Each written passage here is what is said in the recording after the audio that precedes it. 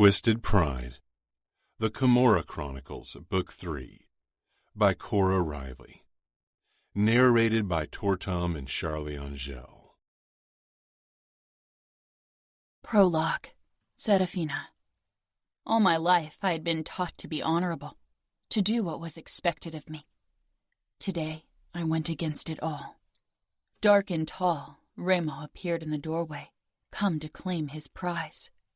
His eyes roamed over my naked body, and mine did the same. He was cruel and twisted, beyond redemption. Brutal attractiveness, forbidden pleasure, promised pain. I should have been disgusted by him, but I wasn't. Not by his body, and not always by his nature. I shut off the water in the shower, scared of what he wanted, completely terrified of what I wanted. This was his game of chess.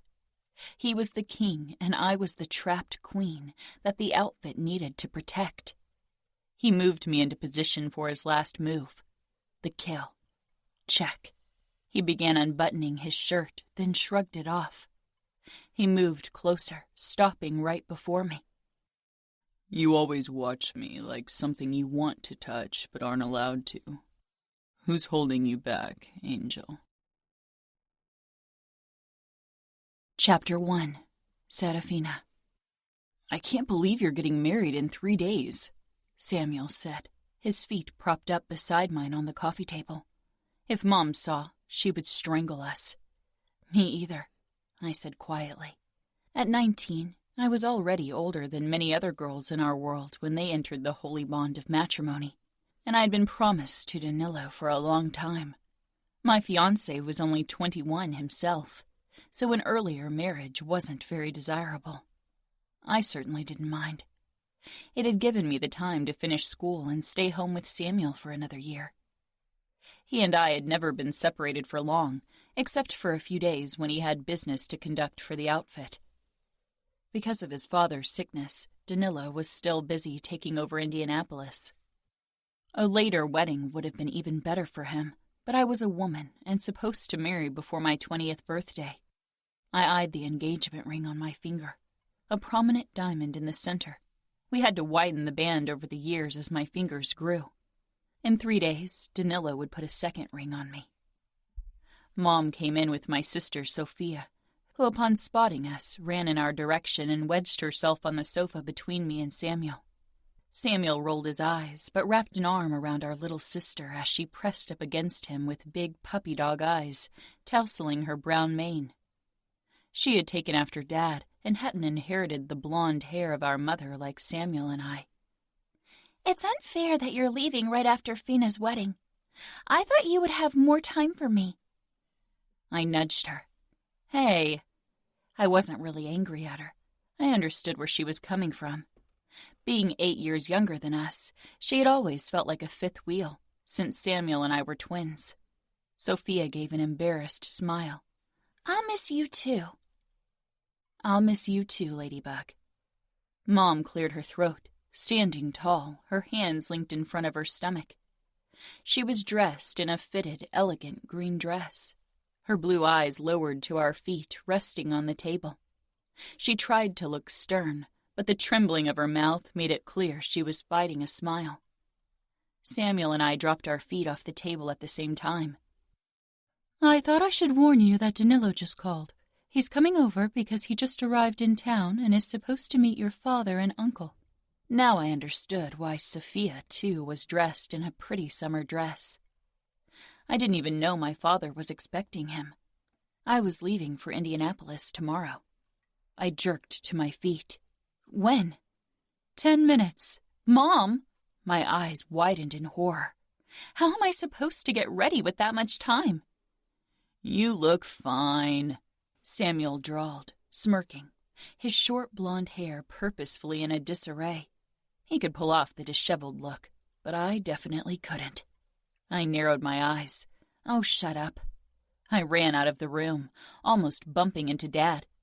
He stepped back, looking down at me with a questioning smile. I need to get ready. I didn't have time to explain. He could ask Mom.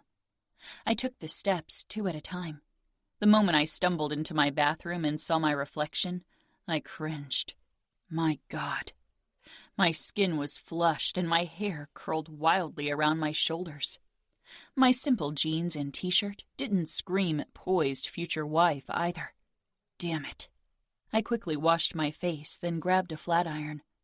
My hair was naturally curly, but I always straightened it when people other than my family were around. This time I had 5 minutes to do it. I stormed back into my bedroom, tore through my wardrobe. Choosing the right dress for such an occasion would have taken at least 1 hour. Now I had 1 minute if I still wanted time to put on makeup. I grabbed a pink dress I ordered online a while ago but never wore and slipped it on. I was immediately reminded why I hadn't worn it before. It ended several inches above my knees, revealing more of my long legs than I usually displayed, especially when men were around. Danilo would be my husband in 3 days. It was only fair that he saw a bit more of what he was getting. A nervous thrill took hold of my body, but I pushed it aside and quickly slipped on matching heels, then hurried to my vanity. I didn't have enough time to put much effort into my makeup. My skin was quite flawless, so I decided against foundation and only put some blush and mascara on before rushing out of my room and down the corridor toward the stairs. I slowed my steps considerably when I heard Danilo, Samuel, and Dad in the foyer below. It wouldn't be wise to appear as if I had rushed to get ready for any man, not even my fiancé. They were shaking hands and exchanging pleasantries. I had met Danilo a few times before. I'd been promised to him since I was 14 and he 16, but this time felt more intimate.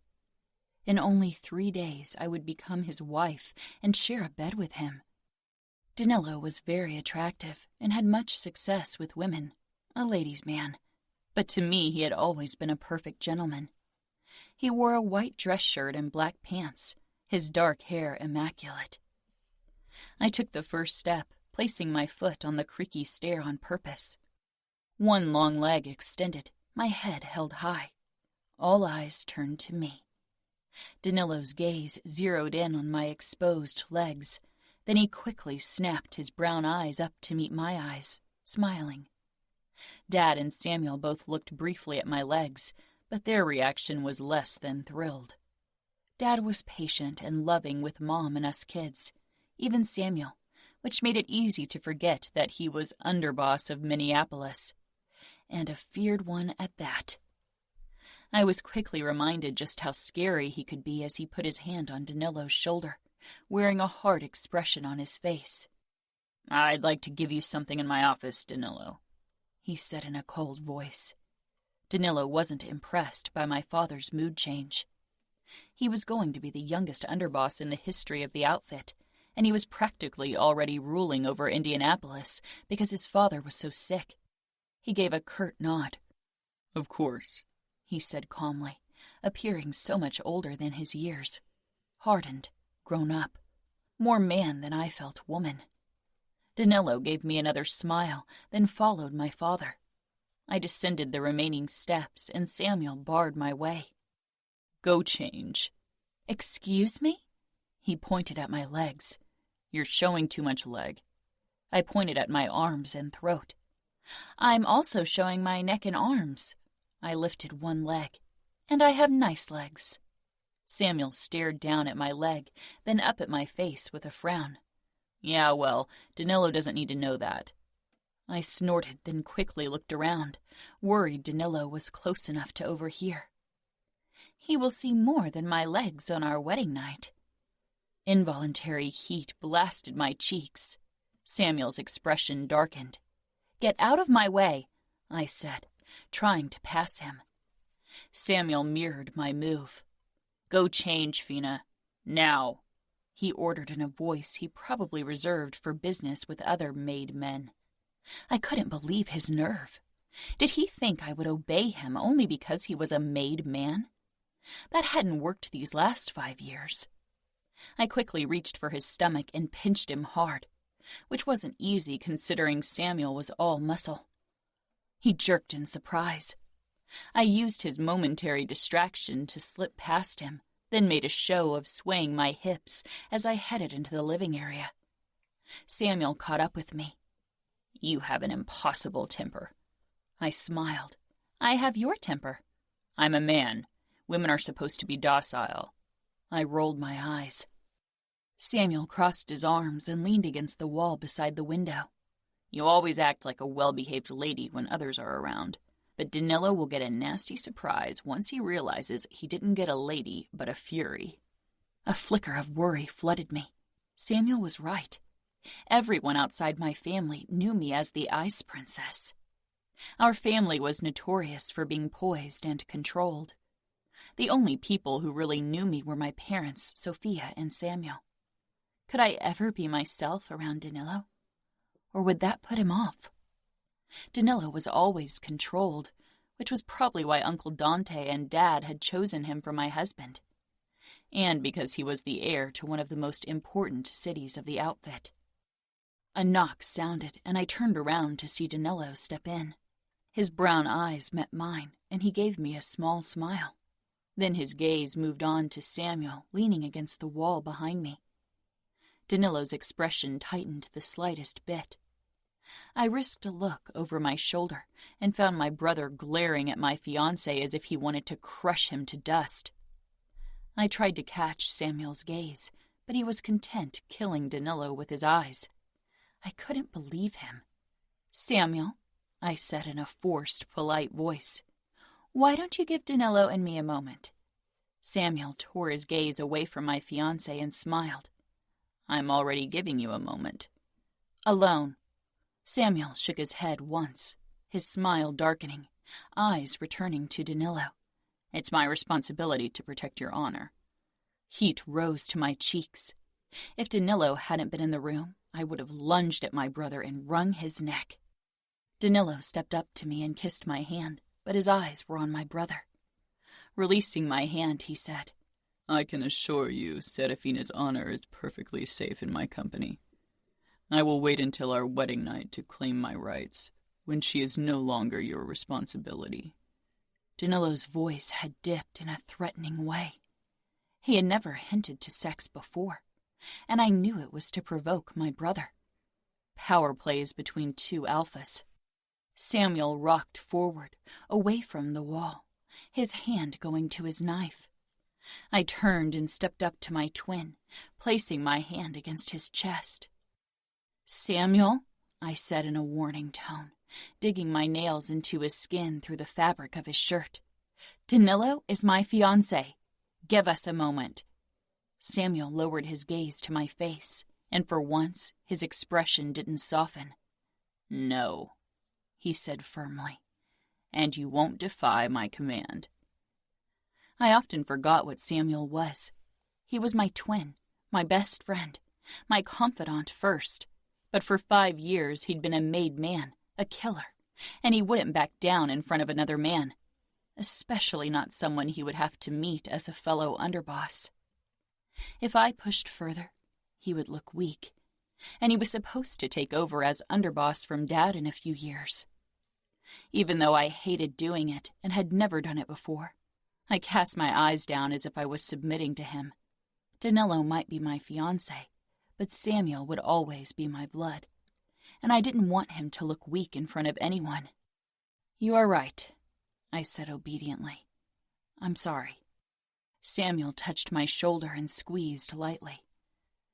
"Danilo," he said in a low voice, "my sister will leave now. I want a word alone with you."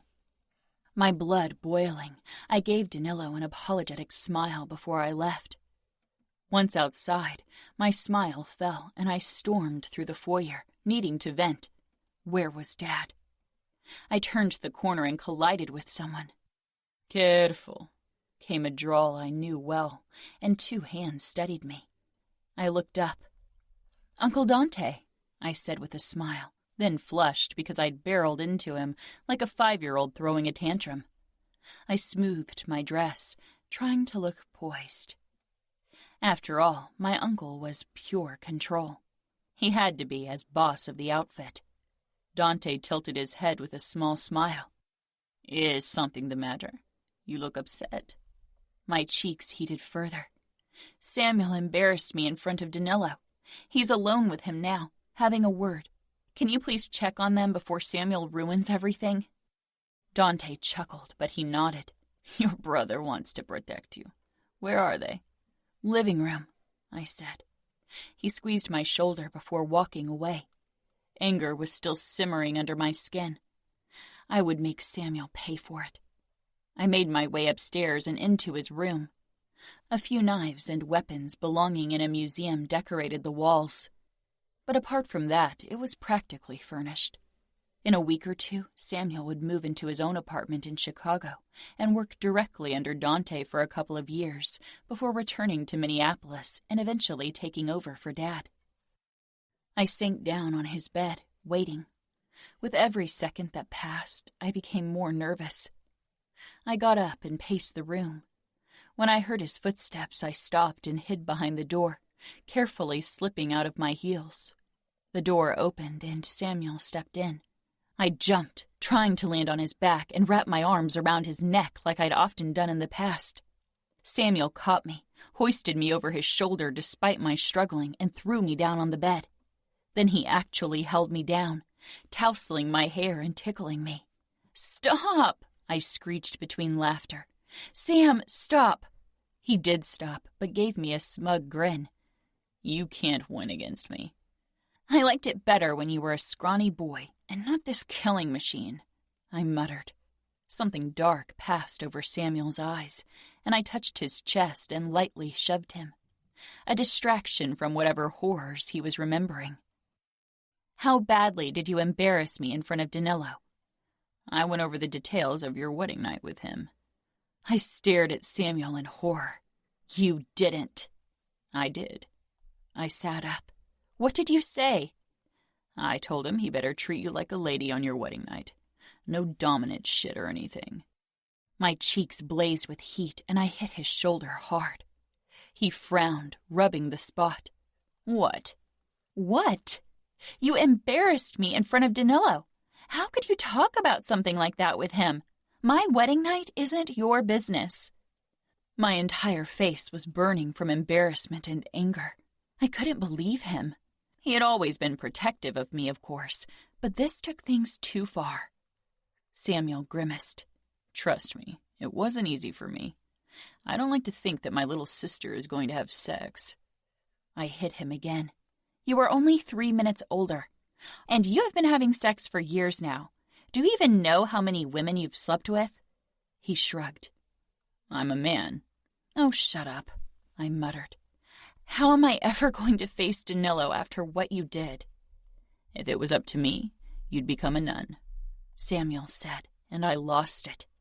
He had a way to drive me up the wall. I lunged at him again, but like before, it was futile. The last time I stood a chance fighting Samuel was more than 5 years ago.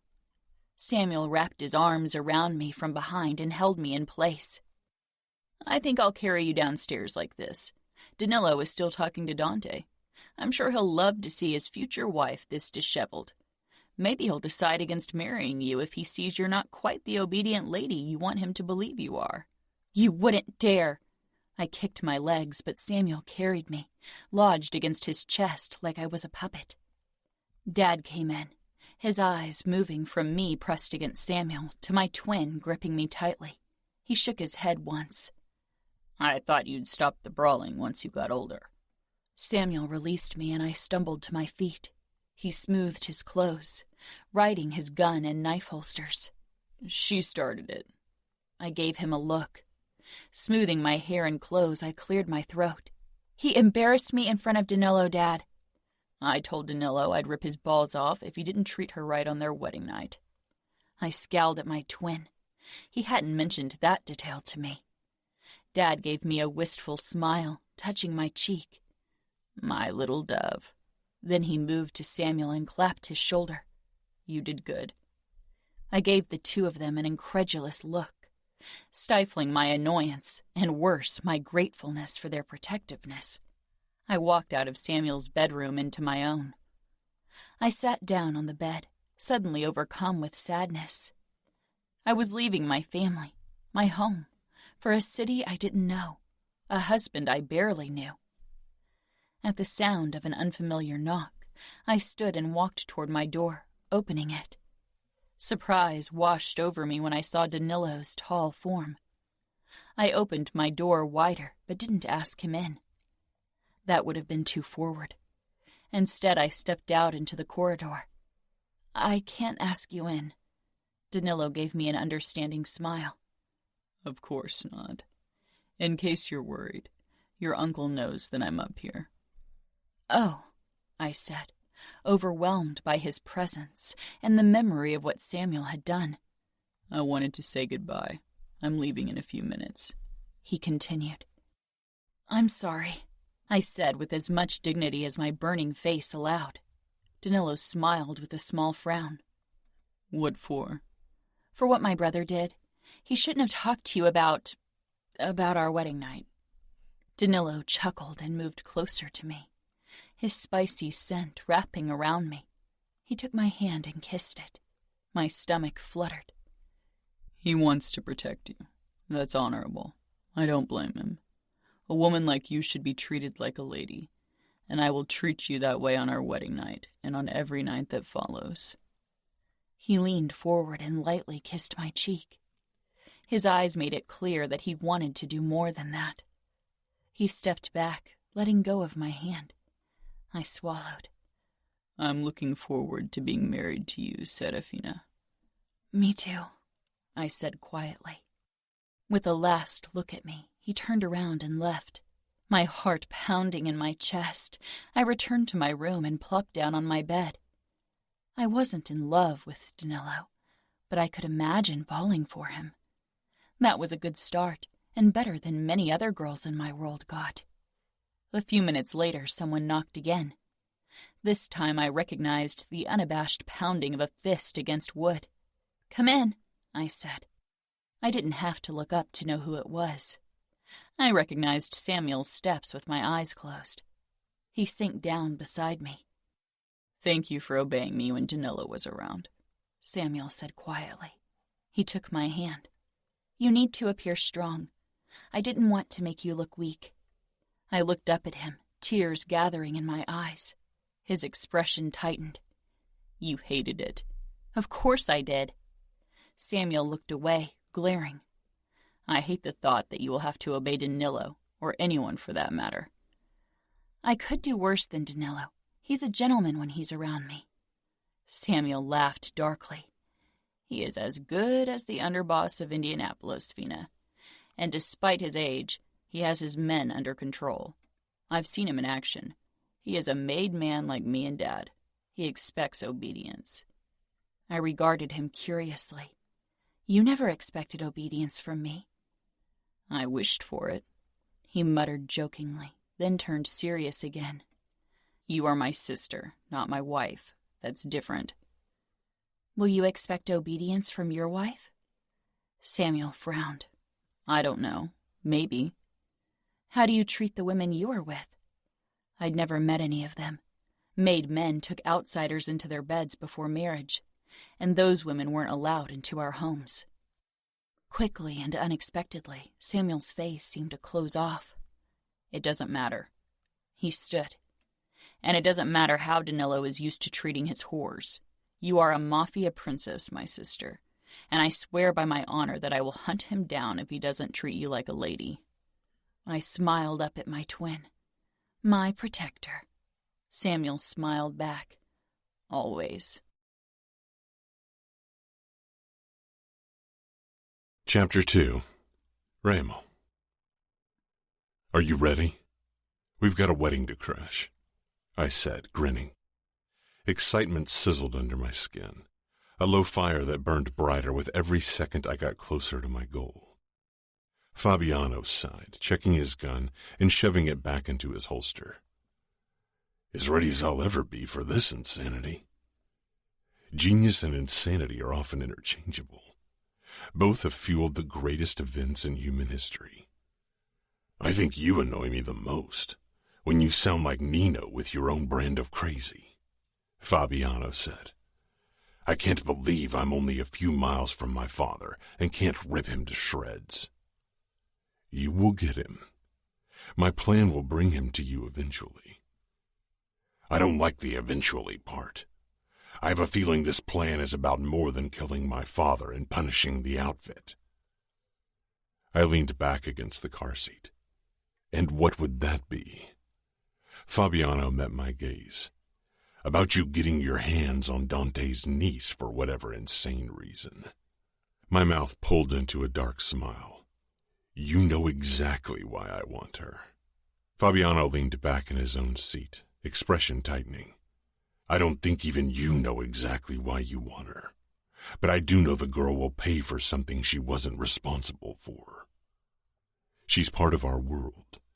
Born and bred to be a mother to more outfit bastards. Born and bred to obey like a mindless sheep. She was brought up to follow her shepherd without hesitation. He led her toward a pack of wolves. It's his mistake, but she will be torn apart. Fabiano shook his head. Fuck, Reilly. You are a crazy fucker. I wrapped my fingers tightly around his forearm, over his Camorra tattoo, the blade and the eye. You are one of us. We bleed and we die together. We maim and kill together. Don't forget your oath. I won't, he said simply. I released him. My eyes moved to the front of the hotel where Serafina's parents, Inez and Pietro Mione, had just walked out the door with a young dark-haired girl between them. Dressed in evening wear for the wedding of the year, Inez looked remarkably like her brother. Tall and blonde and proud. So fucking proud and controlled. It won't be long now, I said, glancing down the street where the car with my two soldiers was waiting. Fabiano put the keys in the ignition as we watched the Miones drive off. Her twin will stay with her, he said, and then there's the bodyguard. My eyes sought out the middle-aged guy behind the wheel of a Bentley limousine parked in the driveway of the hotel. A fucking flower arrangement on the hood. White flowers. I wanted to squash them under my boots. They're making it too easy figuring out the car of the bride, I said with a laugh. Because they don't expect an attack. It's never been done before. Funerals and weddings are sacred. There have been bloody weddings before. They should know better. But those weddings became bloody because the guests got into fights with each other. I don't think anyone has ever attacked a wedding, especially the bride, on purpose. Honor forbids it. I chuckled. We are the Camorra. We have our own set of rules, our own idea of honor. I think they will realize that today, he said tightly. My eyes scanned the front of the hotel. Somewhere behind its windows, Serafina was getting ready for her wedding. She'd be groomed to perfection, an apparition in white. I couldn't wait to get my hands on her, stain the perfectly white fabric blood red. Serafina. You don't have to be scared, sweetheart, Mom said quietly so Sophia wouldn't hear her. My little sister was busy tugging at the pins, keeping her hair in place on top of her head, grimacing. I'm not, I said quickly, which was a lie. It wasn't that I was overly scared of sleeping with Danilo, but I was nervous and worried about embarrassing myself. I didn't like to be bad at things, and I would be bad given I had no experience. She gave me a knowing look. It's okay to be nervous, but he's a decent man. Dante always talks in glowing terms about Danilo.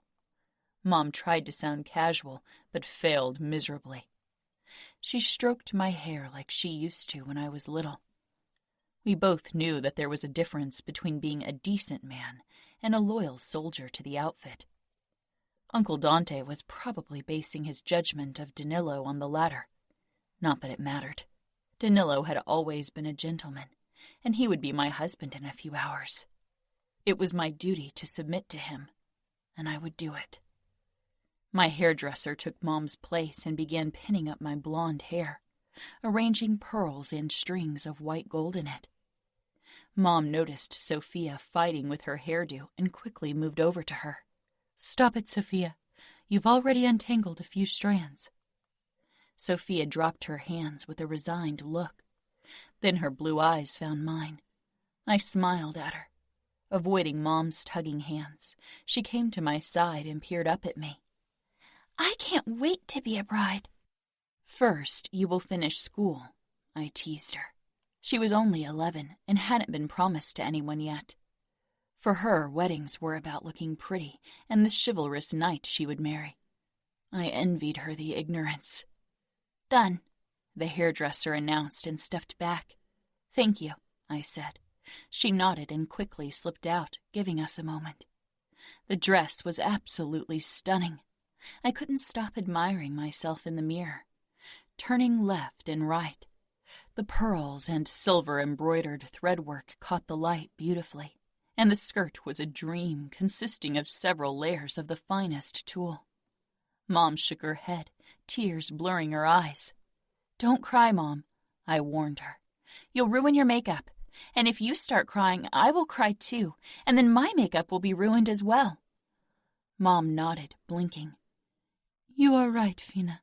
She dabbed her eyes with the corner of a tissue. Mom wasn't the emotional type. She was like her brother, my Uncle Dante. Sophia beamed up at me. A knock sounded and Dad poked in his head. He froze and slowly stepped inside. He took me in without saying a word. I could see the emotion swimming in his eyes, but he would never show it openly. He came toward me and touched 2 fingers to my cheeks. Dove, you're the most beautiful bride I've ever seen. Mom raised her eyebrows in mock shock. Dad laughed and took her hand, kissing her knuckles. You are, of course, a breathtaking bride, Inez. What about me? Sophia asked. Maybe I will be even more beautiful. Dad lifted a finger. I will keep you as my little daughter forever. No marriage for you. Sophia pouted, and Dad shook his head. We need to go to church now. He kissed my cheek, then took Sophia's hand. The 3 of them walked out. Mom turned once more and gave me a proud smile. Samuel appeared in the doorway, dressed in a black suit and blue tie. You look dapper, I told him, and felt a wave of wistfulness. He would be hundreds of miles from me once I moved into Danilo's villa in Indianapolis. And you look beautiful, he said quietly, his eyes taking me in head to toe. He pushed off the doorframe and moved toward me, his hands in his pockets. It'll be strange without you. I'll tell Sophia she needs to keep you on your toes. It won't be the same. You will marry in a few years, and soon you'll be even busier with mob business. You won't even notice I'm gone. Samuel sighed, then glanced down at his Rolex that Dad had given him for his initiation 5 years ago.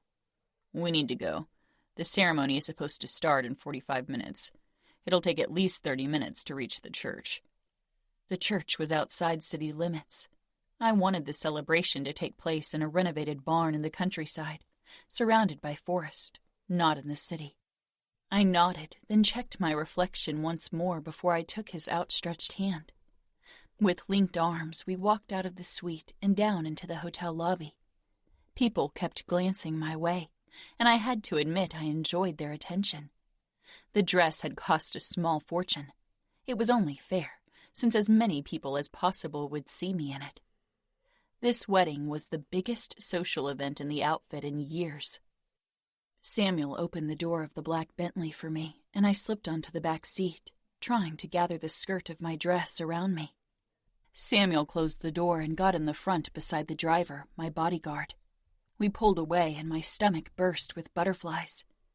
In less than 1 hour, I'd be Danilo's wife. It still seemed impossible.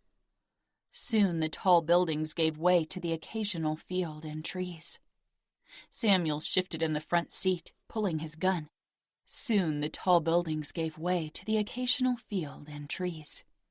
Samuel shifted in the front seat, pulling his gun. What's wrong? I asked. We sped up. Samuel glanced over his shoulder, but not at me. I turned as well and saw a car close behind us with 2 men. Samuel took his phone out and lifted it to his ear. Before he could say anything, another car came from the side and collided with our trunk. We spun around. I cried out, gripping the seat as the belt bit into my skin. "Down!" Samuel shouted. I unbuckled and threw myself forward, my arms over my head. We collided with something else, then came to a stop. What was going on? Samuel shoved open the door and began firing. My bodyguard followed him. The windows burst, and I screamed as shards of glass rained down on my skin. A man cried out, and my head flew up. "Samuel!" I screamed. "Run, Fina!" I pushed through the gap between the front seats and found Samuel leaning against the side of the car, blood spilling out over the hand he pressed to his side. I struggled out of the door and sank to the ground beside him, touching him. "Sam?" He gave me a strained smile. "I'll be fine. Run, Fina. They want you. Run." "Who wants me?" I blinked at him, uncomprehending. He fired at our attackers again. "Run!" I bolted to my feet. If they wanted me, they'd follow me if I ran and leave Samuel alone. "Call reinforcement." I kicked off my heels and gripped my dress and began running as fast as I could. White petals from the destroyed flower arrangement stuck to my toes. Nobody shot at me. That meant they wanted me alive, and I knew that couldn't be a good thing. I turned to the right, where a forest spread out in front of me. It was my only chance to lose them. My breath came in short gasps. I was fit and a good runner, but the heavy fabric of my dress slowed me down. Twigs tugged at the dress, tearing it, making me stumble.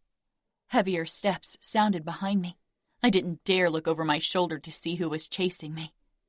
The steps closed in on me. Oh, God, this dress was making me too slow. Had Samuel called reinforcement yet?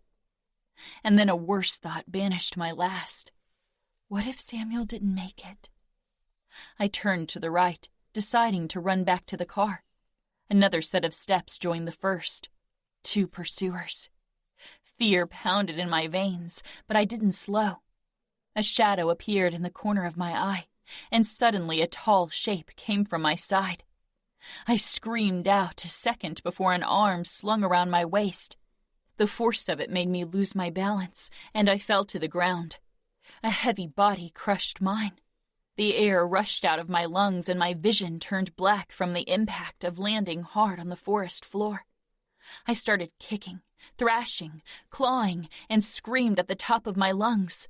But a few layers of tulle covered my face and made movement difficult. If Dad and Dante had arrived with reinforcement, they needed to hear me to be able to find me.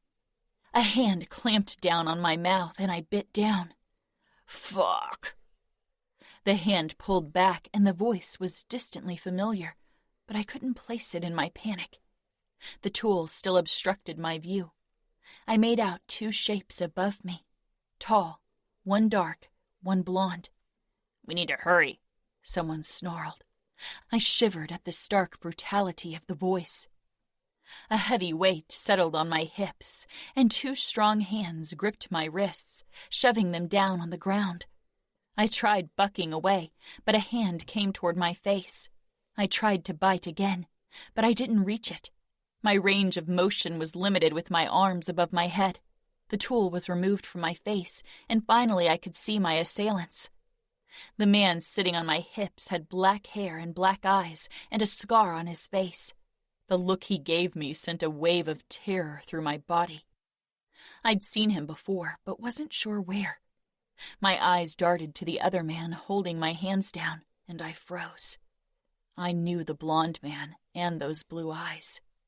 Fabiano Scuderi, the boy I'd played with when I was younger, the boy who had run off and joined the Camorra. Finally, it clicked. My gaze darted back to the black-haired man. Remo Falcone, capo of the Camorra. I jerked violently, a new wave of panic giving me strength. I arched up, but Remo didn't budge. "Calm down," Fabiano said. One of his hands bled from where I'd bitten him. Calm down? Calm down? The Camorra was trying to kidnap me. Opening my mouth, I tried to scream again. This time, Remo covered my mouth before I got the chance to hurt him. "Give her the tranquilizer," he ordered. I shook my head frantically, but something pricked the inside of my elbow and pierced my skin. My muscles became heavy, but I didn't black out completely. I was released, and Remo Falcone slid his hands under me, straightening up with me in his arms. My limbs hung limply down at my sides, but my eyes remained open and on my captor. His dark eyes settled on me briefly before he started running. Trees and sky rushed by as I peered up. "Fina!" I heard Samuel in the distance. "Sam?" I wheezed, barely a sound. Then Dad. "Fina? Fina, where are you?" More male voices rang out, coming to save me. "Faster!" Fabiano shouted. "To the right." Twigs snapped underfoot. Remo breathed heavier, but his grip on me remained firm. We burst out of the forest and onto a street. Suddenly, tires screeched and hope filled me. But it crashed when I was put inside a vehicle in the back seat, and Remo slipped in beside me. "Drive."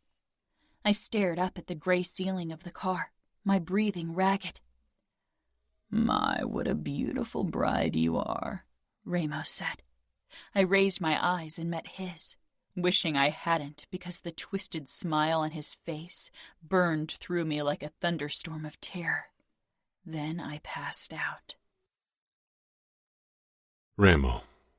Serafina passed out beside me. I regarded her closely. Now that she wasn't thrashing or screaming, I could admire her like a bride deserved. Dots of blood splattered her dress like rubies and marred the creamy skin of her neckline. Pure perfection. "We seem to have shaken them off," Fabiano muttered. My eyes were drawn to the back window, but nobody was following us for the moment. We had injured, not killed, Serafina's two companions, so part of the forces would waste time tending to their injuries. "She is a nice piece of ass," Simeone commented from behind the steering wheel. I leaned forward. "And you will never look at her again unless you want me to rip your eyeballs out and shove them up your ass. One more fucking disrespectful word from you, and your tongue will keep your eyeballs company, understood?" Simeone gave a jerky nod. Fabiano caught my gaze with a curious expression. I leaned back and returned my gaze to the woman curled up beside me on the seat. Her hair was pinned tightly to her head, as if even that part of her needed to be tamed and under control. But one wayward strand had freed itself and curled wildly over her temple. I wrapped it around my finger. I couldn't wait to find out how tame Serafina really was. I carried a limp Serafina into the motel room and set her down on one of the two beds. Reaching for a twig that had tangled itself in her hair, I removed it before undoing her updo, letting her hair spill out on the pillow. I straightened. Fabiano sighed. "Cavaliero will seek retribution. He won't attack us as long as we have her. She's vulnerable, and he knows he can't get her out of Vegas alive." Fabiano nodded, his eyes moving to Serafina, who lay limply on the bed, her face tilted to the side, her long, elegant neck on display. My gaze lowered to the fine lace above the soft swell of her breast. A high-collared dress. Modest and elegant, nothing vulgar or overly sexy about Dante's niece. And yet she would have brought many men to their knees. She looked like a fucking angel with her blonde hair and pale skin, and the white dress only emphasized that impression. The epitome of innocence and purity. I had to bite back a laugh. "What are you thinking?" Fabiano asked warily, as he followed my gaze toward the bride. That they couldn't have emphasized her innocence more if they'd tried. I moved closer, my gaze trailing over her narrow hips. "I prefer the bloodstains on her dress.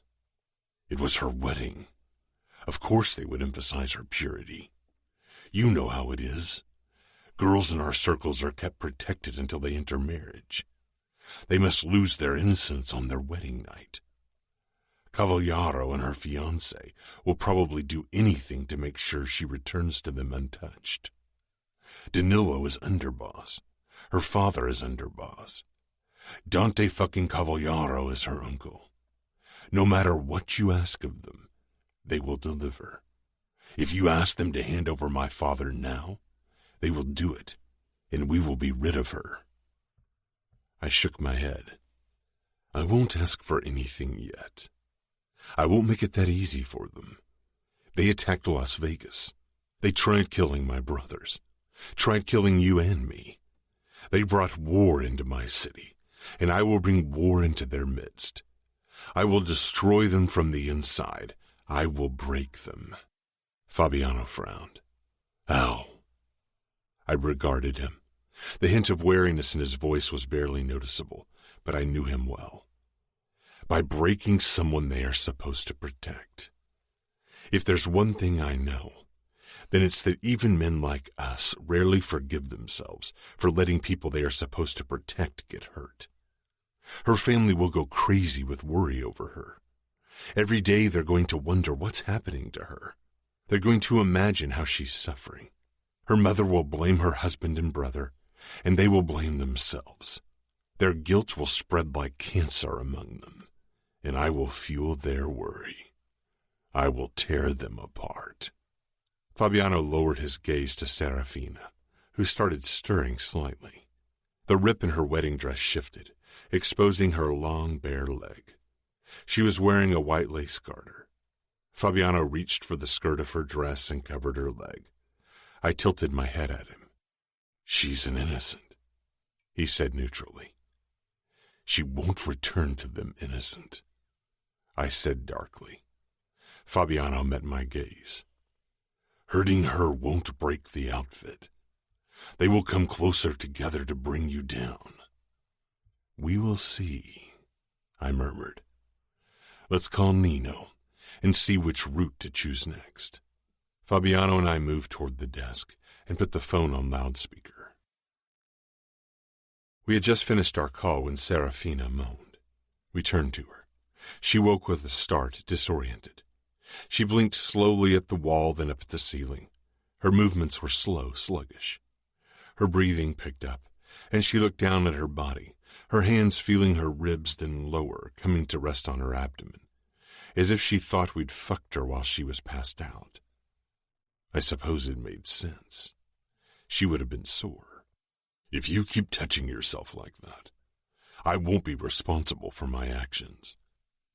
Her gaze darted to us, her body stiffening. "We didn't touch you while you were unconscious," Fabiano told her. Her eyes darted between him and me. It was obvious she wasn't sure if she could believe him. "You would know if Fabiano or I had fucked you. Trust me, Serafina." She pressed her lips together, fear and disgust swirling in her blue eyes. She began squirming and wiggling, as if she was trying to get off the bed but couldn't control her body. Eventually she closed her eyes, her chest heaving, her fingers trembling against the blanket. "She's still drugged," Fabiano said. "I'll get her a Coke. Maybe the caffeine will sober her up. I don't like her this weak and unresponsive. It's no challenge." Serafina. I watched Remo leave the room and forced myself into a sitting position. "Fabiano," I whispered. He came closer and knelt before me. "Fina," he said simply. Only my brother called me by that name, but Fabiano had always played with us when we were little and knew me by the nickname. My mother hadn't raised me to beg, but I was desperate. I touched his hand. "Please help me. You are part of the outfit. You can't allow this." He pulled his hand away, his eyes hard. "I am part of the Camorra." He stood and looked down at me without a hint of emotion. "What will happen to me? What does your capo want with me?" I asked hoarsely. For a second, his eyes softened, and that was the most terrifying answer he could have given me. "The outfit attacked us on our own territory. Remo is out for retribution." Icy terror clawed at my insides. "But I have nothing to do with your business." "You don't, but Dante is your uncle, and your father and fiancé are high-ranking outfit members." I looked down at my hands. My knuckles were chalk white from clutching the fabric of my dress. Then I noticed the red stains and quickly released the tool. So he's going to make them pay by hurting me? My voice broke. I cleared my throat, trying hard and failing to hold on to my composure. Ramo didn't divulge his plan to me, he said, but I didn't believe him for 1 second. He might use you to bribe your uncle into handing over parts of his territory. Or his consigliere. Uncle Dante would never give up part of his territory, not even for family, no matter how much my mother begged him to. Nor would he hand over one of his men, his consigliere. He couldn't, not for one girl. I was lost. My vision swam again, and I slumped back down onto the mattress. Through the fogginess, I heard Ramo's voice. Change of plans. Let her sleep the drugs out of her system while we drive. We've spent too much time at this place. Nino called again. He suggests we head out now. He sent our helicopter to pick us up in Kansas. He heard from Grigori that Cavallaro has called up every soldier to search for his niece, and we are still on the fringes of his territory. Dante was trying to save me. Dad and Danilo would be searching for me as well. And Samuel, my Samuel, would look for me. If we were still on outfit territory, not all hope was lost. Chapter 3. Serafina. I woke in a car, curled into myself, half tangled in my dress. Fabiano was in the back seat beside me, but didn't look at me. Instead, he was checking the rear window. Another man sat in the front behind the wheel, and beside him was Ramo. I wasn't sure if they'd given me another tranquilizer, or if my body had trouble fighting the effects of the first injection. I hadn't eaten all day, and hardly had anything to drink. A low moan slipped past my lips. Fabiano and Ramo both looked down at me. Ramo's dark eyes sent a shiver of fear down my spine, but Fabiano's gaze didn't offer any consolation either. I closed my eyes again, hating how vulnerable I felt. I wasn't sure how long we'd been driving, but the next time I woke, we were in a helicopter. I struggled into a sitting position. The strip with hotels and casinos spread out below, and my stomach constricted as the helicopter started its descent over Las Vegas. I didn't say a word to either Fabiano or Ramo, and they didn't talk to me either. The tension was still palpable in the helicopter, but they had escaped from the outfit, and now I was in Las Vegas. In Camorra territory, at their mercy. The moment we landed, Fabiano helped me out of the helicopter, while Ramo talked to someone on the phone. I needed to wash my face and clear my head so I could think straight again. I had been in my wedding dress for almost 24 hours. I felt sticky and sluggish and exhausted, and underneath it all, a terror I had trouble containing throbbed inside of me. I was pushed into another car, and eventually we pulled in front of a shabby strip club called the Sugar Trap. Fabiano gripped my arm again as Ramo went ahead without a single glance at me. "Fabi," I tried, but he tightened his hold. "I need to go to the bathroom and wash my face. I don't feel good." He led me inside the deserted strip club toward the ladies' room and followed me inside to wait at the wash basins. Ramo had ignored me mostly, but I had a feeling that would change soon. I went to the toilet, hating that I knew Fabiano could hear me. There was nothing I could have used as a weapon, and even if there were, how would that help me surrounded by Camorrista? I dropped my skirt when I was done, breathing deeply, trying to hide my emotions. "Serafina," came Fabiano's warning voice. "Don't make me get you out of there. You won't like it." Straightening my shoulders, I came back out, feeling shaky from dehydration. I bent over the wash basin and washed my face, then drank a few gulps of water. "You can have a Coke from the bar," Fabiano said. Before I could say anything, he gripped me by the arm and dragged me out. My bare feet ached. I must have cut them on the forest ground. My eyes flitted around the room. It wasn't deserted anymore. As if drawn out by the commotion, Several scantily clad women had gathered at the bar. They avoided looking at me, and I realized I couldn't hope for their help. Not a single person in Las Vegas would probably risk helping me. "Coke!" Fabiano barked at a dark-skinned man behind the bar, who grabbed a bottle, opened it, and handed it to Fabiano. The man purposely wasn't looking at me. Good Lord, where had they taken me? What kind of hellhole was Las Vegas? "Drink," Fabiano said, holding the bottle out for me. I took it and had a few long sips. The cold, sweet liquid seemed to revive my brain and body. "Come." Fabiano led me through a door and along a bare-walled corridor toward another door. When he opened it and stepped inside with me, my stomach revolted. Inside were two unknown men, both of them Falcones, I assumed. All of them were tall, with hard expressions and the air of unbridled cruelty that they were famous for. One of them had gray eyes and looked older than the other guy. I tried to remember their names, but then my eyes met Ramos and my mind turned blank. The Camorra capo had shed his shirt. There was a fresh wound on his left side that had been stitched up, but there was still blood around it. My pulse stuttered in my veins at the sight of his muscles and scars. "Your twin almost got me there," Ramos said with a dark laugh. "But not enough to stop me from capturing his beloved sister."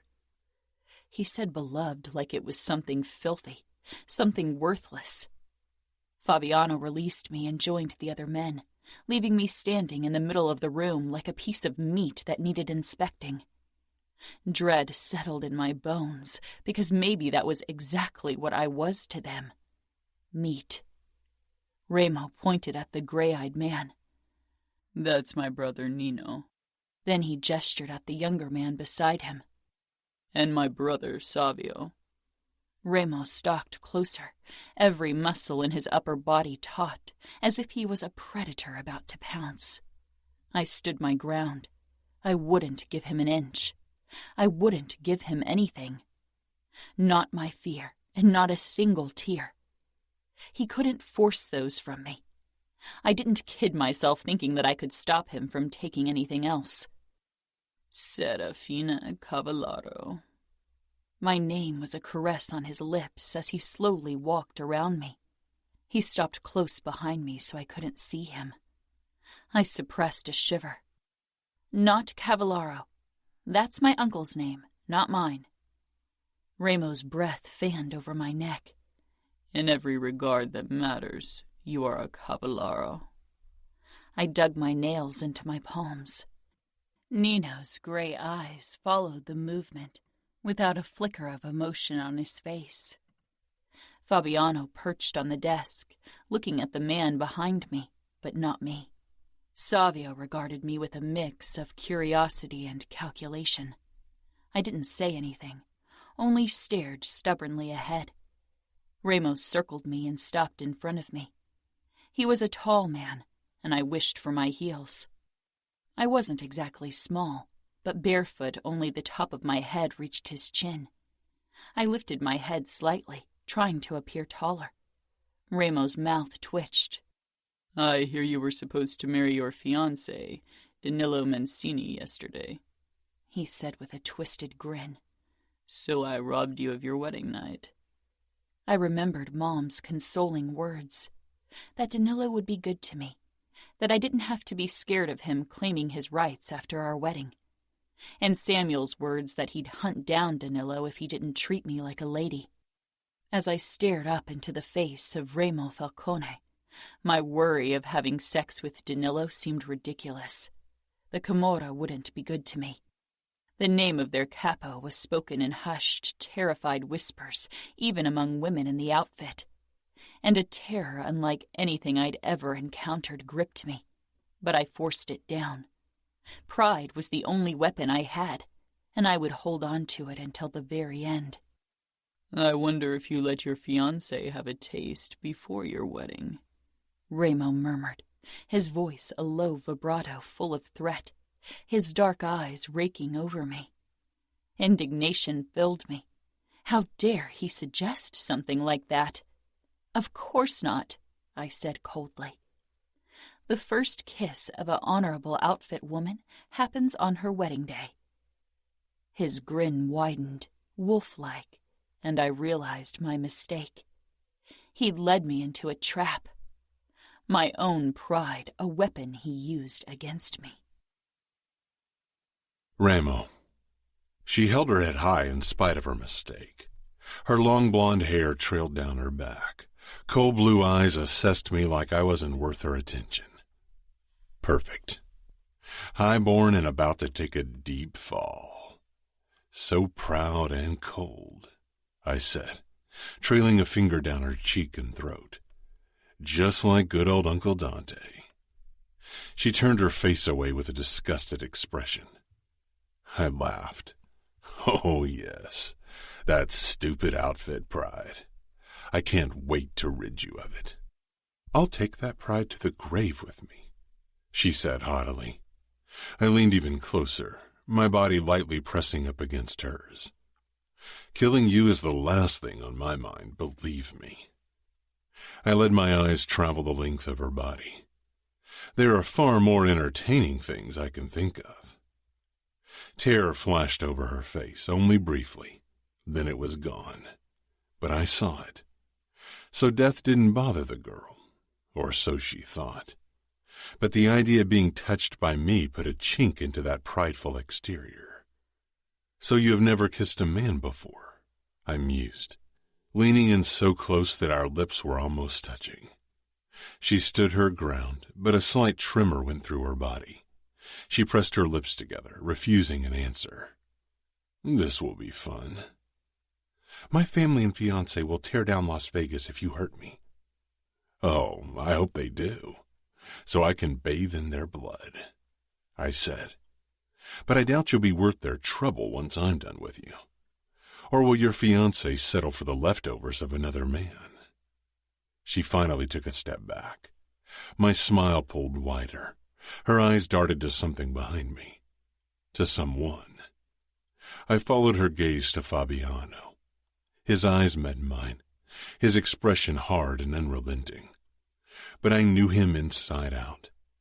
He'd known Serafina as a child, had played with her. There was a hint of strain in his eyes, but he wouldn't come to her aid. Neither would Nino or Savio. I turned back around to her. Nobody will save you, so you better stop hoping for it. She narrowed her eyes at me. I decide what to hope for. You might rule over Las Vegas and over these men, but you don't rule over me, Ramo Falcone. Never before had someone spat out my name like that, and it sent a fucking thrill through me. Oh, Serafina, I said darkly. That's where you're wrong, and I will prove it to you. And I will prove you wrong. Her blue eyes held mine, back in control. Back to being her prideful self. But she had given me an opening earlier, had shown me a crack in her mask, and she couldn't undo it. I knew how to get under her skin. As much as I enjoy chit-chatting with you, I need to remember the purpose of why you are here, and that's to pay back your Uncle Dante. A flash of fear in those proud eyes. I let my gaze travel the length of her, over her torn and bloody wedding dress. We need to send your uncle a message. A nice video of you, I murmured. I nodded toward Fabiano. Take her into the basement. I'll join you in a few minutes. I wanted to see how he'd react. Fabiano's jaw tensed, but he gave a terse nod. He grabbed Serafina's wrist, and she tensed but didn't fight him. Not like she would have undoubtedly fought me. He began to tug her along. She didn't beg him like I thought she would. Instead, she gave me another disgusted look. She thought she could defy me, thought she could hold on to her pride and anger. I would show her why I had become capo of the Camorra. What are you going to do to her? Savio asked, trying to sound unfazed. But he wasn't like Nino and me. He had some humanity left in him. What I said. Let her speak a message to her Uncle Dante. and record some additional material. So you're going to fuck her for the camera? Savio asked. I glanced at Nino, who watched me with narrowed eyes as if he too wasn't sure about my motives. I smiled. Don't spoil my surprise. We'll all watch the video together once it's done. I gave them a nod and headed downstairs. The moment I entered the corridor in the basement, Fabiano stepped out of the last door and closed it. His eyes settled on me. He met me halfway and gripped my arm. I raised my eyebrows. Serafina's virginity can be used as leverage against Dante and Danilo. I narrowed my eyes at him. Thank you for your input, Fabiano. I am capo. I've thought my plan through. Don't worry. Have you? Fabiano muttered, and I brought us nose to nose. Careful. You've betrayed me for a woman once before. Do not make it a habit. Fabiano shook his head. Fuck. I won't betray you. I went to Indianapolis with you and kidnapped Serafina. I didn't hunt down my father like I wanted to. I put her in your fucking cell for you. I am loyal, Remo. Good, I said, stepping back. Serafina is my captive, and I decide what happens to her. Understood? Understood, Fabiano said, gritting his teeth. Can I go to Leona now? Go. I'll have Simeone watch her cell tonight. He's a fucking pervert, Remo. He also knows I'll cut his dick off if he goes against my orders. Now go have fun with your girl while I take care of mine. Chapter 4. Serafina. Fabiano dragged me down a flight of stairs into a basement. Fabi, I said imploringly, tugging at his hold. Fabiano, he growled, not even looking at me as he pulled me through another narrow, bare corridor. He seemed furious. Before I could utter another word, he opened a heavy door and stepped inside a room with me. My eyes darted around. A cell. My stomach lurched when I saw the toilet and shower in one corner, but even worse when I took in the stained mattress on the floor across from them. Red and yellow stains. Terror gripped me hard, and suddenly I realized what was supposed to happen here. My eyes flew up to a camera in the corner to my right, then back to Fabiano.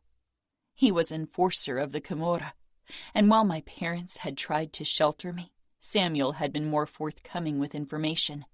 I knew what enforcers did, especially in Las Vegas. Fabiano scanned my face and released me with a sigh. I stumbled back and almost lost my balance when my feet caught in my dress. "Will you?" I pressed out. Fabiano shook his head. "Remo will handle you himself." I froze. "Fabiano," I tried again. "You can't allow this to happen. Don't let him hurt me, please." The word tasted bitter in my mouth. Begging wasn't something I had been taught, but this wasn't a situation I had ever prepared for. "Remo won't." Fabiano trailed off and grimaced. Pushing past my fear, I moved closer to Fabiano and gripped his arms. "If you are unwilling to help me, then at least tell me what I can do to stop Remo from hurting me. What does he want from me?" Fabiano stepped back, so I had to release him. "Remo hates weakness, and in his eyes, women are weak." "So I'm at the mercy of a man who hates women." "He hates weakness, but you are strong, Serafina." He turned and left, closing the heavy door and locking me in. I whirled around, my eyes scanning the surroundings for something I could use against Remo. But there was nothing, and he wasn't a man who could be beaten in a fight. Strong? Was I strong? It didn't feel that way right now. Fear pounded in my chest, in every fiber of my body. My eyes darted to the mattress once more. Yesterday, Danilo was supposed to claim me on satin sheets in the holy bond of matrimony. Today, Remo would break me on a dirty mattress like a common whore. I braced myself against the rough stone wall, fighting my rising panic. All my life I had been raised to be proud and noble, honorable and well-behaved, and it didn't protect me. The creak of the door made me tense, but I didn't turn to see who had entered. I knew who it was, could feel his cruel eyes on me. I peered up at the camera once more. Everything that happened would be recorded and sent to my uncle, fiancé, and father, and worse, Samuel. I swallowed. They would see me at my worst. I wouldn't let it come to that. I'd hold my head high no matter what happened. Are you ignoring me? Ramo asked from close behind me, and a small shiver shot down my spine. Does that ever work? I said, wishing my voice came out stronger, but it was already a fight, forcing those 4 words out of my tight throat. No, Ramo said. I'm difficult to ignore.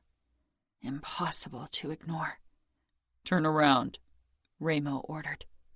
I didn't move, focusing on the gray stone in front of me. It wasn't only an act of defiance.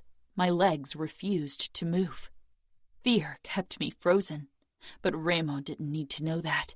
His hot breath ghosted over my neck, and I closed my eyes, wedging my lower lip between my teeth to stifle a sound. Open disobedience? He asked in a low voice. His palms pressed down on my shoulder blades, and I almost crumpled under their weight, even though he didn't put much pressure behind the touch. On second thought, he said gently, this position works well too. The soft clink of a blade being unsheathed made me jump. Ramo braced himself to both sides of me, a long dagger in one hand. His chest pressed up against my back. I'll give you a choice, Serafina. You can either get out of your dress by yourself, or I'll cut you out of it. What is it? I swallowed. I had expected another choice. One Vegas was famous for. A rush of relief filled me, but it was short-lived. I shifted my hand and covered the blade with my palm, then curled my fingers around the cold steel. If you give me your knife, I'll cut myself out of my dress, I bit out. Ramo chuckled, a dark, joyless sound. You want my knife? I nodded, and to my utter shock, Ramo released the handle, and I held his dagger by the blade, the sharp edge cutting into my flesh. Ramo stepped back, his warmth leaving my body. I stared at the deadly weapon in my hand. Slowly, drawing in a deep breath, I straightened and reached for the handle. I knew Ramo hadn't given me a fair chance. He was playing with me, trying to break my spirit by showing me that even a knife didn't change the fact that I was at his mercy. What he didn't know was that Samuel and I had spent all our lives fighting with each other, like siblings always do. But when he'd become a made man, he started working with me on my fighting skills because he knew how our world treated women. He had tried to make me strong, and I was. I knew how to handle a knife, how to defeat an opponent. But I had never won against Samuel, and he was always careful not to hurt me. Ramo was stronger than Samuel, and he would hurt me, would enjoy it. I could not beat Ramo in a fight, not even when I had a knife and he didn't. Fabiano's words flashed through my mind. Ramo hates weakness. Even if I couldn't beat Ramo, I could show him I wasn't weak. Maybe I should take my knife back, since you don't know what to do with it, Ramo said, almost disappointed. He stepped closer. In a fluid motion, I turned around and jabbed at Ramo, while my other hand pulled up my dress. Ramo blocked my attack by hitting my wrist. My years of training with Samuel prevented me from dropping the knife despite the sharp pain in my wrist. A smile crossed Ramo's face, and I released my dress and rammed my fist into his abdomen while I slashed the knife at him once more. The blade grazed his arm and blood trickled down, but Ramo didn't even wince. His smile got wider as he took a step back, completely unfazed. I lunged at him, but got caught in my long skirt. I barreled into Ramo and tried to land another deadlier cut. We fell, and Ramo landed on his back with me on top of him. I straddled him and stabbed at his stomach, but he gripped my wrist with a twisted grin on his face. I tried to force the knife down, but Ramo didn't budge. And then, suddenly, he showed me what it was like when he actually tried fighting back. He bucked his hips, and before I could react, I landed on my back, and Ramo was on top of me. I struggled, but he shoved my skirt up and knelt between my legs, moving closer until his pelvis thrust against me, and I couldn't use my legs to push him away. His fingers curled around my wrists, and he pressed them into the mattress above my head, the knife still in my grasp and utterly useless. He had me pinned under his strong body, completely at his mercy, both of my hands fastened to the ground. His dark eyes held excitement and a flicker of admiration. For a moment, I felt proud, but then my situation dawned on me. I was on my back, on a dirty mattress under Ramo. He had me where he wanted me from the start. Fear overpowered my determination, and my body stiffened, my eyes darting to the disgusting mattress under me. I sucked in a deep breath, trying to keep my panic at bay. Ramo regarded me intently. "Let go of the knife," he murmured, and I did. I didn't even hesitate. Be strong. I swallowed hard, reminding myself of the camera. I take my pride to the grave with me. Just get it over with, Ramo, I said in disgust. Rape me. I'm done playing your sick game. I'm not a chess piece. Ramo's dark eyes wandered over my face, my hair, my arms stretched out above my head. He leaned down, his cruel face coming closer. He stopped when our noses were almost brushing. His eyes weren't black. They were the darkest brown I'd ever seen. He held my gaze, and I held his. I wouldn't look away, no matter what he did. I wanted him to see me as I was. Not a weakness, not a pawn, but a human being. "Not like this, Serafina," he said. His voice was low and dark, mesmerizing, but it was his gaze that held me captive. "Not like a whore on a stained mattress." He smiled, and it was worse than any glare or threat. He brought his mouth down until his lips touched mine gently, just barely, and yet a current shot through me. "I haven't started playing, and you aren't a mere chess piece. You are the queen." He took the knife and straightened, releasing me in the process. He stood slowly, drawing up to his full height and staring down at me. "And what are you in this game of chess?" I whispered harshly, still lying on the mattress. "I'm the king." "You aren't unbeatable." His eyes trailed over me until they returned to my face. "We'll see." He sheathed his knife. "Now get out of that dress. You won't need it anymore." I sat up. "I won't undress in front of you." Ramo chuckled. "Oh, this will be fun." He waited, and I returned his gaze steadily. "The knife it is, then," he said with a shrug. "No," I said firmly, struggling to my feet. I glared at him and reached behind myself, pulling down the zipper with an audible hiss. Never taking my eyes off him, I pulled at the fabric until it finally fell to the ground, a fluffy halo around my feet. "White and golden like an angel," Ramo mused darkly as he took in every inch of me. Even force of will couldn't stop my cheeks from blazing with heat, being exposed like this in front of a man for the first time.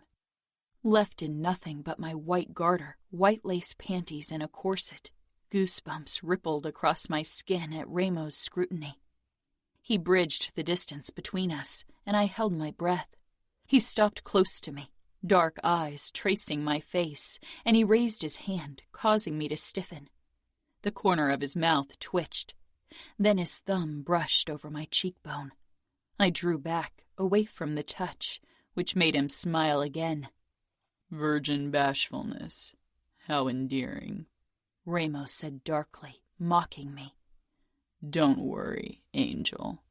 I won't tell anyone that I'm the first man who saw you like this. I glared at him, fighting tears of embarrassment and fury as he bent down, reaching for the dress. Step back. I quickly stepped out of the dress, and Ramos straightened with the stained fabric wedged under his arm. He regarded me. You are a sight to behold. I bet Danilo would have had a boner from merely looking at you.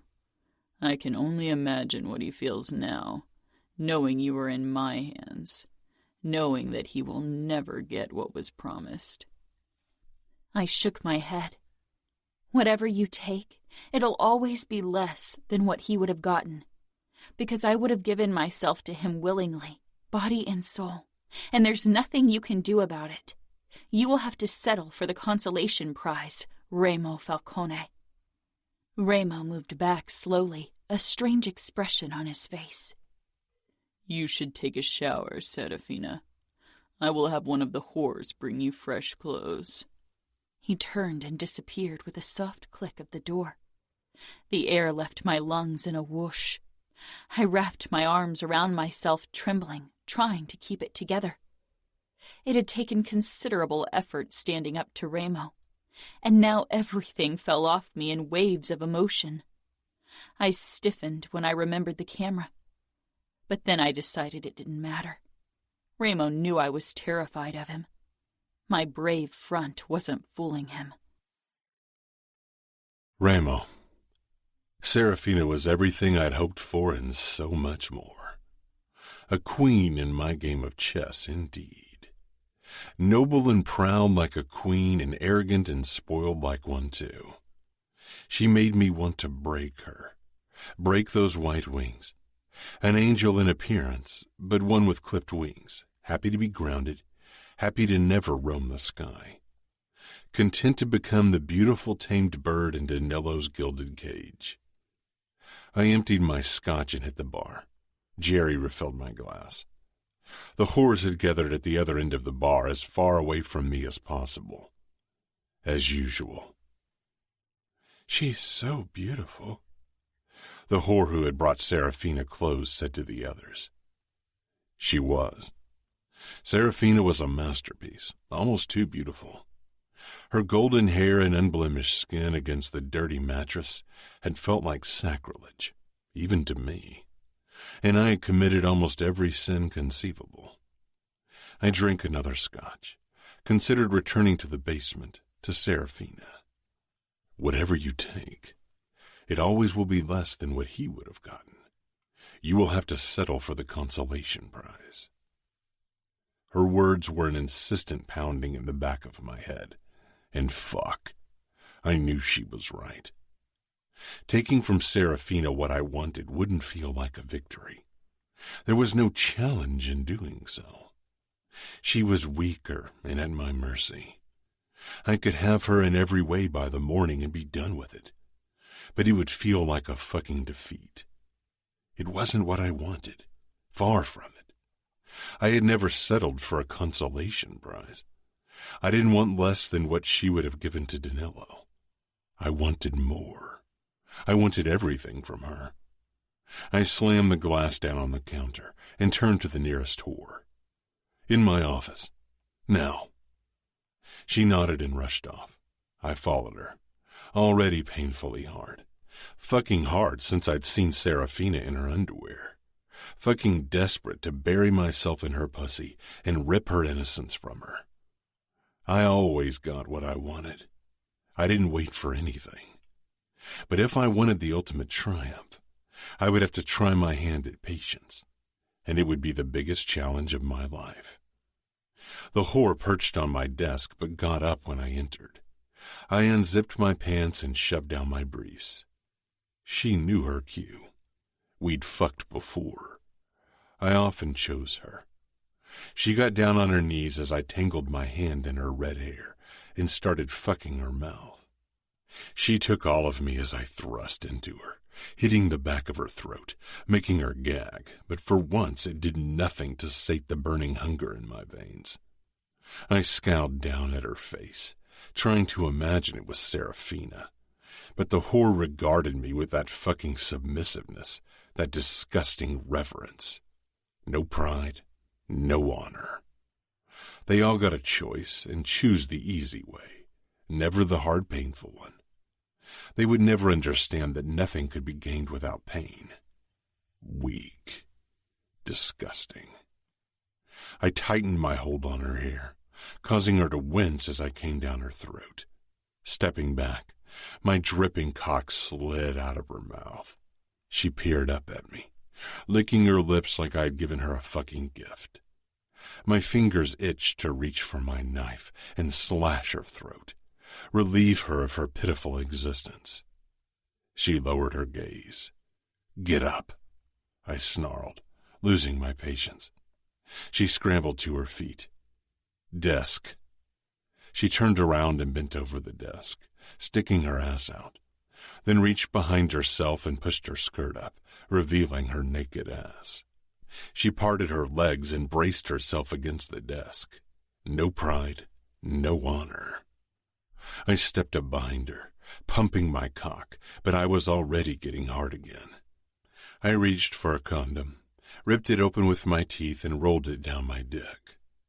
Spitting down in my hand, I lubed my sheathed dick, then pressed up against her asshole and began pushing into her. The whore's knuckles turned white from her grip on the desk.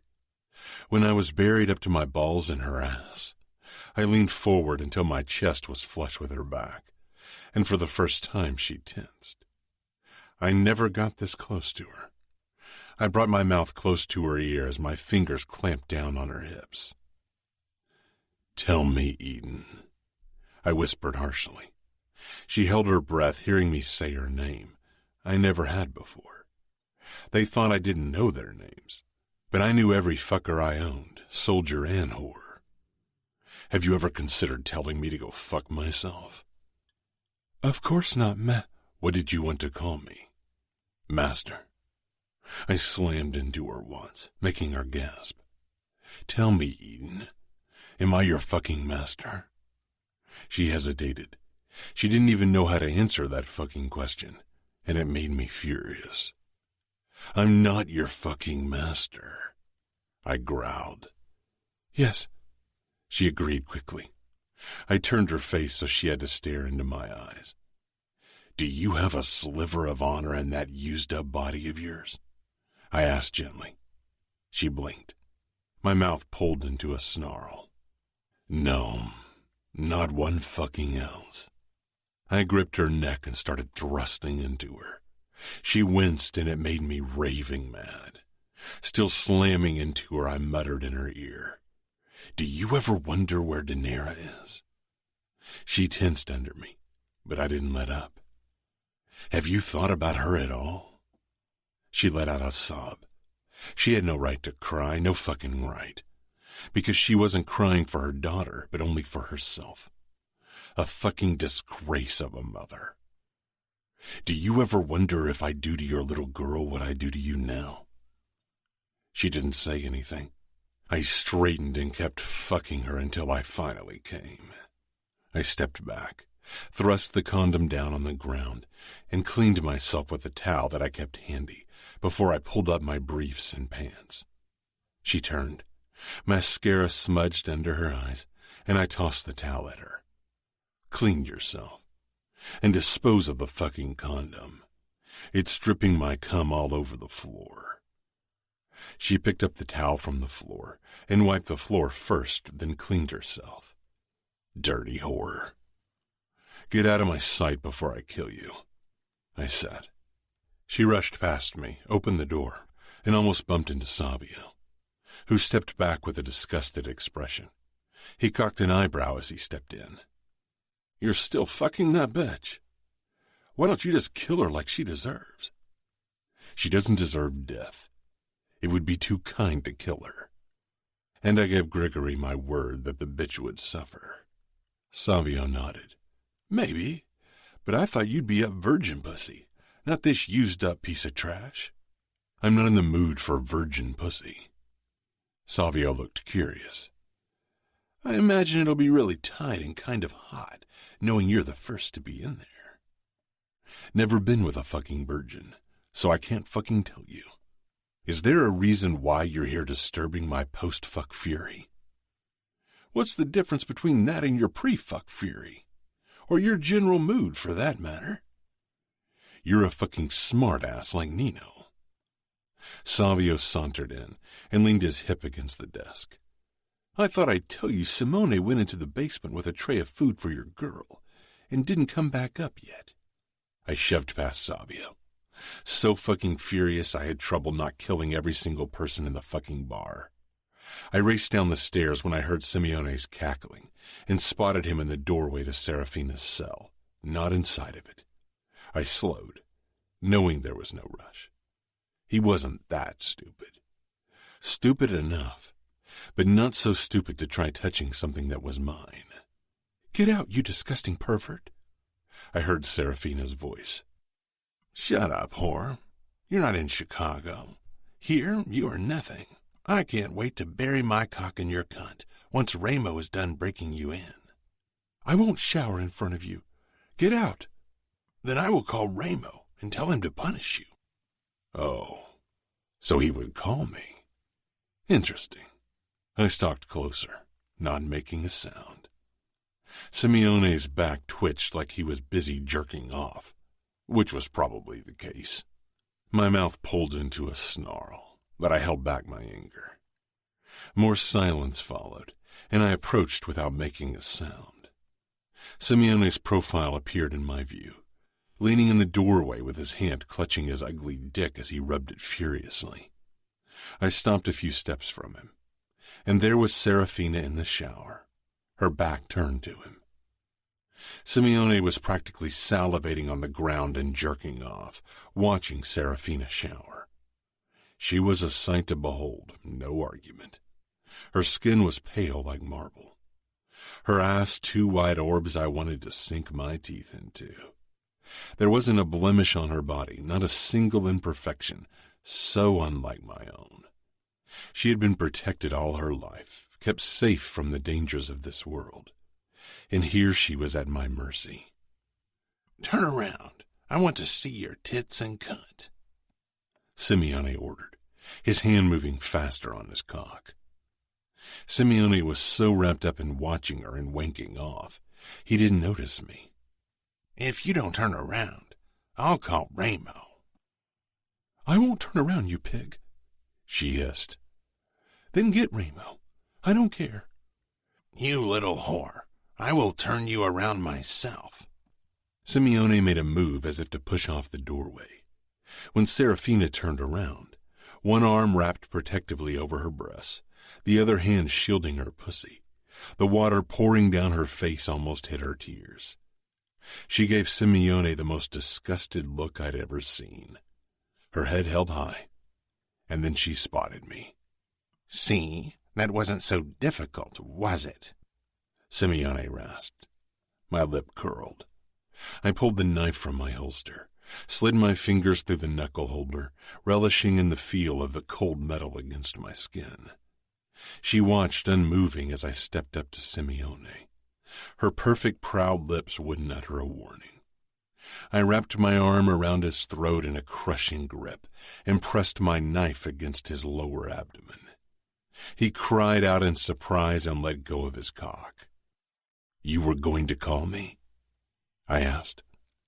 His terror-widened eyes blinked up at me as his face turned red from the pressure of my grip. I loosened my hold so he could speak. Ramo, I made sure she wasn't messing around. It's not how it looks. Did you know that no man has ever seen what you just saw? He shook his head frantically. I lifted my gaze to Serafina, who was watching with a frozen expression. You see, now you have seen something that I had no intention of sharing, I explained in a pleasant voice. I slid the knife into his abdomen, only a couple of inches.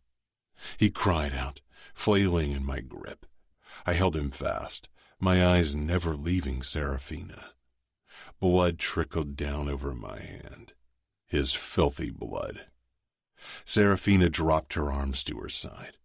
I didn't think she noticed. She stared at me in open horror. For once, her prideful mask had slipped and revealed her true nature. A soft-hearted, breakable woman. And I took in the sight of her firm breasts and the golden curls at the apex of her thighs, perfectly trimmed into a triangle. For her wedding night. What a pity that poor Danila would never get to see it. She was mine for the taking. "Remo," Simeone spluttered. "I won't tell anyone what I saw. Please, I beg you." "I believe you," I said mildly. "But you will remember." I drove the knife deeper into his flesh, moving slowly, letting him savor every inch of the blade. Did you imagine how it would be to sink your filthy cock into her pussy? He gurgled. The knife was buried to the hilt in his abdomen. Did you imagine to bury yourself to the hilt inside her? His eyes were bulging, his breathing labored. I twisted the knife and he screamed again. Then I pulled it back out as slowly as it had gone in. His legs gave way, and I let him drop to the ground. He clutched his wound, crying like a coward. It would be another 10 or 15 minutes before he died. He'd wish it were less. Remember what I told you about your eyeballs and tongue? Your cock will join them. I brought the knife down on his cock, and Serafina whirled around with a gasp. Serafina. My hands were splayed out against the white tiles of the shower. I couldn't breathe. Terror clogged my throat. Nothing in my upbringing had prepared me for this. Nothing could have. I was falling apart fast, faster than I'd ever thought possible. Pride and honor were the pillars of our world, the pillars of my upbringing. I needed to cling to them. He could take everything from me, but not that. Never that. Simeon was screaming, and I pressed my palms against my ears, trying to shut him out, to no avail. Ice Princess no more. My eyes were blurry from tears and water, but the image of Remo sinking his knife into a man with that twisted smile on his face was etched into my mind. How was I supposed to stay prideful? How was I supposed to hold my head high and not let him see my fear? Nothing had ever scared me more than Remo Falcone. Monsters aren't real, my mother had told me a long time ago when I was afraid to sleep in the dark and kept crawling into Samuel's bed. I hadn't believed her back then, and that was before meeting Remo. The screaming stopped. I shuddered and lowered my hands slowly. Something red caught my eyes. I looked down at the shower floor where red water was pooling around my feet. I blinked, and then it clicked. Floor-level shower. Remo bringing down the knife on the man's. My feet looked even paler against the red. My vision shifted, and something broke apart in me. I was standing in someone's blood. I heard myself screaming and tried to get out of the blood, but the ground was slippery. I twisted around, holding onto the shower walls, and then I saw the rest of the cell. The entire floor was covered in blood. And amidst it all stood Remo, tall and dark, knife still gleaming in his hand. His chest and arms were smeared with blood. Red, red, red, everywhere. I was still screaming and screaming until I couldn't scream anymore because there was no air left in my lungs, and I could not breathe. Remo sheathed his knife and stalked toward me. I flailed, trying to get away from him, from the blood, from the sight of the dead man behind Remo. My feet slipped on the floor and I was falling. My knees sank into the blood. My hands followed. Remo pulled me up. My body pressed against his, and the smell of blood filled my nose. I clutched at his shoulders for balance, and then I pulled one hand back and it came away red. And one glance down, red. My skin, red. Everything red. My eyes found Ramo's blood-covered body, red, red, red. I started struggling against his hold. I fought with all I had.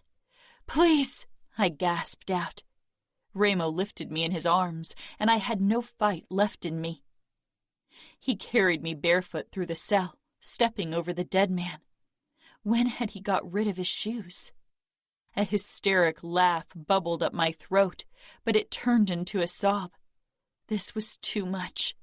Ramo walked into another cell and set me down on the floor of the shower.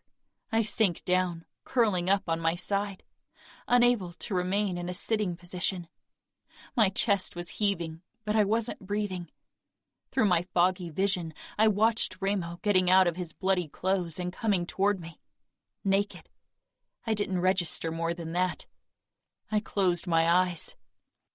He moved his arms under my knees and back and lifted me once more. Then cold water splashed down on me, and I sucked in a deep breath, my eyes shooting open. Ramo shifted with me in his arms, leaning forward, his forehead pressed against the tiles as he looked down at me. His body shielded me from the cold water raining down on us, and his dark eyes held mine. "It takes a while before the water gets warm down here," he said calmly. So calm. My eyes searched his face, eerily calm. No sign that he had just killed a man in a barbaric way. I shuddered, my teeth chattering. Even when the water turned warm, my teeth kept clinking together, and they didn't stop even when Ramo stepped back out of the shower with me still in his arms. Ramo walked out of the cell and carried me through the corridor. Panic tore at my chest. "Fuck," someone said, a man. "Get me a fucking blanket, Savio," Ramo growled. He tightened his hold as he carried me upstairs. I closed my eyes, too shaken to put up a fight. Something soft and warm covered me, and then I was put down on warm leather. "You can't drive through the city naked, and there's still blood on your body. You can drive," Ramo said, and then his body eased in beside me. "Where the fuck are we taking her?" "Home. Nino won't like that one fucking bit. You know how protective he is of Kiara." "I don't give a fuck. Now shut up and drive." I focused on breathing, focused on remembering what made me happy. Samuel, Mom, Dad, Sophia. I wasn't sure how much time had passed. The minutes seemed to blur together when Ramo picked me up again and eventually put me down on something soft. My eyes peeled open, heavy-lidded and burning from crying. The first thing I registered was the bed I was lying on. Soft satin sheets, blood red. A majestic canopy bed made from black wood, the posts twisting as if two branches had wound around another to form each. Heavy blood-red drapes hung from the canopy, blocking the bright sunlight streaming into the bedroom. I put my trembling hand flat against the smooth sheet, white against red, like in the shower. I shuddered and started hyperventilating again. Ramo appeared beside the bed and sank down, causing the mattress to dip under his weight. He was naked except for a knife holster, which was strapped to his chest. Muscles and scars and barely restrained strength. I averted my eyes, my teeth beginning to chatter again. Ramo reached over me. "Don't," I said weakly. Then firmer. "Don't touch me." Ramo's dark eyes held mine with intent. He bent low until his face filled my vision. "After what you saw me do today, you still defy me. Don't you think submitting to me will make things less painful for you?" His voice was soft, low, almost curious. "Yes," I whispered, and something shifted in his eyes. Was that disappointment? But I'd rather take pain than submit to your will, Ramo. He smiled darkly and reached over me again. Before I could react, he pulled a blanket over my body, covering my nakedness. My eyes widened. "How can you know what you prefer if you've never experienced either? Neither pain," He brushed his lips lightly across my mouth. Not a kiss, but a threat. Nor pleasure. A shiver traveled down my spine. My throat was dry, my limbs heavy. I want to show you both, Angel. He paused, his dark eyes burning into me. But I fear you'd rather kill yourself than give yourself to me. He pulled his knife out and put it down beside me. You should end your life. Take the easy way out, because nobody will come to save you, and I won't stop until I've broken you, body and soul. I believed him. How could I not, with the intense determination and coldness in his dark eyes? I reached for the knife, then pushed into a sitting position and pressed the blade against Raimo's throat. He didn't flinch, only regarded me with unsettling eyes. I won't ever kill myself. I won't do that to my family. But you will never break me. I won't let you. Raimo tilted his head, again with a hint of curiosity. If you want to kill me, do it now, because you won't get another chance, Angel. My hand holding the knife shook. Raimo didn't take his eyes off me as he shifted closer to me, climbing up on one knee, then the other until he leaned over me. I pressed harder, and blood welled to the surface.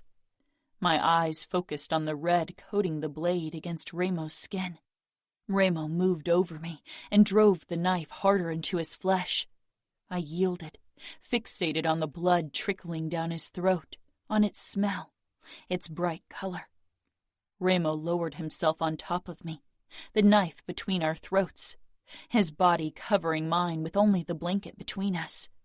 He regarded me, dark eyes peeling away layer over layer of protective walls that I tried to put up. Hysteria swirled in my chest, the memories of the basement clawing at the fringes of my mind. Raimo curled his hand around mine and the handle, then slowly pried my hands off it and took the knife from me. He dropped it to the bed beside us.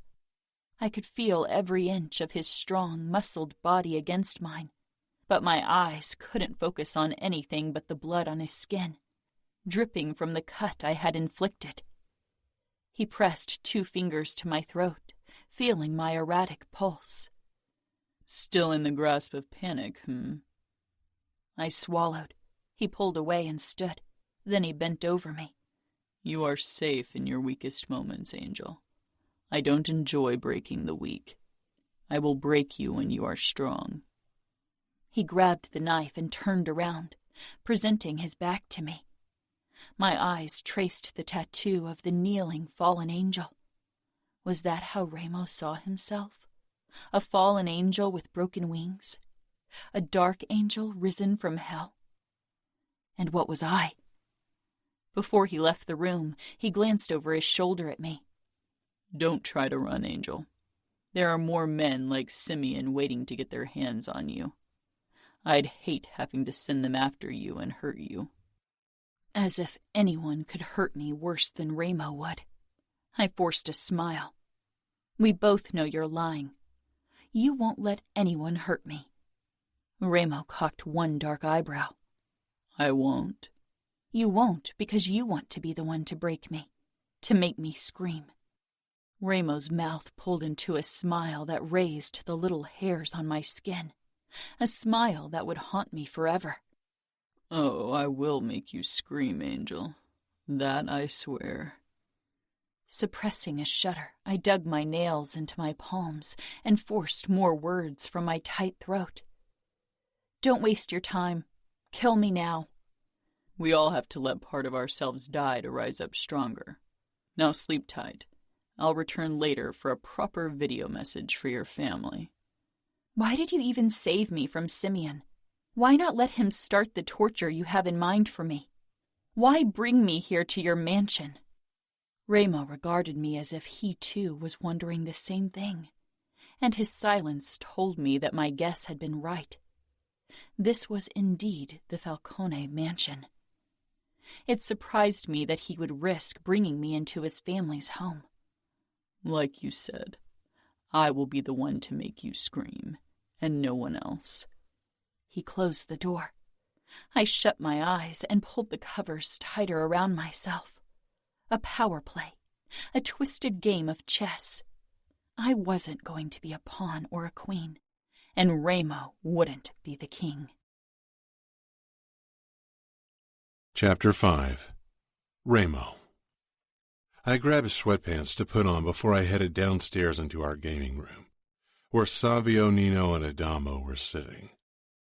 Since Chiara had joined our family, my days of walking through the house naked when I pleased were fucking over. My brothers regarded me as if I was a bomb about to detonate. I flashed them a smile. Adamo shook his head but didn't say anything. He didn't try to hide his aversion toward me, or his reluctance about becoming a camarista. Nino rose slowly. You shouldn't have brought her here. I grabbed the pizza menu.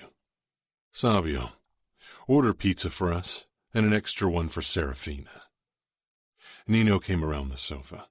My eyes flickered over the tension in his limbs. Ramo, take her somewhere else.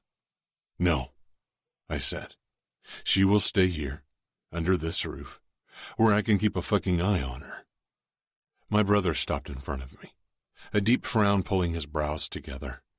That was the equivalent of an angry outburst from him. This situation might cause another one of Chiara's episodes. Chiara is your wife, not mine. Make sure she doesn't see anything that she isn't supposed to see. Where is she anyway? In our wing. The moment Savio told me you were bringing Serafina, I told her to stay there. See? No problem. I moved past him toward the bar and grabbed a beer. Nino followed as Savio ordered pizza in the background. It is a huge problem. Your captive is upstairs, free to roam the place as she sees fit. She could walk around the house and cross Chiara. I doubt Serafina will do that right now. She's too shaken, and probably taking a beauty sleep as we speak. She can't escape from the premises, and one of you will have to guard her to make sure she doesn't do something stupid. Nino assessed me. I really hope you know what you're doing. This is supposed to bring the outfit down. Don't forget that, Ramo.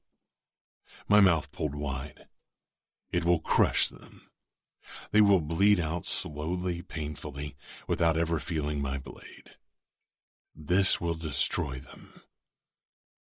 Nino gave a nod because even if emotions were still hard to grasp for him, he knew the effect mind games had in a war. You disgust me, Adamo muttered. 4 days, I reminded him. He stood, jutting his chin out. What if I say no? Savio shoved him.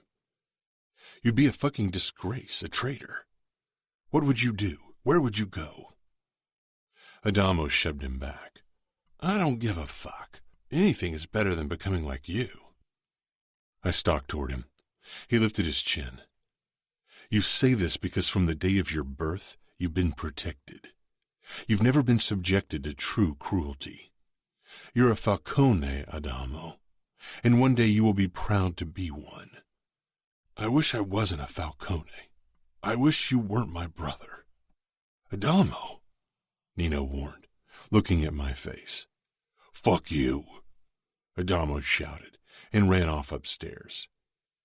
He'll come around, eventually, Nino drawled. How much time until the pizza arrives? I asked Savio. He exchanged a look with Nino before replying. 20 minutes. Time for a phone call, I said, looking at Nino, who hesitated briefly, but then took out his mobile and scrolled through it. Nino handed me the phone with the number I didn't recognize. That's Dante's number if he hasn't changed it from our last call years ago. Good. Get some of Chiara's clothes. A white nightgown if she has one. Nino frowned deeply, but walked past me and disappeared into his wing. How are you going to keep her in check? Make sure she doesn't try to run or kill herself? She's been sheltered all her life. She's far from home, far from the men who've protected her. Freedom scares her more than captivity. Savio laughed. You sound awfully sure of it. I grinned. Nino returned, looking as close to pissed as he ever did. He held the clothes out to me, among them a silvery satin nightgown. Perfect. Kiara suspects something's the matter. I took the clothes, not bothering to comment, and walked past him toward my wing where I barged into Serafina's room without knocking. My eyes wandered from the empty bed toward the wall behind it, where Serafina tried opening the window, which she couldn't do without the necessary keys. She whirled around, the blood-red sheets wrapped around her body, her blonde hair a wild mane slithering down her shoulders. Her skin glowed so innocently white against the red of the covers. I wanted to run my tongue over it to see if it would taste as pure as she looked. Not cowering in the bed as I'd expected, but trying to escape. This little birdie seemed desperate to escape my cage, only to flutter right into Danilo's. Her eyes and face held remnants of her earlier panic, but she tilted her chin upward and narrowed her eyes at me, determined to play with the big boys. I strolled into the room, her shoulders pulled back, an act of defiance. But her hand flew up to press the sheet against her body, her fingers splayed out against the red, visibly shaking.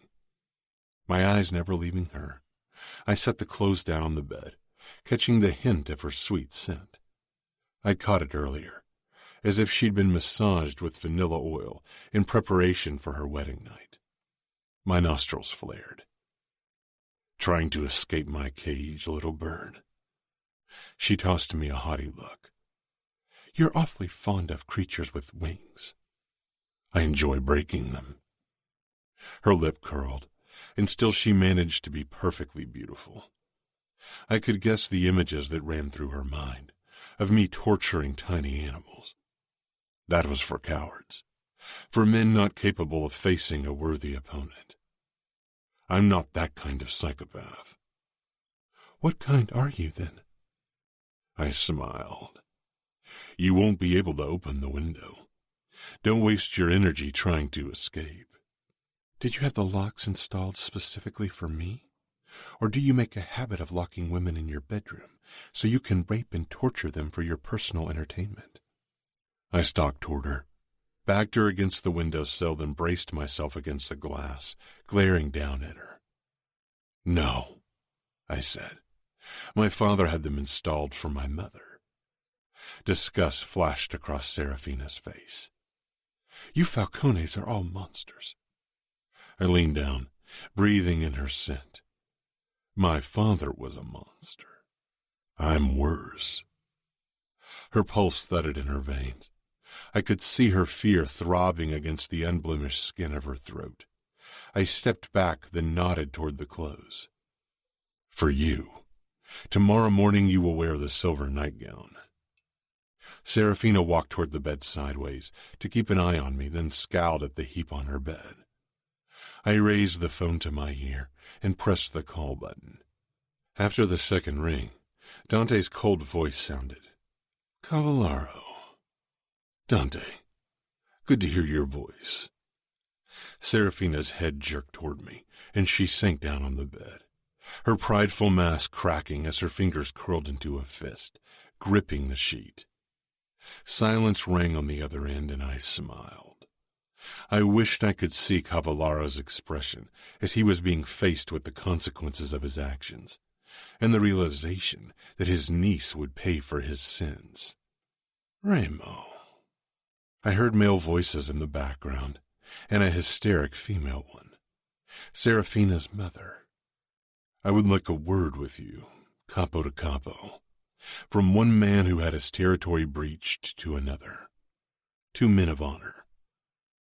I'm a man of honor, Remo. I don't know what you are, but honorable isn't it? Let's agree to disagree on that. Is Serafina alive? He asked quietly. I trailed my eyes over the glaring woman, clutching the red blankets around her naked body. I heard a furious voice in the background. I will break every fucking bone in your body. Is that her twin? Pain flashed across her face, and she swallowed. Is she alive? Dante repeated, his voice shaking with anger. What do you think? She is, because alive, she is worth more than dead. Indeed. I don't have to tell you that I will kill her in the most painful way I can think of if a single outfit soldier breaches my territory to save her, and I can be very creative when it comes to inflicting pain. Even from a distance, I could see her blood pounding furiously in her veins as she stared down at her fist. I want to speak to her. Not yet. Ramo, you crossed a line, and you will pay for it. Oh, I'm sure you think so. What do you want? It's not time for that kind of conversation yet, Dante. I don't think you are quite ready for it. Tomorrow morning we will have another date. Set up a camera. I want you, her brother, father, and fiancé in a room in front of that camera. Nino will give you instructions how to set everything up. I will set up a camera myself so we can see and hear each other. Serafina's eyes met mine. Ramo. Dante's voice held a warning, but I lowered the phone from my ear and ended the call. Serafina stared at me, wide-eyed. I moved closer, and she stiffened but otherwise didn't show her fear, despite the exhaustion on her face. Tomorrow, we will start playing Angel. I left, wanting her to ponder my words. Nino waited in the corridor as I closed the door. I raised my eyebrows in passing. Pizza's arrived. Nino followed close behind me, then grabbed my shoulder. What kind of video do you have in mind for tomorrow? I regarded him, trying to gauge his mood, but even now it was still difficult. I'll give her a choice. Nino shook his head once, almost disapproving. This woman is innocent. She's not a debtor, not a whore who steals money. She hasn't done anything. Chiara changed you. Not in this regard. We've never preyed on the innocent, Ramo. We've never laid a hand on someone who didn't deserve it. And this woman, this girl, she did nothing to deserve that choice. I held his gaze. You know me better than anyone else, I murmured, and yet here we stand. Nino tilted his head, gray eyes narrowing. You're playing a dangerous game. You don't know your opponent well enough to be sure of her choice. She will choose what they all do, Nino. She's a woman. She's been coddled all her life. She will take the easy way. I want to hear her say it in front of that fucking camera. Want Dante to hear his niece offer her fucking body to me. Want them all to hear it, and she will. Downstairs, I grabbed one of the pizza boxes before I returned to the guest bedroom in my wing. This time, Serafina sat on the bed and didn't look up when I entered. She held the silver nightgown in her hands. What if I refuse to wear it? You can wear your nightgown for the show or be naked. Your blood will look just as enticing against your white skin as it would against the nightgown. A small shiver rippled through her body, and she let the piece of clothing flutter to the ground at her bare feet. I walked closer. Here. You haven't eaten in more than a day. I set the pizza box down on the nightstand. She eyed it suspiciously. I waited for her to shove it away, to try punishing me by starving herself, like my mother had always tried with our father. It hadn't worked with him, and it wouldn't work with me. I hope it's poisoned. She muttered, then reached for a slice and took a big bite. She chewed, then raised her eyes to mine. She swallowed almost defiantly. Are you going to watch me eat? Maybe breaking her wings wouldn't be as easy as I had thought. Early the next morning, Fabiano came over. I was doing kicks against the punching bag in our game room, needing to release my pent-up energy. He leaned against the doorframe, assessing me for a couple of heartbeats. Say what you've got to say, I growled, and landed a hard kick. Jerry called me into the sugar trap a couple of hours ago. so I could deal with the mess you created. I found Simeone with his cock stuffed into his mouth. I'm not sure I want to know what happened. I narrowed my eyes. If you didn't want to know, you wouldn't be here. He pushed away from the door frame and moved toward me. Did he touch her? I stopped my kicks. He didn't. He thought he could watch Serafina showering. Fabiano evaluated my face. Where is she? In bed. His eyebrows rose. In your bed? I didn't say anything, but I met his eyes straight on. He sighed. So you... He searched for the right word, then gave up. I thought you wanted to use her virginity as leverage against Cavallaro and her fiancé. I tried to gauge Fabiano's feelings, but he was too good at masking them. If he put that kind of effort into hiding his feelings, he would only disapprove of me taking Serafina with force. I stalked toward him. Do you harbor feelings for her? He grimaced. Really? I have Leona. I'm not interested in Fina. But you didn't like the idea of me hurting her. You are capo. You do with her whatever you want, but no. I don't like the idea of you punishing her for something the outfit did. I respected Fabiano for his honesty. Most men were too cowardly to tell me the truth to my face. Then you should leave now, because I have a call set up with Dante and her family in 2 hours, and Serafina will play the leading role. He looked away, a muscle in his cheek twitching. I should return to Leona. You do that. Go to your girl, and I will go to mine. She isn't yours, Ramo. She didn't choose you. That's a big difference. Fabiano said before he turned and left. I returned to the punching bag and kicked it harder than before. Serafina. Even the next morning, the pizza lay heavily in my stomach, but at least now my stomach was churning for another reason than terror. I considered eating another piece for breakfast. I needed all the energy I could get if I wanted to figure out a way to beat Ramo at his own game, because no matter how sheltered I was, I knew Ramo wouldn't have set up a video call with my family if he didn't know he had something to show them that would hurt them. I barely slept through the night. Ramo hadn't locked my door after he left, but I didn't try venturing outside, fearing it was a trap.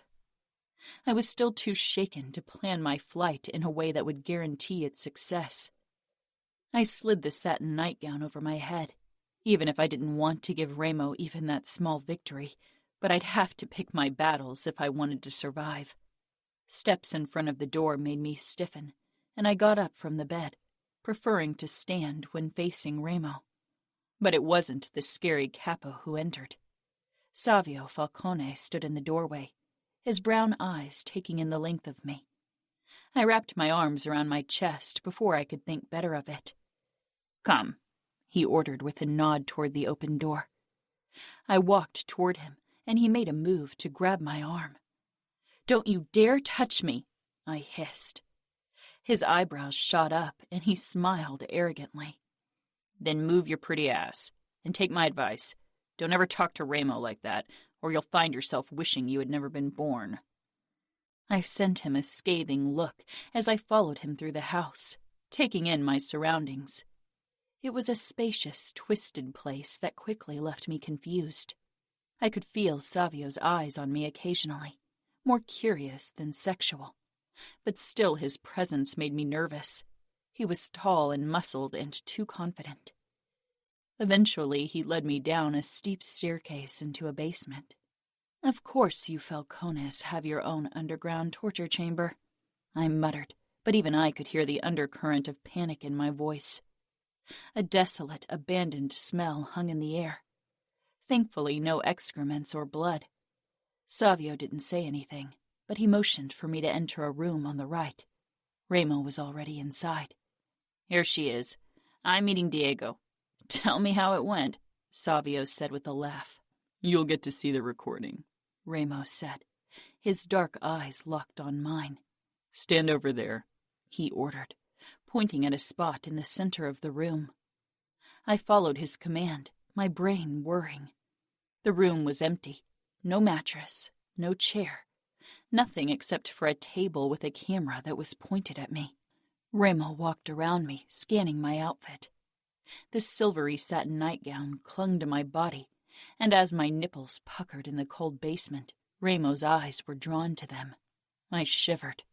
Nino came in as well, and my terror increased as I watched him readjust the camera and put a big screen on the table in the corner. He turned the screen so it was facing our way. "Reilly," he said, and his brother went over to him. Nino frowned, but Reilly touched his shoulder, then looked at me. My nails found their way into the soft flesh of my palm. The screen flashed to life, and on it I saw my family and Danilo, and my legs almost buckled. Samuel jerked, his eyes so full of despair it tore at me, and Dad had dark circles under his eyes.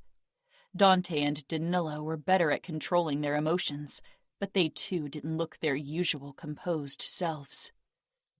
"I'm so glad you could make it," Reilly said in a British accent, all posh and sophisticated. Wrong. A man like him, shrouded in an air of violence and cruelty, was anything but an English gentleman. Reilly smiled cruelly at them, then turned to me, and his dark eyes flashed with excitement. "Serafina, in Las Vegas, women get a choice." His voice had returned to its normal, low, threatening vibrato. "Don't you dare!" Samuel shouted, lunging toward the camera as if it was Reilly. Dante gripped his arm to stop him, but even my uncle appeared at the edge of control. Reilly ignored them, except for a twitch of his lip. He pulled out the knife he'd used to slaughter Simeon and showed it to me. "They can pay for their sins with pain or pleasure." I shuddered. "You have no right to judge other people's sins," I whispered harshly.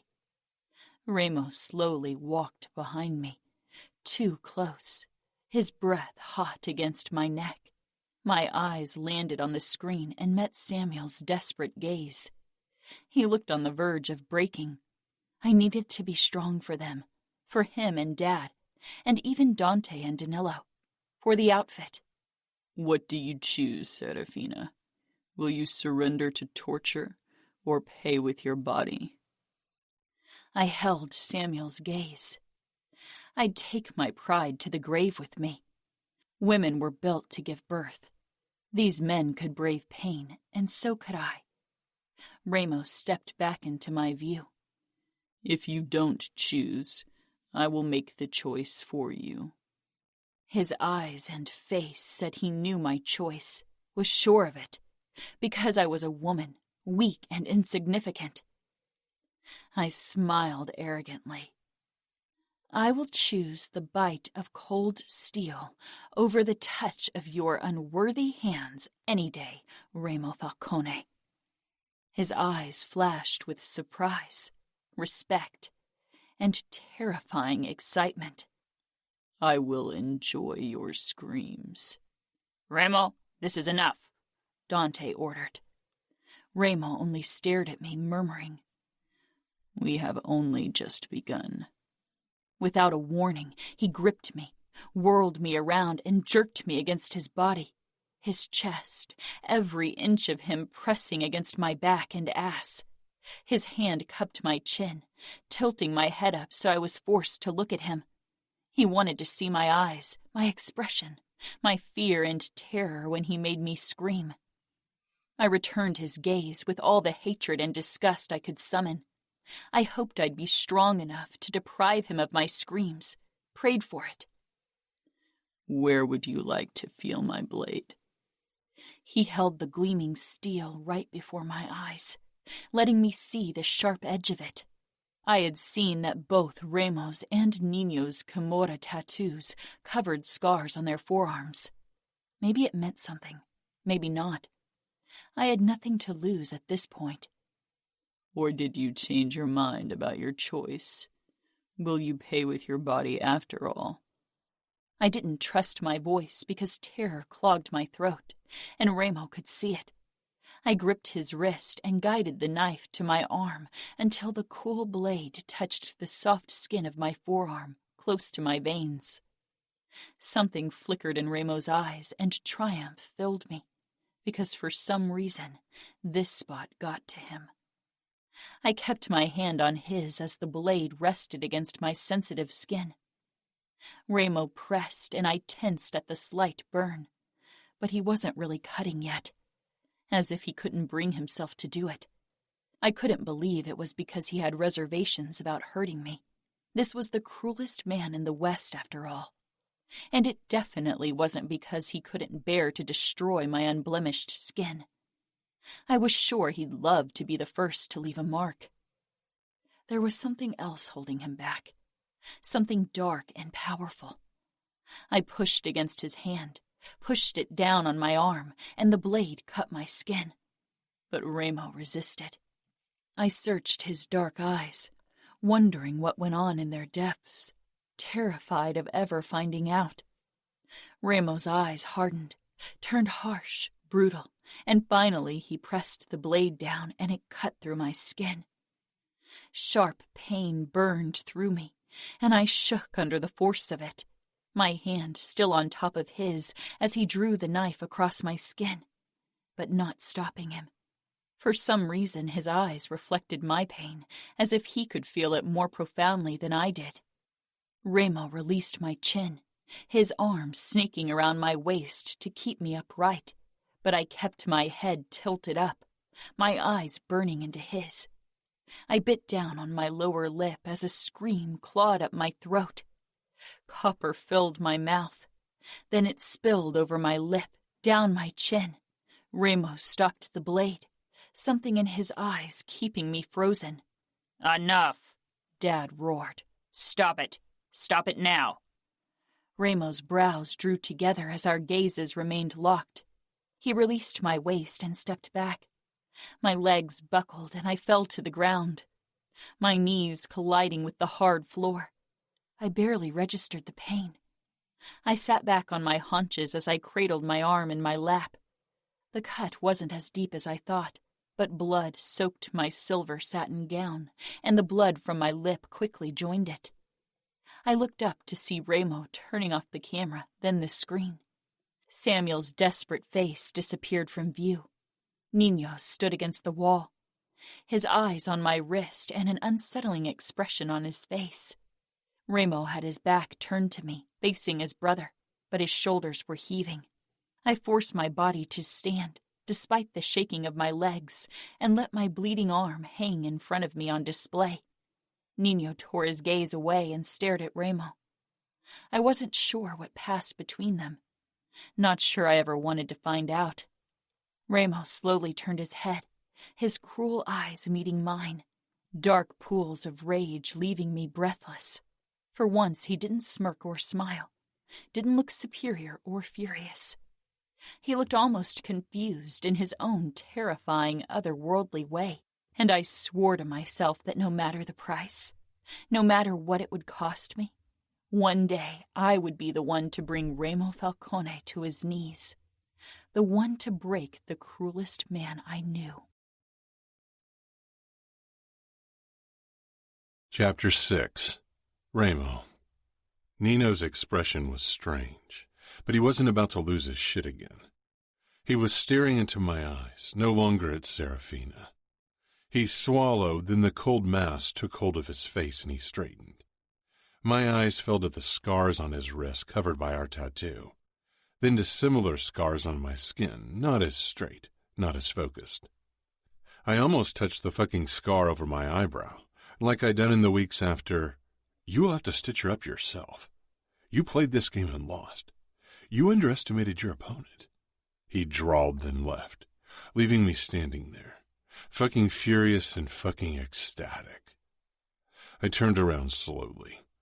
Serafina was swaying, but trying to stand tall. Her chin was covered in blood from the wound in her lip, from biting down on it to stop a scream. She didn't give me a single one. My gaze dipped lower. Her nightgown was stained with the blood still trickling from the cut in her arm, which she cradled against her chest. She was supposed to choose differently, like all the other women always did. Instead, she'd caught me off guard, had taken the painful road, had forced my fucking hand. She hadn't given me the triumph of offering her body to me on a silver platter in front of Dante fucking Cavallaro and her fiancé. Nino was right. I'd underestimated my opponent because I compared her to the women I'd dealt with so far.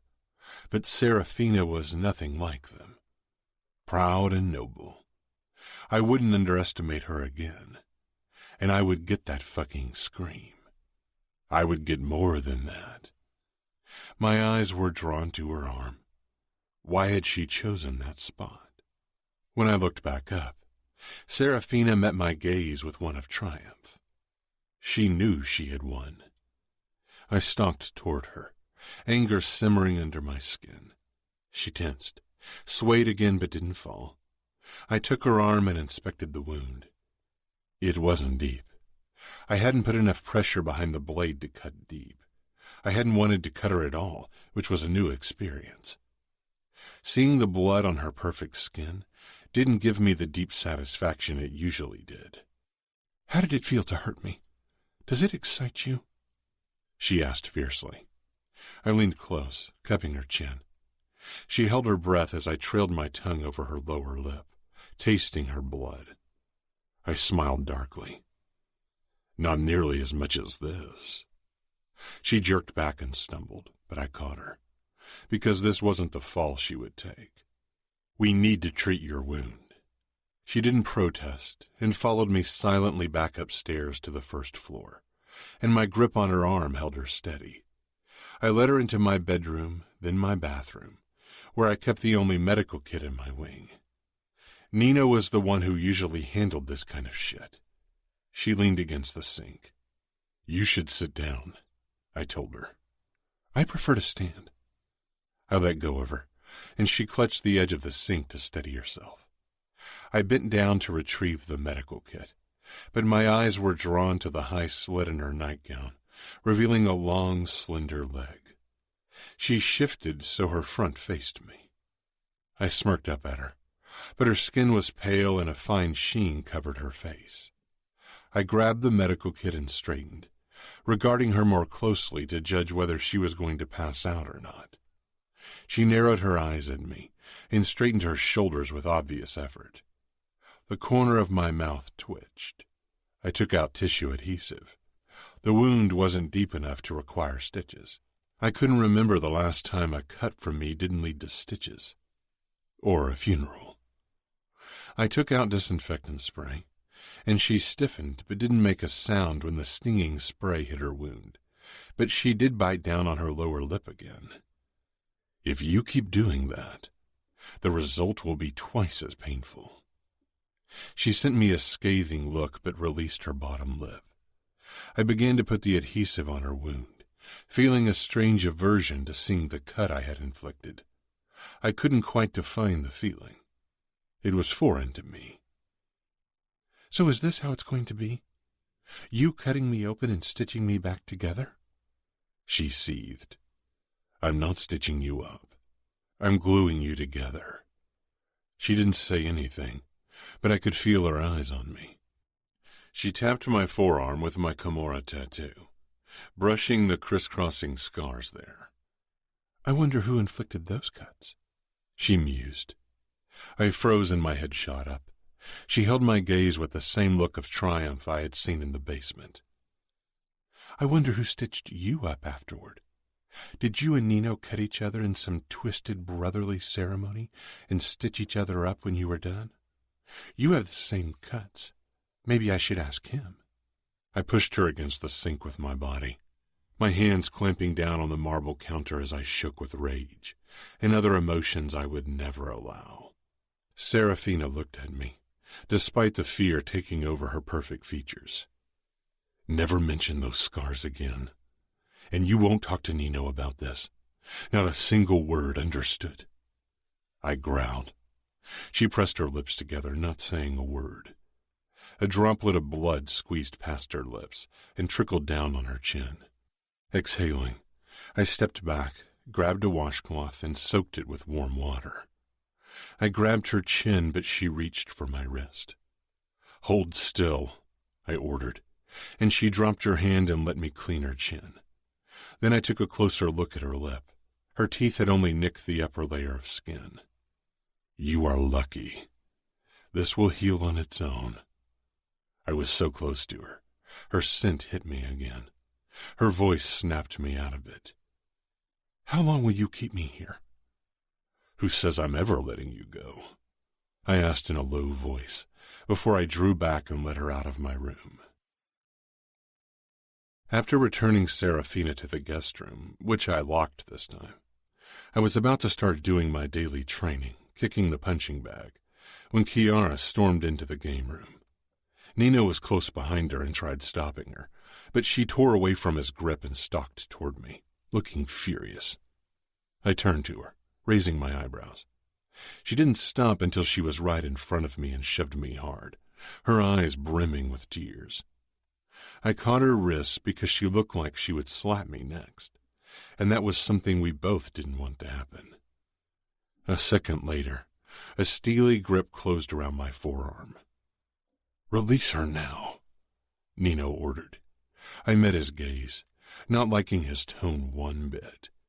His grip tightened further. A warning. A threat. We had never really fought against each other, for good reason, and I would lay my fucking life down before I would allow it to happen. But Cora could be the reason why Nino might risk it. Savio rose slowly, and even Adamo put down his controller. I let go of her wrists, and Nino unfastened his hold on my arm. He tilted his head in acknowledgement, a silent thank you. "What are you doing to that girl?" Cora asked forcefully. I narrowed my eyes. "I can't see how that's any of your business." "It is my business, if you are forcing yourself on a woman," she hissed, but her voice shook. "I'm capo. I rule over this city. I decide what happens to the people in my territory." I turned to face the punching bag, but Cora squeezed in front of it. Fury burned through me, but I shoved it down my throat despite the fucking bitter taste. She was Nino's. She was a fucking Falcone. I grabbed her by the waist and set her to the side like a fucking doll before I faced the punching bag once more. She had frozen under my touch, as usual. Unfortunately, that lasted only 1 fucking second. She stepped in front of me again. "Cora," Nino said in warning, but she glared at him. "No, nobody protect me. I won't stand by when the same happens to someone else." "Get out of my way," I said in a low voice, feeling my own anger rising. "Or what?" she whispered harshly. "I said get out of my way, Cora." She took a step toward me, bringing us almost chest to chest. "And I said no. It's a mountain I'm willing to die on. I don't care about your vendetta with the outfit, or what happened in your past. An innocent woman won't suffer for it." I couldn't believe she mentioned our fucking past. Nino should have never told her about it. Nino moved closer, watching me, not Cora. Fucking dread flickered in his eyes, something I still had to get used to because my brother had always been emotionless until he met Cora. I tried stepping past his wife, but she grabbed my wrist. My gaze darted to her thin fingers, then back up to her face. Nino shifted slightly, muscles tensing. I gave him a wry smile. Was he thinking about attacking me? His expression stayed cautious. I met his gaze and twisted my free hand, so he saw my tattoo and the crisscrossing scars beneath it. He should know that no matter how infuriating his wife was, I never hurt her. His brows drew together, and he relaxed with a small nod. Cora tightened her hold. "You protected me from my uncle when he wanted to humiliate me by dancing with me on my wedding. You helped Nino kill him." I interrupted her, growing tired of her emotionality. "You can calm down. I want Serafina to come to my bed willingly, and not by force. So you can fucking release me now." She regarded me closely. "She won't. Why should she? You kidnapped her. And you were forced into an unwanted marriage to my brother. What's the difference?" She removed her fingers from my wrist. Nino wrapped his arm around her shoulder. "It's not the same," she whispered. "The only difference is that in your case your family decided who you got, while Serafina's family had no say in the matter. Neither of you had a real choice." She shook her head and peered up at Nino with so much fucking love, I knew I could never hurt a single hair on her body. She returned her gaze to mine. "Let me talk to her," she said, not asking, but ordering. "Is that a fucking order, Chiara?" I asked in a threatening voice. Maybe she needed reminding that I was her capo. Nino squeezed her shoulder, but she held my gaze, then stepped forward out of his grip and closer to me. "No," she said softly, looking at me with those big brown eyes, as if that would warm my heart. "I am asking you for permission as your sister-in-law and as a Falcone." "Fuck," I snarled and glared at Nino. "Couldn't you have chosen an airheaded wife? She's as good at manipulation as you are." Nino's mouth twitched, and he looked proud. Fucking proud. "I'm not sure why I put up with all of you," I muttered. "Does that mean I'm allowed to talk to her?" Chiara asked hopefully. "Yes, but I should warn you. Serafina isn't as docile as you are. If I were you, I'd watch my back. She might end up attacking you to save herself." "I'll take my chances," she said, then turned on her heel and headed straight for my wing. Nino followed her, because he was obviously concerned for her safety. I released a harsh breath and kicked the punching bag with so much force, the hook ripped out of the ceiling and the bag crashed to the ground. Savio chuckled as he came up to me. "At first, I really loathed the idea of having Chiara under our roof, but I enjoy her presence more every day.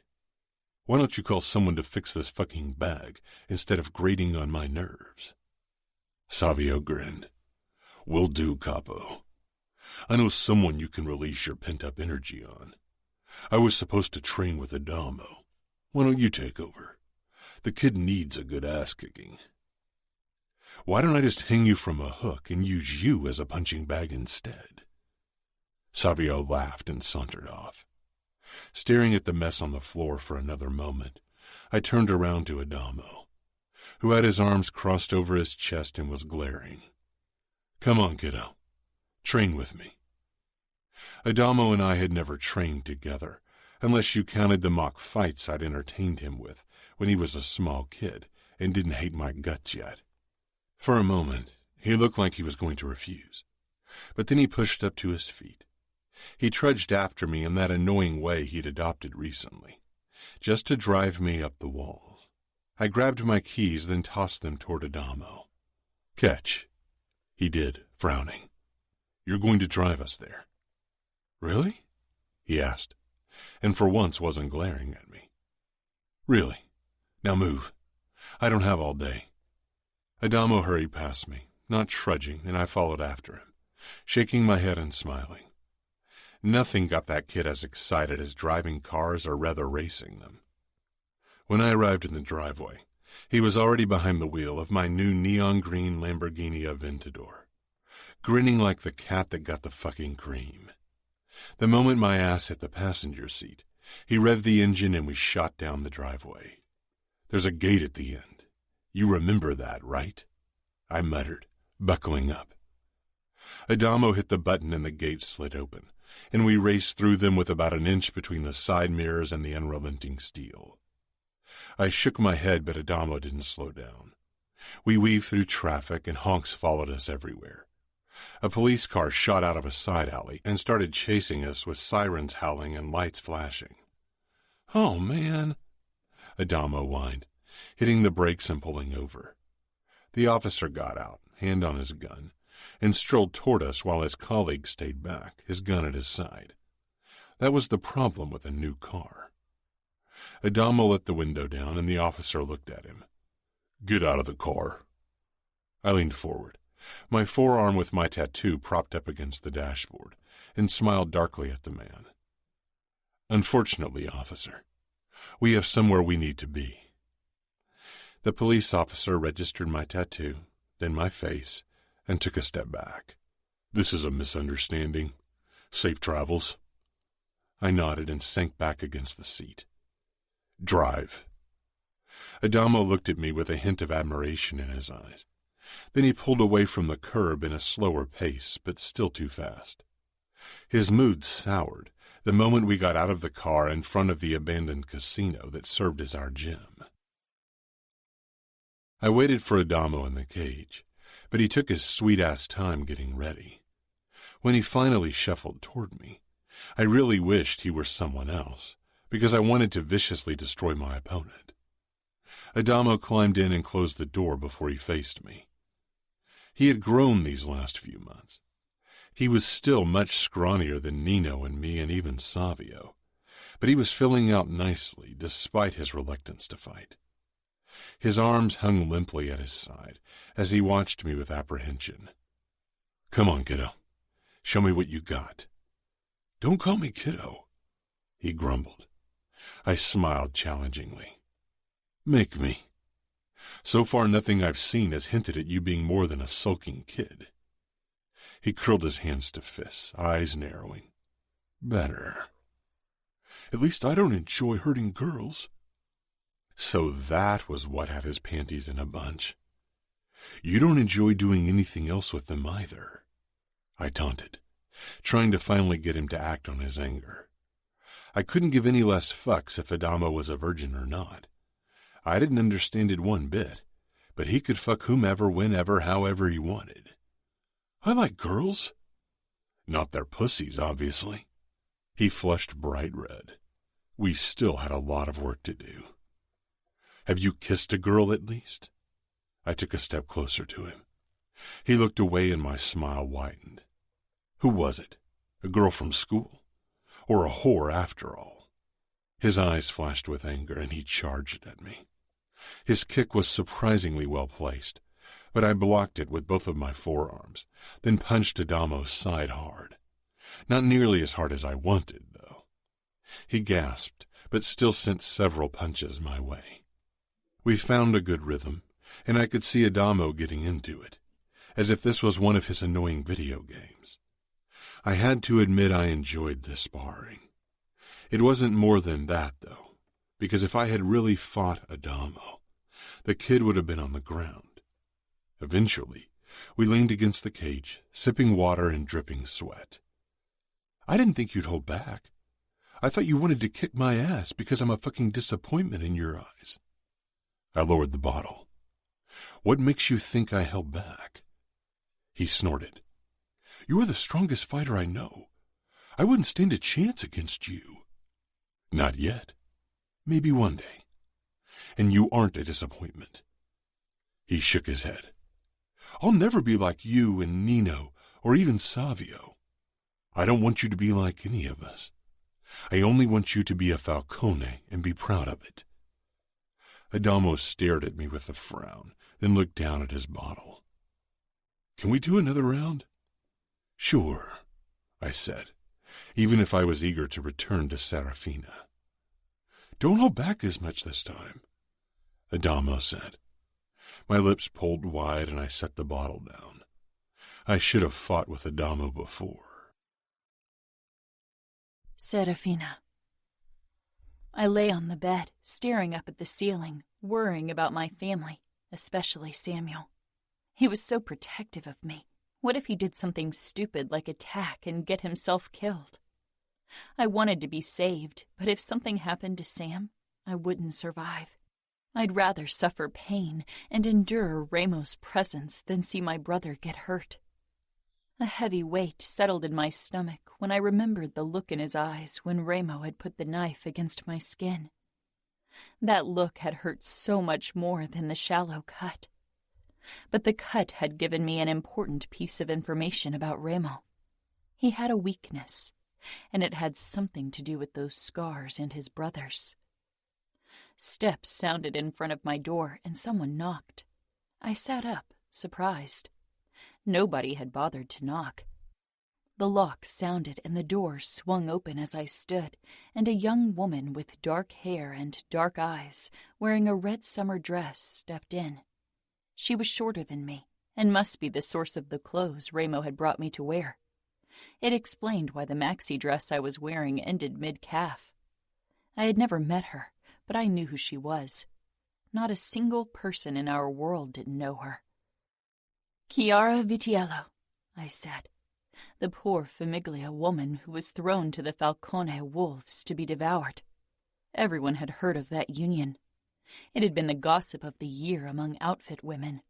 I had only felt pity for the girl, but she didn't appear as if she needed or wanted it. Chiara Falcone now, but yes, that's me. She looked over her shoulder with a small frown, and I followed her gaze, finding Nino Falcone standing behind her. You don't have to stay. Serafina and I are going to talk. She poses no danger to me. He was worried I'd attack his wife? Maybe using her as a human safety shield would have gotten me out of the mansion, but I wasn't that brave.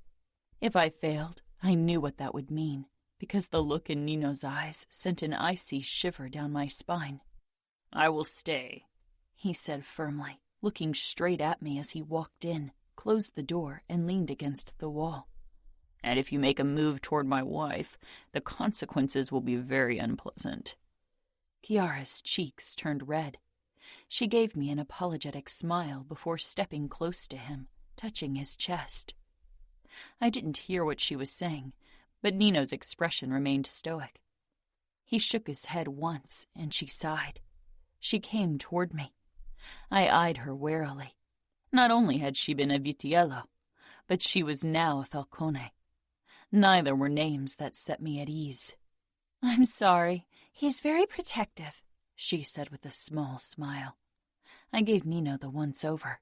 "That's obvious." His expression remained a cold mask. Ramo would have given me his twisted smile, or that scary signature look, and I had to admit I preferred it to Nino's unreadable face, because I had no doubt that he was just as brutal and messed up as his brother, but even harder to read. Chiara extended her hand. "Call me Chiara." I hesitated, then took it. "Serafina." Her eyes fell to my arm. "I'm sorry." "That's not your apology to hand out," I told her as I returned to the bed and sank down. "I fear it's the only one you're going to get," she said with a hint of disapproval. At least she seemed appalled by her crazy brother-in-law hurting me. I don't want Ramo's apology. I want him lying at my feet in his own blood. I sent Nino a smile, gauging his reaction, but his expression didn't change. He might as well have been carved from ice. If he couldn't be taunted into carelessness, my chances of getting past him were nil. If I ever tried an escape attempt, I would have to make sure he wasn't close by. Chiara's eyes widened a tad as she perched on the edge of my bed, smoothing out her dress. "I think you will have to join the end of the queue. The world is full of people who want the same." Oh, I liked her.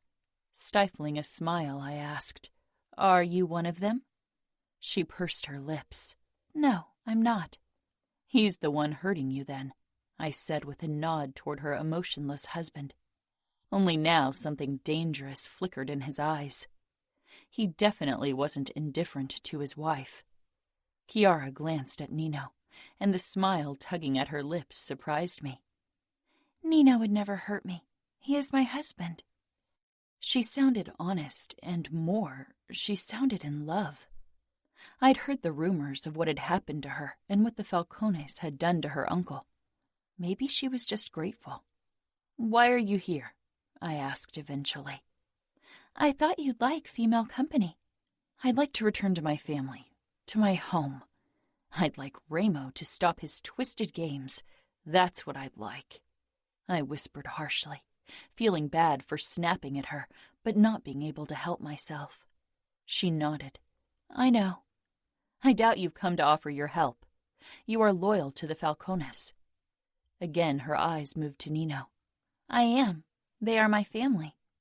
I looked away, thinking of my own family, of Samuel, and my heart clenched tightly. She startled me when she leaned closer, and Nino too tensed and straightened. Despite my apparent apprehension, she brought her mouth close to my ear and whispered, "These men are cruel and brutal, but it's not all there is to them. I think you can get under Ramo's skin. I wish it for both of you."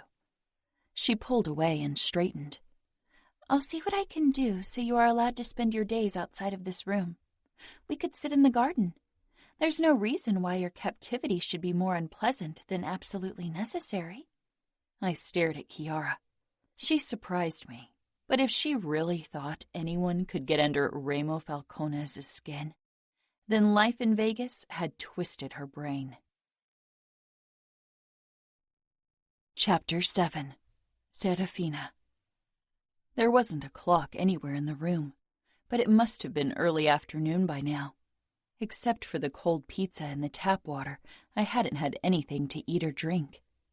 Maybe this was another part of Remo's game. Glancing out of the window, I tried to find the end of the premises. But from my vantage point, the gardens surrounding the Falcone mansion appeared endless. What was Samuel doing now? I closed my eyes. He would blame himself for what happened. I knew him. He had always seen himself as my protector. I wished I could hear his voice, could tell him that it wasn't his fault. And Mom and Dad, I hoped they had at least found a way to keep the truth from Sophia. She was too young, too innocent to be burdened with the cruelness of our world. The sound of knocking, followed by the lock being turned, made me face the door. I winced at the dull pain in my forearm. A teenage boy in fight shorts and a t-shirt stepped into my room. He had slightly longer curly brown hair and was lean but muscled. "Hey," he said hesitantly, brown eyes kind. "Remo sent me to get you." I didn't move from my spot at the window. "What are you, his servant?" The boy smiled, an unguarded, honest smile. A smile few could afford in our circles. "I'm his youngest brother, but that's as good as the same in Remo's eyes." His kindness confused me. It didn't seem fake. My eyes flitted down to his forearm, free of the markings of the Camorra, the knife and the eye. "You haven't been inducted yet." The smile dropped. "I will be in 2 days." "But you don't want to?" I said curiously. Caution replaced the open friendliness. "We shouldn't keep Remo waiting." He opened the door wider and gestured for me to walk through. I wondered what he would do if I refused to follow him. He was taller than me and definitely stronger, but I got the impression he would have a hard time laying a hand on me. If he'd been my only opponent, I might have taken my chances, but Remo was downstairs. Finally, I moved toward him and followed him through the long, winding hallway. "I'm Adamo, by the way," he said. I glanced up at him. "Serafina." "I know." "I suppose you Falcone brothers were all in on the kidnapping," I muttered. His brows drew together, but he remained silent. There was a hint of embarrassment and disapproval on his face. After a few minutes, we arrived in the lower part of the mansion, in some sort of entertainment hub with a bar, sofas, TV, and a boxing ring. A punching bag lay amidst rubble, and Remo was glaring down at it as if it had personally insulted him. He, too, was in fight trunks and nothing else. The memory of how he'd held me under the shower, of how I'd been pressed up to him completely naked, resurfaced. I hadn't registered much at the time, and even in the immediate aftermath, but now my gaze trailed over the display of hard muscles, the many scars that spoke of his violent past and present. Every inch of Remo screamed danger. His height, his muscles, his scars, but worse, his eyes. They found me, and as always it was a struggle to meet them. Around Remo you felt like the omega in a pack of wolves. Your eyes wanted to avoid his out of a deeply buried primal impulse, because Remo was the alpha. There was no mistaking it. Adamo left my side and went over to the sofa, where he plopped down and picked up a controller. A gun lay on the coffee table in front of him. Remo stalked closer. Adamo, he clipped, indicating the gun. Damn it. Adamo grasped it and shoved it under his leg. I wouldn't even know how to use it. I lied.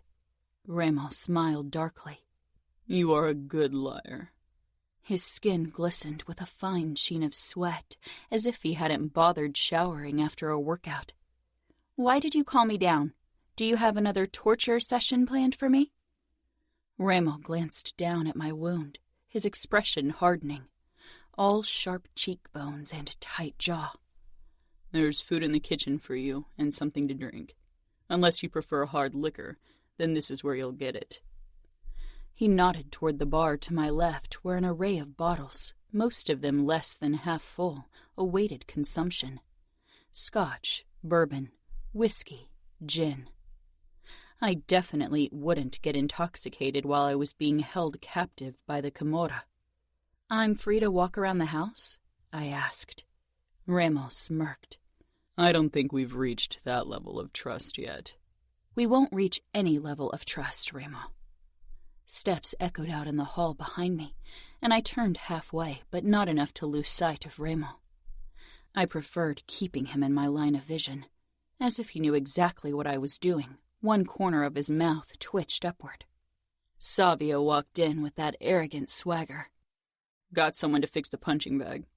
Remo tore his gaze from me. And it took you 4 hours? Took care of some other business while I was at it, Savio said with a shrug. Remo shook his head with obvious disapproval. One day I'm going to seriously lose my shit on you. Savio didn't look concerned, and I doubted it was because he was as emotionless as Nino. Savio knew he had nothing to fear from his older brother. The realization surprised me, and I filed it away for later use. Now that you're here, keep an eye on our guest while she's eating in the kitchen. I'll take a shower, then take over her watch. My mouth curled. I'm not your guest. I'm a captive. Semantics, Remo said, maybe in his twisted mind. I could have watched her too, Adamo grumbled from his spot on the sofa. Savio and Remo exchanged a look. Either they worried their younger brother would help me, or they worried he wouldn't be able to stop me from escaping. Interesting. Remo narrowed his eyes at me, then strode past me, his arm brushing mine, causing me to draw back. Come, Savio ordered. My eyes lingered on Adamo, who was scowling at Remo's retreating back. Maybe the Falcones had a weak link in their midst. Tearing my gaze away, I followed Savio to the back of the ground floor and through a door which opened to a huge kitchen. He pointed toward a pot on the stove. I approached it and lifted the lid, finding a creamy orange-colored soup. What is it? How would I know? Savio drawled, sinking down on a chair at the kitchen table. Probably something without meat. Chiara is vegetarian. I frowned, trying to decipher the emotion in his voice. I thought I detected a hint of protectiveness when he said her name. Turning on the stove, I took a whiff. Pumpkin soup, I said. Savio shrugged. I'm having a bowl as well. I stared at the arrogant bastard. Did he think I'd fix him lunch? Why don't you haul your lazy ass off the chair and get your own bowl? He did haul his ass off the chair and advanced on me. He braced himself against the stove on either side of my waist, cornering me. I'm not Remo, he said quietly. But I'm a Falcone, and I love bloodshed. You better watch your tongue. I didn't say anything. Savio was scary in his own way. The soup started bubbling behind my back, and Savio finally withdrew, turning around. I opened a drawer to look for a ladle when a plan took form. Remo was upstairs showering. I hadn't seen Nino anywhere. Only Adamo was in the living room, and potentially a workman, who, knowing Vegas, wouldn't come to my help. It was the best opportunity I've had so far. I gripped the heavy pot by its handles and swung back to gain momentum, But before I could release my hold, Savio whirled around. I catapulted the pot with the boiling soup at him. In an impressive show of reflexes, he lunged to the side, avoiding the pot and most of its contents. Splatters of yellow soup covered him from head to toe. I took my chance and tried to rush past him. His hand shot out, clamping down on my wrist, and he shoved me away with an infuriating air of arrogance. Spinning myself around, my hip bones collided with the edge of the table. I fell forward, my elbows hitting the hardwood, my butt jutting out in an undignified way. "I like your ass from that vantage point," Savio commented. "As long as you like it from a distance," Ramo warned. I whirled around. Standing in the open door, Ramo took in the mess on the floor and on his brother. "What the fuck happened here?" Savio grimaced at his shirt, then scowled at me. "That bitch tried to boil me alive." I straightened, trying to hide my fear of what my punishment would be for the attack, but then Ramo laughed. A low rumble that raised goosebumps on my skin. "I'm glad you find it funny," Savio muttered. "I'm done. Next time you're busy, do me a favor and ask Nino to watch her." He stalked out without another glance. "Clean that up," Ramo ordered with a nod toward the floor, the amusement gone from his voice. I remained where I was. Ramo walked around the lake of orange on the floor and stopped right in front of me, forcing me to tilt my head back. He cupped my chin. "Let me give you a piece of advice, Angel. Choose your battles wisely," he murmured threateningly. "And now you will clean the floor. I don't give a fuck if your highborn hands aren't supposed to get dirty." I lowered my eyes from the harshness of his gaze, but tried to mask it as me drawing back from his touch. "Where's a mop?" Ramo turned and headed for the door. "I'll be back in exactly 2 minutes, and you won't move a fucking inch. Understood?" I pressed my lips together, a small act of defiance. If it could even be considered that, because Ramo knew I'd obey. Very few people would have dared to defy Ramo in that moment. I hoped one day to be among them. Ramo. I headed for the utility cupboard. Savio leaned against the bar, nursing a drink and his bruised ego. "Next time you should pay more attention." He glared. "I think from the two of us, you have more reason to worry. She's yours, not mine. Wait till she tries to boil your dick. I can control Serafina. Don't worry." I took a mop and a bucket out of the closet before I returned to the kitchen. Serafina stood at exactly the same spot, frowning down at the floor. She kept surprising me.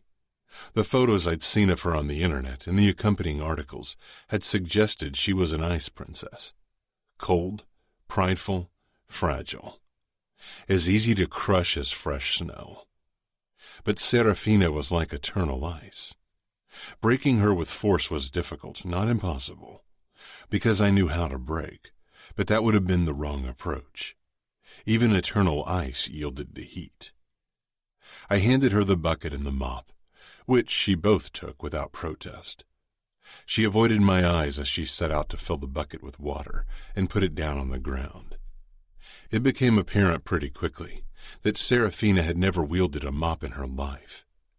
She used too much water, flooding the floor. Leaning against the counter, I watched her in silence. She should have taken a rag, gotten down on her knees, and cleaned the floor properly. But I knew her pride would stop her from kneeling in my presence. Proud and strong and painstakingly beautiful. Even sweaty and covered with soap. The floor was still smeared with soup when she finally gave up. "The mop's not working properly." "It's not the mop's fault. Trust me. I wasn't raised to clean floors." She snapped, wayward strands of hair clinging to her cheeks and forehead. "No, you were raised to warm a man's bed and spread your legs for him." Her eyes widened, anger twisting her perfect features. "I was raised to take care of a family, to be a good mother and wife." "You can't cook, can't clean, and probably have never changed a diaper in your life. Being a good mother doesn't seem to be in your future. She shoved the mop away so it clattered to the floor and moved closer, then jerked to a halt halfway. What do you know about being a good mother or a decent human being? My chest constricted briefly, but I pushed through it. I know how to change a diaper for one, and I provided my brothers with protection when they needed it. That's more than you can say for yourself. She frowned. When did you change a diaper? When Adamo was an infant, I was already 10, I said. It was more than I'd wanted to reveal in the first place. My past wasn't Serafina's business. Now come. I doubt you can do better than this. The cleaning staff is coming in the morning anyway. You let me clean this even though you have people for it?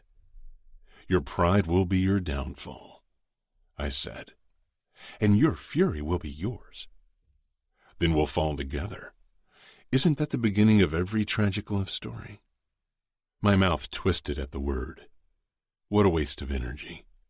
Our mother had loved our father. She'd hated him too, but her love had stopped her from doing what was necessary.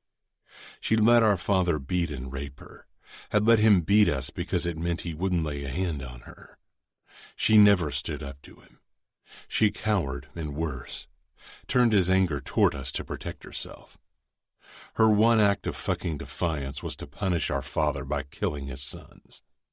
She tried to pay him back by killing her own flesh and blood, because she was too fucking weak to retaliate in any other way. In a house full of weapons, she couldn't find the courage to ram a blade into our father's back like she should have done the first time he laid a hand on her. She chose the easy way. We won't have a love story. Not a tragic one, not a sad one, and definitely not a happy one. You can have my hatred, Serafina said fiercely. I'll take it, I murmured. Hatred is so much stronger than love. Nino joined me on the terrace in the evening. Savio told me what happened. She's strong-willed. She's trouble, he corrected. Keeping her under this roof poses a considerable risk. I gave him a wry smile. Don't tell me you are scared of a girl. Nino's expression didn't change. Fortunately, fear isn't among the emotions I've unlocked. Then keep it that way, I said. Fear was as useless as love, and even more crippling. I'm concerned about Adamo. His initiation is in 2 days. Keeping Serafina as a captive in the mansion might increase his reluctance to take the oath. I turned to him. You think he'll refuse the tattoo? Nino sighed. I don't know. He's slipping away. I can't get him to talk to me anymore. Chiara's the only one he spends time with. Adamo is rebelling, but he's still a Falcone. Should I push him more? Nino shook his head. I think that would only make him pull away further. We have to hope that he comes around eventually. The initiation is in front of our underbosses and captains. If he refuses... I trailed off. Nino nodded because he understood. Adamo refusing the tattoo would be shameful. A betrayal. There was only one punishment for refusing the tattoo. Death. I suppose it wouldn't be the first time we've had to kill a considerable number of Camorrista, I said. These men are loyal. It would be unfortunate to dispose of them, and we'd be faced with too many opponents at once. It won't come to that. Nino nodded again and stood quietly beside me. Have you given Serafina something for the pain? Pain? I echoed. Her wound might sting. It's a shallow cut. It can't possibly cause her more than slight discomfort. Nino shook his head. That's what I thought when I treated Chiara's wound, but she was surprisingly sensitive to pain. And Serafina won't be any different. Maybe worse. It's probably the first cut she's suffered.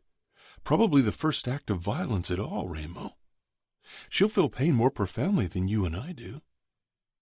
I considered his words and realized he was probably right. From what I'd gathered, Serafina had probably never been hit by her parents. The first act of violence, I didn't dwell on those thoughts. Do we have anything for pain? I have Tylenol in my room. I can bring it to her after dinner. Kiara's cooking her cheese lasagna again. No, I will give it to her when I bring her a slice of the lasagna. Okay, Nino murmured, regarding me carefully. What? I snarled, his silent judgment grating on my nerves.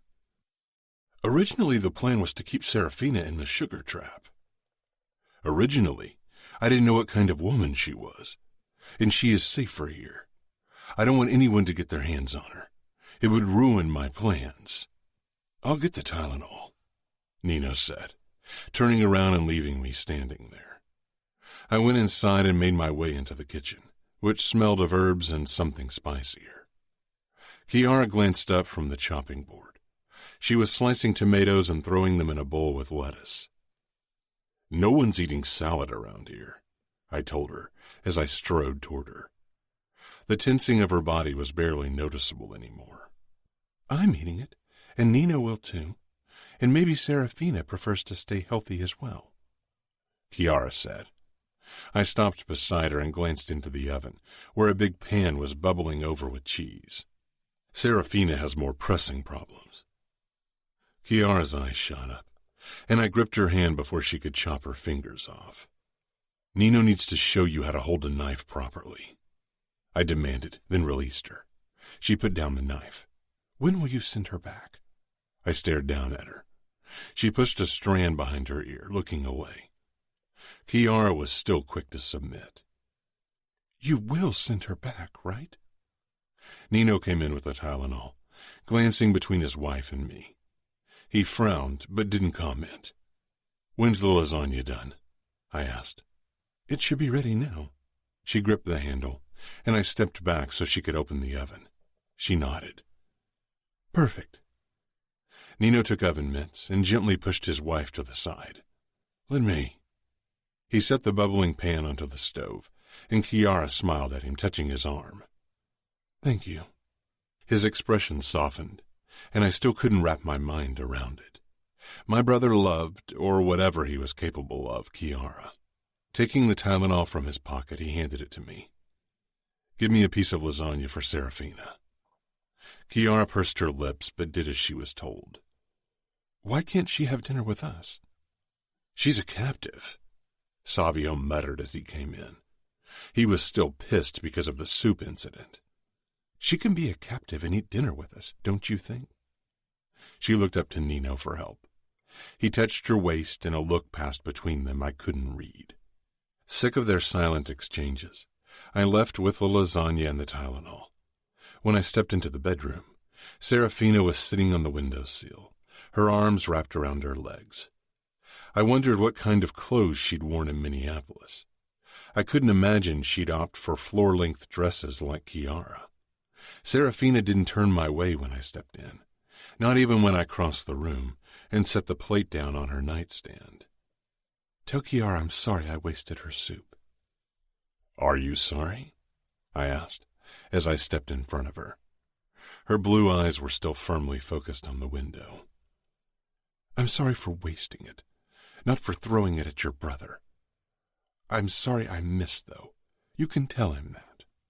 I stifled a smile and regarded her closely. Her elegantly curved mouth, her immaculate skin. My eyes lowered to her forearm. She held her arm at an awkward angle, so it wasn't pressed up against her leg. I held out the Tylenol. For the pain. Her gaze fell to my palm. Then she looked up. I could tell she considered refusing, but again she surprised me by taking the pills, her fingertips brushing the scars on my palm, her blonde brows furrowed. Those are burn marks, aren't they? I withdrew my hand and curled it into a fist at my side. Eat. I have plans for you tomorrow. I turned on my heel before I walked out and locked her door. Chapter 8. Serafina. The next morning I took a quick shower, holding my arm out of the stall so it wouldn't get wet. The painkillers had helped with the sting. I hadn't expected that kind of consideration from Remo, and I suspected he had ulterior motives for the gesture, but it had given me another piece of the puzzle. The scars on his palms held a special meaning. I had a feeling they were connected to the scars his tattoo covered. The sound of the lock startled me, and I quickly put another one of Kiara's long summer dresses on before I stepped out of the bathroom, my hair still damp and barefoot. Ramos stood with his arms crossed in front of the window, tall and dark and brooding, like the love interest in romance novels. He turned and scanned my body. It was unsettling how physical his gaze felt on my skin. I'm taking you outside for a walk in the gardens. I raised my eyebrows. Why?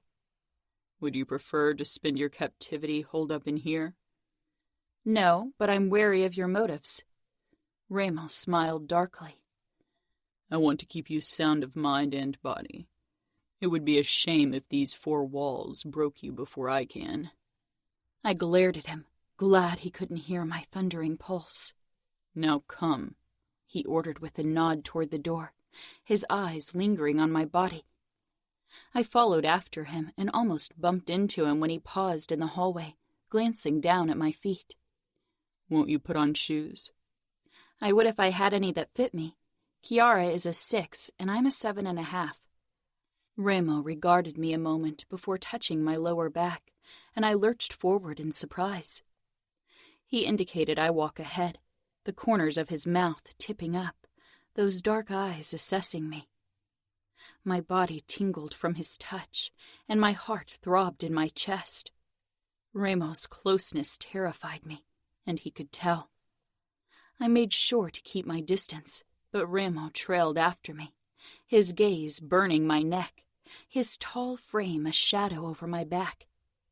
I managed to relax when we stepped outside into the bright sunshine. Ramo led me through the sprawling gardens that had different pools, shooting targets set up, and perfectly manicured greenery. The warm grass felt wondrous under my bare feet, but I didn't let it distract me from my main objective, scouting my surroundings. Ramo was oddly quiet, which was unsettling because it meant something was going on behind those dark, cruel eyes. You can try to run, but you can't escape, Ramos said firmly when I scanned the property boundary.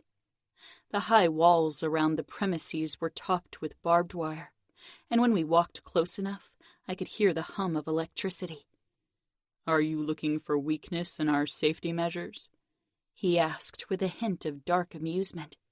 You won't find any. Everyone has a weakness.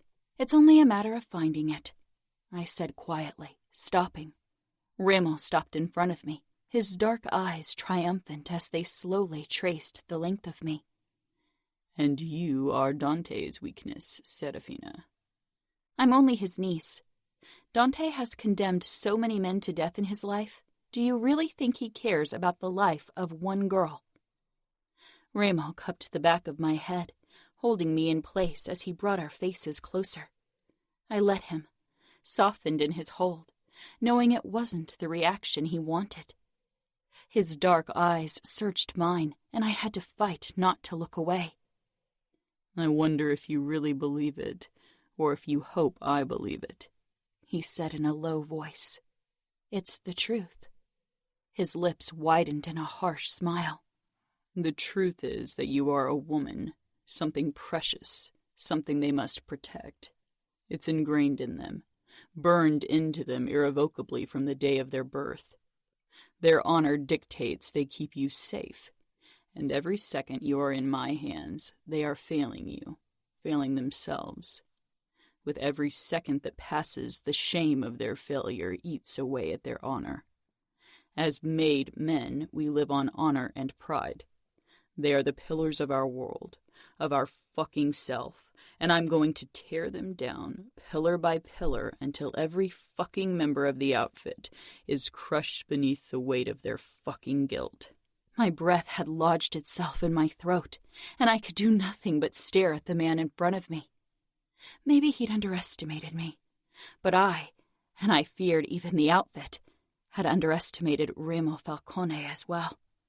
His actions spoke of barely restrained violence and led you to believe that he lacked any sliver of control, that he could be driven into rash acts. But Remo was dangerously intelligent. A ruthless man with the power and wit to get his revenge. Maybe they will feel guilty, but they won't waver. They won't risk any part of the outfit for me. Not for the soundness of my body, not for my life, and least of all for my innocence, Remo. So take either or all. You won't weaken Dante or the outfit. Remo's thumb stroked the side of my throat. I wasn't sure if he did it on purpose or without noticing. And it wasn't the touch, but the look in his eyes that made me shiver. They will protect your innocence at any cost, because it's the only pure thing in their fucking lives. They think your innocence could wash away their sins, but they breathe sin. We all do. 100 virgins can't wash the sin from our veins. Definitely not from mine. Not even an angel, I murmured, tilting my head up, peering at him through my lashes.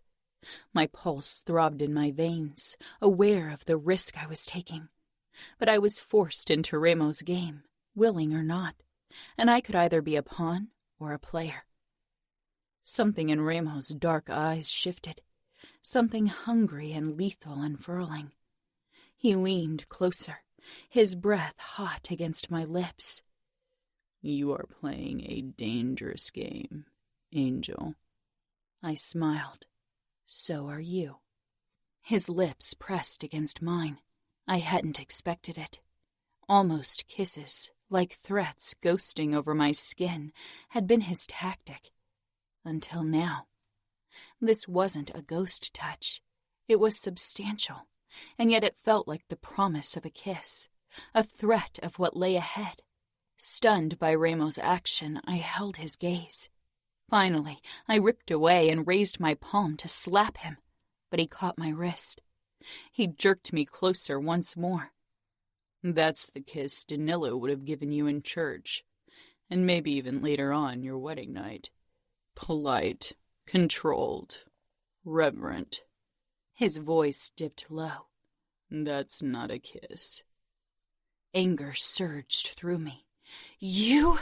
Remo's mouth crashed down on mine, fingers bruising my hip as his other hand cradled my wrist between our bodies. His lips conquered mine, his tongue tasting the seam of my mouth, sucking at my tender lower lip, demanding entrance.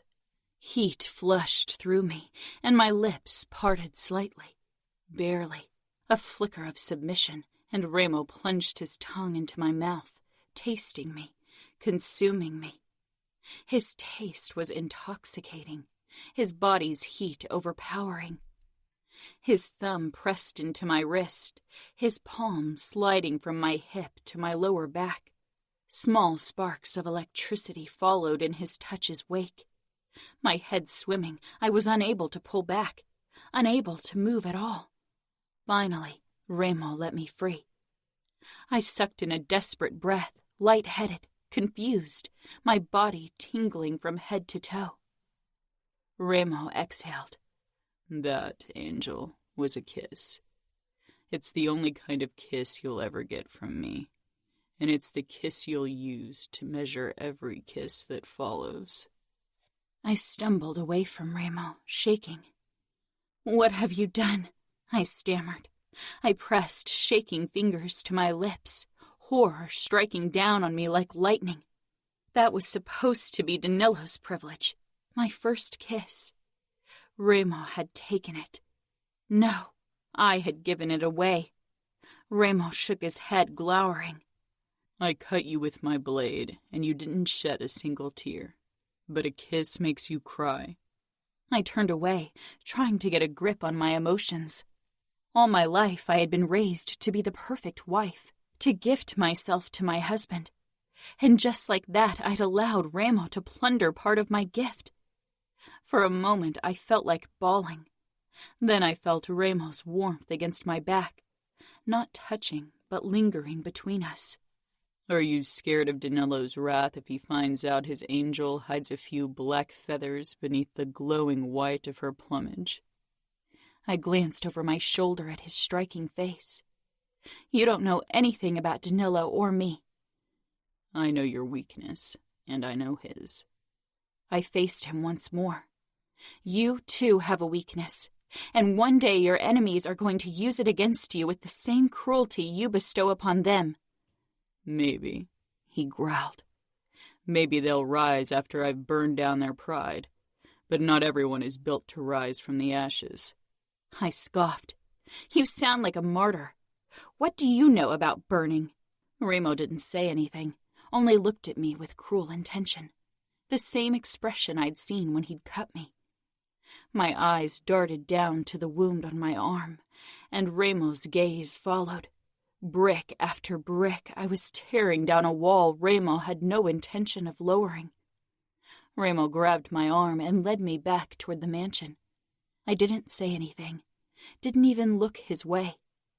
I knew when to retreat, knew when to give in, because this battle had only just begun.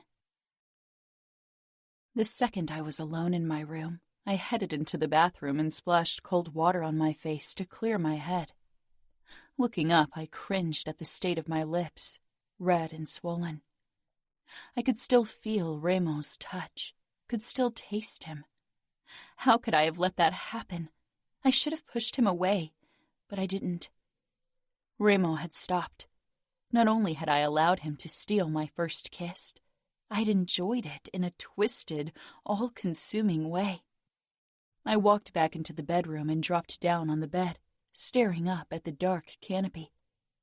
Something about Ramo overwhelmed me. He had a way of drawing me in. I lifted my arm to stare at my wound. It still felt tender, but seemed to be healing. I was glad for its presence. It had not only allowed me a glimpse behind Ramo's cruel mask, it also served as a reminder of what he was, a monster. One kiss didn't change that. I couldn't let his manipulation get to me. Ramo was capo. He knew how to make people act how he wanted them to act. I covered my face with my palms, taking deep, calming breaths. I wished I could talk to Samuel, see his face, be in his arms. Without him, I felt lost. He'd figure something out. My stomach constricted, thinking of my brother. If Samuel knew I had allowed Ramo to kiss me, hadn't raised even a finger against him to fight him off, what would my brother think of me then? And what about Danilo?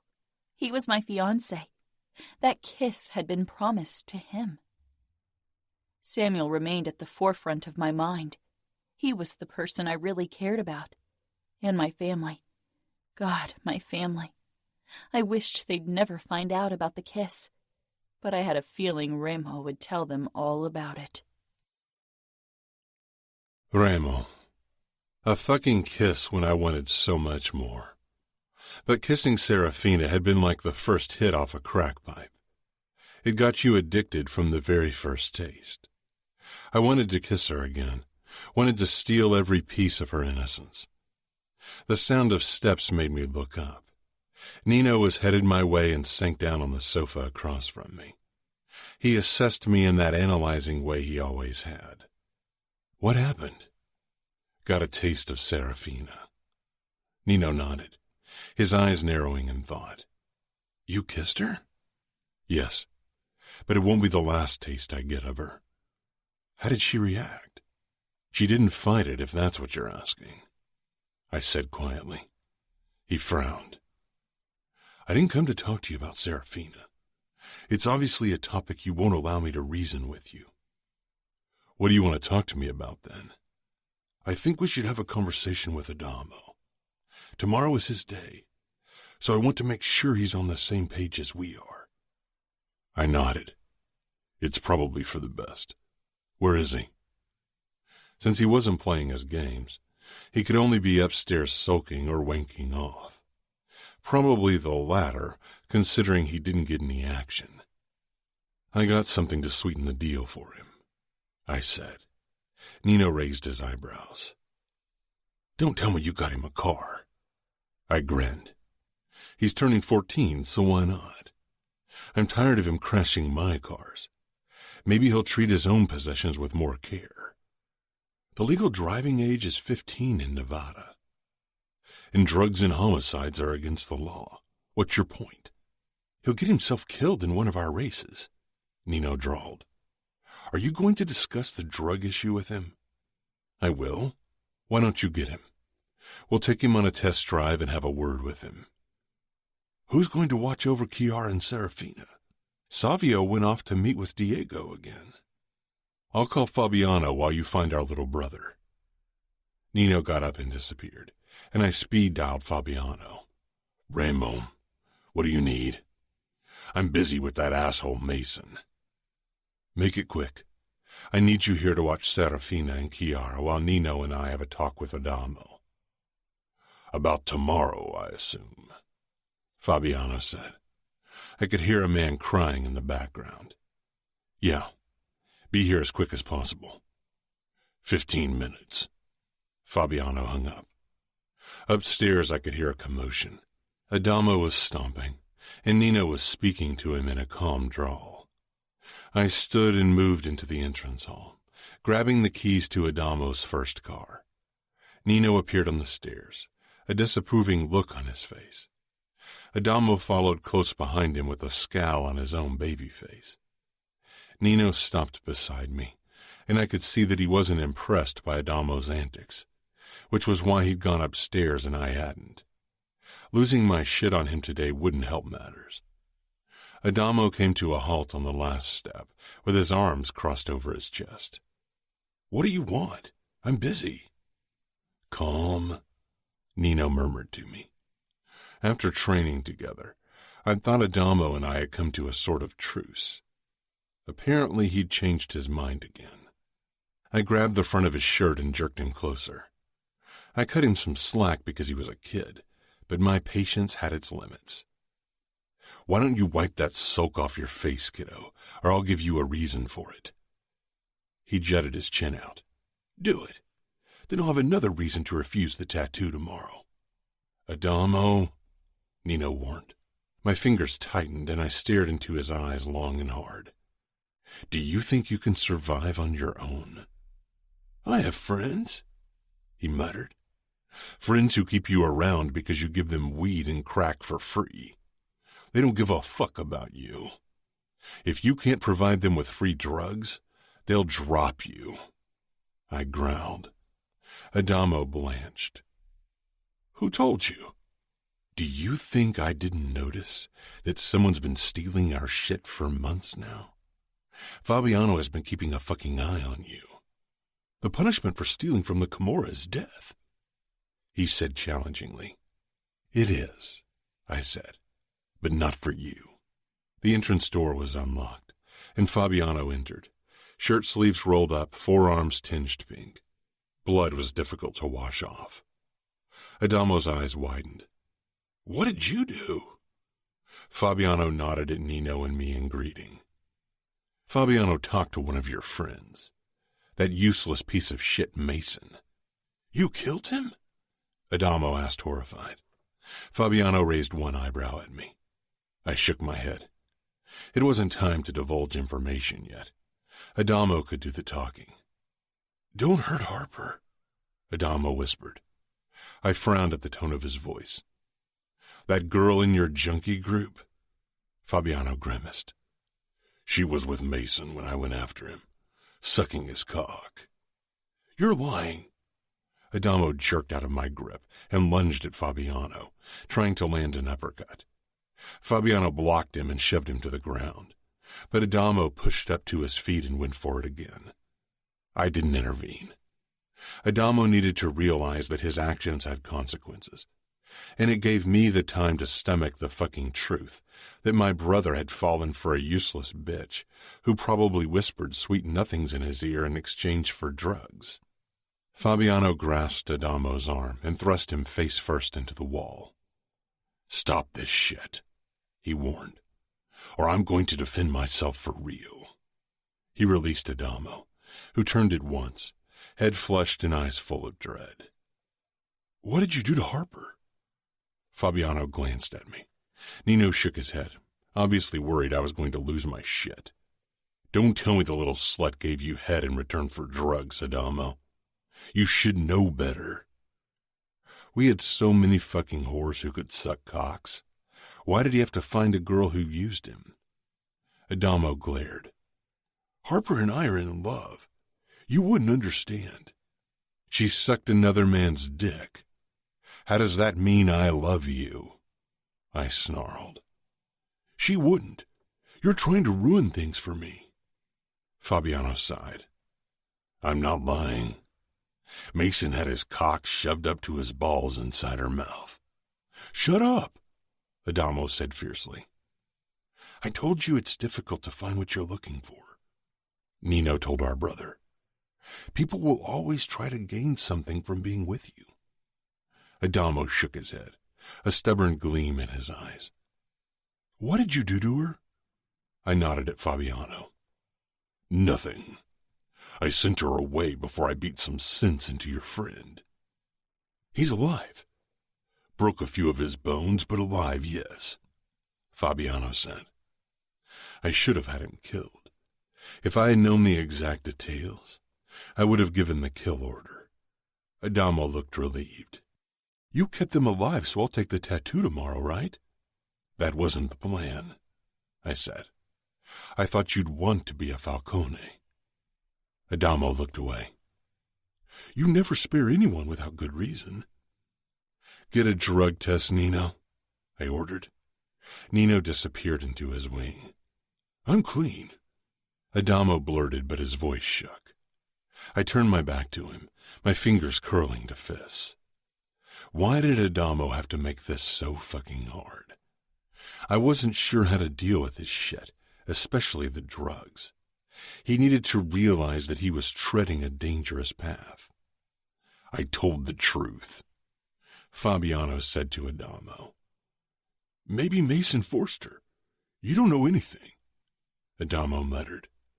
Nino returned and motioned for Adamo to follow him into the guest bathroom so he could pee on the test strip. When they emerged and I saw Nino's expression, I lost it.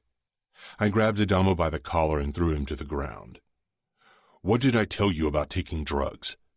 Do you want to end up like all the lost losers roaming our streets? What the fuck is wrong with you? Adamo shrugged. My friends and I only take it now and then to relax. I breathed harshly. Adamo lay completely still beneath me. I took a deep breath, stifling the fury burning through me, then got to my feet. You won't ever take anything again, or I will kill every single one of your so-called friends, rich parents or not. And now you will take your new car for a test drive to Harper's home and tell her you won't give her free drugs anymore. If she wants drugs, she can come to me and pay the regular price. Understood? Adamo blinked up at me. Understood, he said slowly, sitting up. My new car? I thrust the keys to the ground beside him. Bought you that Ford Mustang Lamborghini in red and black that you've had as your screensaver for months now. Adamo took the keys. For my birthday? For your birthday and your initiation. Now talk to Harper and take Nino with you, I said, then walked into the living room, straight toward the punching bag. I began kicking and punching, but my rage didn't lessen. Fabiano joined me after a moment. I suppose I don't need to watch the girls anymore. I didn't say anything. I didn't want to think about Serafina because if I started thinking about her, I might end up ruining my own fucking plan. Fabiano stepped in my line of vision. That girl led him on. I know, I growled, and sent the bag flying. The hook groaned but stayed anchored in the ceiling. How about a sparring match? You don't look like you want to spar.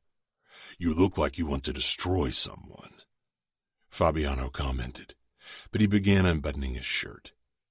I tugged at my own t-shirt and dragged it over my head, then shoved down my pants and swung myself into the boxing ring, wearing only my briefs. Fabiano did the same and stood across from me. I motioned him forward, and he went into attack mode at once. We hit and kicked hard and fast. Fabiano's punches spoke of suppressed anger, and my own were fueled with fury. I shoved him into the ropes, but he caught himself. "Is this because of Serafina?" I taunted. "No," he shot back. "I always enjoyed kicking your ass, Ramo." He lunged at me again. "What's going on here?" Kiara asked from the entranceway. We ignored her. "If nobody bothers to give me an answer, I'll head upstairs and talk to Serafina." "You won't," I ordered, and Fabiano landed a hard punch in my side. Snarling, I did a side kick and got his shoulder. "Kiara." I held up my palm toward Fabiano to pause the match. She froze. "I thought she could have dinner with us. I have mac and cheese in the oven." "You won't go anywhere near her without someone to watch your back, understood?" She nodded eventually. Then her eyes moved on to Fabiano. "Why don't you call Leona? I made enough food so you can join us." "That's a good idea," I said, then jumped out of the ring. It was obvious that I wouldn't get rid of my anger today. "Will you bring Serafina down then?" "No," I said tersely. "Why not?" Kiara asked, and I stalked toward her. She didn't back off as I stopped right in front of her. "Because I don't fucking trust myself around her today, okay?" Kiara nodded, a deep worry line forming between her brows. "Okay." "I can bring her food up later," Fabiano suggested. I slanted him a hard look. "Yeah, why not?" My voice rang with warning. He held my gaze for a long time, until he grabbed his phone from the pocket of his pants off the ground and brought it to his ear. I put my clothes back on, not giving a shit that I was sweaty. Kiara trailed after me as I sank down on the sofa. She didn't know what was good for her. Now that she wasn't completely terrified by my presence anymore, she was starting to annoy the fuck out of me. "Is it because of Adamo?" "What?" "Your sour mood." I smiled darkly. "You haven't seen me in a sour mood yet, and if I can help it, you won't." She pursed her lips. "He's conflicted. He doesn't want to disappoint you, but he also doesn't want to kill and torture in your name." I didn't say anything, only returned her gaze until she looked away. She had more trouble holding my eyes than Serafina did. "He's killed before, and he feels guilty for it." I braced myself on my thighs. Nobody forced his hand back then. He could have hidden like all the other spectators of the fight. He could have run. He could have shot the asshole's leg or arm, but Adamo shot him in the head. Maybe Adamo doesn't want to be a killer, but he is. It's in our nature, Kiara. He can fight it as long as he wants, but eventually the darkness seeps through. It's what it is. "Maybe," she agreed. Fabiano was a good boy once. Goldilocks with remorse in a squeaky clean white shirt.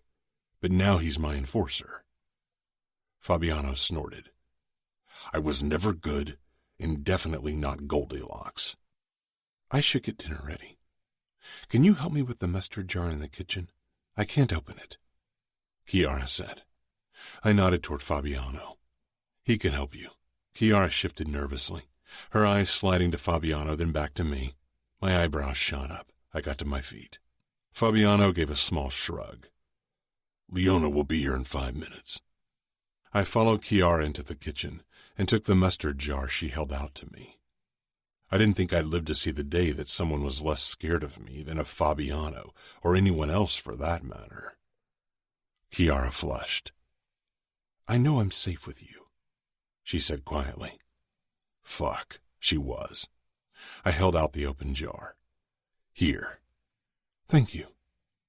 "You're safe around Fabiano as well," I told her.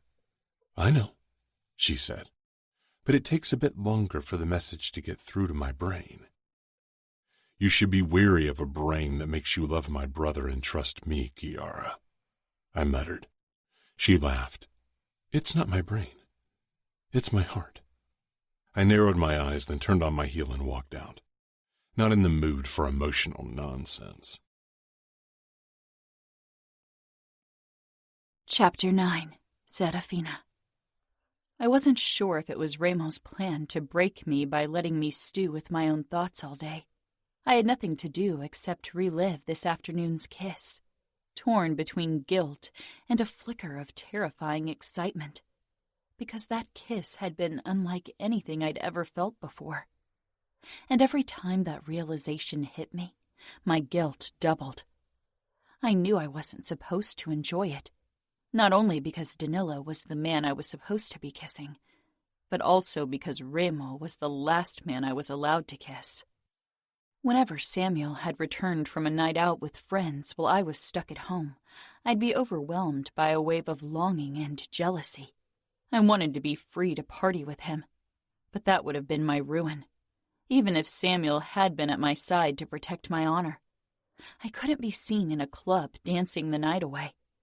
We'd had a few secret house parties, which had been exhilarating, even if Samuel had been glued to my side every second, so none of his friends got near me. Not that any of them would have dared. They were all made men or on their way to becoming one. My father was underboss.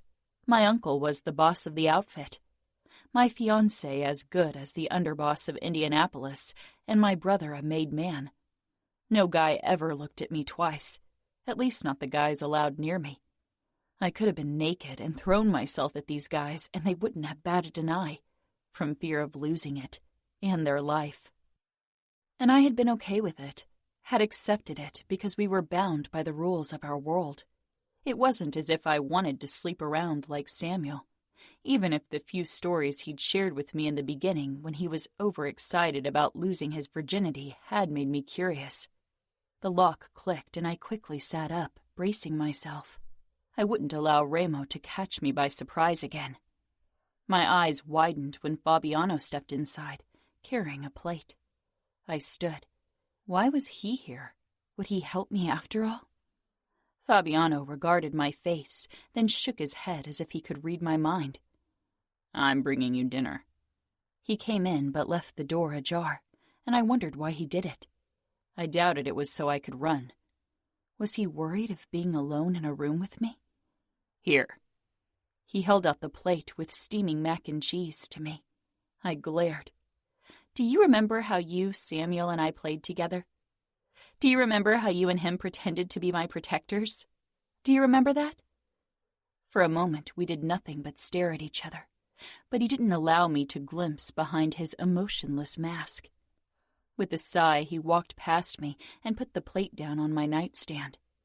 You should eat, he said firmly. I whirled around to face him. Why?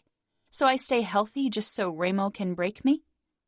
Fabiano glanced down at my arm and grabbed it, inspecting the wound closely.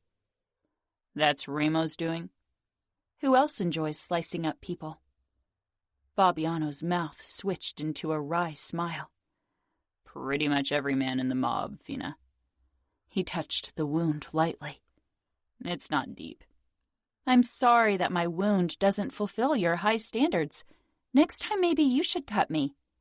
Fabiano shook his head. Remo cuts deep, hits hard, kills brutally. He doesn't do half-assed cuts like this. I tugged my arm free. So what? Maybe he wants to save the bloody fun for later. Fabiano's blue eyes searched my face with a small frown. Maybe. For some reason, his scrutiny annoyed me. When people said you were a traitor who ran off with his tail between his legs, I didn't want to believe them. But now I see they were right. Fabiano leaned down, and the look was one I hadn't seen on his face before, one that reminded me that he was now enforcer. I didn't run. I'm loyal. I huffed. He took a step closer and I backed off. I am. My fucking father sent one of his men out to kill me. That man couldn't go through with it, and dropped me off in Bratva territory so they could finish the job for him. Without Remo, they would have succeeded. I'm alive because of my capo. because of those 4 Falcone brothers who stood together when the world was against them and against me. I blinked, utterly shocked by his words. Your father tried to kill you? Why didn't you tell Dante? He glared. I'm not a fucking snitch, and the Cavallados have stuck with my bastard of a father for too long. I don't give a fuck if your grandpa thinks highly of him. My father is a disgrace. My grandfather is very sick. He probably won't live much longer. Good, Fabiano said fiercely. I swallowed. Even if my grandfather doesn't hold a protective hand over your father anymore, Dante won't give him to the Camorra. He'll deal with him. Fabiano smiled sadly. Dante will hand my father over. Trust me. He took a step back. I only wished you were the one who's going to make it happen. I touched Fabiano's arm. I know you can't help me escape, but at least let me talk to Samuel, Fabi. I miss him so terribly. That's not his decision, Ramos said in a low voice as he stalked into the room. Fabiano gave a terse nod, exchanging a look with his capo that I couldn't read. Then he walked out without another look at me. Trying to talk my enforcer into betraying me. Unfortunately, everyone I've met so far is loyal to you. It was true, and they couldn't even blame it on fear. Despite his reputation, the people close to Remo seemed to tolerate him, maybe even liked him. Remo left the door open as well, and he kept a few arm lengths between us. Something about him was off, and it set my alarm bells off. Let me talk to my brother, I said. I couldn't bring myself to say please. Remo tilted his head, his expression assessing. What about Danilo? Don't you want to chat with your fiancé? After all, he'd be your husband by now if it weren't for me. Samuel. I want to talk to Samuel. His eyes narrowed briefly before they traveled the length of me. What do I get in return for allowing you to talk to him? I'm not a whore, I snapped. I won't give you that in return for a call. Remo approached slowly like a predator. You will give it to me for free? Hell will freeze over before that happens. He backed me into the wall. The violent vibe he gave off was even stronger than usual, and it was starting to make me nervous. I wasn't sure what had him on edge like that, but I knew to be wary. Isn't your brother worth a kiss? He taunted. My brother wouldn't want me to give away a kiss for him. You already gave away your first kiss, Angel. What do a few more matter? His dark eyes raked over my face until they lingered on my lips. I scowled. 1 kiss and you'll let me talk to my brother? Tomorrow? 1 kiss, he agreed with a dark smile. I pushed to my tiptoes, gripped his neck to pull him further down, and smashed my lips against his for a second before drawing back. There you go, 1 kiss. Remo shook his head, his face still close to mine. That wasn't a kiss. You didn't stipulate the details of the kiss. I kissed you. Now fulfill your part of the bargain. Remo cupped my face, caging me in with his body. I showed you what I consider a kiss. I won't settle for less. I glowered, but trying to stare Remo down was a ridiculous notion. Not brave enough, he murmured. I shivered at the low vibrato of his voice. Gripping his shirt, I tugged him down violently. Our mouths clashed, but Remo held himself still, waiting for me to make the next move, daring me to do it. With a burst of indignation, my tongue nudged his lips, and despite the heat rising into my cheeks, I held his dark gaze. My moment of control was ripped from me the second Remo deepened the kiss. He took the lead, demanded with his mouth and tongue for me to surrender. I had trouble keeping up. His scent and heat sucked me in, made my body spring to life in the most terrifying way possible. Remo's hand touched my waist and then it moved up, closer to my breast. My reaction was instinctual, instilled by defense training with Samuel. I jerked my knee up. Ramos' reaction was quick, his hand shooting down. But the momentum still made my knee graze his groin. He growled and I stilled, frozen with fear because of the look in his eyes. He breathed harshly, his gaze burning me with its intensity. Yet a flicker of relief filled me because I doubted I'd have found the strength to end the kiss. You shouldn't touch someone without their explicit permission, or they might try to defend themselves, I said, because obviously I didn't know when to shut up. I don't ask permission for anything, Ramos said sharply. Despite my hands trembling, I pressed my palms against Ramos' chest and pushed. He didn't budge, cocking one dark eyebrow. I held his gaze and he took a deliberate step back, finally letting me free. My eyes darted down to his hands, curled to white-knuckled fists at his side, then back up to his face. I shivered at the harshness of his expression, and without thinking about it, I looked away and walked toward the window, bringing space between us. He followed, and his breath fanned over my ear as he leaned down. I'd better leave now. Tonight isn't a good time to be around you. Good night, Angel. His fingers brushed my hair away, and he pressed a kiss to the side of my neck, the tender spot between my shoulder and throat, making me jump in surprise. I clapped a hand over the spot, stunned by the tingling. The door closed with a soft click, then the lock turned. I shuddered out of breath and braced myself against the windowsill. Would Ramo allow me to talk to Sam now? I should have asked, but I had been too overwhelmed by Ramos' presence. This game was getting dangerous in more than one sense. The only question was who would lose control of it first. Ramo. I stayed in front of Serafina's door, fingers clutching the handle in a death grip.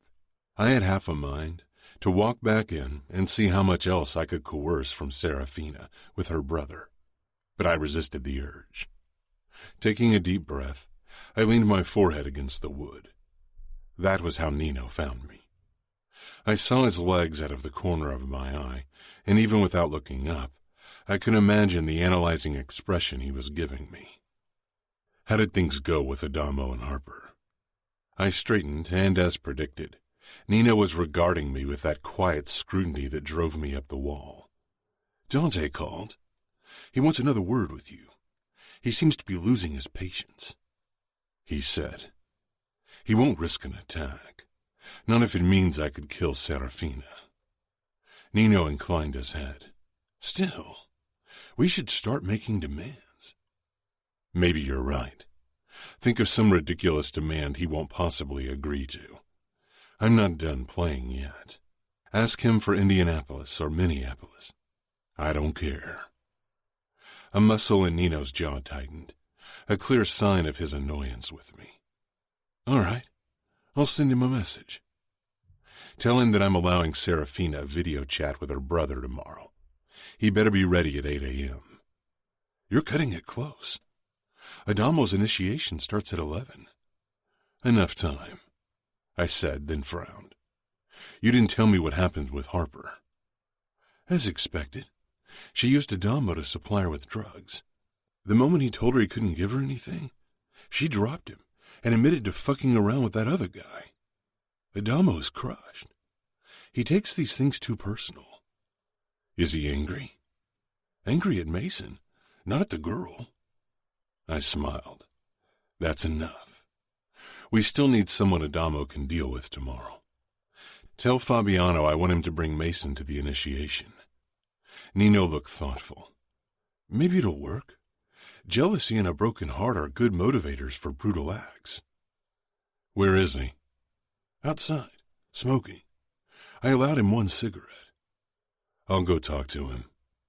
I'm not sure he's the best dialogue partner at the moment. Nor am I. That's the problem, Nino said with a twisted smile. Go fuck your wife and stop pissing me off. You haven't been to the sugar trap since you brought Serafina here. I sighed. Maybe I'm not in the mood for whore pussy. I'm taking a few celibate days.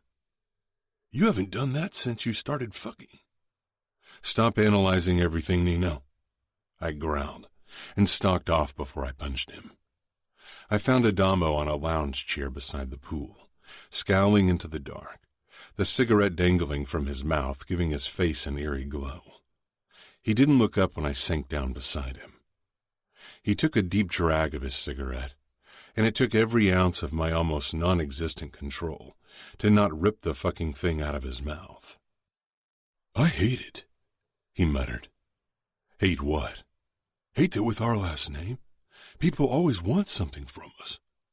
You shouldn't have tried to make friends by giving them drugs, I said. We're not Santa Claus. We're selling this shit, not handing it out for free. And we never fucking take the shit ourselves. When will people ever like me for myself, and not for what I can give them? They only see my name. That's all they care about. You've got people who care about you, I said roughly. Adamo glanced at me. You've cost me millions so far, with the cars you crashed and the drugs you let disappear. What would I do to anyone who stole something from me? You torture and kill them, Adamo said quietly. I would and have. I paused. But here you are, safe and sound. And you know you will remain that way until the day I take my last fucking breath. Adamo lowered his head. Tomorrow you're going to swear loyalty to the Camorra. You will take the oath and the tattoo, I ordered. I don't give a fuck about the Camorra, Adamo whispered, and my anger rose, but then he spoke up again. But I will swear loyalty to you, because even if I hate what you, Nino, and Savio do, you are my family. I straightened up and looked down at my brother for another moment. Don't waste your energy on another thought of that girl. She's worthless. There are many more girls out there. She used you. Maybe now you'll start using them as well. Adamo frowned. I can't help how I feel. He swallowed audibly. She's been fucking him the entire time. So what? You fucked her, he fucked her, you move on. I didn't, he said quietly. We didn't get that far. Please tell me she at least gave you head. I muttered. Embarrassment flashed across Adamo's face. I sank back down. Can I ask you a question? He said quietly. I had a feeling this was turning into the sex talk I'd avoided with Savio by throwing him a freebie with 2 whores. He gladly accepted. How long does it take to get control? Control? I echoed. I didn't bother controlling myself during sex, but I had a feeling Adamo didn't mean that kind of control. Adamo tossed his cigarette to the ground. To hold back, you know? I kind of, Shot your cum the second she put her mouth on you? I provided. Adamo grimaced and looked away. Yeah, I chuckled. Adamo scowled. Don't make fun of me. I'm not, I said. You've never been with a girl, so it's pretty normal. Did it happen to you too? No, but I fucked out of anger. That gave me better control. I bet Mason and Harper had a good laugh behind my back, he said miserably, then added in a low voice. I want to kill him, Mason. I know. Adamo's eyes widened. You're going to make me kill him tomorrow. You will have to kill someone in front of our soldiers. It's either him or someone you don't hate. Mason is a dead man either way. He can die by your hand or Fabiano's. I regarded my brother. He was biting his lip, staring down at the pool. I'll do it. I touched his shoulder, and for once he didn't try to shake me off. Chapter 10. Serafina. I was still in bed when the lock turned and didn't have time to sit up before Remo stepped inside the room. Feeling vulnerable lying in the bed, I pushed into a sitting position. Remo regarded me with an intent expression. I was only in a chemise and shorts and was acutely aware of how little the fabric covered. Swallowing my nerves, I got out of bed, not wanting to show weakness. Remo's eyes followed my every move, lingering on my breasts. My body betrayed me as my nipples hardened in the cool air. I'm fairly sure God designed your body to drive men into insanity, Remo said darkly. Stifling the excited thrill Remo's words sent through me, I retorted, You believe in God? No, I don't. But looking at you, I could turn into a believer. I huffed. There's a cozy, warm place in hell reserved just for you. I've burned before. I slanted him a look. He'd said the same words before, and I wondered what exactly he meant by it. You have a video call with your brother in 5 minutes, so you better hurry. I didn't have a bathrobe to pull over my clothes, so I reached for a dress, but Remo shook his head. Stay as you are. He grabbed my arm, then paused, dark eyes roaming over me. I thought we were in a hurry. You are. I'm not. I don't give a fuck if you talk to your brother or not. Despite his words, he led me out of the room, through the hallway and downstairs. Again in your torture chamber?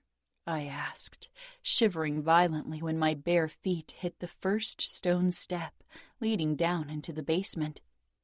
I wasn't sure how the floor could be that cold when outside the sun was blazing. I cried out when Remo lifted me in his arms. Don't want you to catch a cold. That would be a shame. I'll have to ask Kiara to shop for clothes that fit you. I was frozen in his hold.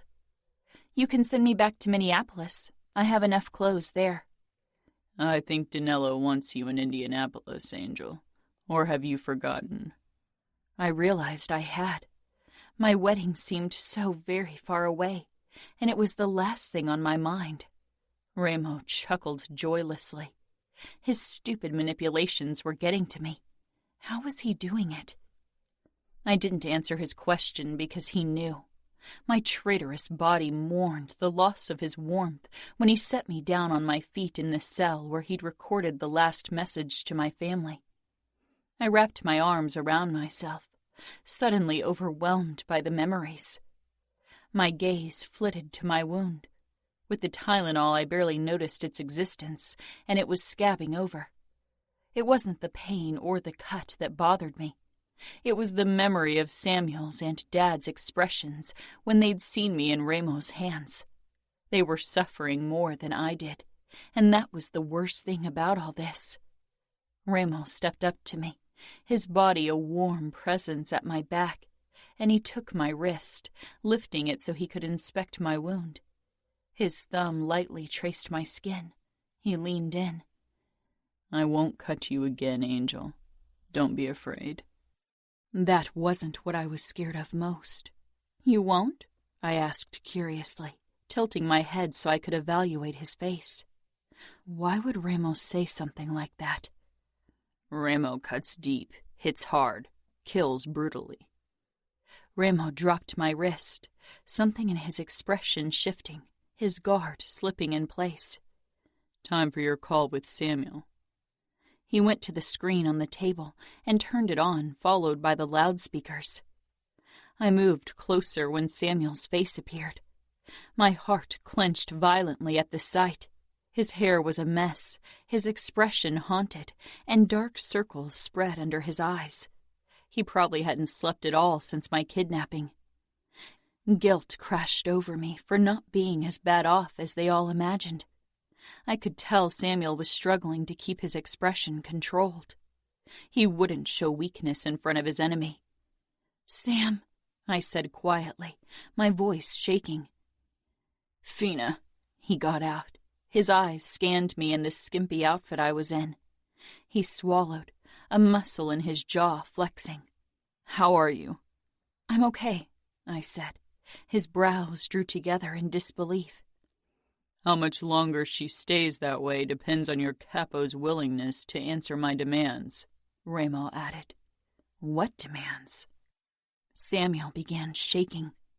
I touched my palm to my chest, letting him know that he was in my heart. He mirrored the gesture, then his eyes hardened as they settled on my forearm. How bad is it? Not bad, I said. I could see he didn't believe me. He thought I was trying to protect him.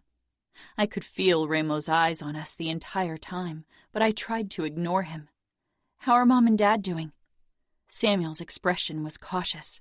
He couldn't tell me everything with Ramo close by. They are worried about you. How's Sophia doing? I whispered, fighting back the tears. Samuel's eyes flitted to Ramo, and I stiffened in turn. I shouldn't have mentioned my sister in front of him. Ramo made an impatient sound. I don't kidnap children, don't worry. You only kidnap innocent women, Samuel snarled. Ramo pressed up behind me, and Samuel's expression switched from fury to dread. Who says she's still innocent? Samuel jerked. Ramo gripped my hip in warning, but I didn't care. It's not like that, I said fiercely. Samuel's eyes found mine, searching, and a flicker of relief showed on his face. Ramo grasped my chin, turned my head, and gave me a harsh kiss. I froze in shock, not able to believe he was doing this in front of my brother. He released me abruptly. How innocent she returns to you depends on your cooperation. Tell your uncle that, Samuel. I twisted out of Ramo's hold and looked at Samuel, my cheeks heating up in embarrassment. Take me in her stead. I'll exchange myself for her. No, I shouted desperately, but Samuel wasn't looking at me. I whirled around on Ramo, wide-eyed. A cruel smile played on his face. I caught his gaze. No, I said forcefully. His eyes lingered on my lips, then dipped lower before they locked on mine once more, and relief coursed through me. Ramo wouldn't exchange me for my twin. He wouldn't release me. Not before he got what he wanted. I wasn't sure what that was, but I had a horrible feeling it wasn't something my uncle could give him. Serafina is worth too much, I'm afraid. Time to say goodbye. I turned back to my twin. I love you, Sam, I whispered.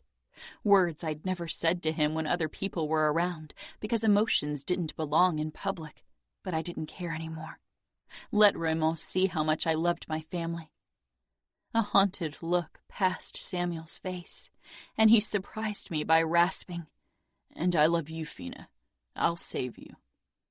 For him to say those words in front of another man, his enemy, he must be even more worried for my life than I thought. The tears spilled over then. Ramo walked past me and switched the screen off. I didn't hold them back. I let the tears flow freely, not caring if Ramo saw them. Ramo watched me with narrowed eyes. Maybe my emotions annoyed him. I couldn't care less. I thought Danilo was the man who owned your heart, but now I see I was wrong. I wiped at my eyes. He's my twin. I've never been without him. I would walk through fire for him. Ramo nodded slowly. I believe you. Ramo. Nino, Adamo, Savio, and I drove to the initiation together. My thoughts kept straying to Serafina. I locked her in the bedroom again, and Fabiano would keep an eye on her and Chiara while we were gone. I would have preferred to have him at the initiation as well, but someone needed to protect Chiara and make sure Serafina didn't do something stupid. I doubted she'd find a way out of the bedroom, but if anyone could do it, then it was her. Nina was driving and Savio and Adamo sat in the back. It reminded me of the past, the months we'd spent on the run from the Russians, part of the Camorra, and the other mob families. We'd been on the road almost constantly, never staying anywhere for long, and still our pursuers almost got us a couple of times. Nino slanted a look at me as if he too was remembering those days. We pulled up in front of one of our casinos on the outskirts of Vegas, where the initiation would take place. The parking lot was crowded with limousines. My soldiers were already there.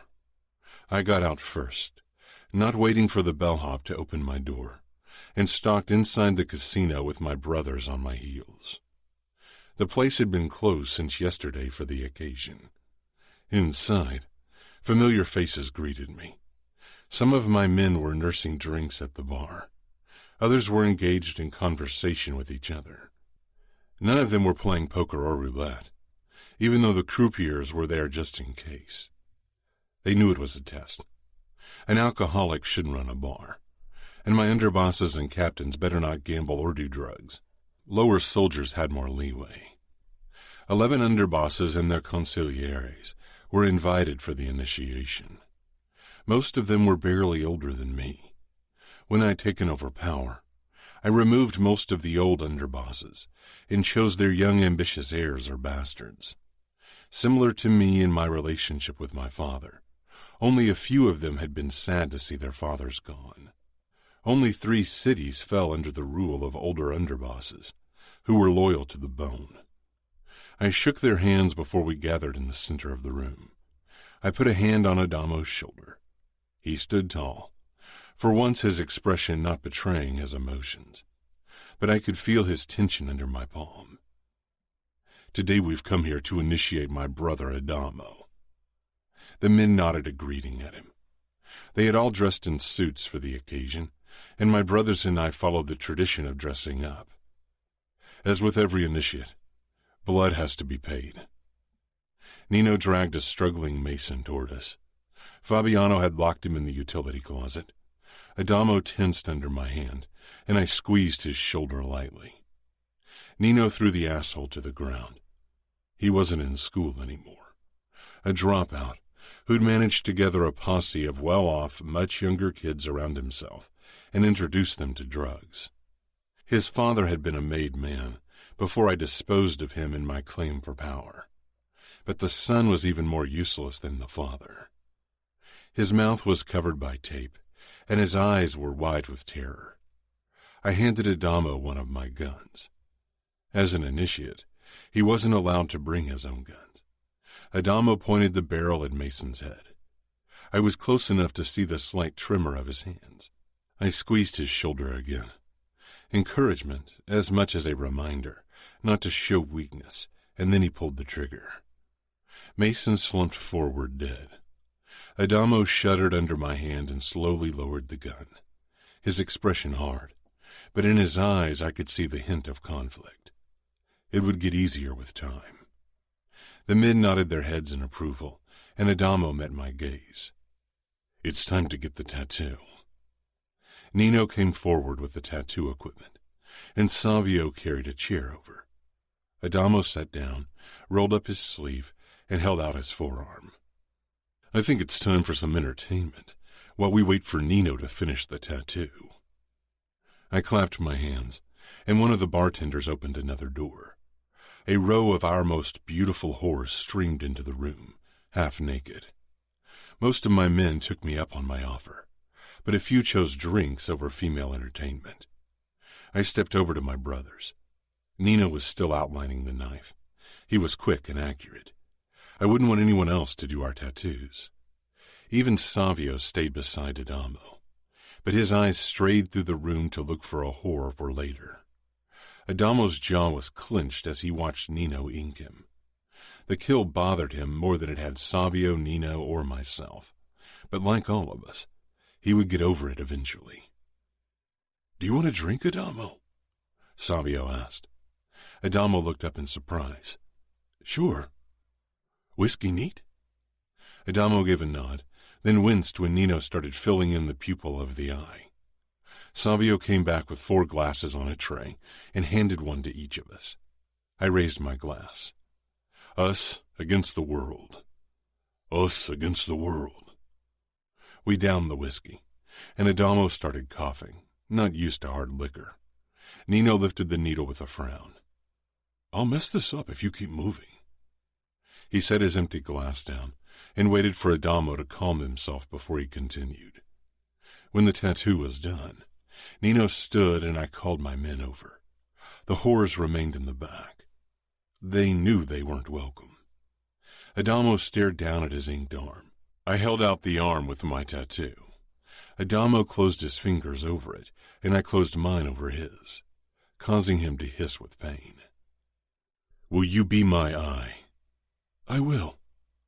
"Will you be my knife?" "I will." "Will you bleed and die for our cause?" I will, Adamo said firmly. Today, you give me your life. It's mine to decide over till death sets you free. Welcome to the Camorra, Adamo. I released him and stepped back. Nino clapped his shoulder, and Savio did the same. Then my soldiers welcomed my brother into our world. Nobody paid any attention to the corpse lying in its own blood on the ground. The cleaners would remove it later. Alcohol flowed more freely. Savio and Adamo sat together at the bar, a rare sight. Soon, two whores approached them, one latching onto Savio, the other pressed up to Adamo. Adamo shook his head, and after a moment, Savio disappeared with the two whores through the door behind the bar. Nino joined me where I leaned against a roulette table. I'd exchanged a few words with each of my underbosses. Most of them would return to their cities very soon, worried Dante might attack after all. I'm surprised you're not fucking a whore.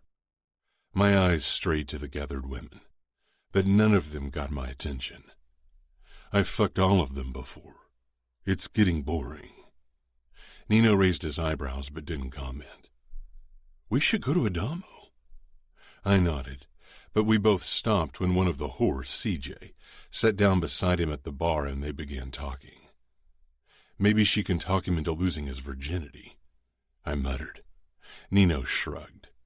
She's a decent woman. He could do worse for his first time. I gave him a look. Can you cut the compassionate bullshit? He smirked. It's got nothing to do with compassion. CJ is a good, logical choice for Adamo. She's skilled and will try to please him. Plus, she will pretend he's a good fuck. Pure logic. You enjoy pissing me off with your logic. It's quite satisfying, yes. I shook my head at my brother.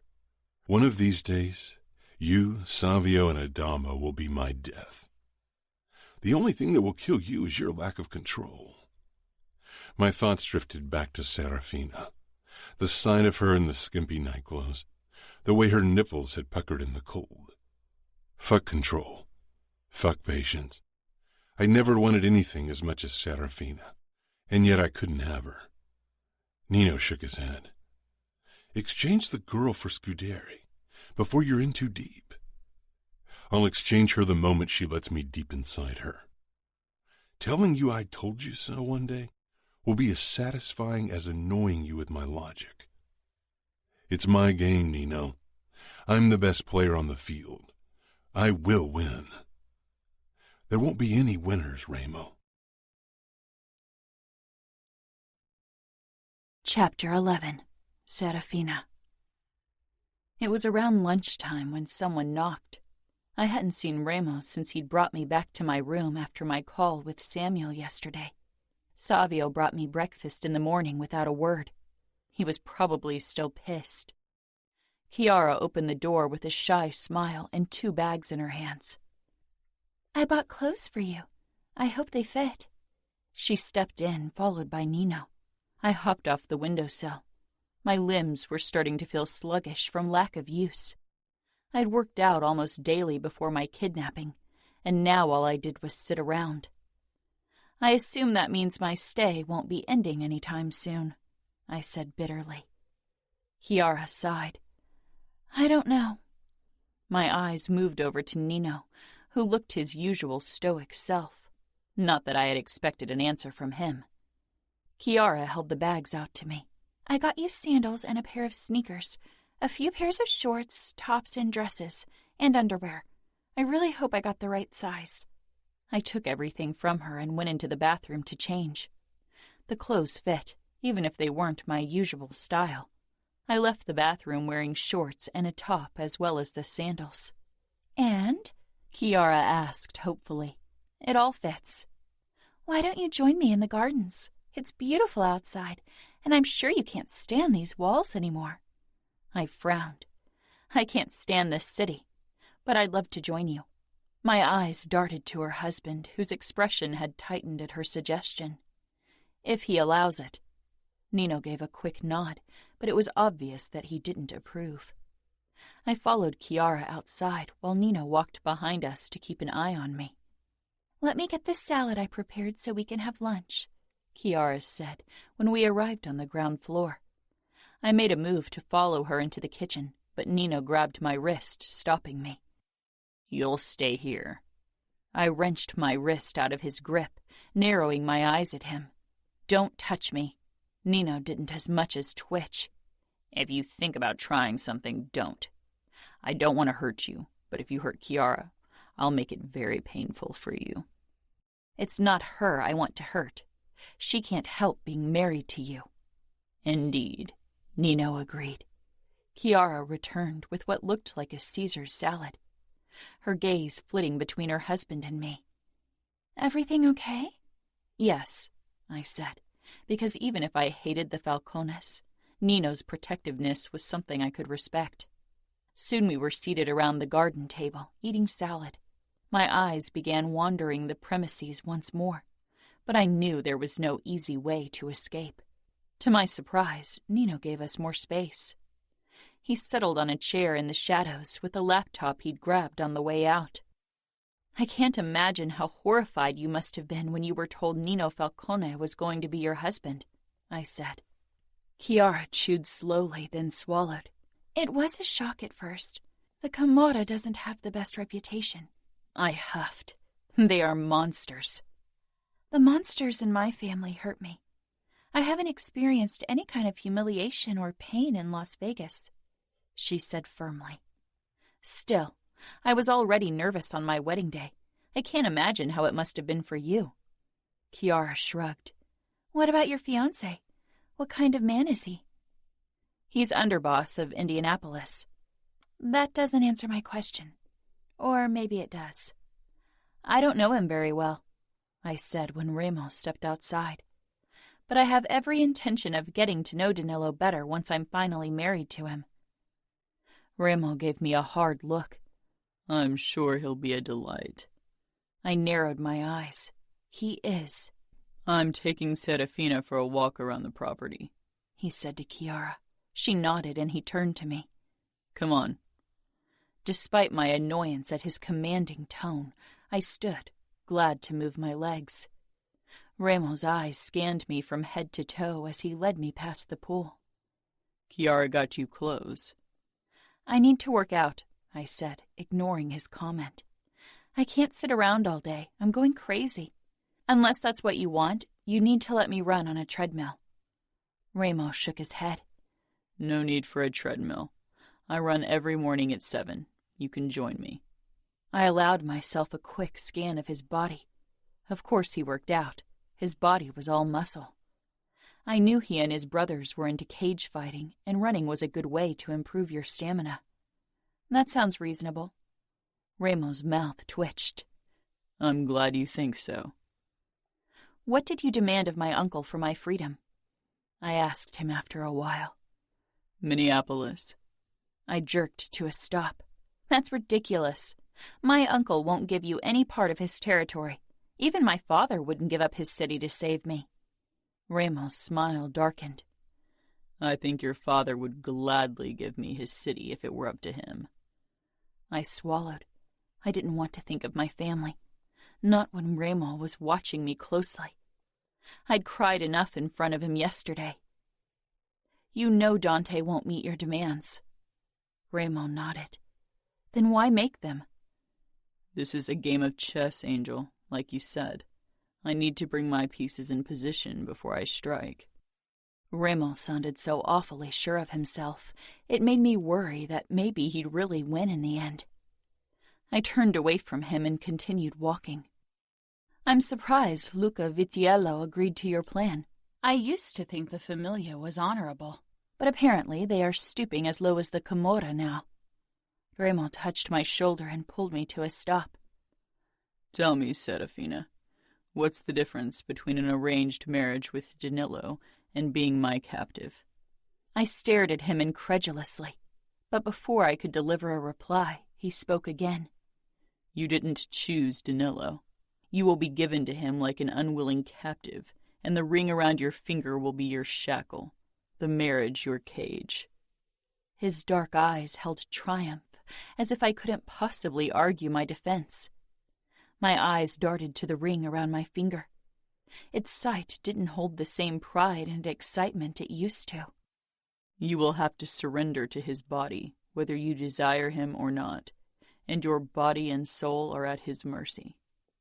Tell me again, how is your arranged marriage different to being my captive? Reilly leaned down, holding my gaze the entire time, and I didn't step back. His lips grazed my chin, then my cheek, and finally my mouth. Your no means nothing in a marriage. Do you call that freedom? Pressing my lips together, I glared at him, too proud to admit his words made sense. Reilly had a way to twist things the way he wanted them until you believed they were true. Did you fantasize about Danilo? Do you desire him? I glared. That's none of your business. Reilly shook his head as he stroked my throat, then my collarbone with his rough fingertips. You didn't. Your mind said yes to him, and you hoped your body would follow. His fingers on my skin made thinking straight difficult, but I didn't want to give him the satisfaction of pulling back. I wonder how long it'll take for your mind to say yes to me, because your body has been screaming yes from the very first moment. I ripped away from him. You are insane. Neither my body nor my mind say yes to any part of you, Reilly. I think being the undisputed ruler of Las Vegas has made you a megalomaniac. Reilly's dark eyes sent another shiver down my spine, and I stalked off, running as much from his terrifying expression as the weight of the truth. Despite my hate for the Camorra's capo, his kisses and closeness wreaked havoc within me. I suspected it was due to my captivity, a form of Stockholm Syndrome. I made sure to keep my distance as Reilly led me back to my room, and he didn't try to touch me again. Before he locked me in, I asked, "What do you really want, Reilly?" He regarded me with unsettling intensity. You know what I want. Body and soul, I muttered. One corner of his mouth lifted. Body and soul. He closed the door, and I was left with the whirlwind of thoughts in my head. I needed to figure out a way to get away. Maybe my family was already planning some insane hostage rescue. Samuel surely was. If not openly, then definitely in his head. There was no way anyone would survive an attack on Camorra territory. And I didn't kid myself into thinking that Reilly would release me anytime soon. He was making demands, but he didn't want them to be fulfilled. Yet. Reilly, as promised, I picked Serafina up at 7 so she could run with me. Usually I preferred to do my morning run alone, but I couldn't resist her presence. Serafina had put on shorts, a t-shirt, and sneakers. She followed me quietly through the house, but stopped when I led her toward the driveway. Where are we going? We're going running, like I said. Did you think I'd do my laps in the garden? I opened the door to my Bugatti SUV for her, and she got in without another word. I got behind the wheel and pulled down the driveway, feeling her eyes on me. I enjoyed her confusion. I took us to a trail in a nearby canyon where I'd run before. Soon, it would be too warm, but this early in the morning the temperature was perfect for running. Serafina followed me out of the car and looked around the gravel parking lot. We were the only people around. Her eyes were assessing and attentive. She'd try something, and I had to admit I couldn't wait for it. We jogged beside each other for a while before she spoke up. Aren't you worried I'll run? I caught you once before. I was stuck in my wedding dress, so I was too slow. I'll always catch you, Angel. After 30 minutes, we stopped for a drinking break. I could tell that Serafina was scouting the terrain. Taking a deep gulp of water, I watched as she got down on her haunches and laced up her sneakers again. When she straightened, I knew from the tension in her limbs that she was about to do something. She threw sand in my face and actually managed to get some of it into my eyes. Through blurry vision, I saw her dashing off. Chuckling, despite my burning eyes, I took chase. I dealt with worse. Serafina was quicker than last time, and she didn't stay on the trail, which was a huge risk on her part. If she got lost around here, she'd die of dehydration before she found her way back to civilization. I picked up my own pace. Serafina jumped to avoid rocks and practically flew over the ground. It was a beautiful sight, so much more beautiful than having her locked in a room.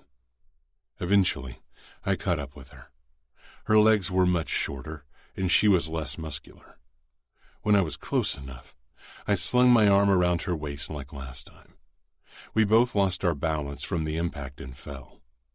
I landed on my back with Serafina on top of me. She rammed her knee into my stomach and kicked to get out of my hold. Before she could do real damage, I rolled over and pressed her into the ground with my weight, her wrist pushed up above her head. "Gotcha," I murmured, panting, dripping sweat. Serafina's chest heaved, her eyes indignant and furious. "You enjoy the chase." "Actually, I don't," I said in a low voice, bringing our lips closer. "But with you, I do." "You knew I'd run," she muttered. "Of course. You are meant to be free, which makes me wonder why you allow someone like Danilo to cage you." She wriggled under me. "Let me go. I'm enjoying being on top of you and between your lithe legs." I rocked my pelvis slightly. She stiffened. "Don't." I licked a droplet of sweat off her throat before I pushed off her and stood. Serafina ignored my outstretched hand and stumbled to her feet. Her hair had fallen out of her ponytail, and she was covered in dirt and sweat. "I prefer you like this." She frowned. "Dirty?" "Untamed. Seeing you in that white atrocity can't compare. Too perfect, too groomed, too fake. I bet Danilo would have loved it, though." She didn't say anything, and I knew part of my words got through to her. My eyes were drawn to her forearm, which she was rubbing absent-mindedly. A small part of the cut had opened again and was bleeding. A flicker of guilt caught me off guard. It wasn't an emotion I entertained very often. I took her arm and inspected the wound. Dirt had gotten in. "We need to clean that to prevent infection." Her blue eyes searched my face, but I had trouble reading the expression on hers. I led her back to the car. It was getting hotter, and after the chase, we both needed a shower. I took a fresh bottle of water from the trunk and poured it over Serafina's wound, cleaning it carefully with my fingertips. She winced occasionally, but didn't say anything. "The silent treatment isn't your usual style," I commented. "You don't know me." I smirked. "I know you better than most people. Better than Danilo."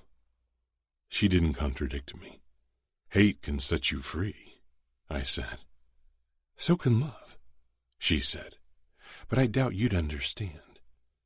Serafina was silent on the way back to the mansion, her gaze distant as she peered out of the side window. I returned her to her room, knowing she had a lot to think about before I headed into my own room for a shower. When I came down into the game room later, Savio was lounging on the sofa, typing on his phone. Upon spotting me, he set it down and grinned. "Nino isn't happy that you took the bitch running." I sank down beside my brother. "It offends his logic." Savio laughed. "But honestly, Ramo, he has a point. That girl is unpredictable." "That makes her all the more fun," I said. Savio gave me a curious look. "You're enjoying this more than I thought. And you haven't even fucked her. Or have you?" "No, I haven't. Serafina is a surprising challenge." "Too much work for my taste," Savio said with a shrug. "I prefer girls who shut up when I tell them to, who suck my dick when I want it. Less hassle." "Eventually you've had it all. You've fucked in every position possible, have done all the kinky shit you can think of. It becomes more difficult to get the thrill from the beginning." He leaned forward on his knees. "You're not thinking of keeping her, are you?" "No." I called Dante in the afternoon. He picked up after the second ring, his voice cold and hard, but with an underlying tension that gave me a thrill. Dante, I wanted to ask you when you were going to fulfill my demand. I won't, just as you intended. I don't have time for your games, Ramo. This is between us, between you and me. Why don't we meet in person, capo to capo, and settle this like men? You want to duel me. How archaic of you, Dante. You didn't strike me as the primitive type. I'll gladly convince you of the contrary. I almost agreed because the idea of shoving my knife over and over into the cold fish was too fucking enticing. Fighting Dante would have been a highlight. Since cutting Luca into bite-sized pieces was out of the question for now, Dante was the opponent I longed for. There was only one thing I wanted more than killing Dante: having Serafina in every way possible, and destroy the outfit through her. We will have to postpone our duel to a later point, Dante. For now, I have demands I want you to fulfill if you want to have your niece returned to her family in one piece. I won't negotiate with you, Ramo. You won't get an inch of my territory. Now say what you really want. We both know what it is. I doubted he knew what I really wanted. Maybe only Nino did. And what do I want? You want my consigliere. Fabiano is your enforcer, and I assume the deal you struck with Vitiello entailed your promise to deliver Scudieri, so you could all have him dismembered together. I doubt Luca will be part of Scudieri's disembodiment. He'd rather chop you into pieces, Dante. Vitiello isn't the ally you think he is. His familia is prone to betrayal. It's unwise of you to make me your enemy.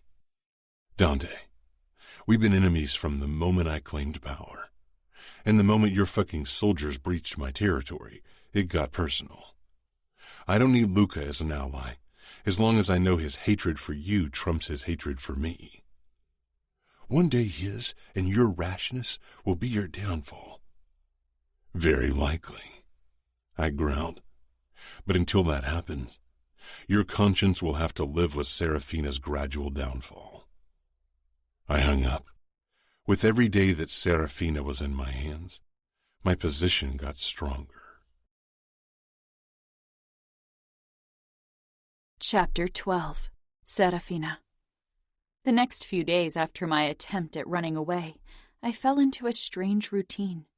Ramo picked me up for a run in the morning. Sometimes I wondered if he wanted me to risk escaping again, because the chase gave him a thrill. But I didn't waste my energy on it. Ramo was too strong and fast. I had to beat him with wit. Unfortunately, he was as intelligent as he was cruel. He could twist my words faster than I thought possible, and I occasionally caught myself enjoying our strange debates. I didn't have to hold back when I was around Ramo. I didn't try to present my best side to him like I had done with Danilo, because I didn't care about his approval. I was myself, unfiltered, careless, and strangely enough, Ramo seemed to get a sick kick out of it. The capo was a mystery to me. He hadn't tried to torture me or force himself on me like I'd expected, and I couldn't help but be wary because Ramo's motives were cruel. Once I set you free, you'll return to Danilo like a well-trained carrier pigeon, Ramo said as we jogged along the canyon trail one day. Your bird analogies are starting to get old, I muttered. I was glad Ramo didn't know Dad called me Dove. He'd only use it to his advantage. But they are so very fitting, Angel. I slanted a look at him. He had a strange smile on his face. His shirt clung to his body with sweat and showed the outline of his muscles and his gun holsters. What are you in your ornithology scheme? The vulture waiting for the poor pigeon to drop out of the sky so you can tear into her? Ramo let out a deep chuckle, which sent a shocking shiver down my spine. I sped up, trying to force my body into submission. I don't think you'll ever fall from the sky. I'll have to snatch you out of the air like an eagle. I snorted, not caring if it was an undignified sound. You are insane. He fell silent, easily following my faster pace. Reilly was fit to the point of admiration. I had to give him that.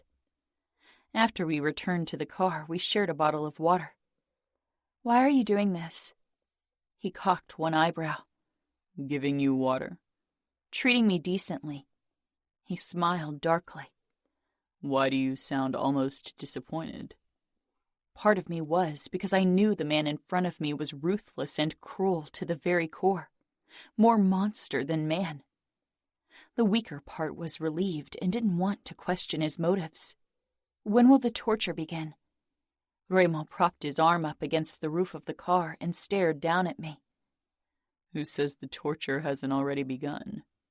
Just because I'm not torturing you doesn't mean I'm not torturing others through you." I flinched. My family. They were suffering because they imagined the horrors I was going through.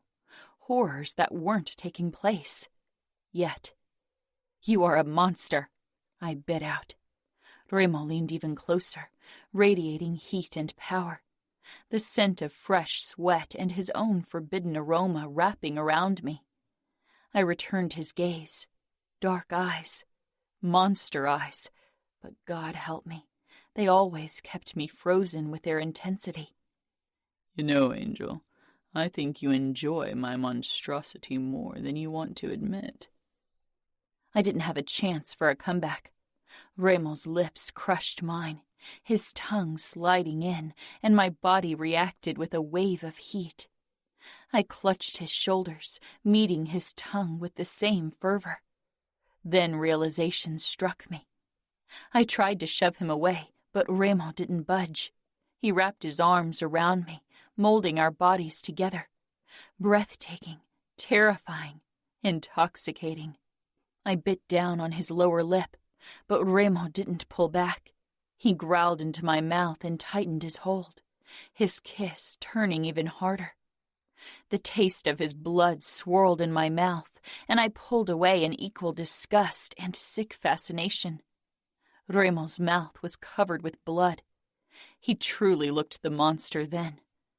A dark smile curled his lips, and I opened the door and got into the car, trying to catch my breath, trying to escape his overwhelming presence. I caught sight of my reflection in the rearview mirror and cringed. My lips, too, were red with Reilly's blood.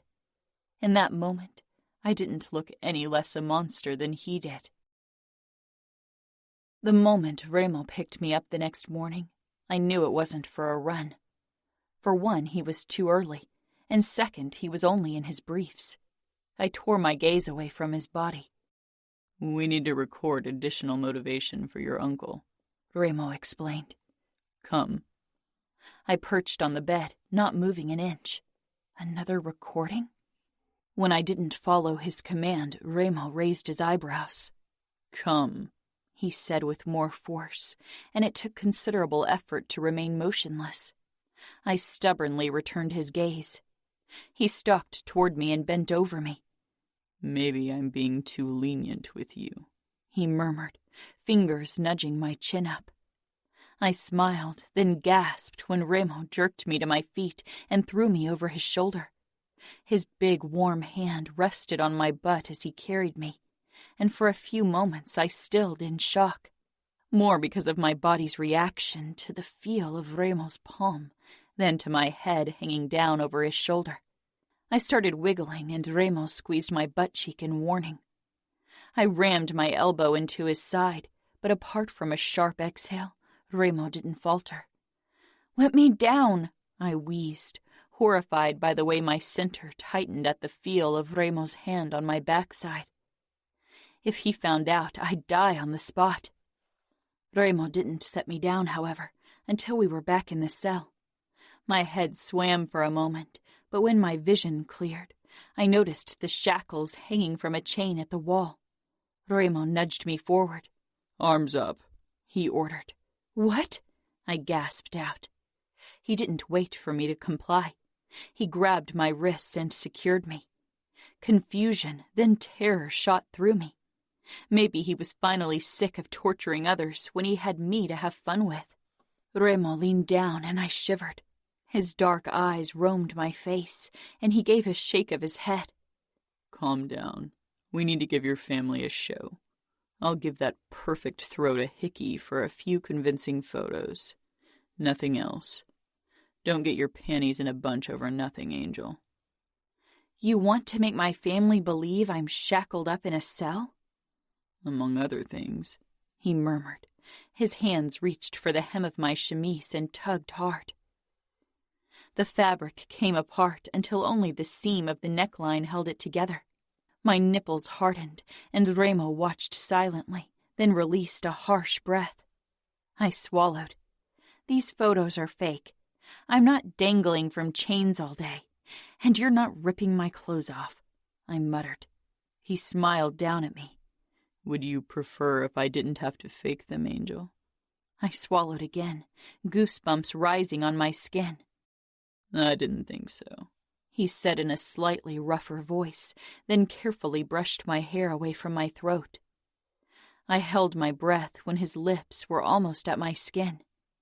You smell so fucking sweet. Owning you one day will be the sweetest triumph of my life. You'll never own me. Reilly pressed his lips to my skin. Then his tongue darted out, licking along my pulse point. He sucked and nibbled on my throat, his fingers cupping my head, tilting it to the side. My eyes fluttered shut. The sensations were foreign and mesmerizing. Reilly's mouth on my throat seemed to send shockwaves through my body, creating sensations I'd never experienced before. His warm body pressed into mine, his scent flooding my nose.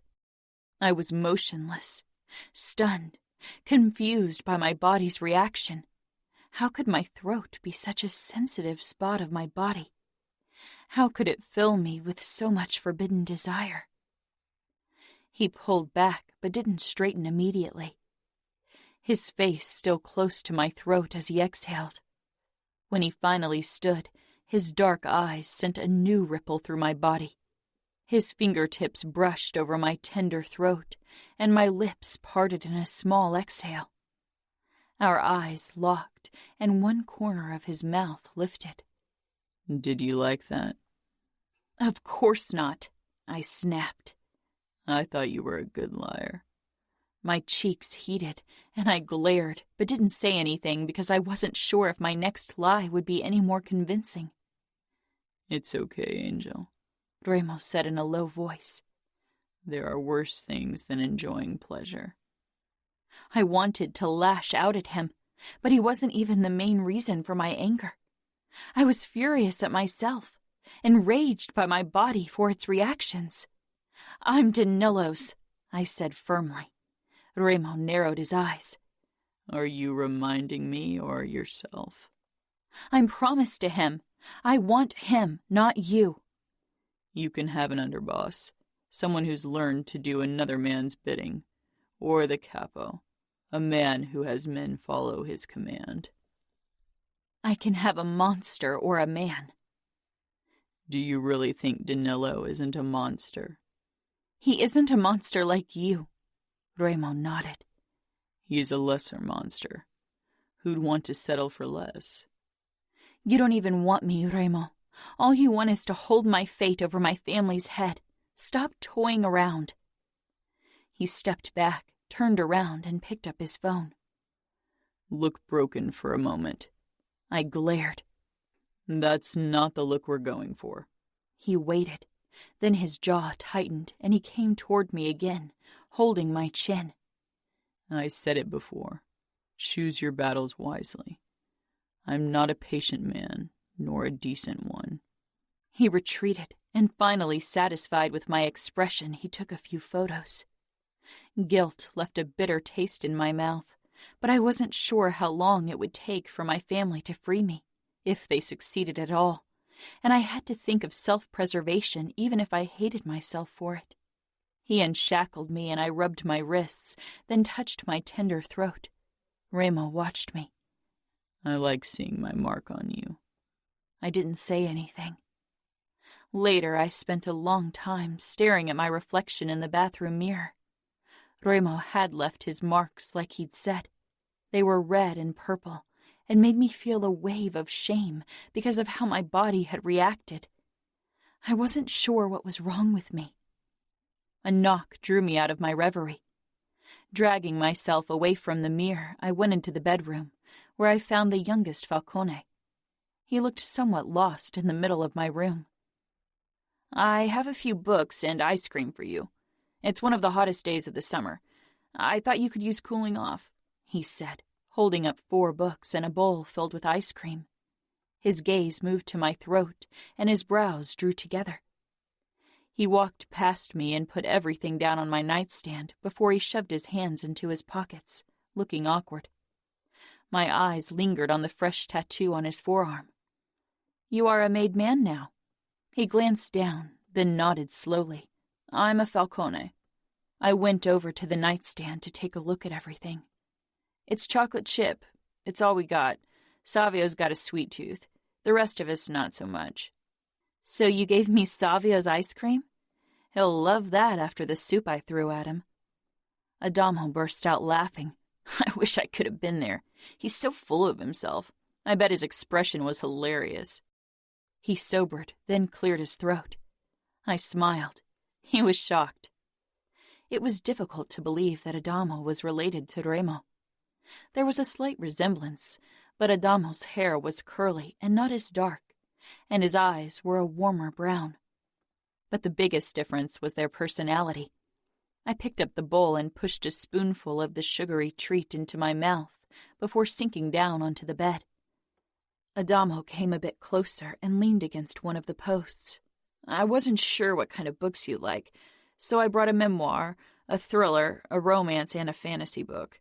We don't have many new books. I don't think I'm allowed to give you my Kindle. You could use it for other stuff." I smiled. It's okay. Despite my intention to hate on every Falcone, it was difficult not to like Adamo. "I think I'll pass on the thriller, though. I've had plenty of thrill in my life recently." "I know," Adamo said quietly. He indicated my throat. "What happened there?" Heat shot into my cheeks, and I allowed myself another taste of the ice cream to gather my thoughts. Adamo watched me closely. "Did he hurt you?" I considered lying, making up a brutal story to drive a wedge between the brothers. But for some reason I couldn't do it. "No. He's hurting my family by making them believe he's hurting me." Relief flashed across Adamo's face, and for a second it annoyed me, but then I thought of Samuel and understood. "You'll be united with them soon," he said. I swallowed and nodded. Adamo touched my shoulder lightly, then drew back. "Sorry, I should have asked before touching you." I shook my head. "How did you end up being so polite and kind when you are related to Remo? Were you raised by different parents?" "Remo and Nino were raised by our parents, but Savio and I were mostly raised by Remo and Nino." I stared. "They raised you?" He nodded, then rubbed the back of his head as if he realized he shouldn't have told me. "I should go." I tried to imagine Remo raising a child.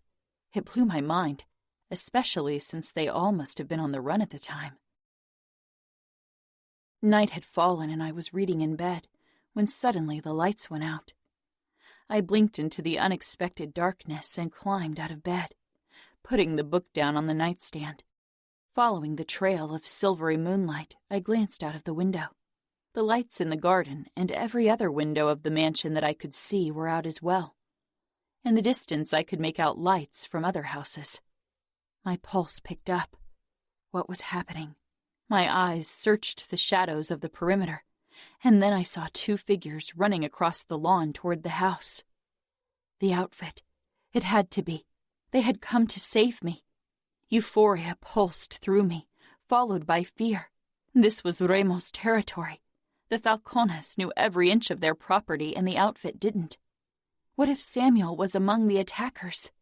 I clung to the windowsill, immobilized by terror at the thought. Dante and Dad would have never allowed my brother to come here. He was the heir to Minneapolis. He was too important for such a risky endeavor. Maybe the dark gave the outfit an advantage. Maybe it caught Remo and his brothers by surprise.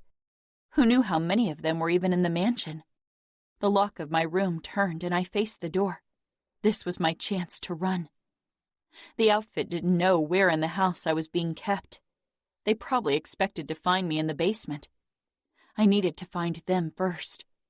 It would take too long for them to search every part of the mansion. A tall figure stepped into the room. It was difficult to make out much, and it didn't matter who had entered. I attacked without hesitation, storming toward my opponent, hoping to ram my elbow into his stomach.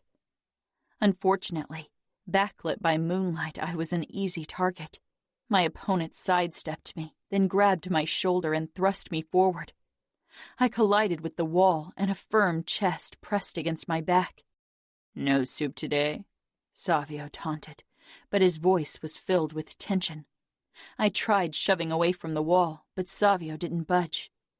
"Do I have to knock you out, or will you stop the fucking struggling?" I jerked my head back, hoping to hit his nose, but he was taller than I remembered, and the back of my head collided with his chin. "Fuck," he snarled. He lodged his arms around my chest and waist like Samuel had done in jest not too long ago, and despite my thrashing, he carried me through the room and shoved me into the bathroom. "I won't carry you into our panic room like that. Fuck it." I whirled around to face him. "Don't fucking move," he growled. "The outfit will kick your asses. I bet you shit your pants when the lights went out," I hissed. Savio chuckled. "It was Nino who turned off the lights. We know every inch of this fucking house by heart. We don't need lights. By the way, our surveillance camera showed a guy with blonde hair. I wonder who will kill him, Remo or Nino." I froze. Samuel? Savio closed the bathroom door. I rushed forward and hammered my fists against the wood. "Let me out! Let me out!" "Scream all you want," Savio said. "Maybe it attracts an outfit fucker so I can have some fun as well." I pressed my palms against the door and slowly sank down onto my knees. Savio had to be lying. Samuel wasn't here. If Remo or Nino got him in their hands... Chapter 13. Remo. My brothers and I were catching the cage fight of Savio's next opponent. Cora had already fallen asleep against Nino as usual. I doubted she ever watched more than a few seconds of a fight. Violence just wasn't in her nature. "I can't wait to fight him," Savio said, when his next opponent drop-kicked the other fighter into the cage. Not bad. My phone lit up, and so did the phones of my brothers. For a moment, neither of us moved. I reached for it.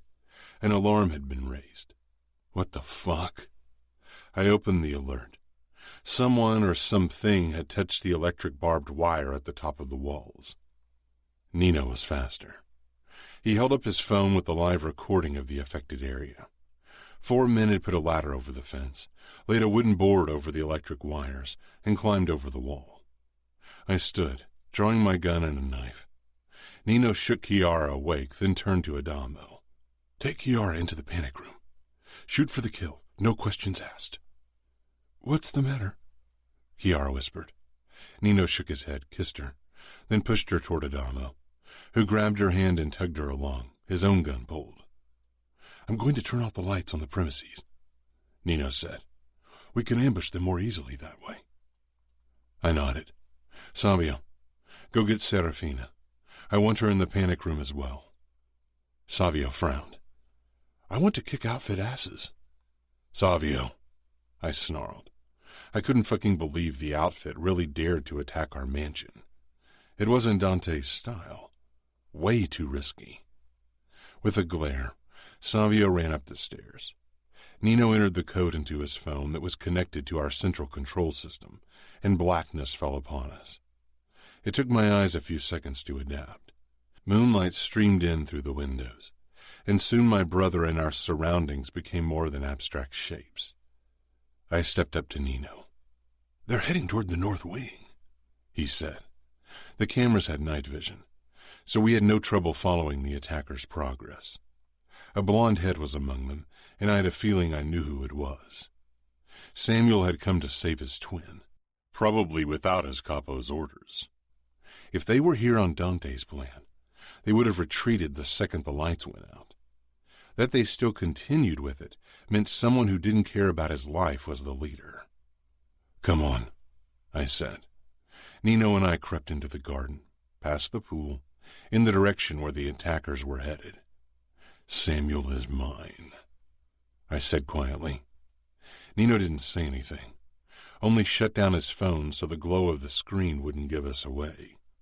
We reached the corner of the north wing, and both crouched down.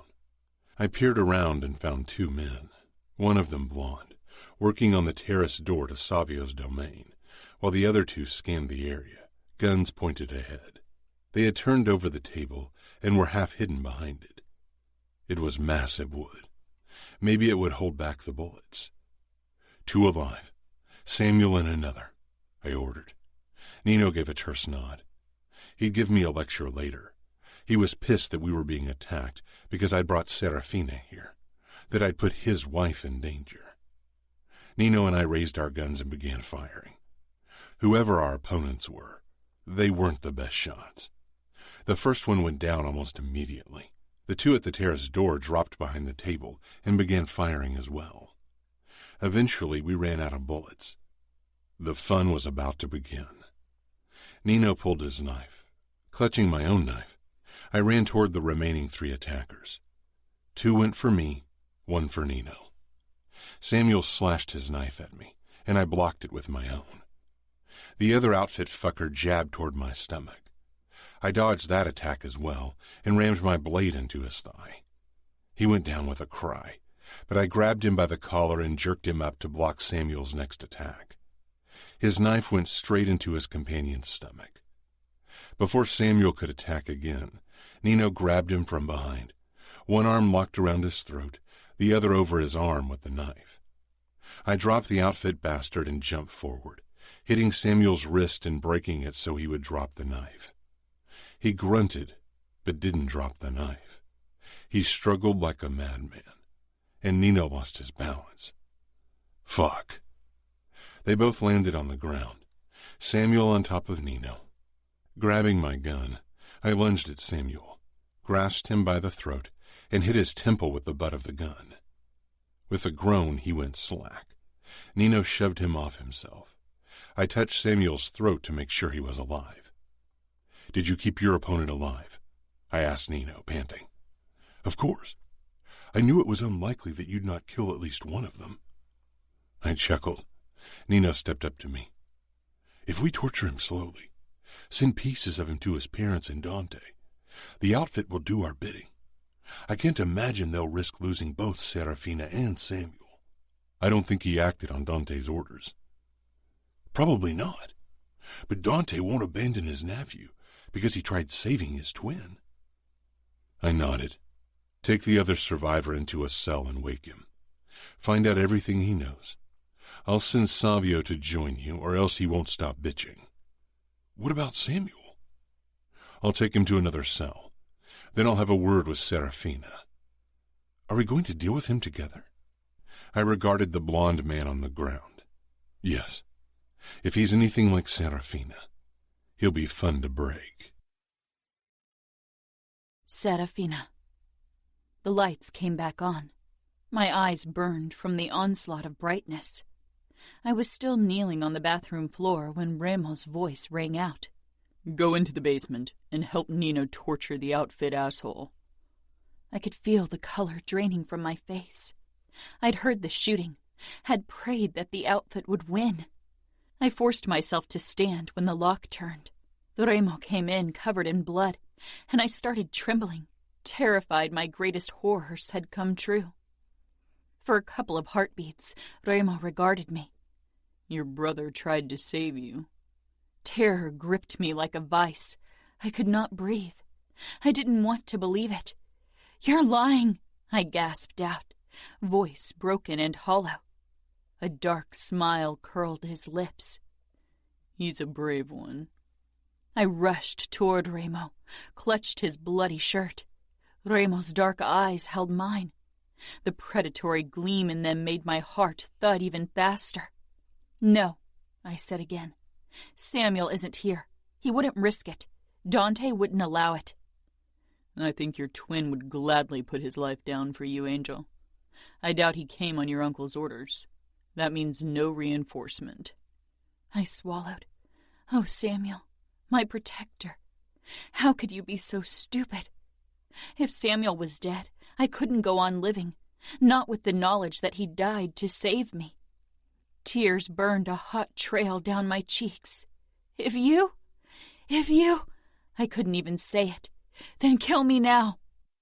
He's not dead yet, Remo murmured, dark eyes scanning my face.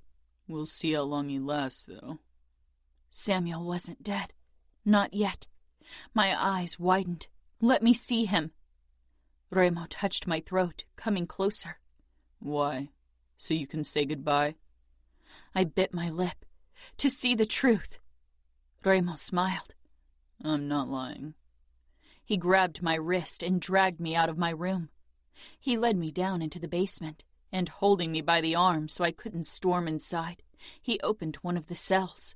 Inside lay Samuel, covered in blood and not moving except for the shallow rise and fall of his chest. His blonde hair was matted with blood. My chest constricted so tightly I was sure to pass out any second. What did you do? Not much yet, he said as he closed the door. Hit him over the head. Once he wakes, Nino and I will tend to him. I knew what that meant. A terrifying, agonized scream echoed through the basement. I flinched violently. That's Nino's doing. He's talking to the other survivor. Soon those would be Samuel's cries. Soon he'd be submitted to the horrors he'd wanted to save me from. Horrors I'd been spared. Bile traveled up my throat. My twin would suffer and die for me. I grasped Remo's arm, my eyes begging with him, even though I knew he didn't have a heart I could soften. Please don't. Torture me instead. Remo smiled darkly, cupping my face. I don't want to torture you, and I told you I won't ever cut you again, Angel. Of course. I knew what he wanted, what he'd wanted from the start, and today he'd get it. Swallowing my pride because it wasn't worth Samuel's life, I lowered myself to my knees right in front of Remo. I tilted my face up, tears stinging in my eyes. I'm on my knees. I'm begging you to spare him. Whatever you want, it's yours, Remo. Take it. Take everything. His dark eyes flashed with an emotion I couldn't read. You didn't beg for your own life. You didn't offer me your body to avoid pain, but you do for your brother. I do. I'd do anything for him, I whispered. I'm offering you everything. You can have it all. I'm giving it to you freely, willingly, if you spare my brother. Remo grasped my arm and hoisted me to my feet. Without another word, he dragged me upstairs and into his bedroom. He released me and closed the door. His breathing was harsh. My fingers shook as I reached for my dress and pulled it over my head. Remo's eyes scorched my skin as I reached for my bra and unhooked it, letting it drop to the floor. With a hard swallow, I pushed my panties down my hips until they joined my bra on the floor. It's yours, I said quietly. All I could think about was Samuel down in that basement, lying in his own blood, and the torture that awaited him at the hands of Remo and Nino. I'd heard the rumors of what they'd done to Chiara's uncle. Not taking his eyes off my face, Remo advanced on me. His hands touched my waist, and I trembled. So very difficult to break. You won. You broke me. I begged you. I'm offering you my body. Please spare Samuel. His eyes traveled the length of my body before they locked on mine once more. You aren't broken, Angel. Sacrificing yourself for someone you love isn't weakness. Spare my brother, Remo. With shaking hands, I reached for his belt, but he stopped me. And my world fell apart because if he didn't take me up on my offer, what else could I give him in return for my brother's life? What else did he want? Remo leaned down to my ear. Such a tantalizing offer. He exhaled. You'd hate me fiercely. I would, I whispered. You would. So you don't hate me fiercely yet? I shuddered. I couldn't bear his mind games. Not now. Not when Samuel's life depended on it. Remo kissed the spot below my ear. I will spare your brother, Angel, he said in a low voice, and I froze because I couldn't believe it. I will send him back to the outfit with a message. It needs to be loud and clear so they understand I won't have my territory breached. I nodded mutely. I'd agree to anything to save my brother. I didn't understand any of this. You will come down with me into the cell beside Samuel's. I will have a talk with him. I stiffened in Remo's hold. Just a talk, and tell him that his actions have consequences. And then I'll return to your cell, and you're going to scream and beg as if I'm hurting you. You will make him believe it. Then I will release him so he can return home with the remains of the other outfit's soldier, and the knowledge that you will suffer brutally for every single one of their mistakes. I gave a nod. Samuel would hate himself for it. He would suffer worse than that, but it was better than the alternative. I needed to save him no matter the cost. I could tell him the truth once I got back home. Good, Remo said quietly. He gathered my clothes from the ground, his eyes level with my center for a moment before he straightened. Now get dressed. I didn't understand why he hadn't taken me when it was obvious how much he wanted me. He could have had me in every way he wanted. I wouldn't have fought him. He could have sent the warning message by recording Samuel's torture and my screams and sending the video to my family. He didn't have to keep Samuel alive to deliver it. What else could he want? Ramo, Serafina had offered herself to me, but she'd done it out of despair, out of love for her brother, not because she wanted to. She loved her brother fiercely, wanted to protect him at any cost, like I would my brothers. I could respect that. I'd never admired a woman on her knees more than I did Serafina. She followed me quietly through the mansion. I could have asked anything of her, but that wasn't how I wanted things to go. Far from it.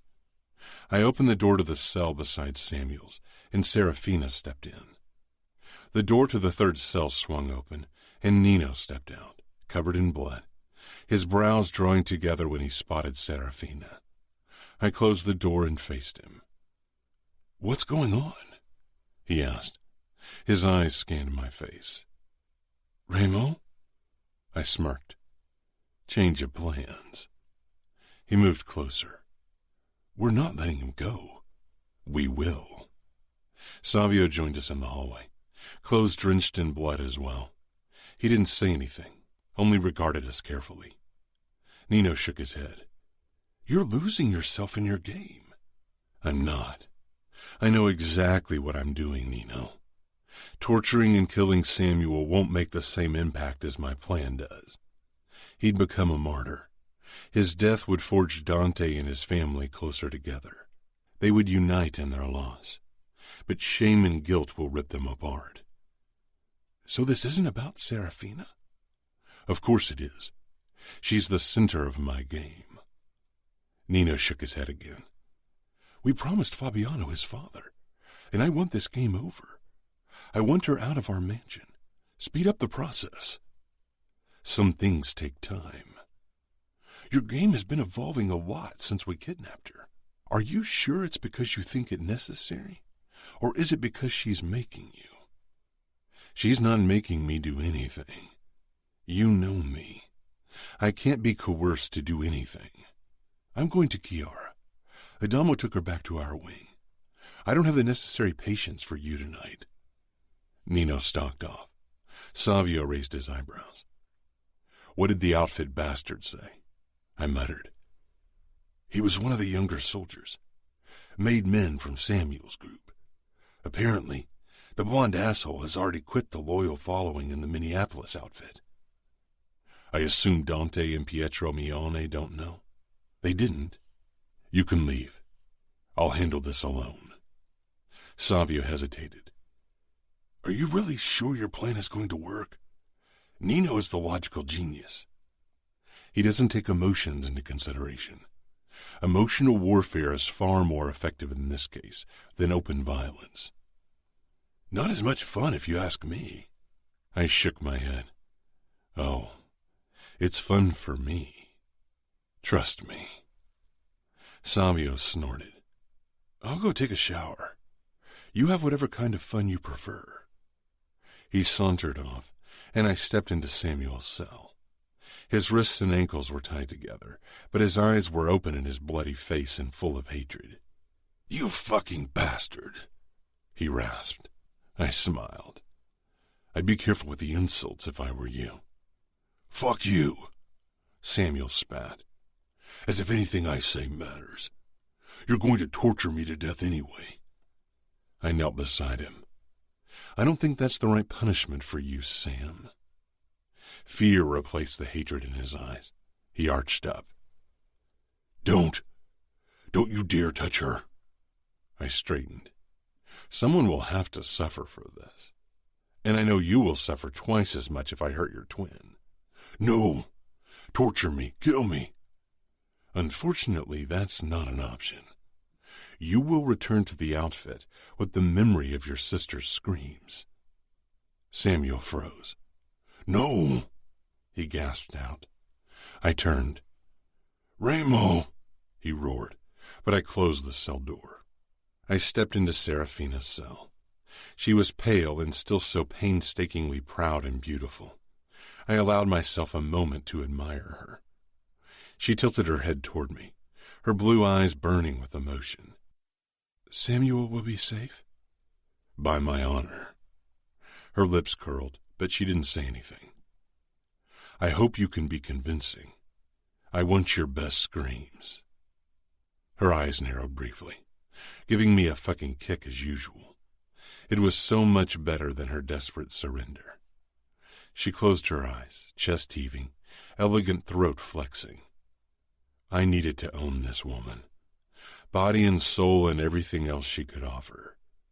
I fucking burned with the desire to possess her in every way possible. Finally, Serafina screamed, and it was so fucking real that my body reacted to the sound, but not in a way it usually did. Not with excitement and the thrill of the hunt. There was something close to revulsion filling my body, hearing her agonized cries and imagining they were real. My hands curled to fists, my muscles tensing because a deeply buried instinct wanted me to protect her from whatever caused those screams. Unfortunately for her, nothing could protect her from me. I couldn't fucking take it anymore. I stalked toward her, gripped her arm. Enough, I growled, breathing harshly. Serafina's eyes snapped open. They searched my face, and a second too late, I realized she got deeper than anyone was allowed. Enough, I repeated, my voice shaking with rage and confusion. Enough, she whispered so softly. The sound was like a fucking caress. Maybe I should end it now. Do what Nino said. End this fucking game. Get rid of Serafina and Samuel both. I cupped her head and pressed my forehead to hers. She trembled, overwhelmed. Maybe I should kill you. Maybe, she breathed. But you won't. I should have contradicted her, but she was right and she knew it. You promised. I pulled back from her, and I will keep my promise. I'll release your brother now. I'll have one of my men fly him and the corpses to Kansas City. How he gets back to outfit territory from there is his own problem. She nodded. Come, I ordered. I didn't touch her as I led her back to her bedroom. She moved toward the window and perched on the windowsill, pulling her legs against her chest. I stopped with my fingers against the light switch, then lowered them, leaving the room in the dark. Serafina twisted her head, staring at me. She was backlit by the silver moonlight as she perched in the window frame. She'd never looked more like an angel than in this fucking moment, and I realized I was on a precarious path. Her whispered words broke the silence. I wonder whose game is more dangerous. Yours or mine, Ramo. Chapter 14. Serafina. Over the next couple of days, Ramo kept his distance. We didn't go on runs, and Chiara or one of his brothers brought me food. The look in his eyes when I'd screamed in the basement, it was difficult to describe, but I knew for some reason it had bothered him. Nino had informed me this morning that Samuel was back in Minneapolis. I believed him. Ramo had promised, and despite my difficult feelings toward the capo, I knew he'd keep this promise. I also knew that Samuel and my family were suffering every day I was here. Nino treated me even colder than before, if that was even possible. I had a feeling things between Ramo and him were strained because of Samuel. Nino probably would have killed my brother. It was the obvious solution, the one Dante would have chosen. But Ramo, he was unpredictable, cruel, fierce. I didn't understand him. If he'd tortured and killed Samuel, I would have hated him with brutal abandon, would have done anything I could to kill him. But he hadn't. I was scared about his motives, but more than that, I was scared because a twisted part of me was grateful. I wasn't sure exactly why, but Ramo had done this because of me. It was way past midnight when I heard my door open. I couldn't sleep, my mind whirring with thoughts. Lying on my side, I watched the tall figure step in. I knew it was Ramo from the way he moved, from his tall frame, the shock of his black hair. "You're awake," he said in a low voice. "Did you want to watch me sleep?" He moved closer. His face lay in shadows, and my pulse picked up. He sank down on the edge of the bed, and I rolled onto my back. "No," he said in a strange tone. "I prefer you awake." He leaned over me, one of his arms braced behind my hip. "What do you want?" I muttered. "I want you gone." My eyes widened. "Then let me go." "I fear it's not that easy." He bent lower, and then his palm touched my belly and slowly slid down. I held my breath, becoming still in a mix of shock and anticipation. He cupped me through the covers and my clothes. The touch was light, almost questioning, and I was completely frozen. My center tingled, and that, more than Ramo's touch, sent a fierce stab of fear through me. I wanted him to touch me without a barrier between us. Wanted to get a taste of something utterly forbidden, something I wasn't allowed to want. Neither of us said anything. I knew what paralyzed me. But what restrained Ramo? He exhaled slowly and stood. Without another word, he disappeared. Good Lord, what was happening? With him, with me, with the both of us. That middle-of-the-night visit seemed to have done something to Ramo, because he returned to our previous routine of taking me on runs and walks through the gardens. I wasn't sure if I should be relieved or worried. I'd almost missed our daily arguments because he took me seriously and was strangely excited about my comebacks. He didn't want me to be the restrained lady. Far from it. Ramo thrived on chaos and conflict. His presence left me breathless and overwhelmed. I slanted Ramo a look as he walked beside me in silence. His expression was harsh, his dark eyes forbidding. I stopped, and after a moment he did too. He narrowed his eyes. "Why did you really let Samuel go? I want the truth." Ramo glared down at me. "I think you're forgetting what you are. I don't owe you the truth. I don't even owe you these fucking strolls through the gardens. You are my captive, Serafina." "Serafina? What about Angel?" I retorted. Ramo gripped my upper arms. "Careful. I think handling you with kid gloves gave you the wrong idea." "I think I have exactly the right idea." Ramo's fingers tightened. I lifted my hands and pressed them to his chest. The muscles flexed under my touch. Remo lowered his gaze to my hands, then slowly looked back up. The expression on his face burned a fierce trail through my body. Fury and desire. Remo jerked me against him, knocking the air out of me. One hand gripped my neck, and his mouth pressed against my ear.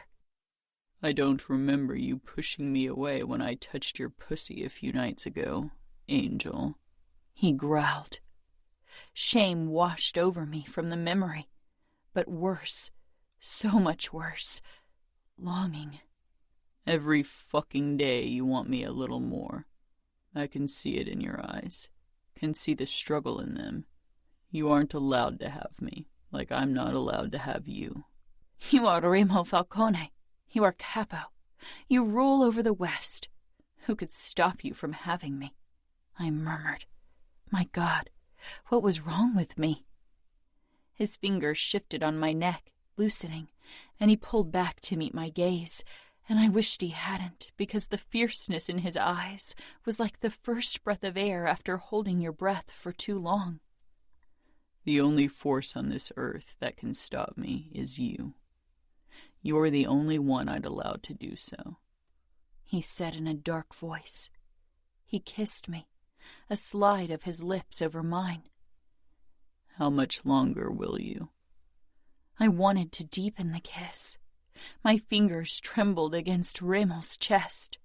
I wanted to look away from his dark eyes, and at the same time I wanted to drown in their power.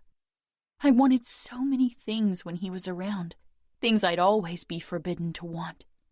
A man of unparalleled cruelty, my captor, my enemy. I stumbled back, wheezing. Do you want to run again? The dark amusement in his voice wasn't as convincing as it usually was. He sounded strained. I didn't want to run. And that was the problem, because I should want to run from the desire. I took another step back. Remo smiled darkly. I don't think I've ever seen you as scared of me as you are now. Terrified. I was completely terrified. I turned and ran back to the mansion. On the terrace, I collided with Chiara, and we had to grip each other to keep our balance. My eyes met Nino's. He was standing behind her, as always, and for a moment I was sure he'd attack me, but Chiara pulled away from me. "Hey, are you all right?" she asked, touching my arm, looking concerned. I nodded jerkily. "You sure? Did Remo do something?" Did he? Or did I? The lines were getting blurry. Remo was right. Every day I was here, things got more complicated. Captivity broke me, only not in the way I thought it would. Nino's gaze moved past us. I knew whom he was seeking. "No," I whispered in reply to her question. Chiara frowned. "Come on, let's go inside." Chiara, Nino warned. "No," she said firmly. "This is getting ridiculous. Serafina won't hurt me." She took my hand and led me inside, where she pushed me down on the sofa. Remo and Nino remained outside. I could hear the low rumble of their voices. It sounded as if they were in an argument. Chiara handed me a glass of water, then sat down beside me. "Is it because of your brother? Nino said they allowed him to return to the outfit. That's good, isn't it?" I nodded. It was. My brother, my family, the outfit, my fiancé. I owed all of them loyalty. I owed them resistance and a fight. "Serafina?" Chiara touched my thigh. I met her compassionate gaze and touched her hand. "I'm losing myself." Her eyes widened, then flitted to the French windows. "You know, I was completely terrified of Remo in the beginning, but I saw sides of him that made me realize he's more than brutality and cruelty. Remo is the cruelest man I know. He is beyond redemption." She smiled sadly. "Maybe he just needs someone who will show him the path to redemption." I laughed harshly. "I hope you don't think that's going to be me. The only path I'll show him is the road to hell. I hate him." Chiara squeezed my thigh but didn't say anything. I was relieved when Nino took me up to my room, not Remo. I traced the line of the healed cut on my forearm, wishing it were still fresh, wishing Remo would hurt me again. More than that, I wished I didn't need that kind of reminder, because Remo Falcone was beyond redemption. I shouldn't need reminding. The next day, Remo and I did our longest run so far, despite the exceptionally hot late August sun. We both needed to relieve pent-up energy, it seemed. We hardly spoke. I tried to keep my mind blank.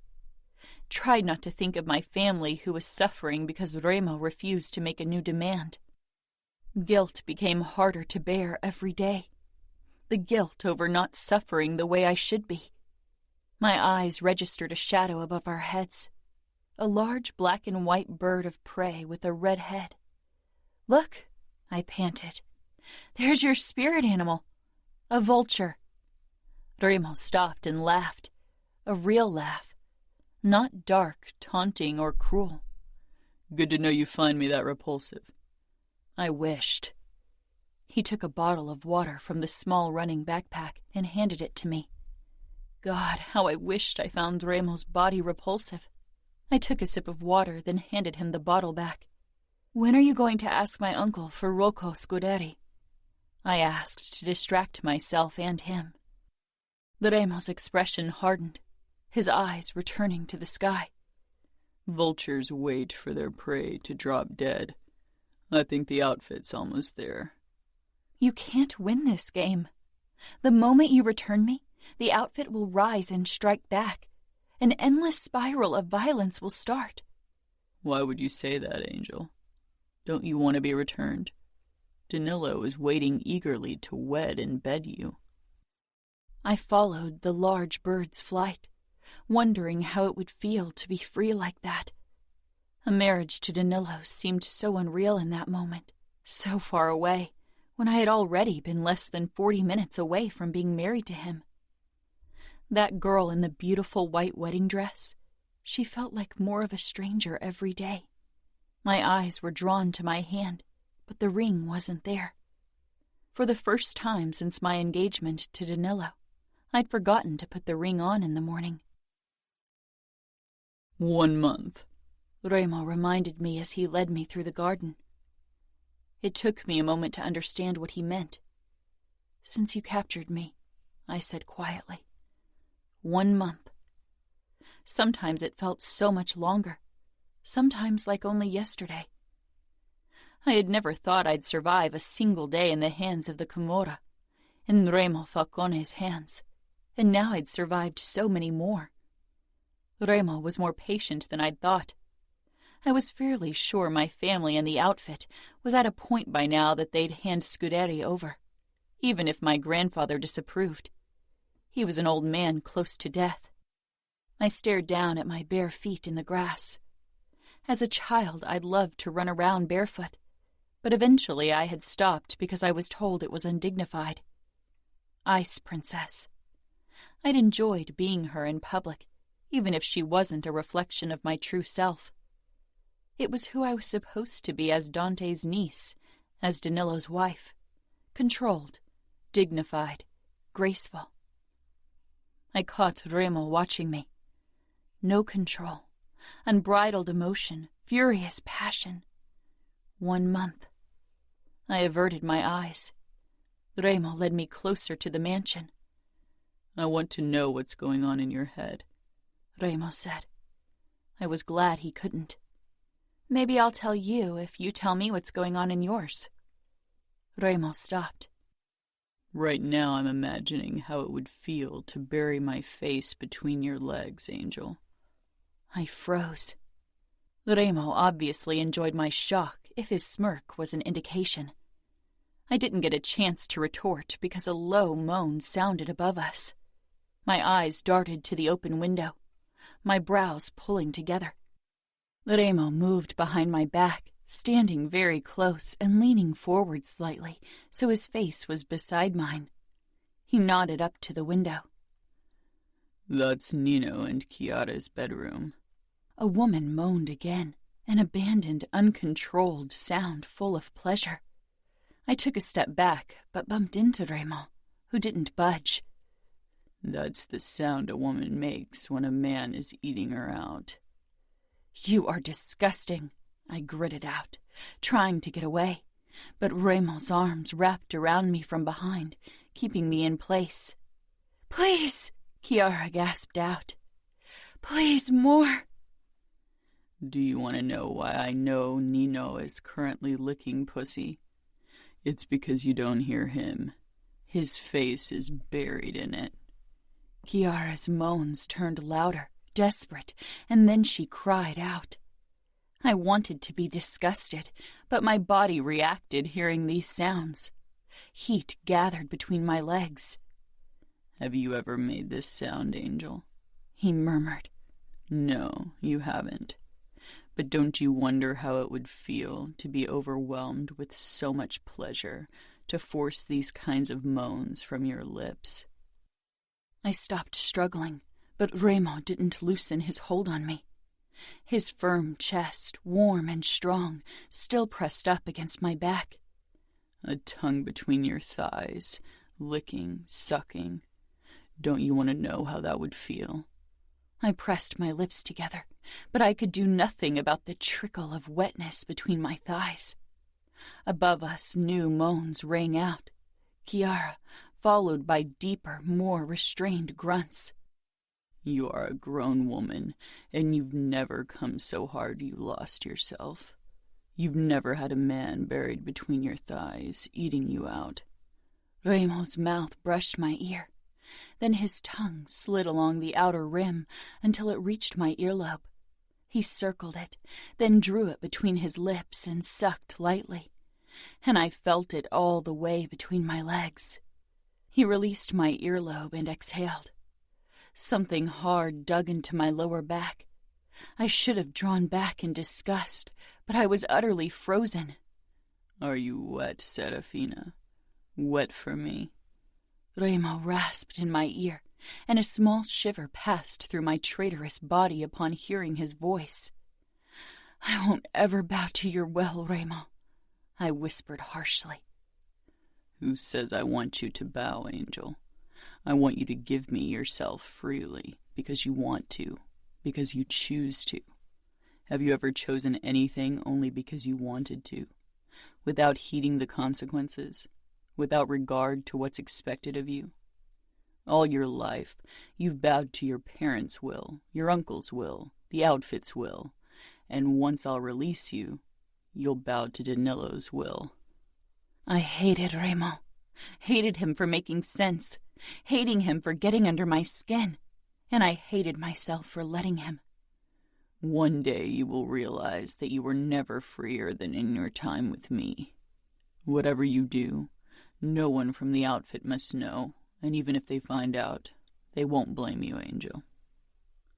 I closed my eyes, trying to ignore how good Reilly's body felt against mine, trying to block the moans growing in crescendo, but my throbbing center was difficult to forget.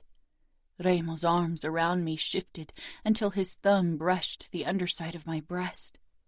I stilled but didn't push him away, didn't utter a word of protest.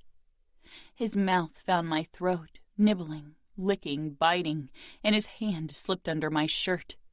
Rough fingertips slid over my skin, higher and higher until they reached my nipple through the lace of my bra. My lips parted from the sensation.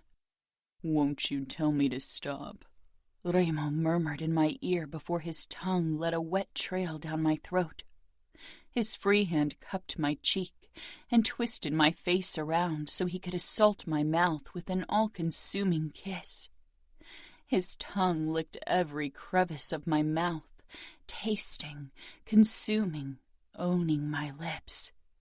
You better tell me to stop, Angel, because if I don't stop now, I fear I won't stop at all. I barely listened to his words, too caught up in the sensation his fingers on my nipple created, too overwhelmed by the moans ringing out above us. Reilly released my face and nipple, gripped my hips in a bruising hold, and got down on his knees. Glancing over my shoulder, shock washed over me to see the capo kneeling before me. He pushed up my skirt and bit into my ass cheek, then slid his tongue over the spot. His palm cupped my other cheek hard, kneading possessively before he slid up and wedged his fingers under the strap of my thong. He tugged hard, and the drenched fabric jerked against my center and clit. I gasped in surprise and pleasure. Remo chuckled against my ass cheek, then circled his tongue over the soft skin, while his fingers kept tugging at my thong. How could this feel so good, so overpoweringly perfect? How could the sensation of fabric rubbing against my sensitive flesh bring me down like that? Remo tugged harder, and I arched, biting down on my lip to keep the sounds in. He sucked the skin of my ass cheek into his mouth as he gave my thong a few hard tugs. Waves of heat and tingling spread from my center to every nerve ending in my body. I was getting closer to something impossible, wondrous, mind-blowing. Something I'd never felt, not even close. Then Remo dropped his hand and released my skin from his mouth. I had to hold back a sound of protest. Gripping my hips, Remo turned me around. I stared down at him. He knelt before me, his eyes dark and possessive, a dangerous smile playing around his lips. Even kneeling at my feet, Remo oozed dominance, control, power. Looking down at him, I still felt like the one he brought to her knees. I narrowed my eyes, wanting to step away from him, away from his violence and darkness that seemed to draw me in like an undercurrent. As if he could feel my resistance, Remo tightened his hold on my hips and leaned forward, pressing a soft kiss to my white panties, right over my throbbing nub. My hand flew forward, gripping his muscular shoulders to steady myself. His eyes pierced me to the core with their intensity as he leaned his rough cheek against my thigh, his mouth close to my center. "I can smell your arousal, Angel," he said in a raw voice that traveled through my body like a jolt of electricity.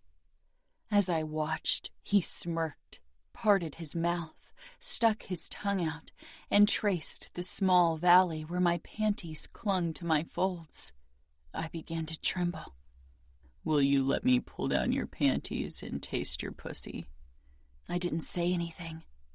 Not yes, but worse. Worse, I didn't say no, because I didn't want to. I wanted Remo. Had never wanted anything more. Remo. Serafina stared down at me with hatred, but she didn't fight when I hooked my fingers in the waistband of her thong. I waited a couple of heartbeats, relishing in her silence, bathing in her surrender. I pulled down her panties. She shuddered, but lifted her feet so she could step out of her panties. I pushed her skirt up. "Hold it up, Angel." Her elegant fingers curled around the hem of her skirt, and she pressed it up against her flat stomach. I was at eye level with her pussy. The trimmed hair above her clit glistened with her juice, and her lips were swollen with arousal. I leaned forward, breathing in her heady scent. Before I had kidnapped Serafina, I'd entertained different scenarios of how I would conquer her, break her, but this hadn't been among them. I had to admit I enjoyed it tremendously. I ran my rough palms up her smooth thighs. She trembled, but not from fear. And fuck. With Serafina, I preferred any emotion but fear. My thumbs stroked her soft folds and parted them, revealing her small nub. She released a shaky breath, face half terrified, half expectant. "My mouth being the first to taste your pussy. I'll be very thorough, Angel." I leaned forward and licked her clit lightly. She bit down on her lip, stifling a sound. She closed her eyes, her cheeks blazing. I pulled back a couple of inches. "Yes, don't watch, my little angel. Maybe you'll manage to pretend I'm someone else." Her eyes flew open, furious, and she returned my gaze. She wouldn't look away again. I dove in with small, gentle licks, testing how she'd react. A flood of her juice was my reward. I'd never been with a virgin or someone inexperienced, and I hadn't gone down on a woman in ages, much less ever been gentle with one. This was a new experience, but one I found myself enjoying.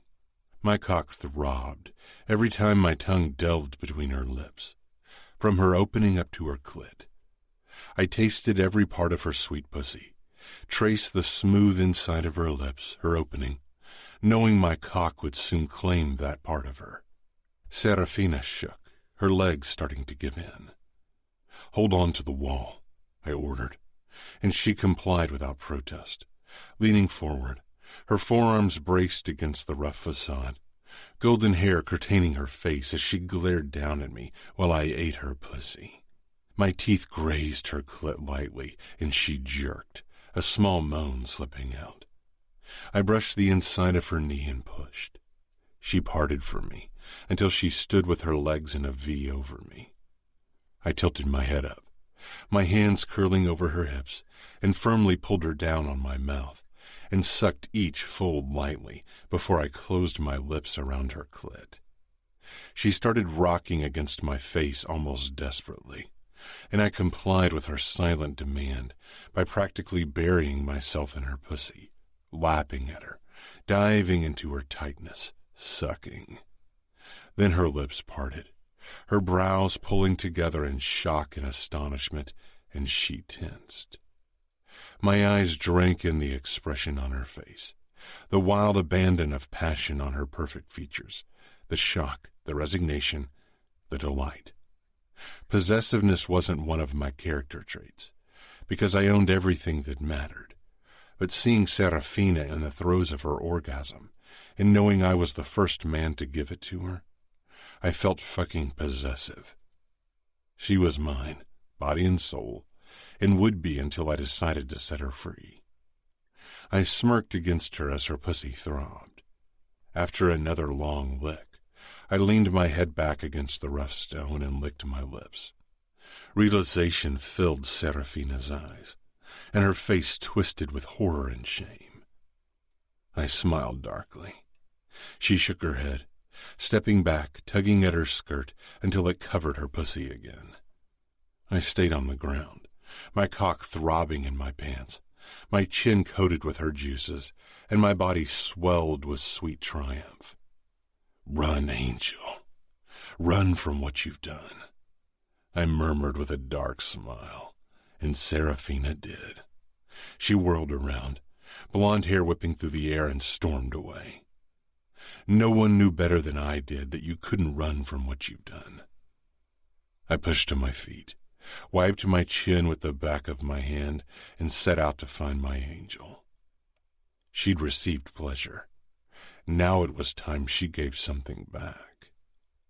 I wanted nothing less than every last part of her, her innocence, her heart, her soul, her body, her purity and her darkness. I would take everything. Chapter 15. Serafina. I'd never experienced this acute sense of shame before. I didn't stop running until I reached the bedroom and shut the door. But even then, I continued into the bathroom, snatching at my clothes, needing them gone. I dropped them on the floor, everything except for my thong, which was still with Reilly. What had I done? I turned on the shower and slipped under the spray of warm water, rubbing myself clean, rubbing between my legs, but the warm, wet, throbbing sensation remained. It wouldn't go away. I slumped against the wall. I had let Reilly put his mouth on me, his tongue inside me, and I had enjoyed it. My body hummed with the remnants of pleasure, a distant memory my body was eager to refresh. I'd never experienced sensations like that. But worse, Reilly's words had been proven true. I'd never felt freer than in that moment with Remo between my legs, showing me pleasure. It had felt amazing, freeing, and utterly wrong. All my life I had been taught to be honorable, to do what was expected of me, and today I'd gone against it all. Dark and tall, Remo appeared in the doorway, come to claim his prize.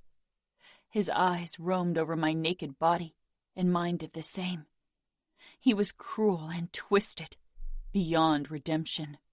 Brutal attractiveness, forbidden pleasure, promised pain. I should have been disgusted by him, but I wasn't. Not by his body, and not always by his nature. I shut off the water, scared of what he wanted, completely terrified of what I wanted. This was his game of chess. He was the king, and I was the trapped queen that the outfit needed to protect. He moved me into position for his last move, the kill. Check. He began unbuttoning his shirt, then shrugged it off. He moved closer, stopping right before me. You always watch me like something you want to touch but aren't allowed to. Who's holding you back, Angel? Nothing's holding me back.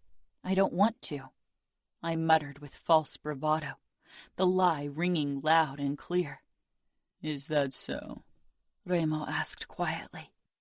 He reached for my hand, and I let him. Let him put my palm against his strong chest. Let him slide it lower, over the hard lines of muscles, over the rough scars.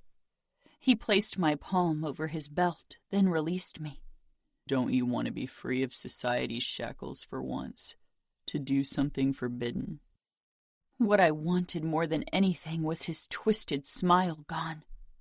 I gripped his belt and tugged him toward me, angrily, desperately, because I was falling, already lost, content to lose myself.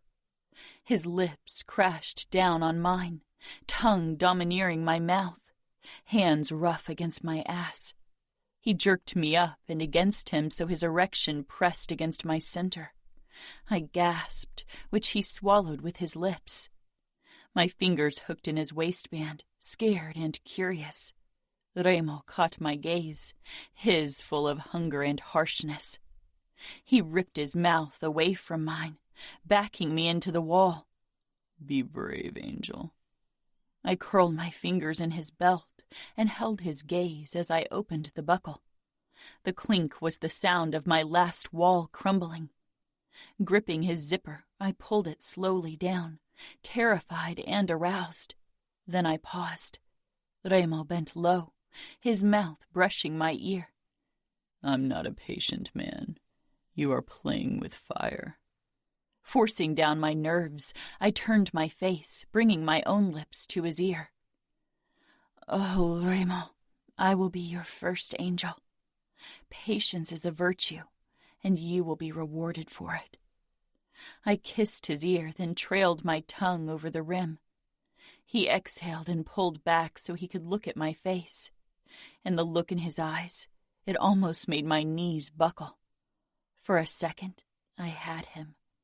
I held the reins on the cruelest, most powerful man in the West, and it was thrilling. But Remo wouldn't be Remo, wouldn't be Capo, if he didn't know how to take his power back. He grabbed his pants and pulled them down together with his boxers. His erection sprang free, and Remo braced himself against the wall with his hands on either side of my head. I stared down at him and sank back against the wall. He was long and thick and impossibly hard. I tore my gaze away, only to be hit with Remo's penetrating stare. My cheeks blazed with heat, and Remo smiled as he leaned forward, trailing his tongue over my heated cheekbone. Tell me, Angel, what will be my reward for my patience? I stood on my tiptoes, curling my fingers over Remo's neck, pulling myself up and against him. His hardness rubbed against my naked stomach, and he groaned a low, dangerous sound. Something forbidden. Something you aren't meant to be gifted. Remo's body became taut, eager, and he tipped my head back, his lips brushing mine. Something you promised to someone else?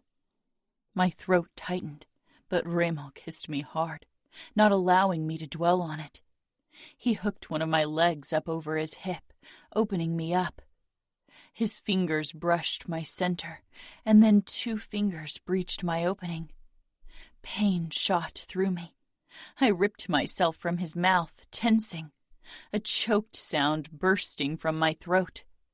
Reilly stilled, his fingers deep inside of me. He pulled back, a hint of surprise on his face. Then it was gone. He regarded me intently, almost curiously. My chest heaved as I tried to grow used to the stretched sensation of having his fingers in me. Reilly touched his forehead to mine. I think you were right, Angel. My reward will be worth it. Anger flooded me. Did you enjoy hurting me? I whispered. Reilly kissed my lips. This isn't me hurting you. This is me trying not to hurt you. You will know when I want to hurt you. He pulled his fingers out, then slid them back in. My muscles clung to him and I exhaled. He held my gaze as he established a slow rhythm. I leaned my head back against the wall, never averting my eyes. Reilly's dark eyes dragged me deeper and deeper down into their abyss. Pleasure slowly replaced the feeling of being stretched. I began rocking my hips, causing Reilly's erection to rub over my belly. His breathing deepened, but he kept up pumping his fingers into me at a slow pace, watching me, his other hand clinging to my outer thigh. A deep throbbing spread from my center, and I gasped, and not from pain this time. Reilly's thumb flicked over my nub, and I splintered from the inside out into thousands of particles filled with sensation. Reilly watched me hungrily, almost reverently, and I smiled, not even sure why. I was still reeling from my high when Reilly pulled his fingers out and grabbed my other thigh, lifting me up, my back against the wall, my body trapped between it and his chest.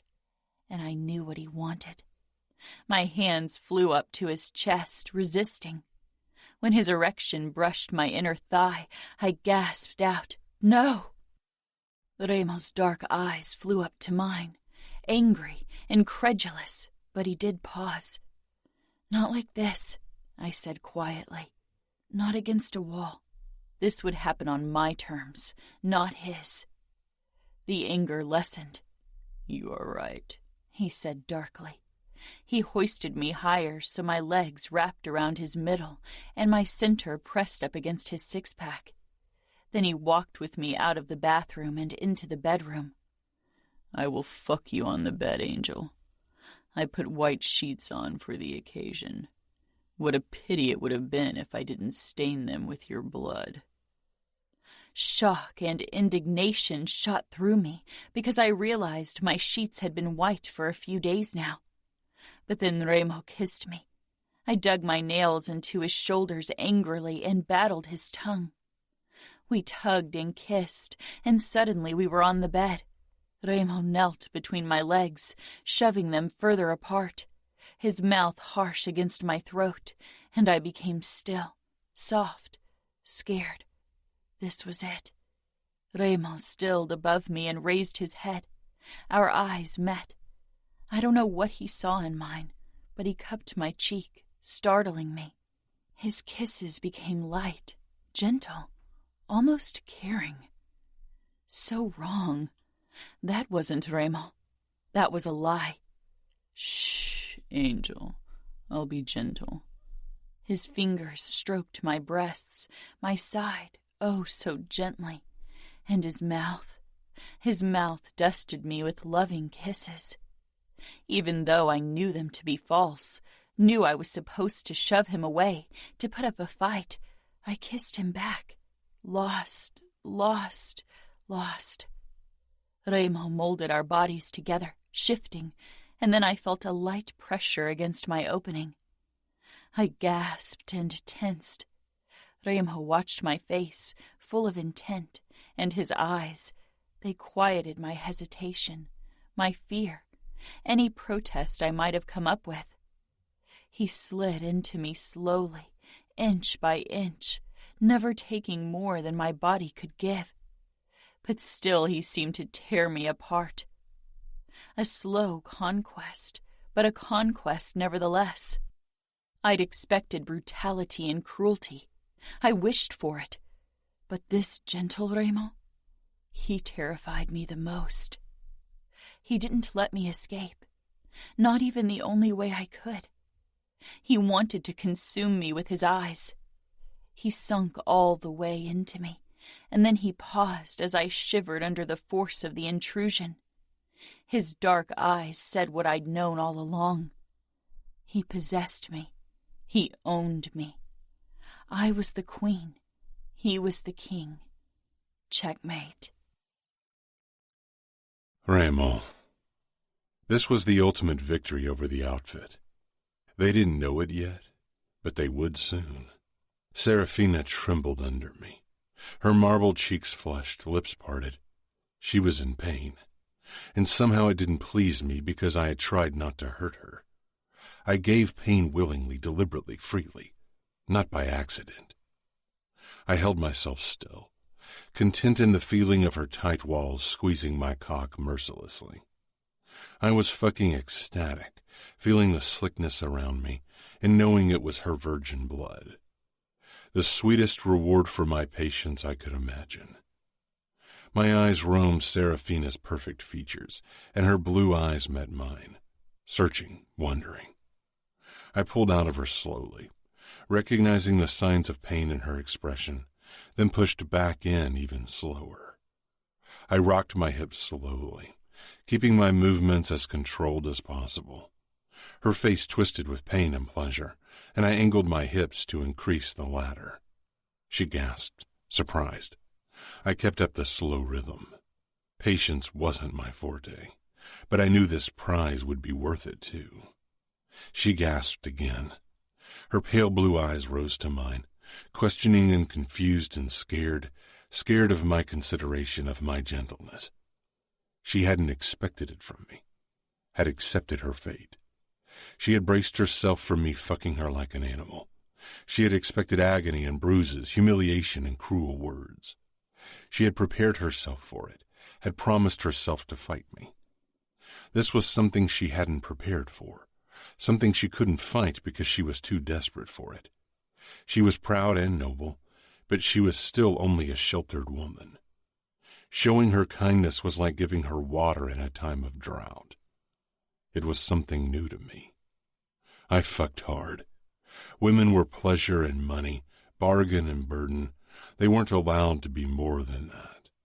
She moaned, her marble-like cheeks flushing. She was getting closer. I lowered my mouth to her lips, slid my tongue in, tasting that unblemished sweetness. My fingers slid up her side, over her slender ribs to the swell of her breast. She gasped again. I brushed her nipple with my thumb, the touch feather soft because that was how she liked it, as inexperienced as she was. She'd soon enough see that pain and pleasure worked well together. I reached between us and slid 2 fingers over her clit. She shuddered, and I repeated the motion and thrust my hips faster, forcing one astonished gasp after another from her lips. I lifted her leg up over my back, changing the angle and sliding a bit deeper into her. She cried out and threw her head back, baring that elegant neck. Pain and pleasure. I couldn't take my eyes off her face as she gasped and whimpered and moaned. Her gaze sought mine again. She hardly ever looked away. She was the first woman who dared to hold my gaze while I fucked her, the first woman I allowed to do so. My fingers slid over her clit as I sunk into her in deep, controlled strokes over and over again. I wanted my prize, wanted to force it from her quivering body, wanted her complete surrender. Her tight walls clamped around my cock as she came under me. I closed my lips over the perfect skin at her throat and bit down, wanting to leave my mark. My angel. She tensed and shuddered even harder. I leaned down. "And you thought I wouldn't own you, Angel," I said softly, then kissed her ear. She glared up at me, shame and hate mingling on her perfect features. Her cold, proud eyes blazed with emotions I had summoned. "Now that we got this out of the way, why don't I fuck you like I wanted to from the start?" I said in a low voice. Serafina was a chess piece. There was a flash of fear, but I didn't give her time to consider my words. She was slick around my cock. I slid all the way out of her and thrust back into her in one hard push. She gasped from pain this time. I hummed my approval. I soon found a pace that was fast enough to be painful but not so overwhelming that she'd not feel the dark promise of pleasure behind it. She closed her eyes. "No," I snarled, giving her a far less restrained thrust, showing her that I was still holding back. She looked at me with hate and disgust. I claimed her mouth, growing even harder under the intensity of her emotions. Hate was good. I sucked her nipple into my mouth and she tensed. Oh, yes. Fucking Serafina was better than my imagination had promised. I can't wait to send these sheets to Danilo and your family. I rasped against her wet skin. She clawed at my back and I groaned, my cock twitching. She fought against the pleasure, clung to the pain, even preferring it. I reached between us, found her nub, and flicked my finger over it. She squeezed harder around my cock, causing my eyes to close under the blinding pleasure. "If you stop fighting the pleasure, it'll be less painful, Angel," I murmured against her pink nipple before I sucked it back into my mouth. I hit deeper than before, still not as hard and deep as I wanted, but Serafina whimpered. I lifted my head. She bit her lip, holding back the sound. "Surrender to the pleasure. It'll be worth it." She hit me with a hateful gaze, but didn't pull back when I kissed her mouth and slipped my tongue inside. She'd rather suffer through the pain than stop fighting the pleasure. Proud and strong, determined not to give me another one of her sweet releases, I claimed her mouth, hard and fast, like my cock did her tight center. I decided to allow her that small victory. I'd already won the prize and the war. I let loose, submitted to the pressure in my balls. I thrust into her one last time, then shot my cum into her with a violent shudder. I stared into her eyes as I claimed her body. She was mine. I couldn't wait for Cavallaro and her fiancé to find out. Chapter 16. Serafina. Remo pulled out of me, and I winced, sucking in a sharp breath. I rolled over to my side, away from him, but the shame stayed with me. Remo brushed my hair away and kissed my neck, then lightly bit down, and I shivered. "You are mine now, Angel. I own you. Even if I ever let you go, I'll still own you. You will always remember this day, and deep down, you will always know that you are mine, and mine alone." I closed my eyes, trying to hold back tears, fighting them, holding on to my composure with sheer force of will. The sheets rustled as Remo got out of bed, and I didn't look over my shoulder to see what he was doing. I heard the water running in the bathroom. He returned moments later and ran his fingers down my spine, then back up before he grabbed my shoulder and rolled me onto my back. My eyes found his. He parted my legs, his eyes taking in my thighs covered in my blood. Not taking his eyes off my face, he knelt between my legs. I tensed, confused but too stunned and overwhelmed to act. With a dark smile, he leaned forward and ran his tongue over my thigh, licking up the blood. I was frozen. He traced a finger up my leg and circled my opening with it. I stiffened. I was sore, but Reilly slid his finger inside of me very slowly. His dark eyes held mine, and after a moment he gently pulled his finger back out, now slick with my blood. A horrible suspicion wormed its way into my head, and he proved it right. Reilly put his blood-coated finger in his mouth with a twisted smile. The taste of blood never disgusted me, and your virgin blood is sweeter than anything else. My nose wrinkled in disgust, and shame warmed my cheeks. Reilly assessed me calmly as he released his finger from his mouth. He stroked my inner thighs as he lowered himself to his stomach between my legs. "What are you doing?" I asked. Reilly pressed a kiss to my center. "Claiming my missing prize."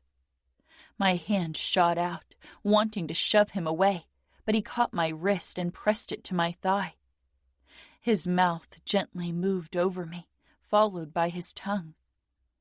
He was so gentle my body responded despite my soreness.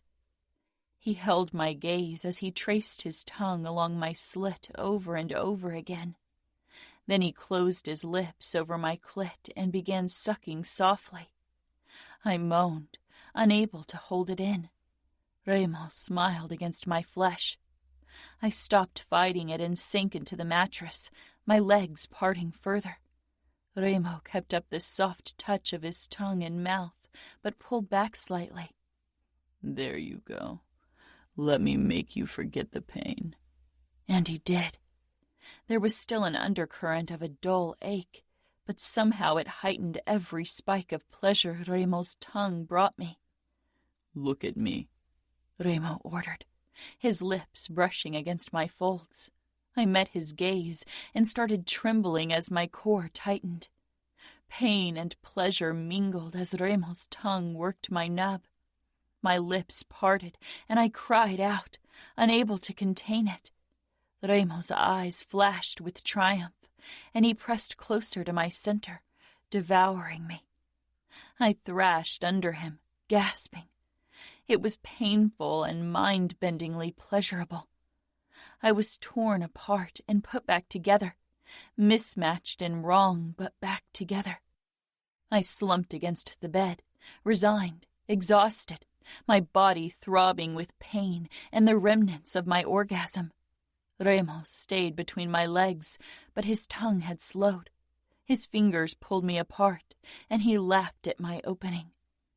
I moaned as it caused another aftershock. Everything about this was wrong and filthy.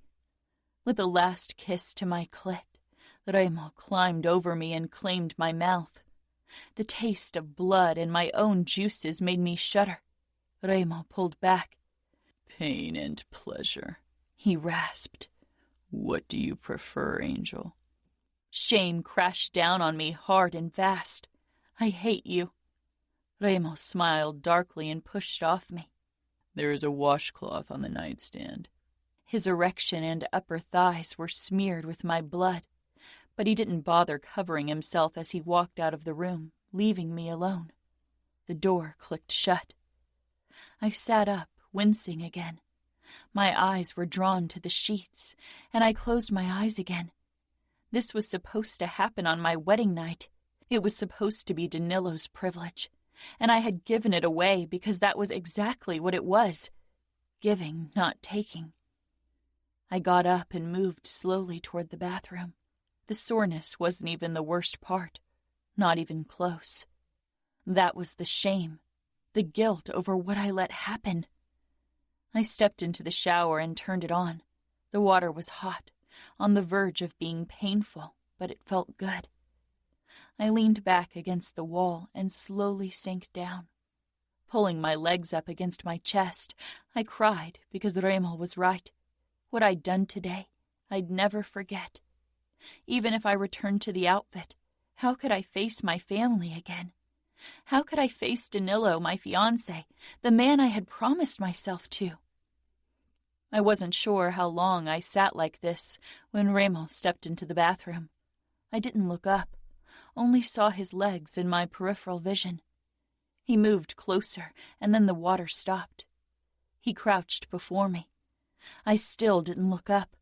My throat and nose were clogged from crying, and I started to shiver without the warmth of the water. "Look at me," Remo ordered. "Look at me, Serafina." When I refused to do as he asked, he reached for my chin and nudged it up until my gaze met his. His dark eyes searched my face. I couldn't read the emotions in his eyes. "If it helps, try telling yourself I raped you," he whispered in a low voice. "Maybe you will start believing it." Nothing had ever cut deeper than Remo's words. He didn't need a knife to make me bleed. I glared at him, wanting to hate him with every part of my being, but a tiny, horrible part of me didn't. And it was that part of me I despised more than I could ever hate Remo. Remo. After claiming Serafina, I left her in the bed. I needed time to gather my fucking thoughts. I went to my bedroom and put on briefs, but didn't bother cleaning my thighs or face. It was late in the evening, so Chiara should still be in her bedroom with Nino. I could still taste Serafina, sweet and metallic, the sweetest triumph of my life. Fuck, this woman. I fixed myself a drink, a bourbon, then leaned against the bar, swirling the liquid in the glass, fucking averse to washing away her taste. The memory still burned bright. This was the moment I'd worked toward, had been patient for. For once in my life I'd been patient. Your reward will be worth it. I will be your first angel. Serafina was so much more than I'd hoped for. She was magnificently gorgeous, ruinously breathtaking. Even lesser men would kill to have someone as regal as her in their bed only once. I almost got a fucking boner, thinking about how Danilo would feel seeing the sheets with Serafina's virgin blood on them. How acutely he'd feel the loss of something he had desired from afar for years, something that had been almost in his reach, only to be painfully ripped from him. It was enough to drive even the most controlled man into a rampage. And her father and brother, for them it would be a painting of their greatest failure. That smile on your face creeps me the fuck out, Savio muttered as he came in, smelling of perfume and sex. Thinking of my next message for Dante, I said, setting the glass down without taking a single sip. I couldn't bear the idea of getting rid of Serafina's taste just yet. Savio's eyes flitted down to my upper thighs, coated in Serafina's blood, then up to my face. He crossed his arms. Either you mauled a kitten and rubbed your face and groin all over the spoils, or you had a disturbing meeting with virgin pussy. Something dark and possessive burned my chest hearing him talk like that about Serafina. I shoved it down. Not a virgin anymore. Savio regarded me curiously, then shook his head with a disbelieving laugh. You really got her to come willingly into your bed? Fuck, Remo. You must have twisted that girl's mind. I grinned. And tomorrow I'll bathe in my triumph and send Dante the sheets. Savio laughed, came toward me, and downed the drink I'd poured for myself. To your twisted mind and all the twisted shit it comes up with. You wanted to break her, and you broke her. I left him standing there, not in the mood to talk about Serafina anymore. My body yearned for her, for more, for everything. When I entered the bedroom, I found the bed empty except for the stained sheets. I followed the sound of running water into the bathroom. Serafina was huddled in the shower, and the sight caused an unpleasant twinge in my chest. I turned off the water, then knelt before her. Look at me, I said. Look at me, Serafina. Her blue eyes held anguish and guilt when I forced her face up. If it helps, try telling yourself I raped you, I murmured. Maybe you will start believing it. Hatred flared in her eyes, and for once it didn't give me a thrill. I got up, frustrated by my body's reaction. I stalked back into the bedroom and stripped the bed of its sheets, not wanting them ruined. Serafina would probably try to burn them, to destroy any proof of what we'd done. But she couldn't burn the memory. I threw them into the hallway before I returned to Serafina. She stood now, her fingers clutching the edge of the shower stall, her other hand pressed against her stomach. She took a step, wincing. I moved closer, and her eyes darted down to my bloody thighs. She grimaced. "Why don't you clean up?" "Because I want to remember. And I want to forget," she bit out. "You need to own up to your actions, Angel. You can't run from them," I said, stopping in front of her. Hatred swirled in her blue eyes, but not all of it was directed at me. "Leave." I narrowed my eyes. "Leave," she rasped. "The Tylenol will help with your soreness." I turned and walked toward the doorway. "I don't want the pain gone.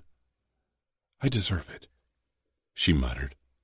I paused in the doorway and tossed a glance over my shoulder, but Serafina wasn't looking at me. She was glaring at the floor. I left the bathroom, took new sheets from the wardrobe and threw them on the bed before I headed out and locked the bedroom door.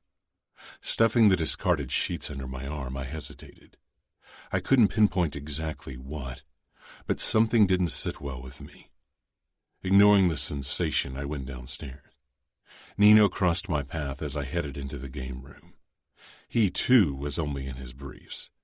His eyes flitted down to the stained sheets, then lower to my thighs, before he raised his eyebrows. "I don't suppose it's menstrual blood." "It isn't.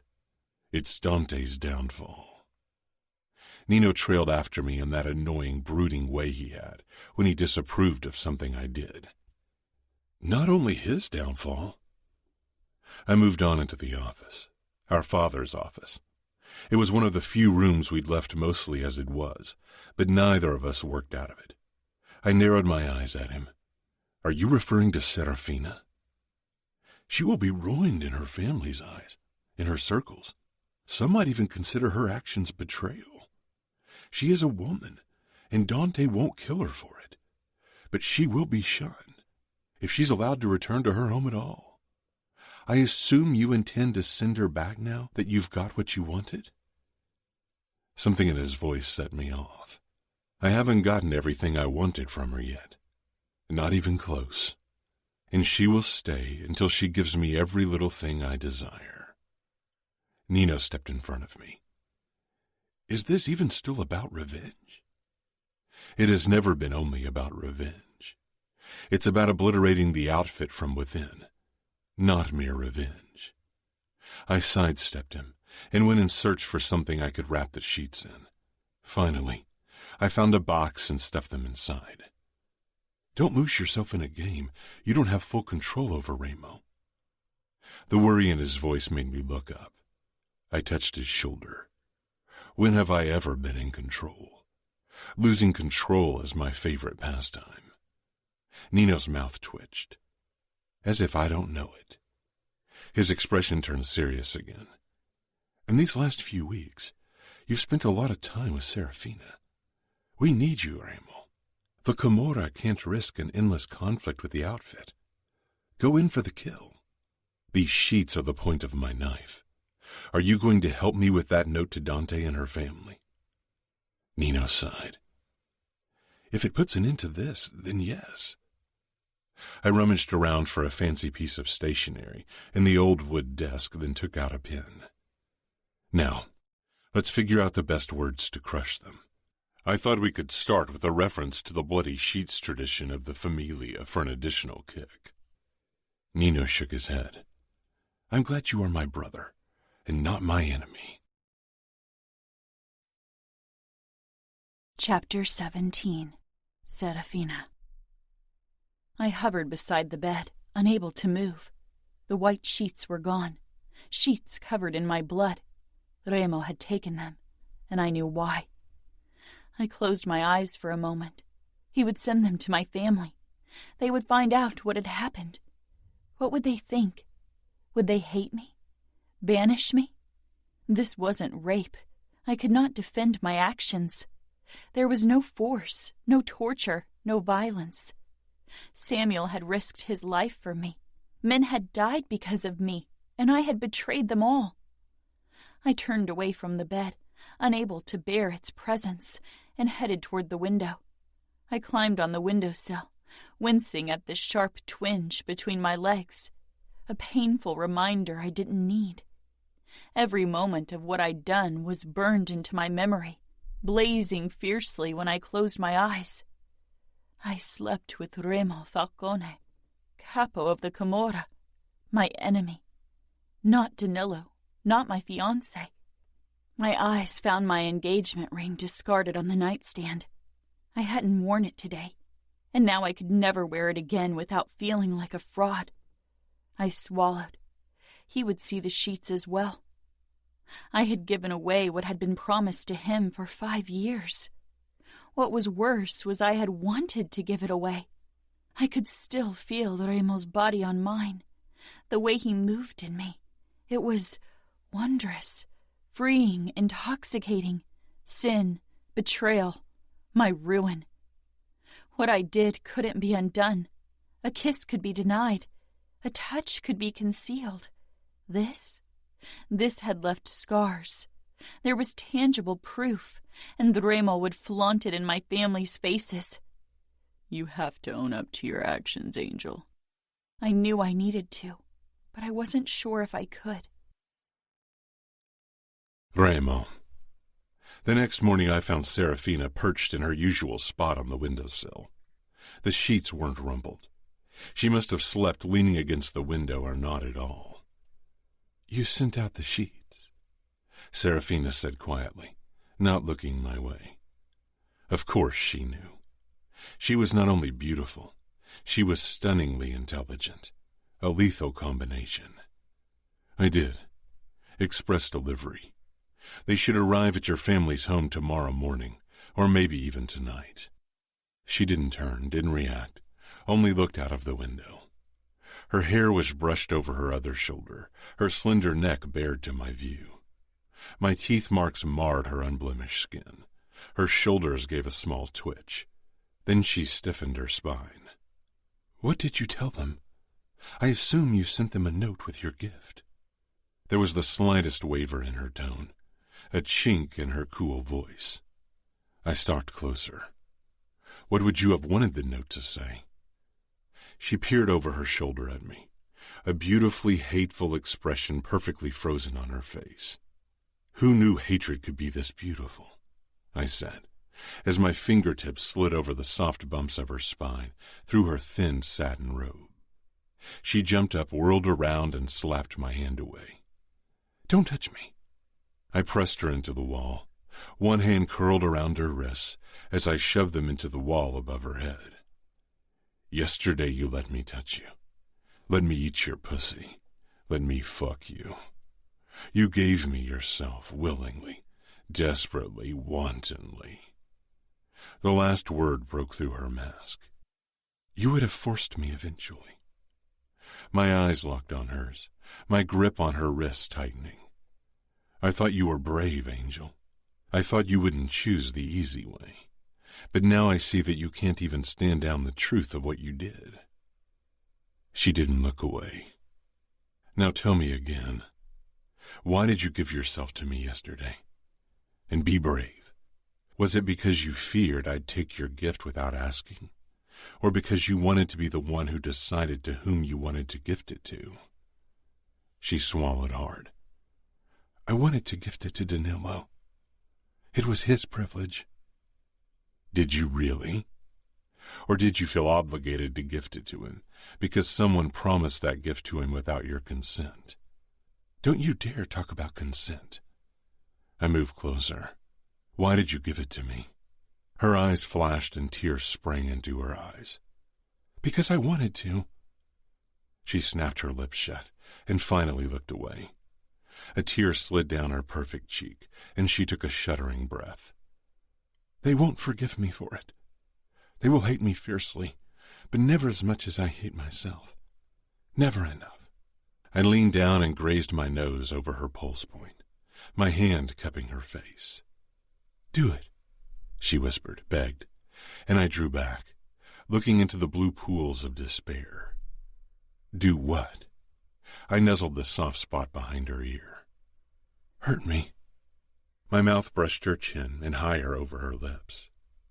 "Hurt me," she said it harsher this time. I gripped her waist and turned her around, pressing her into the wall, her wrists still above her head, my body caging her. I was already painfully hard. The hand that was holding her wrist moved under her satin robe, and I found her bare beneath. I exhaled against her neck, then bent down lightly, causing her to shudder. My fingers moved to her flat belly, then lower to the trimmed curls until I dipped between her folds. "Hurt me, Ramo." "I will, Angel. Patience is a virtue. Don't you remember?" My fingers slid deeper. She wasn't wet like she'd been yesterday, just barely aroused, mostly broken and desperate to exchange one form of pain for another. I unbuckled my belt and took out my cock before easing it between her beautiful, firm-ass cheeks. Her breath caught, but I dipped lower to her pussy. She was tense as a fist against my tip, sore, braced for the pain. I didn't push in. Instead, my fingers started playing with her pussy, light, teasing, coaxing touches. Nothing like what she wanted. "Why can't you just hurt me?" she whispered, tilting her face sideways and upwards. Yes, why?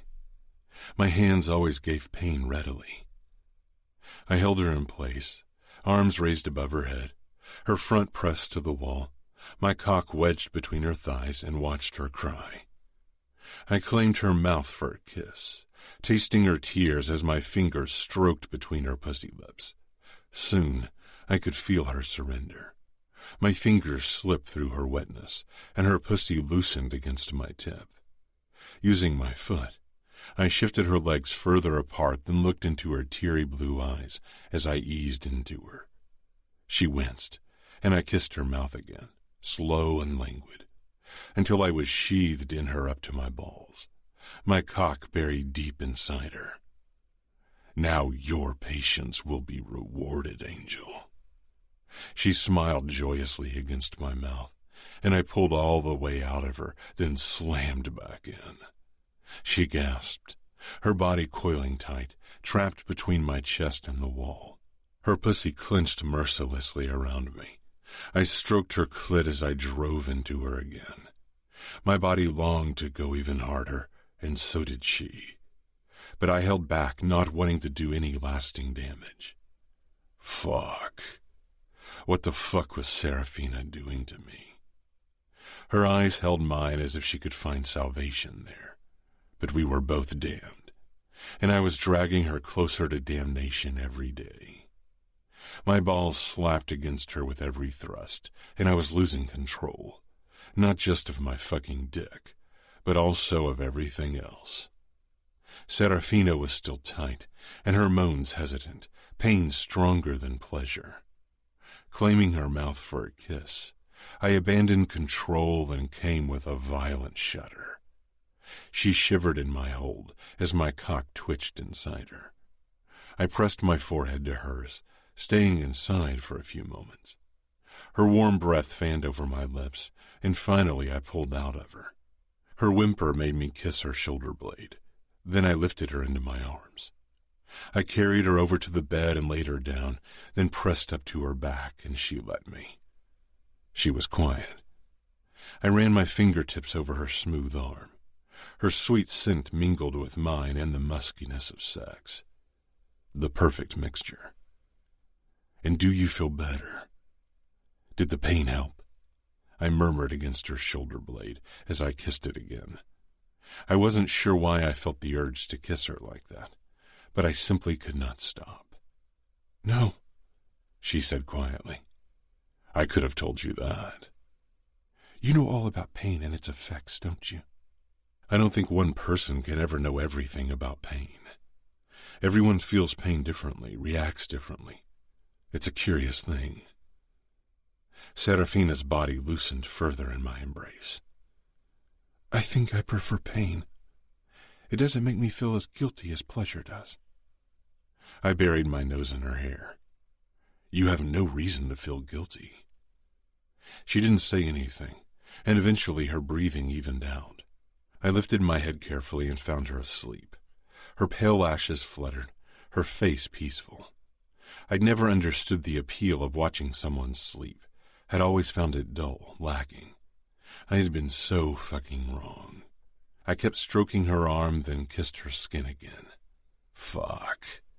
How was I going to give her back? I rested my head back on the pillow. I wasn't tired, despite the long night I'd had, but I couldn't bring myself to get up with Serafina in my arms. Closing my eyes, I allowed myself to relax.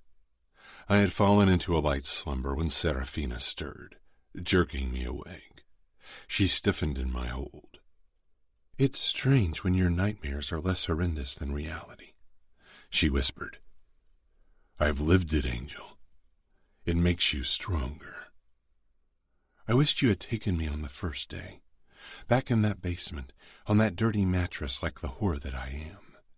The words ripped from her throat, as if every syllable was pure agony. I tensed, turning her around to me, feeling so fucking angry. For an instant, Serafina shrank back from the force of my fury, but then she met my gaze. She lay unmoving on her side, eyes full of anguish. "You aren't a whore. Is your fucking virginity all that matters to your family?" "It's not just that I'm not a virgin anymore," she whispered. "It's to whom I lost it to. They won't understand. They won't forgive. They will hate me for what I've done." "Shouldn't they be relieved that you didn't suffer through pain and humiliation? You succumbed to pleasure, so what? All of them have sinned worse than that, even your brother, particularly your fiancé. What right do they have to judge you?" She blinked slowly. Then she surprised me by leaning forward and kissing me. A soft kiss. A soft nothing that felt like fucking everything. My brows drew together, trying to gauge her mood. "I'm lost, Raimo." I cradled her head and kissed her again before I rasped. "My notes said that I ripped your innocence from you, that you fought me like a spitfire, and that I enjoyed every second of breaking you." She held her breath, searching my eyes. "You made it sound like you raped me." She swallowed. "Why did you lie? Was it because it would hurt my family worse?" I smiled darkly. "I fear your family would have been more crushed if they knew you gave yourself to me freely." "They'd hate me." "Now you can decide what you tell them when I return you to them." "You will?" she asked quietly. I drew back and sat up, then turned my back to her. "You were never meant to be a captive forever." Her fingertips traced my tattoo. "Now that you've got what you wanted from me, you'll ask for Scuderi." There was a strange note to her voice, but I didn't turn around to see her face, because then she would have seen mine as well. "Do you think they'll still want me now that I'm ruined?" Serafina was many things, but ruined wasn't one of them, and anyone who declared her as such was a fucking fool. Your family loves you. They will do anything to save you, even now, especially now. I rose to my feet and left without another look at her. It was nearing midnight when my phone rang. I turned away from the screen where Savio and Adamo were playing a racing game. Nino and Chiara had already retired to their room to fuck. Without looking at the screen, I knew who it was. I picked up. "Dante?" My brother slanted me curious looks. "I got your message." Dante gritted out. I could practically feel his fury. It wasn't as exhilarating as I'd expected. "I know you don't follow the Familia's bloody sheets tradition, but I thought it was a nice touch." Adamo grimaced and his car crashed into the wall. Savio had stopped playing altogether. There was silence on the other end. "There are rules in our world. We don't attack children and women." "Funny that you say that. When your soldiers attacked my territory, they fired at my 13-year-old brother. You broke those fucking rules first, so stop the bullshit." Adamo's eyes widened, and he glanced down at his tattoo. "You know as well as I do that I didn't give the order to kill your brother, and he's alive and well. If he weren't, we wouldn't be having this conversation, Dante. I would have killed every fucking person you cared about, and we both know there are so many to choose from. You have people you don't want to lose either, Ramo. Don't forget that. Savio and Adamo watched me, and it took considerable effort to keep my fury at bay. I thought the sheets might have made you see reason, but I see that you want Serafina to suffer a bit more. I hung up. After a couple of heartbeats, my phone rang again, but I ignored it. I take it Dante isn't willing to cooperate yet? Savio said with a grin. Adamo shook his head, pushed to his feet, and stormed upstairs. Savio rolled his eyes. For a few days, he's been almost tolerable. I suppose that's over now. I stood, switched the phone to silent mode, and shoved it into my pocket. I'll have a word with him. Good luck, Savio muttered. I didn't bother knocking before I stepped into Adamo's room. My eyes scanned the floor, which was littered with dirty clothes and pizza boxes. I walked toward the window and flung it open to get rid of the horrid stench. Why don't you clean your room? Adamo hunched over in front of the computer at his desk. It's my room, and I don't mind. I didn't invite you to come in. I walked up to him and tapped against his tattoo. You do well to show me respect. As my older brother or my capo? Adamo muttered, jutting his chin out. Both. For what you did to Serafina, you don't deserve my respect. What did I do? He frowned. You forced her. I brought our faces closer. Did I? You didn't? Are we going to keep exchanging questions? Because it's getting annoying. But you slept with her, Adamo said in confusion. I did, I said, but she wanted it. Why? I laughed. Ask her. Do you think she's in love with you? My muscles tautened.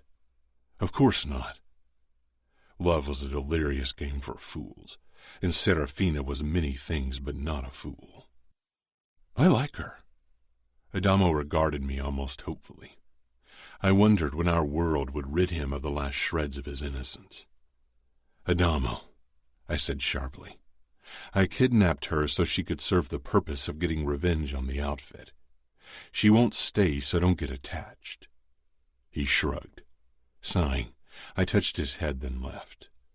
Oh, Serafina. I headed toward my wing, but instead of continuing to my room, I stopped in front of Serafina's door. I knew Dante would agree to give me Scuderi any day now. I unlocked the door and entered. Serafina was curled up on her side reading a book. She put it down when I closed the door and walked toward her. She frowned. Just because I slept with you once, twice, I corrected. Just because I've slept with you twice doesn't mean I'll sleep with you whenever you feel like it. I sank down beside her. Is that so? I trailed my fingertips over her exposed arm. Goosebumps rose on her skin. I'm too sore. I think last time was too much, she admitted, her cheeks turning pink. My fingers halted on her collarbone. Do you need to see a doctor? It's not that bad. She narrowed her eyes a tad. Are you concerned for me? Ignoring her question, I said, I didn't come for sex anyway. What did you come for then? If only I knew. I removed my gun and knife holster and dropped it to the floor beside the bed before I stretched out next to her and propped my head up on my hand. Don't tell me you've come to cuddle, she said. My mouth twitched. I've never cuddled with a woman. You did today? I considered that. I held her in bed after sex, had watched her sleep in my arms. I was only there to make sure you didn't drown in self-pity. Sure, she muttered. You said you never cuddled with a woman. Do you make a habit of cuddling with men, then? I chuckled and slid my hand into her hair. She leaned into the touch ever so slightly. I wasn't sure she noticed. I don't anymore. At the questioning lift of her eyebrow, I continued. I used to cuddle with Adamo and Savio when they were really small. Her nose wrinkled. Sorry, I can't see it. Considering how exhausting small kids can be, I'm surprised you didn't end up killing them. My fingers twitched, but I restrained my anger. They are my brothers, my flesh and blood. I'd die before I ever hurt them. I fell silent. Serafina was quiet too. I don't understand you, Remo Falcone. You aren't supposed to. I'm perceptive. Before you know it, you'll reveal more to me than you want. I feared she was right. A chess piece, a means to an end. That was all Serafina could ever be. Nothing more. My smile turned cruel. Serafina, I know losing your virginity to me makes you think we share a special bond. But 2 fucks don't make you anything special to me. I've fucked so many women. One pussy is like any other. I took something from you, and now you want to justify it with fucking emotional bullshit. She stiffened, but then gave me a cunning smile of her own. Her fingers curled over my neck, and she pressed her forehead against mine like I had done before. You took something from me, true, but you're not the only one doing the taking. Maybe you don't see it yet, but with every bit you take from me, you're giving me a bit of yourself in return, Remo, and you will never get it back. I harshly claimed her mouth and rolled on top of her, pressing her into the mattress with my weight. Don't, I snarled into her ear. Don't think you know me, Angel. You know nothing. You think you've seen my darkness, but the things you haven't seen are so pitch black, no fucking light on this earth can penetrate them. Who's not brave now? She whispered. I shook with anger. I wanted to fuck my rage out of my system, wanted to hurt, wanted to break something. I moved down her body and shoved her nightgown up, then ripped her thong down her legs. I told you I'm sore, she said softly. Fuck. Why did she have to sound so vulnerable in that moment? What the fuck was she doing to me? I pushed her legs apart. She didn't stop me despite the tension in her limbs. Taking a deep breath, I lowered myself to my stomach, resting between her thighs. Her body softened immediately when she realized I wasn't going to hurt her. I jerked her toward my mouth and she winced. I softened my lips against her folds, and soon she was writhing and moaning, her legs falling open, trusting and fuck. It was better than any rage fucking had ever been. I took my time, enjoying the way she allowed herself to surrender to pleasure. My fingertips traced the soft flesh of her inner thigh, the relaxed muscles there. No sign of tension or fear. She came with a beautiful cry, her body arching up, giving me a prime view of her gorgeous nipples. I trailed kisses up her body until I reached her lips. You're all about giving and taking. I gave you my mouth. How about you giving me yours now? You can have my hand, no more, she said firmly. I want to come down your throat, not in your hand. She held my gaze. You can have my hand or nothing. The last time a woman gave me a hand job, I was 14. After that, I came in a mouth, pussy, or ass. I'm not like them, Remo. No, she wasn't. Serafina was everything. Cunning and strong, loyal and fierce. She could have been capo if women were allowed that place in our world. I rolled onto my back and crossed my arms behind my head. Serafina sat up.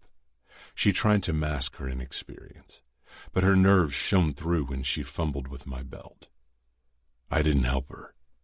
My cock was already painfully hard when she pulled it out of my briefs. Her touch was too soft as she stroked me, but I enjoyed watching her.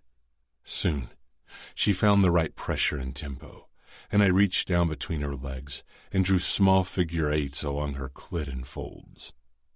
When Serafina began shaking with the force of her orgasm, and her hand tightened around my dick, my own release overwhelmed me, and I came like a fucking teenager all over my stomach. I used her thong to clean my stomach despite her frown. Then I pulled her down against me. She was stiff, but eventually she put her head down on my shoulder. That wasn't so bad, I drawled. But if you want to bring me to my knees, you'll have to use your mouth." She huffed. "I'll figure out another way to bring you to your knees, Ramo. If anyone could, then it would be her." Chapter 18. Serafina. I woke with someone pressed up against my back, a warm breath fanning over my shoulder. I didn't pull away, only stared at my hand, which rested atop his on the bed. The skin on my ring finger was lighter from wearing my engagement ring for 5 years, and now it lay on my nightstand abandoned. And how could I ever wear it again? How could I ever face my fiancé again after everything I had done? Everything I still wanted to do. Deep down, I knew I didn't want to marry Danilo anymore, but it was my duty, even now. I ran my fingertips over Ramo's hand, and he woke with a current of tension radiating through his body. I assumed he wasn't a man used to sharing a bed with someone. He exhaled and relaxed, but didn't say anything. I turned his hand over until his palm was up, then traced the burn scars there, wondering how they'd come to be. My touch followed the scars up to his wrists, where crisscross scars fought for dominance with his burn marks. Ramo's breathing changed, became cautious, dangerous. "Will you ever tell me how you got those?" He bit the nape of my neck. Why should I? Yes, why should he spill his guts to me? I turned around in his hold. His expression was forbidding, but his eyes held a hint of something even darker. "You're right," I whispered, holding his gaze. "I'm only your captive, the queen in your game of chess, something meaningless, easy to forget the moment you give me back." Even as I spoke the words, I couldn't imagine Ramo really letting me go. Not with the way he looked at me, and I wasn't sure if the realization terrified or relieved me. Because how could I return to the outfit? "Oh, Angel, forgetting you will be impossible." And I smiled. God help me, I smiled. Ramo shook his head slowly. "This is madness." "It is. It was, and worse. Betrayal. Dad, Mom, Sophia, Sam. Guilt gripped me in its choking hold. I swallowed. My family. I didn't say more. Ramo's face hardened, and he untangled himself from me and stood. My eyes took him in, the harshness of his expression, those cruel eyes, the scars and muscles. Ramo was the enemy. He was trying to destroy the people I loved by using me as his weapon. I couldn't forget that. He put on his clothes and gun holster. Then he nodded grimly. "That's the look you're supposed to give me, Angel. Hold on to your hatred if you can." "Can you?" He didn't say anything, only smiled darkly. He turned around and left. The fallen angel tattooed to his back seemed to mock me because every day I felt a bit more like an angel falling. Chiara picked me up around lunchtime. I could tell from the way she was looking at me that she knew I'd slept with Ramo. Nino had probably told her, and Ramo had told him, and probably everyone else. I hadn't dared to ask him if the sheets had arrived yet. The mere idea that my family and fiancé saw them drove bile up my throat. We settled on the sofa. She'd ordered vegetarian sushi, which was set up on the table in front of us. I didn't see Nino anywhere, but I knew he was close and would storm in at the slightest sound of distress from Chiara. We ate in silence for a while, but eventually Chiara couldn't contain her concern anymore. She touched my shoulder, her eyes flitting to the bite marks on my throat. "Are you okay?" I set down the sticks and met her gaze. "I'm a captive in these walls, and I betrayed my family. I let Ramo dishonor me. I'm ruined. So what do you think?" She pursed her lips. "You're only ruined if you allow others to make you feel that way." "You don't understand." I snapped my lips shut, shame washing over me because everyone knew the stories about her. I'm sorry. Kiara shook her head, a flicker of pain in her eyes, but she straightened her shoulders with a smile. I felt ruined for years, until I didn't anymore, and then I was free. If my family and fiancé find out Reilly didn't force me, they won't forgive me. Do you want to return to your fiancé? Do you think I want to stay with Reilly? I muttered. He kidnapped me. He keeps me locked in a room. He is my enemy. Sex won't change that. Kiara regarded me closely. Maybe there's a chance for peace between the outfit and the Camorra. You could be that chance. Something good can be born from an act of brutality. But there won't be. My dad, my uncle, my fiancé, my brother won't ever agree to any kind of peace. They are proud men, Kiara. You know how made men are. Reilly took me from them, stole my innocence. It's either stolen or given. I looked away. They won't see it that way. He ripped something from them, took something they considered their possession. He insulted my family, my fiancé. They won't forget or forgive. They'll retaliate. They'll avenge me with brutal intent. Do you want to be avenged? Reilly kidnapped me. He took everything from me. Everything? Kiara said curiously. Everything that used to matter. I took my chopsticks again and continued eating, hoping Kiara got the hint that I didn't want to talk anymore. Reilly came to my bedroom again that night. I had expected him and didn't say anything as he dropped his gun holster on the ground, then lay down beside me.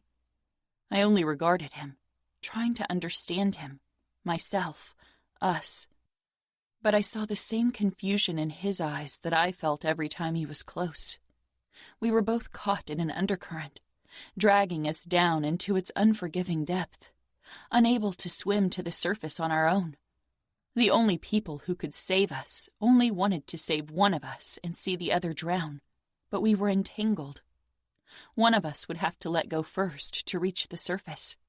And just like the night before, Reilly's mouth forced me into submission, lips and tongue and teeth, harsh one moment, gentle the next.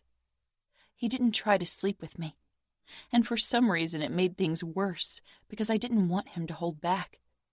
I wanted him to take without consideration, without mercy, because when he was something more than the monster I knew him to be, he took something I was even less willing to give. He pressed against my back, breathing harshly, his erection a demanding presence pushing into me. When will you set me free? I asked. Soon. Reilly murmured, but didn't elaborate. For some reason I heard the echo of the word never. Never, never, never. And it didn't scare me as much as it should. I considered asking about the sheets. Dante must have contacted Reilly by now. But I was too scared. Didn't want to know their reaction. Reilly's lips brushed my shoulder blade. You always do that. Tension shot through his body as if I'd caught him committing a horrendous crime. I think Danilo ruined your uncle's plan to keep it cool. I stiffened as well. What?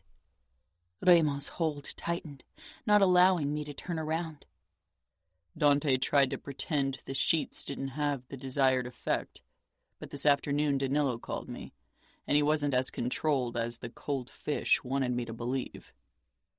I sucked in a shaky breath. You talked to Danilo? He was furious, murderous. He told me he'd cut my balls and dick off and feed them to me. Reilly paused, and I tensed further.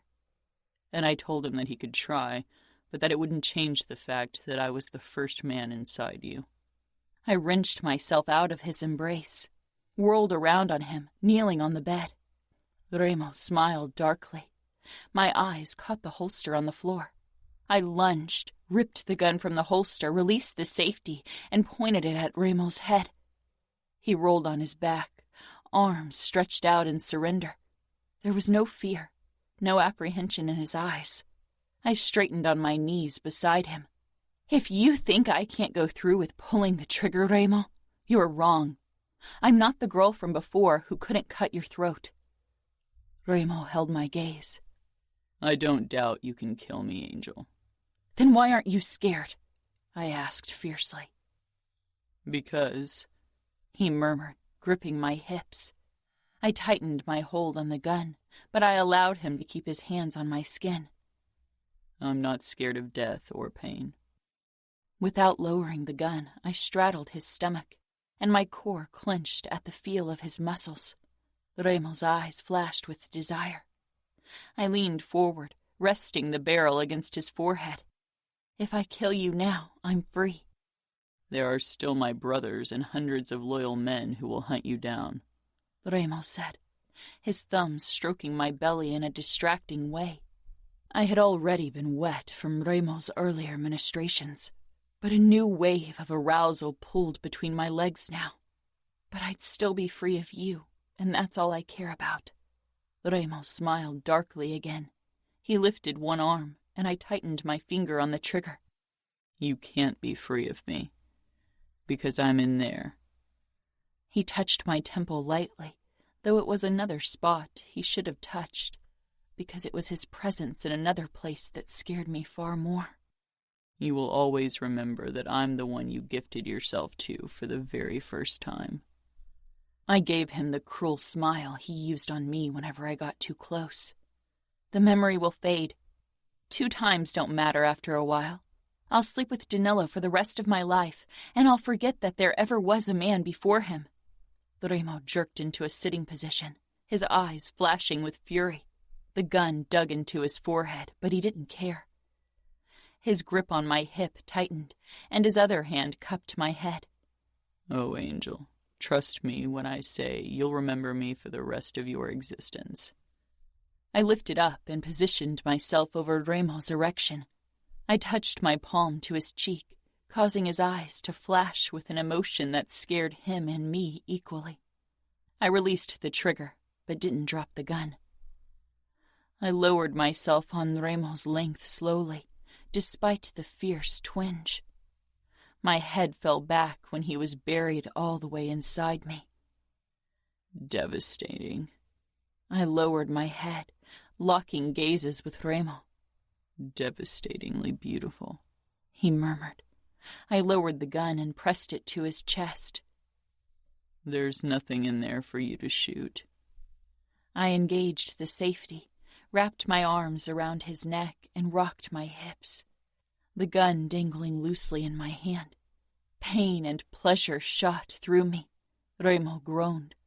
I moved faster, lifting and falling. Reilly held me tightly, his eyes dark and possessive as he let me be in control.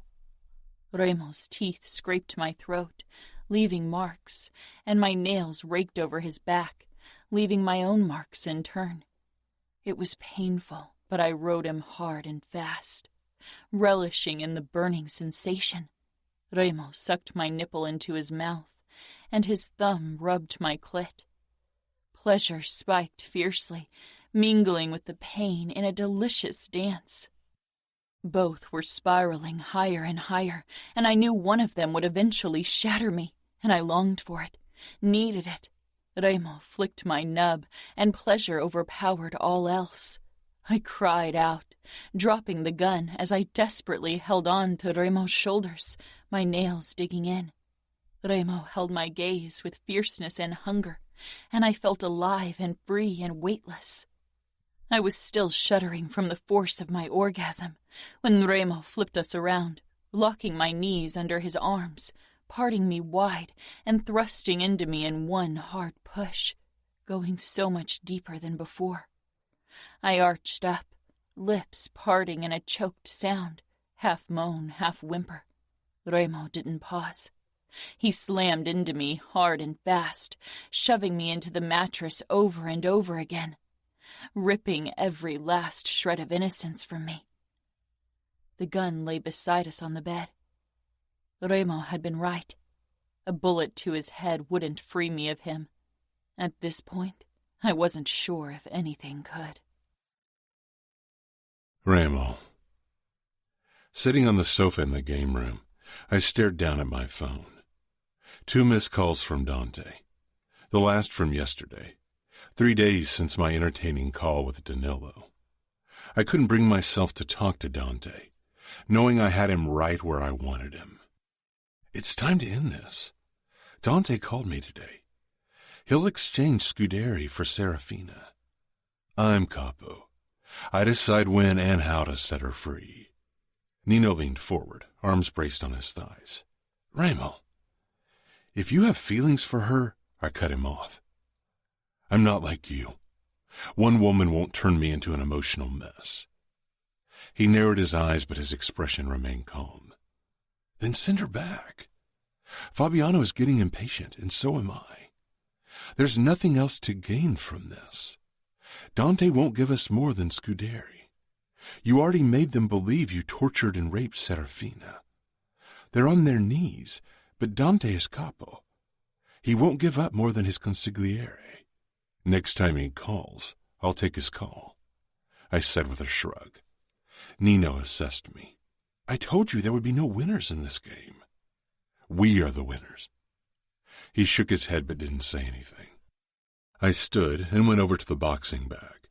Kicking and punching it didn't help with my fucking inner turmoil, and Nino's judgmental presence didn't help either. I kicked the bag once more, then stalked upstairs and burst into Serafina's bedroom. She was reading on the windowsill. By now, Adamo must have brought her half of our library. She put the book down and stood. In the last few days, a gradual power shift had started, and I couldn't allow it. Serafina moved closer, scanning my face cautiously. She stopped in front of me. Instead of dealing out harshness like I'd intended to, my eyes took in her soft lips, lips I couldn't get enough of, lips that drove me insane with desire. You have a very strange look on your face. I can't think about anything else than having you on your knees in front of me with those perfect lips around my cock. It was a half-truth, the only truth she'd ever get. I was on my knees once, she hissed.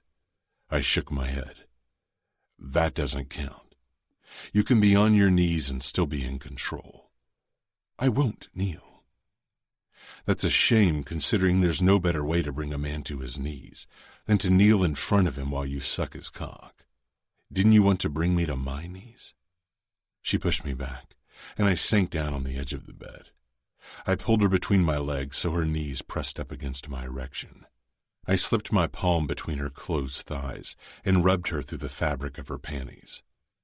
I wake with a fucking boner every morning, dreaming about your lips and your tongue, angel. How it would feel to fuck your sweet mouth. She was burned into my fucking mind, not just the feel of her body. Her brows drew together, but her mouth opened as her breathing deepened. Using my thumb, I grazed her clit while my other finger slid along her slit. Her panties soon stuck to her folds with her juices. I eat your pussy almost every day. Don't you ever wonder how it would be to return the favor? To control me with your mouth? Her eyes flashed, and she moaned when I pressed my hand harder against her center. Slowly, I withdrew my hand and smiled darkly. I gripped her hips and pressed down, not enough to make her knees buckle, but to show her what I wanted. She resisted, so I loosened the pressure, and finally she lowered herself to her knees, head held high. My cock hardened further at the sight of Serafina before me. I unbuckled my belt and unzipped my pants before I took my cock out. I began stroking myself, swirling my thumb over my slick tip. Serafina watched with parted lips, but narrowed her eyes when she noticed my smirk. After another swirl of my thumb, gathering my pre-cum, I brushed her lips and pushed into her mouth. Her tongue tasted me hesitantly, and my fucking dick twitched. Serafina noticed, of course, and smiled in triumph. I pulled my finger out and placed my hand over her neck, but I didn't push her toward my waiting cock, knowing she'd resist again if I tried to coax her into doing what I wanted. Finally, she reached out, curling those elegant fingers around the base of my cock. She squeezed experimentally, and I stifled a groan. And then Serafina leaned forward and slid my tip into her mouth. She licked the tip, then sucked. Unpracticed moves that drove me insane with desire. I began thrusting into her mouth, driving my cock deeper into her. But not all the way in. Still holding back when I never held back for a woman in my entire life. My balls clenched every time she hollowed her cheeks, and the sight would have brought me to my knees if I weren't already sitting. Kneeling before me, challenge and triumph in her blue eyes, Serafina owned me. Body and whatever black soul was left. My phone rang and I tightened my hold on her neck when I took the call. Dante, what a pleasure. I got out. Serafina tried pulling back, her eyes going wide, but my hand on her neck kept her in place as I thrust into her mouth. She glared and scraped her teeth over my dick, which made my eyes roll back and my cock twitch. I smirked. She'd have to bite down much harder for me to release her. Pain only turned me on more. I'm not calling to exchange pleasantries, Dante said coldly. I turned the loudspeaker on and loosened my hold on her neck. Serafina jerked back, but I grabbed her arm and hoisted her up.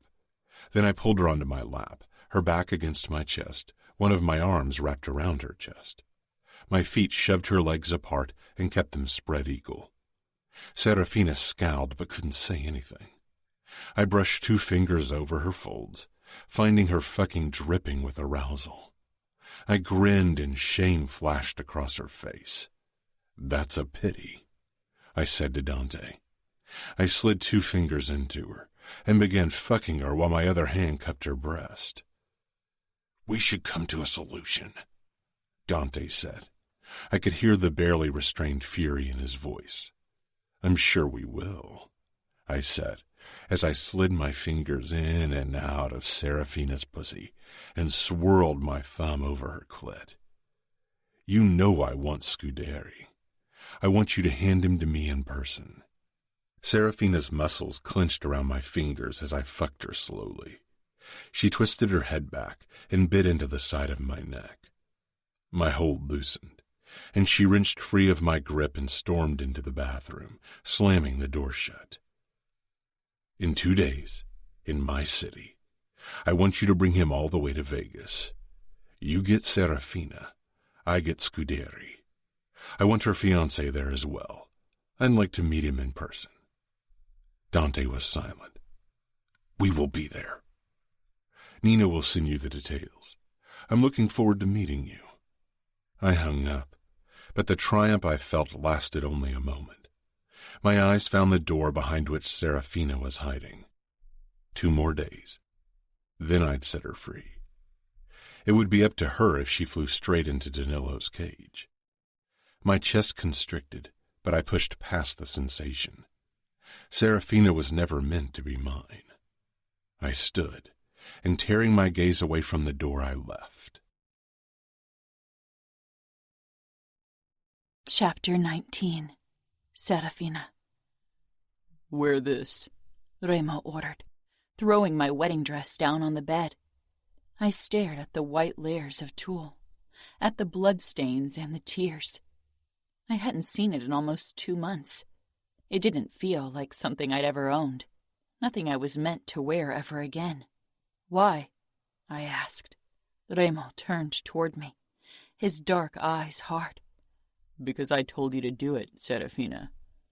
Not Angel. Serafina. What was going on? I narrowed my eyes. Why?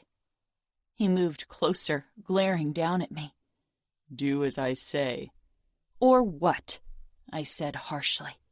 What could you possibly do to me? You've taken everything from me that mattered. There's nothing left for you to take, to break. Remo's mouth turned cruel.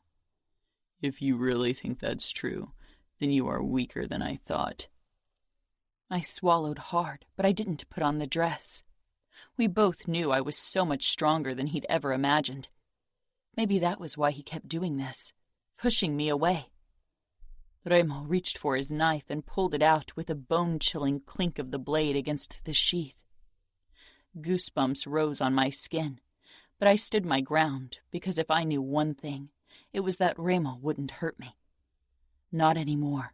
Not ever again.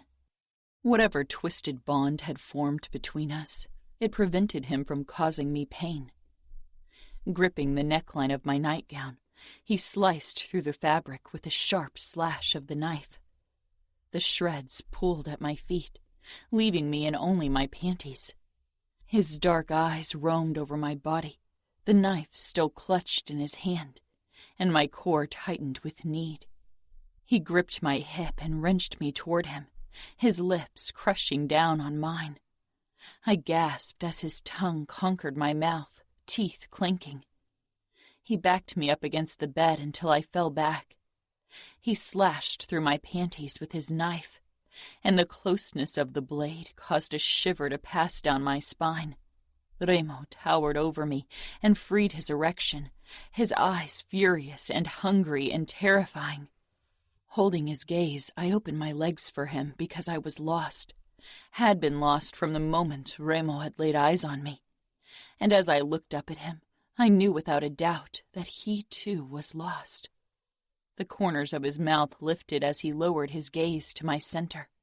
He got down on his knees, pushing my legs even further apart. Reilly buried his face in my lap. I arched up, my nails digging into the crisp sheets, my gaze finding my torn wedding dress. Reilly's mouth claimed me relentlessly, with tongue and lips, bites and licks. There was no escaping. He wouldn't let me. He made me surrender, not with force, not with violence. He dove in, swirling until I was a slave to the sensations he created. My orgasm crashed over me like an avalanche, but my eyes remained locked on the stained white fabric of my dress.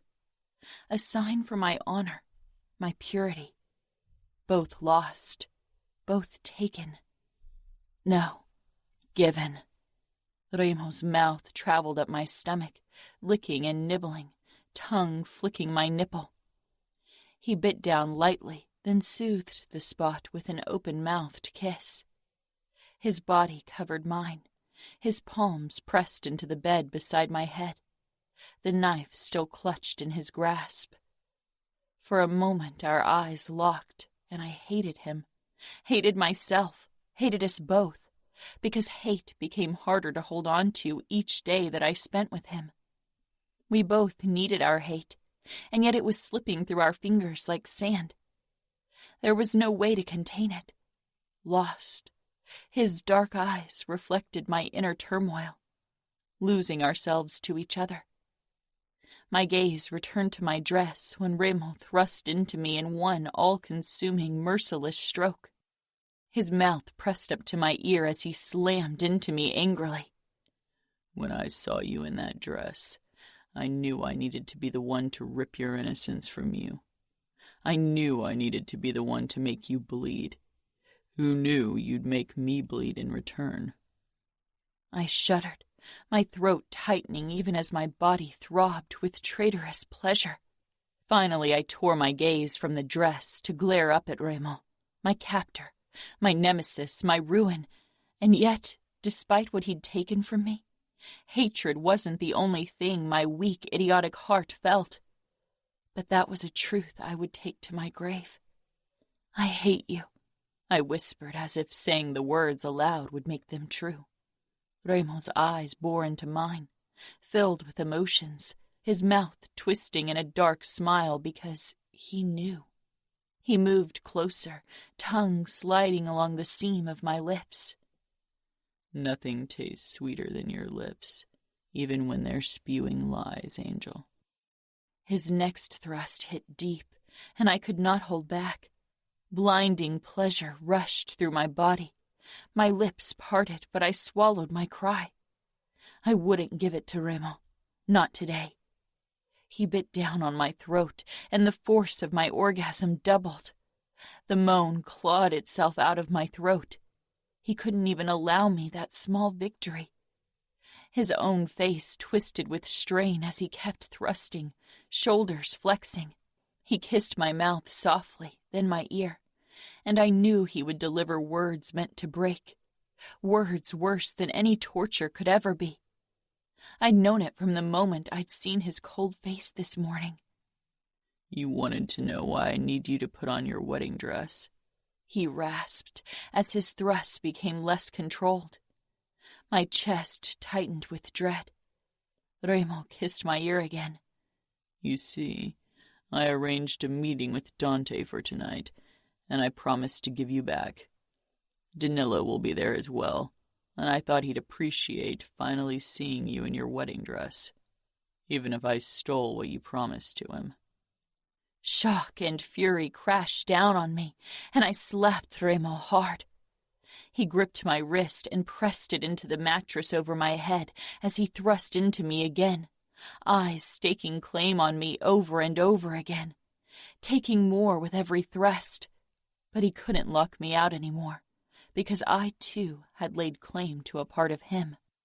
His body tightened, coiling tight with pleasure, and as always, my own traitorous body submitted to him again. I cried out.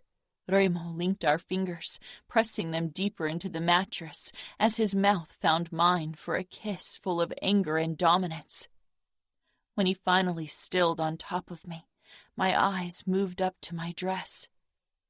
You are mine, angel, body and soul, he rasped, and God help me, he spoke the truth. When I put the dress back on, it felt like a sacrilege wearing something so pure and white. Goosebumps rippled across my skin when the heavy fabric settled around my legs. I stared down at the layers of tulle, the bloodstains and tears. Had I really chosen this dress? Had I ever felt comfortable wearing it? Reilly regarded me with a hard expression. I still remember the first time I saw you in it. I didn't say anything. Reilly reached for my engagement ring on the nightstand, and the little hairs on my neck rose. He stopped right in front of me and took my hand, then slid the ring on with a twisted smile. This marks you as Danilo's, doesn't it? I stared at him fiercely, unyielding because he knew the mark he had left went deeper than an expensive ring. Something in Reilly's eyes shifted, a flicker in his harsh mask. Yet he still held my hand. He released me abruptly and stepped back. Danilo will be delighted to get you back. I'm not the girl I used to be. Reilly's gaze hit me like a sledgehammer, but he didn't say anything, even though I needed him to. Up until the very end, I was convinced Reilly would keep me. I kept denying the truth until I was faced with the result of my sins. The exhausted faces of my family and fiancé. They waited in the abandoned parking lot. Dad, Dante, Danilo. Samuel wasn't there, and I knew it was because he would have lost it. Behind them on the ground lay a tied-up man, probably Fabiano's father. His back was turned to me, so I couldn't be sure.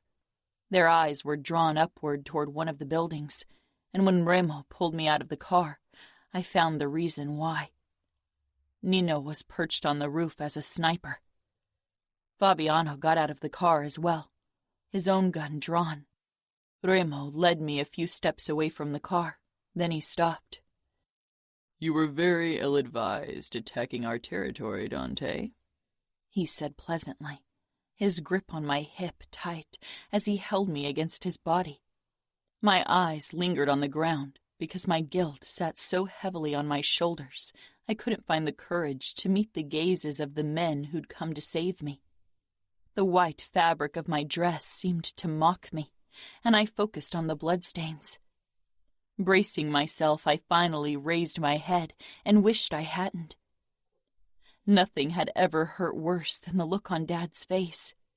He took in my bloody dress, the bruises on my throat where Reilly had marked me over and over again.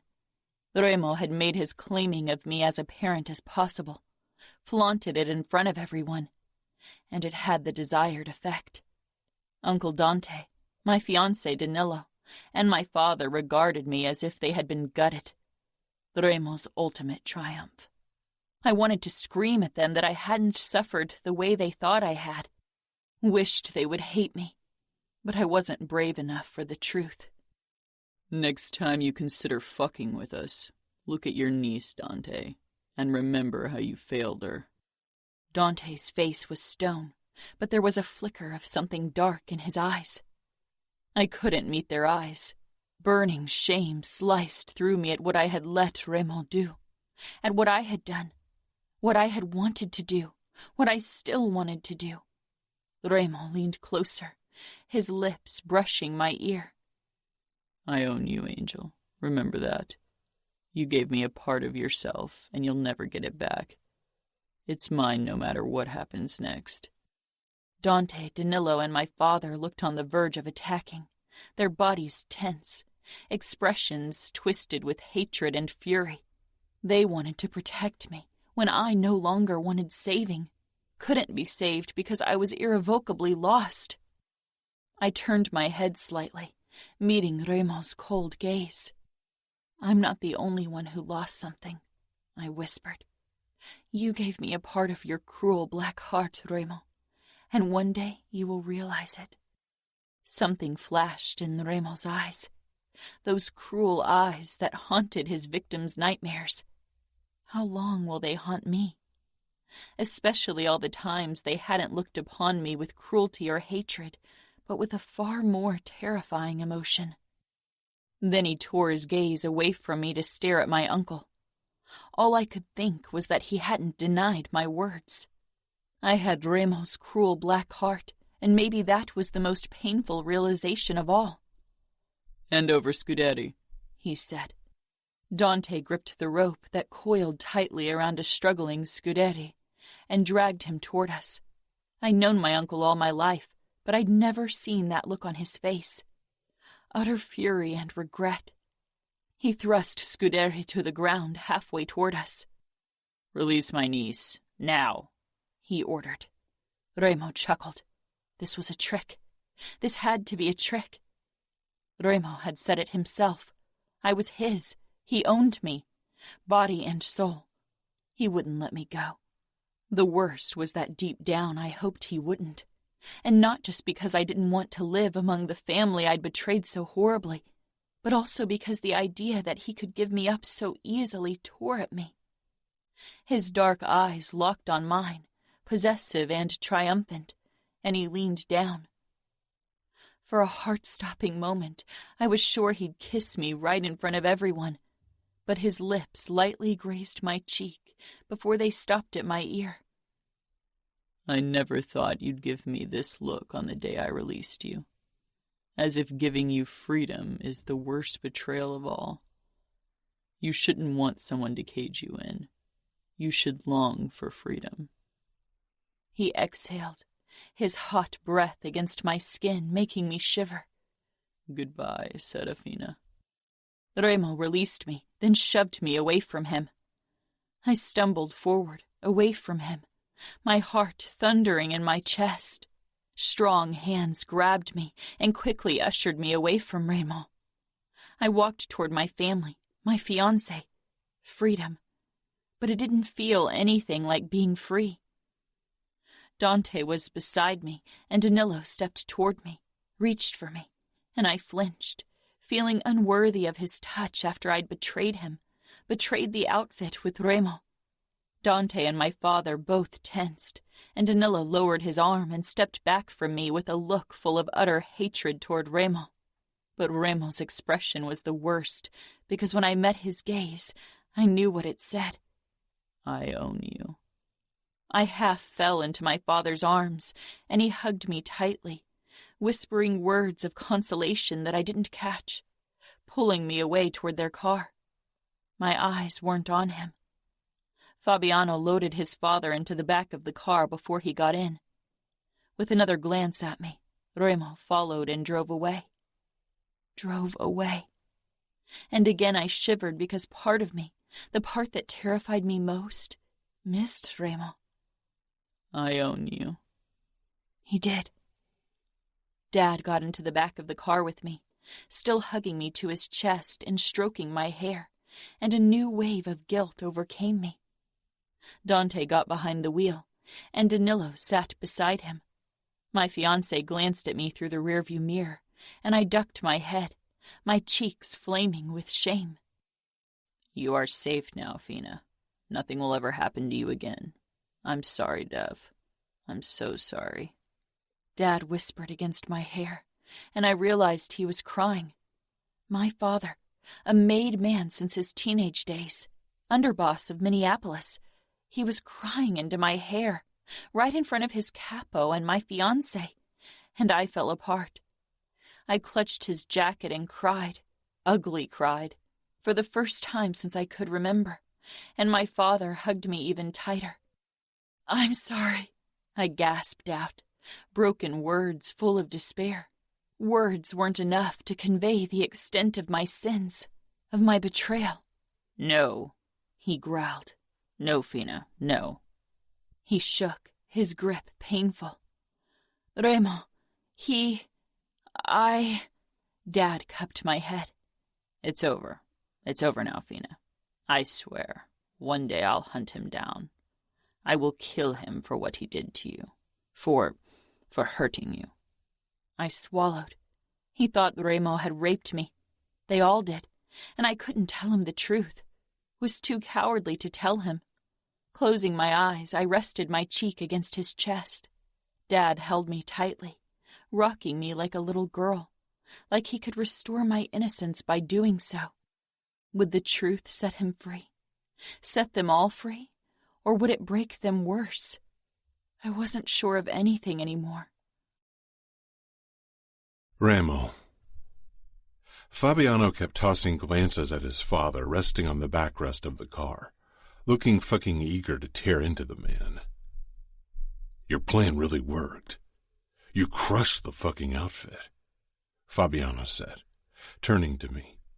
I stared at the road, the triumph I'd been working toward, destroying the outfit from within. I held it in my hands. I'd seen it on the faces of my enemies. I knew they'd keep suffering. Fabiano shifted in his seat. Ramo, you realize we won, right? We got my father. Your insane plan worked. Yeah, my plan worked. Then why? Fabiano's eyes widened. My grip on the steering wheel tightened. We can try kidnapping her again. It worked once. Who's to say it won't work again? He said almost incredulously. No, I said harshly. Serafina doesn't belong in captivity. Fabiano shook his head. They will marry her off to Danilo. Even if you spoiled the goods, she's still Cavallaro's niece, and Danilo would be foolish to refuse a marriage because she isn't a virgin anymore. I wanted to kill someone, wanted to spill blood.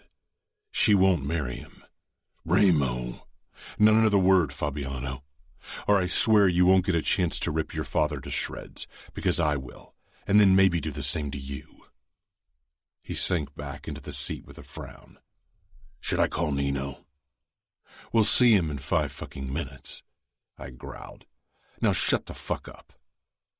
We met at the sugar trap. Fabiano dragged his father down into the basement, while I sat down at the bar. Jerry put a bottle of brandy and a glass down in front of me without a word. Nino joined me after a couple of minutes. Mateo and Romero's plane arrived 30 minutes ago. They'll be here soon. Good. A sign of goodwill for Luca. He still isn't happy about the kidnapping. But now that we gave Serafina back and give his brother and captain a chance to partake in the torture, he'll probably come back around. We don't need a conflict with the Familia. The outfit will start attacking viciously soon enough. Set up a cage fight for me. 2 opponents. Death match. Tomorrow. The day after at the latest. Nino grasped my shoulder. Ramo, we can't have you play with your life now. We need you strong. I stood and gave him a twisted smile. If you want me strong, give me someone to kill. I want blood. I want to maim and kill, and I'm not risking my life. I will fucking obliterate every fucking person who enters the fucking cage as my opponent. It won't make you miss her any less. I lunged at him in a blinding rage. For the first time in my fucking life, I attacked my brother. Nino blocked my fist and took a step back, and I jerked to a halt, stopping myself after realizing what I was doing. My chest heaved as I stared into my brother's cautious gray eyes. Jerry had run off, and a moment later, Fabiano stormed inside but froze when he saw me and Nino facing each other, standing almost chest to chest. "Fuck," I rasped, taking a step back. I held out my arm, tattoo on display, my palm up. A silent apology, the only one I was capable of. Fabiano turned back around, leaving us alone. Nino linked our arms, my hand on his tattoo, on his scars, and his palm on mine. "You walk through fire for me, Ramo," he said quietly, imploringly. "But you should know, I do the same for you. I wouldn't have asked you to send her back if I'd known. And I'd walk straight into outfit territory for you and get her back if that's what you want." "That's not what I want." "She won't return to you of her own free will." "Then so be it. Now find someone I can kill and set up the fucking death match." Nino squeezed my arm, then released me. "I think for the first time in my life, I envy you your lack of emotions." Chapter 20. Ramo. If they don't arrive soon, I'll start without them. I don't give a fuck if it offends Luca fucking Vitiello or not. Fabiano growled as he stood over his father, who lay on his side on the ground, mouth taped, arms and legs bound together. He stared up at his son with terror-widened eyes. "They'll be here any second," I muttered. I could tell Fabiano was barely listening. He was too focused on his father. He'd waited a long time for this moment. Fuck, I got it. I'd do anything for a chance to torture my father to death. I still remembered the fucking day I found out my traitorous half-brother had killed the asshole. Something I'd dreamed of since I understood our father wasn't the invincible god he made himself out to be. That he could, in fact, be killed. Since I was a fucking kid, I dreamed of erasing our father from our lives. If there was a hell, I'd walk straight down into it to make a deal with the devil, so he'd give me the chance to kill the man just once, maybe twice. "Not the scrawny boy you can torture for your own amusement anymore, am I?" Fabiano murmured, as he crouched in front of the other man. I prided myself on my scary smile, but Fabiano's expression surpassed everything. He'd enjoyed today. The door creaked open, and Fabiano straightened. Nino came in, followed by Matteo and Romero. I had been surprised when Luca had told me he'd send them but could not come himself. I supposed he had less reason to tear into Scuderi than the others. He had been gifted Aria because Scuderi sold his daughters off like cattle, and anyone could admit Aria was a very nice gift. An image of another woman with blonde hair and blue eyes entered my mind, uninvited. I shoved it down. I'd set her free. "Nothing better than bonding over sheer torture," Matteo said with a grin as he sauntered into the cell in the basement of the sugar trap. That asshole always looked as if he'd walked straight out of a photo shoot for a fashion magazine. One day, I'd fuck up his pretty face. Romero gave me and Fabiano a curt nod before his eyes too fell on Scuderi. I pushed off the wall and extended my hand to Matteo, who took it after a moment. "I still can't stand your fucking face, Ramo," he said with a smirk. "But for this, I might hesitate a millisecond before cutting your throat out once we're back to being enemies." "That millisecond will be the moment I cut your head off, Matteo," I said with a twisted smile of my own. He released my hand. "May the craziest fucker win." My smile widened, and I caught Nino's gaze across the room. We both knew who that would be, because when it came to crazy fuckery, I was the undisputed master. I turned to Romero, who didn't display the careless attitude of Vitiello. He obviously was wary about being in a basement in Vegas. I didn't have the slightest intention to attack either of them today. War with the Familia would have to wait until the outfit was crushed and its territory split between us. He briefly shook my hand. Your methods are dishonorable, he said tersely. You disapprove of them, and yet here you are, benefiting from them. Romero pulled his hand away, his brown eyes returning to Scuderi and his expression filling with hate. I went over to Scuderi and smiled down at him. His eyes flickered with terror. I must say you've gathered many enemies over time, and we've all come together to tear you apart. I reached down and ripped the tape from his face, then straightened and returned to my spot at the wall. Maybe his agonized screams would drown out the voice of regret in my head. Serafina walking away in that fucking white dress, and that last look she gave me. Fuck it all. Fabiano circled his father. Father, I've been waiting for this chance for a very long time, and I have every intention of making it last for as long as possible. Lucky for me, Nino is a master at prolonging torture. With a little luck, we can keep you alive for 2 or 3 days. That way, we can all get the fun we deserve. Scuderi tried to push himself into a sitting position but failed.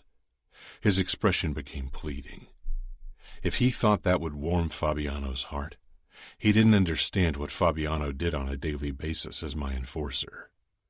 I'm your father, Fabi. You already lost your mother. Do you want to lose me as well? Fabiano lunged, smashing his fist into the man's face. Bones crunched. I watched from my spot against the wall. This wasn't my moment. Despite my need to maim and kill, I'd hold back. Matteo, Fabiano, and Romero had more reason to spill Scuderi's blood. Shut up, Fabiano snarled. Matteo had begun twisting a karambit knife in his fingers. An eager gleam in his eyes I knew all too well. I got small kids who need me, Scuderi tried in a hoarse voice. Fabiano lifted him by the collar and jerked him up against the wall, getting in his face.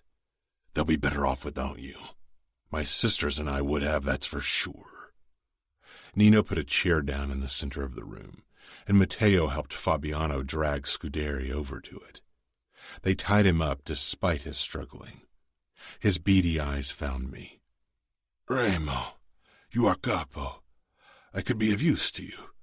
I know everything about the outfit and Dante. If you let me live, I'll tell you everything. Fabiano scoffed as he pulled his knife from the holster around his chest. I smiled cruelly at the disgusting bastard before me. You will reveal everything I want to know. I know you're in very capable hands that will coerce every truth out of you. Oh, we will, Matteo said, with his fucking shark grin. He stepped up to Fabiano and they exchanged a look. Then Matteo leaned over Scuderi and brought the knife down on his chest. Gianna sends her regards. I told her I'd let you suffer, and I will. Matteo left a long cut across Scuderi's chest, making the bastard scream like a fucking coward. Romero moved up to Scuderi after that. He wasn't holding a knife in his hand. He smashed his fist into Scuderi's side twice, then into his stomach. Some men preferred to dish out pain with their fists, others with a cold blade. I enjoyed either, depending on my mood and what my opponent feared more. You gave Lily to a fucking old bastard so you could get a child bride for yourself. You're a disgrace of a father. He punched the man again. Fabiano took over. I hope you will spend your last hours considering that not a fucking soul on this planet will be sorry you're gone. If you find time for sane thoughts between the agony. He inflicted a long cut on the man's arm. The sight of the red rivulets trailing enticingly over bare skin made my body hum with excitement. Fuck. I wanted to spill blood, dish out agony. I wanted to fucking destroy someone. Nino leaned beside me. It wasn't time for him to help yet, and his attention was on me, not the scene in the center of the cell. Stop the assessment, I said in a low voice. Nino narrowed his eyes slightly but complied, and finally turned toward the torture. Matteo, Romero, and Fabiano took turns beating and cutting Scuderi until his screams and begging filled the cell. After a few hours, Fabiano, covered in blood and sweat, indicated for Nino to get involved. My brother rolled up his sleeves, and after another lingering glance at me, he moved toward the medical kit that would ensure Scuderi didn't die too soon. Romero leaned against the wall. Matteo and Fabiano had taken turns torturing Scuderi over the last hour, and I had a feeling they'd be the ones to deal with him in the remaining hours of his life. My own body hummed with the need to destroy, the need to give pain and feel pain, to fill the fucking void in my chest. My body screamed for sleep, but except for a few toilet breaks, I stayed in the cell while Fabiano dealt with his bastard of a father. It wouldn't be much longer. Fabiano's shoulders heaved as he stared down at his father. The man was breathing shallowly. Fabiano turned to me, blood splatters dotting his face. His naked chest was completely coated with it. Our eyes met. "Remo, will you?" His voice was hoarse. I pushed away from the wall and walked up to him, not sure what he was asking of me. Fabiano clutched the bloody knife in a death grip, the look in his eyes reminding me of the boy I'd found in Bratva territory many years ago. A boy desperate for death because his father had taken everything from him. Nino motioned for Matteo and Romero to leave, and with a last look at me, he closed the door. Fabiano swallowed before he held out his forearm with the Camorra tattoo. "You gave me a home, a purpose. You treated me like a brother."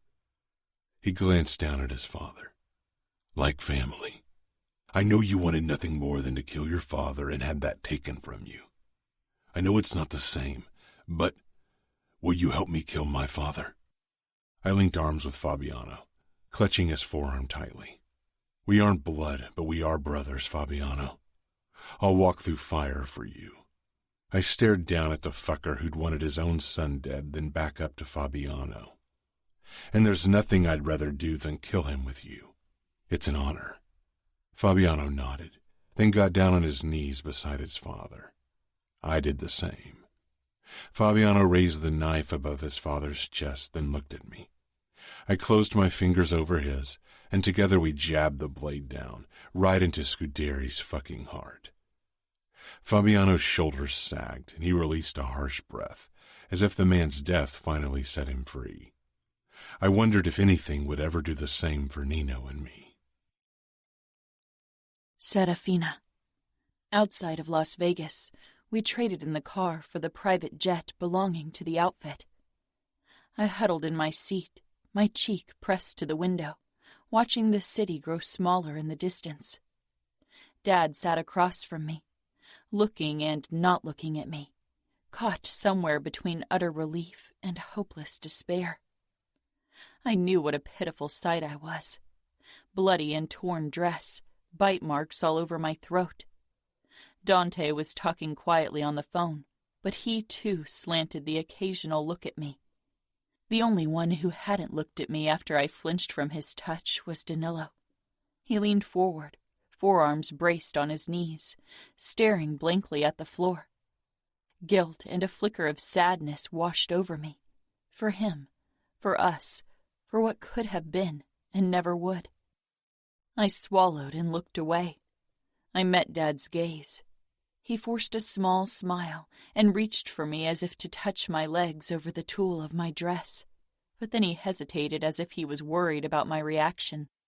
I snatched his hand and squeezed. His eyes were still glassy and haunted. "I'm a sinner, Dad. Don't cry for me." He lifted his other hand with the phone. "Do you want to call Samuel? I sent him a message that we got you." I nodded fiercely, my throat clogging. Dad's eyes darted to my throat once more, and the hint of something cruel and harsh flared in them, something he had never showed at home. He gave me his phone, and I hit speed dial with shaking fingers. "Yes?" For a second, hearing Samuel's voice immobilized me. "Sam," I croaked. There was silence. "Fina?" The word was a broken exclamation that splintered me apart. Tears trailed down my cheeks, and I could feel all eyes on me. I closed my own. "I'm sorry." Samuel sucked in a sharp breath. Don't apologize. Not ever again, Fina." I couldn't promise that. One day I'd have to deliver the apology that would make Sam hate me. A higher voice rang out in the background. "It's okay, Mom. It's okay, Mom," Samuel soothed. "I'll give her to you." He addressed me again. "I'll give you Mom now. I can't wait to hold you in my arms, Fina." I sniffled. "Me too." "Fina," Mom said softly, trying but failing at sounding composed and not like she was sobbing. So many broken hearts, so much pain and despair. Remo Falcone was indeed the cruelest man I knew, and I had to be the coldest bitch on this planet, because even still my stupid heart thudded faster when I thought of him. "I'll be home soon," I whispered. Yes, Mom agreed. We hung up eventually because it got to be too much. The silence of suppressed crying and the distance we couldn't bridge. "Where are we going?" I hadn't asked before because I just assumed we'd go back to Minneapolis. But I was as good as Danilo's wife. Would they take me to Indianapolis? Or maybe to Chicago because Dante needed to question me about every little detail of my captivity? Dad leaned forward and cupped my cheek.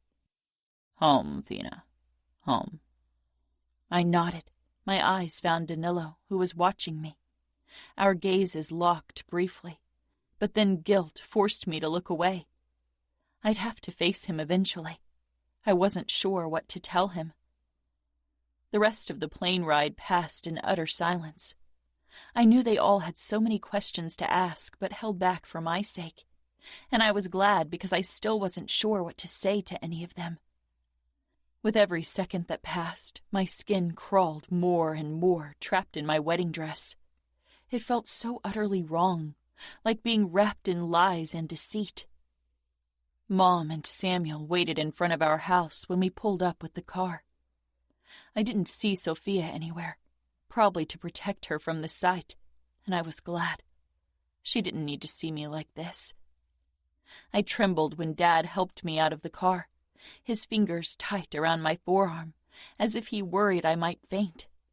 Dante and Danilo stayed back as he walked toward the house. Samuel staggered toward me, my twin, my confidant, my partner in crime. He froze when his eyes registered my state, the marks on my throat, and his expression became one I'd seen the first time shortly after he'd become a made man 5 years ago. Cold, cruel, out for blood.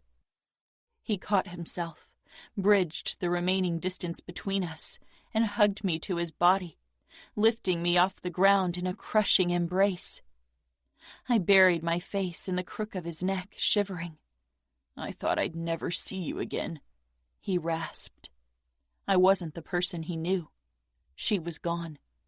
If he knew what I'd become, if they all knew, they'd hate me, and rightfully so. Can you unlose yourself? I clung to Samuel for a long time, just breathing in his comforting scent, relishing in the feel of him. Eventually he set me down, and my eyes fell on Mom, who stood behind Samuel, her hand covering her mouth, tears running down her face. Dad had wrapped his arm around her, steadying her. Their anguish cut me deeply. They thought Remo had raped me. I looked like I had been raped with my ripped and bloody dress. Mom rushed forward and embraced me so tightly I could barely breathe, and she sobbed into my hair. And my heart, it just broke hearing it. And not for the first time. I wished Remo had done what everyone thought so I could cry rightfully with my mother and with all of them. I should have told her the truth, but the words didn't pass my lips. Soon. Dad and Samuel joined us, and I sighed, because right then I allowed myself a moment of contentment, being united with them. Samuel wrapped his arm around my shoulders as he led me inside our home. "Where's Sophia?" I asked. "She's with Valentina and the kids in a safe house close by. They'll come over soon," Dante explained from behind me. I nodded. "I need to shower," I said, and regretted my words when I saw the look my family exchanged. I quickly moved away and headed upstairs into my room, starting to tear at my dress. But the thing clung to me. Angry, desperate tears gathered in my eyes. "Sam," I called, and in a blink he was there.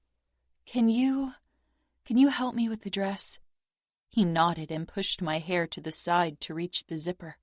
He froze, releasing a shuddering breath. I knew what he saw. The bite mark on the nape of my neck. He leaned forward, burying his face in my hair. I allowed him a moment to gather himself, even as my own heart broke and broke and broke. "I will kill him." A threat, a promise. Not my salvation as he hoped it could be. He pulled down the zipper. I stumbled into the bathroom, not looking at him, and closed the door.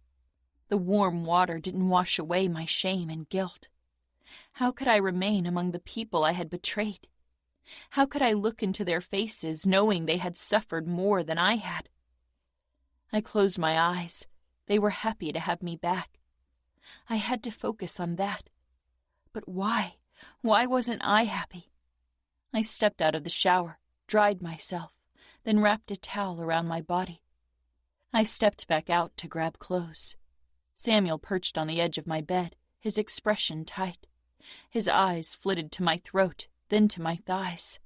My gaze followed his, and I saw the hand-shaped bruises on my inner thighs, where Reilly had held me in place when he'd buried his face in my lap. I felt the color drain from my face, grabbed some clothes, and returned to the bathroom. Shaking, I quickly dressed in a soft dress and tights. With a deep breath, I emerged and approached Samuel hesitantly. He was staring down at his hand on the bed, tightly curled into a fist. I sat beside him, curling my legs under my body. Samuel raised his eyes, and the look in them was like a wrecking ball of guilt. His gaze darted to my throat again, to Reilly's marks, and utter despair filled his face. "Oh, Fina," he said in a broken murmur. "I won't ever forgive myself. I failed you. I should have protected you. These last 2 months, I almost went crazy. I can't stop thinking that I had to sit back while you went through hell, that I'm the reason you suffered worse." He swallowed. "When Reilly sent us those sheets," his voice broke. I threw myself at Samuel, wrapping my arms around his neck and burying my nose against his neck. Please don't blame yourself. You did nothing wrong." "I did. I wronged you all." His arms came around me and he shuddered. "You were supposed to be protected, to be safe from the horrors of our life. I never wanted you to find out how cruel the Mafia could be. No one will ever touch you again, Fina. I won't leave your side. And one day Dad and I will get our hands on Reilly, and then we'll show him that we can be as cruel and merciless as the Camorra. He will be begging for mercy." "It's over," I whispered. "It's over, Sam. Let's not talk about it ever again, please." I knew Reilly better than he did, and nothing they could do would make Reilly beg for mercy. He nodded against me, and we stayed like that for a while. "When I heard your screams in the basement, I thought I'd go insane," he said darkly. I pressed my face into the crook of his neck, not able to look at him when I delivered the truth. "Reilly didn't torture me. He wanted you to believe he did. He wanted me to make you believe you hurt me so you'd suffer. I only wanted to save you." Samuel cupped my head and pulled back, his eyes softer than before. "It was my job to save you, and I couldn't. Even if those screams weren't real, I can see what he did to you." Samuel swallowed, his eyes lowering to the bite marks once more. "You were meant to be treated like a princess, cared for and cherished, not..." He shook his head and buried his face in his palms. I can't get the image of those sheets out of my head. Can't forget Mom's sobs, or the way she fell to her knees in front of Dante and begged him to save you. Or how Danilo destroyed Dad's entire office. I can't forget Dad crying. He's never cried, Fina. Dad and I have done and seen so much, but we both fucking cried like fucking babies that day. I swear by my honor, by everything I love, that I won't rest until I've rammed my fucking knife into Remo Falcone. I kissed the top of his head and held him because despite being the one who had been kidnapped, Remo hadn't broken me, and I realized it had never been his intention. He'd done worse. "Sam," I said, gathering my courage because I needed to save him, needed to save them all with the truth, even if it ruined me. "I didn't suffer like you all think. Remo didn't rape me. He didn't torture me." Samuel pulled back, and I braced myself for the inevitable, for the disgust and hatred, resigned myself to it, but his eyes held pity and sadness. He stroked my throat, then touched the faded cut on my forearm. Something dark swirled in the depth of his blue eyes when they locked on mine. You were innocent. You'd never been alone with a man, and then you were at the mercy of a monster like Remo Falcone. You had nothing to protect yourself. You did what you had to survive. The brain is a powerful tool. It can survive the cruelest horrors by creating alternative realities. I shook my head. He didn't understand. "Sam?" I tried again. "I wasn't raped." Sam swallowed and kissed my forehead as if I was a small kid. You'll realize it eventually, Fina. Once you've healed, once the brainwashing ceases, you'll see the truth. I'll be there for you when that happens. I won't ever leave your side again. And I realized then that he'd never believe the truth because he couldn't. The sister he knew and loved wouldn't have slept with Remo. And if I wanted to return to him, to my family, I needed to become her again. I wasn't sure if she was still inside of me somewhere, or if Remo had ripped her from me, just like he did my innocence, and kept her for himself. Chapter 21. Serafina. After covering the bite marks with concealer, I left my room with Samuel at my side.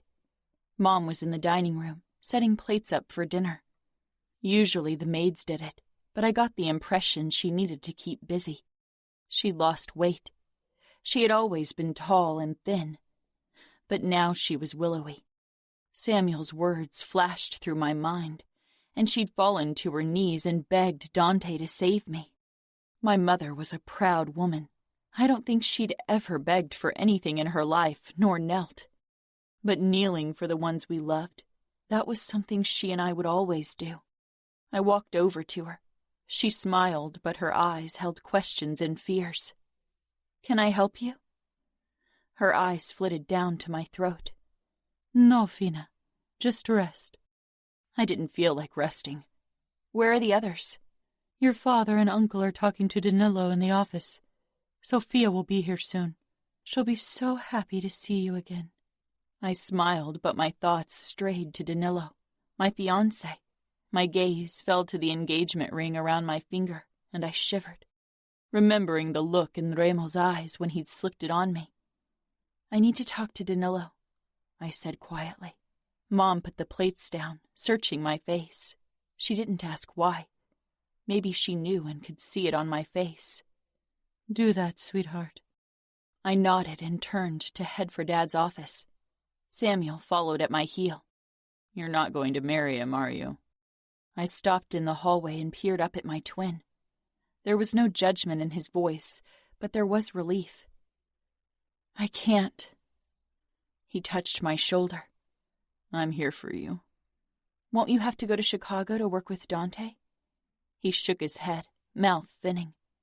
"We decided against sending me away. Dad needs me here. We need to protect our territory." Me.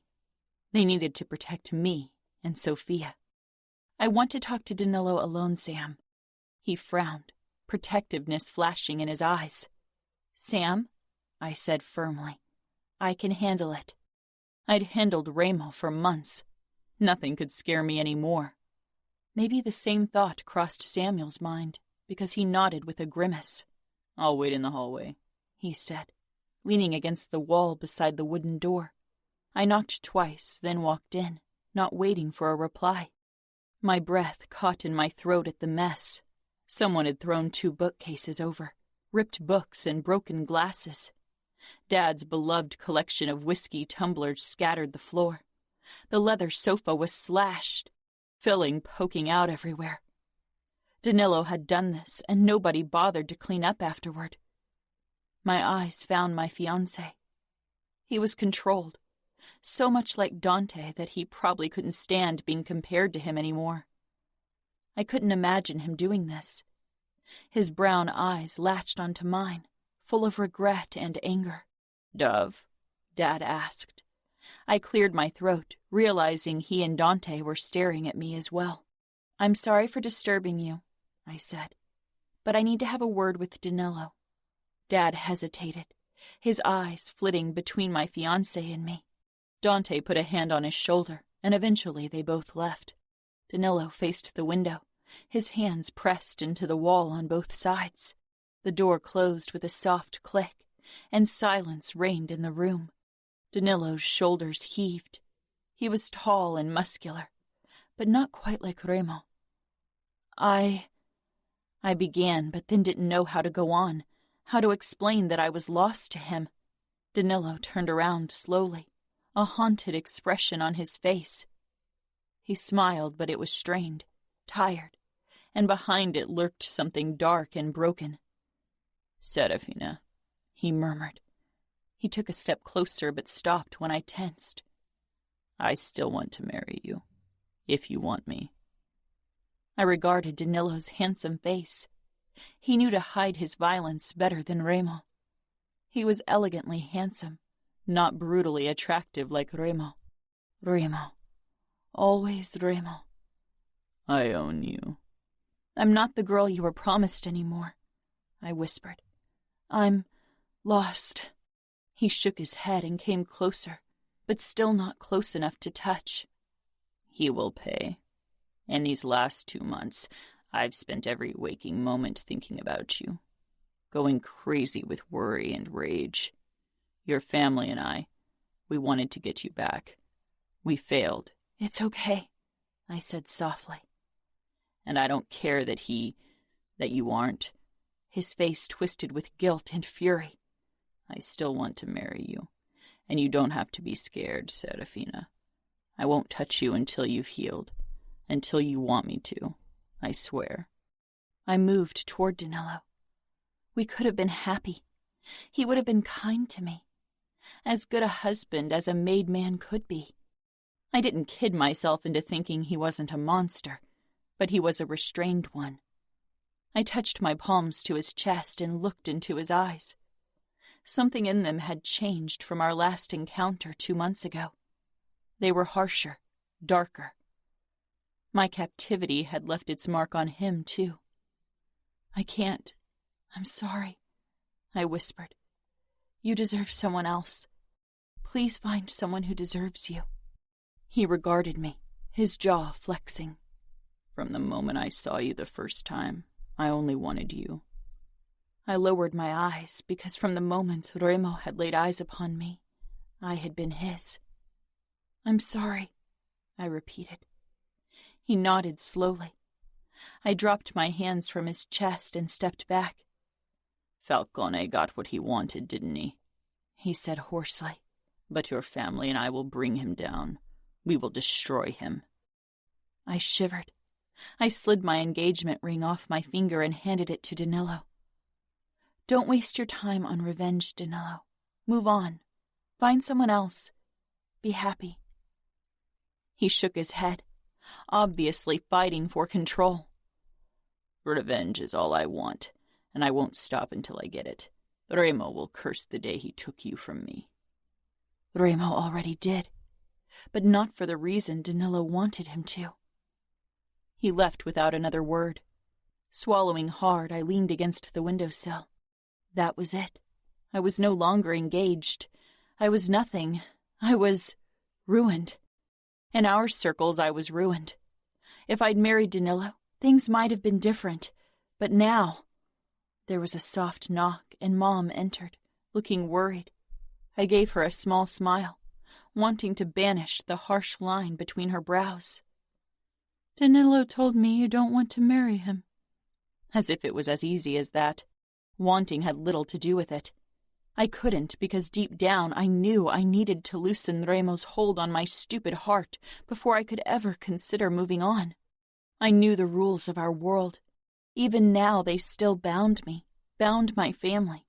We had promised the Mancinis Dante's niece, and now they wouldn't get what they wanted, what they expected as the ruling family of Indianapolis.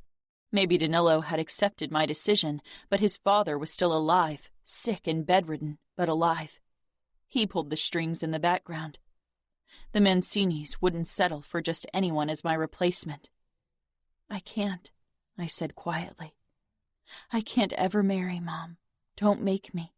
Mom rushed toward me and embraced me. "We won't. Not me, not your father, not Dante. We all failed you horribly. You don't ever have to marry, sweetheart. You can live with your father and me for as long as you wish." "Thank you, Mom," I said, and even as I said it, I knew it wasn't what I wanted. She pulled back, frowning. "Your uncle would like a word with you.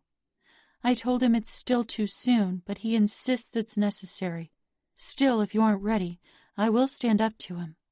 Dread filled me, but I shook my head. "It's fine. I'll talk to him." She gave a terse nod. "I'll get him. He needs to return to Chicago tomorrow morning. He's been gone for too long these last 2 months." She kissed my cheek before she left. Dante stepped in a moment later. Tall and controlled as always. He closed the door, then paused, his cool blue eyes flickering to my throat, where Remo's marks had been, no longer visible, covered by layers of concealer, just like my traitorous feelings for him were covered up by stacks of lies. I flushed and touched my skin in shame. "Don't," he said firmly. I frowned.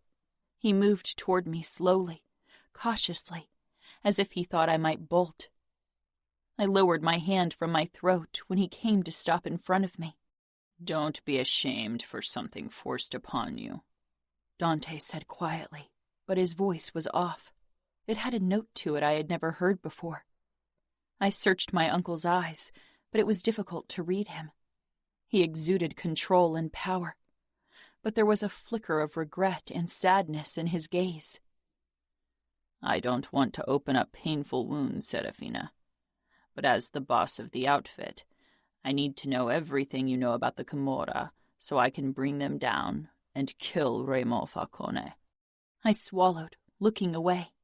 This war would become so much bloodier and crueler soon. As if that would undo my kidnapping. As if Remo's death could change anything. But my family and Danilo needed to make amends for their guilt. Nothing I could say would change that. "I don't think I know anything that will help you." "Every small detail helps. Habits, the dynamic between the brothers, Remo's weaknesses, the layout of the mansion." Remo's weaknesses. His brothers. Remo's biggest weakness may be his only one. Remo doesn't trust anyone but his brothers and Fabiano. He would die for them, I whispered. For some reason I felt almost guilty for revealing that to my uncle. As if I owed Remo loyalty. As if I owed him anything at all. He had kidnapped me and then let me go. I wasn't sure what made me hate him more. Apart from the family, only Fabiano and Leona are allowed inside the mansion, and occasionally cleaners. Remo keeps a knife and gun close at all times. He's a light sleeper. I froze, falling silent. My skin burned at what I'd just revealed. But Dante only regarded me calmly. No judgment or anger. I still had to lower my gaze from his because his understanding made me feel even worse. He didn't know I'd come freely into Remo's bed, enjoyed not only the sex, but also the tenderness afterwards. It was a side of Remo no one knew, and that he had showed it to me meant more to me than it should. Could I reclaim what was lost? I began shaking, overwhelmed with the situation, with my feelings. Serafina, Dante said firmly, touching my shoulder. I raised my eyes to his and shook even worse, overcome with the need to spill everything, but not brave enough. I pressed myself against my uncle, and he touched the back of my head in comfort. What am I going to do? How will I belong again? Everyone will look at me with disgust. Dante's body coiled tighter. If anyone does, you'll let me know, and I'll deal with them. I nodded. And you never stopped belonging. You are part of the outfit, part of this family. Nothing changed. Everything did. Worst of all, I had. When we finally emerged, Samuel took his place as my shadow again. We were on our way into the dining room when the front door opened. One of our bodyguards stepped in, and then Sophia shot inside. Her wide eyes landed on me, and she stormed off in my direction. She collided with me, and I would have fallen backward if Samuel hadn't steadied me. "You're back!"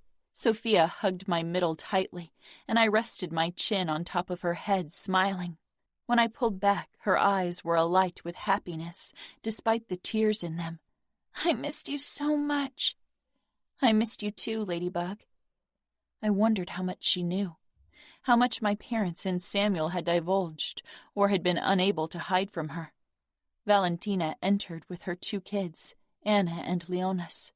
Anna was around Sophia's age, and they loved each other dearly. They were not just cousins, but best friends despite the distance between them. Leonis was almost 8, and the spitting image of Dante, except for the eyes. Anna and Leonis gave their mother a questioning look, and she nodded before they came toward me as well. I hugged them, though it proved difficult because Sophia continued to cling to my arm. Anna and Sophia sometimes were mistaken for sisters because their hair color was similar. Valentina was the last to greet me. Her embrace was gentle, as if I was breakable, but I gave her a firm smile. "We can have dinner," Mom said with a brave smile of her own. With the kids around, she wouldn't burst into tears again, nor would anyone else. Conversation flowed easily at the dining table. Too easily. I could tell everyone was trying to create normalcy for my sake and their own. Danilo wasn't there.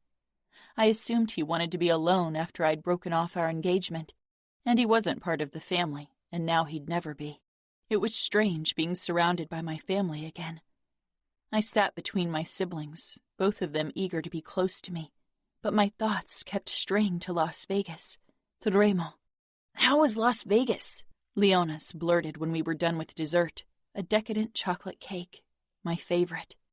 "Leonis," Dante said sharply. My cousin flushed, realizing his mistake. I took a sip from my water, then shrugged. "Not worth visiting, if you ask me." Leonis giggled, and my family relaxed again. Samuel squeezed my hand under the table. Maybe I could find my way back to them. It felt strange being back in my own bed. I had trouble falling asleep. Too much had happened. This morning I'd woken in Las Vegas with Remo, and now I was here. The door opened and Samuel slipped in. I made room for him in the bed. "Awake?" he asked quietly. "Yeah." I didn't elaborate. He lay down on the covers on his back. "What about you?"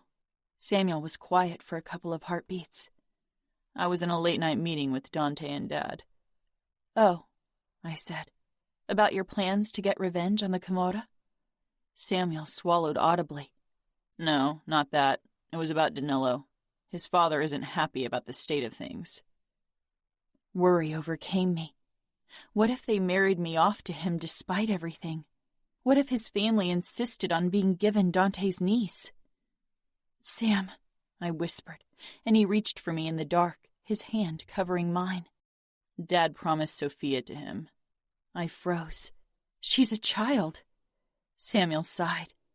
"They will marry the day after her 18th birthday."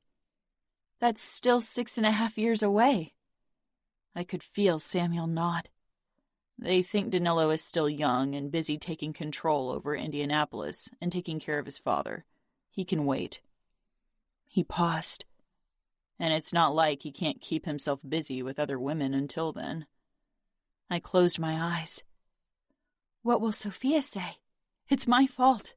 I should just marry him. No, Samuel growled. We won't let you. That's a point we all agree on, Fina. You won't be given in marriage to anyone. You've gone through enough. You'll stay here until you feel better. And then? I don't know, he admitted. I couldn't live on my own. As a woman, that wasn't an option. They'd have to marry me off, or I'd have to stay with Mom and Dad forever. You come live with me eventually. I laughed. Yeah, right. I'm sure your future wife will be ecstatic to have me under the same roof. She'll do as I say, he murmured. I fell silent. Once you marry, it's your duty to protect her, to be good to her, Sam. I won't be your responsibility anymore. I'm not going to marry anytime soon. Not with the way things are developing with the Camorra. When will Sophia find out? Dad will talk to her tomorrow, first thing in the morning. Danilo insists on it. He also insists we up the number of guards. He doesn't want history to repeat itself, I suppose, I said softly. Samuel stiffened. I pinched him lightly. Stop it. Why did you do that? Because you were feeling guilty again, and I want you to stop. I want things to go back to how they were before. I want that too, Samuel said. We both knew it wouldn't be that easy. Samuel was already gone when I woke the next morning. He'd always been a late riser, but that too seemed to have changed. I slipped out of bed and dressed before I left my room. Instead of heading downstairs, I moved down the hallway to Sophia's room and knocked. My stomach tightened painfully. Come in, she called. Frowning at her chipper tone, I slipped in. Sophia lay on her stomach, her ankles crossed. She was drawing. When she spotted me, she flushed. I walked toward her and perched on the edge of the bed. Her arms covered her drawing, and I tilted my head. I wanted to talk to you about Danilo. I assume Dad already talked to you? She gave a tentative nod, biting her lip. Are you mad at me? Mad? I echoed, confused. Because Danilo wants to marry me now, and not you. The tightness left my chest. That was what they told Sophia. Good. I regarded her closely. No, I'm not. I want you to be happy. Are you okay? She bit her lip again and gave a small nod. With an embarrassed smile, she pulled her hand away from her drawing. It was her name and Danilo's over and over again. Surprise washed over me. You like him? Her cheeks blasted with heat. I'm sorry. I liked him even when you were promised to him. He's cute and chivalrous. I kissed the top of her head. Was I this innocent once? This hopeful and clueless? I pulled back and gave her a stern look. He's a grown man, Sophia. It'll be many years before you'll marry him.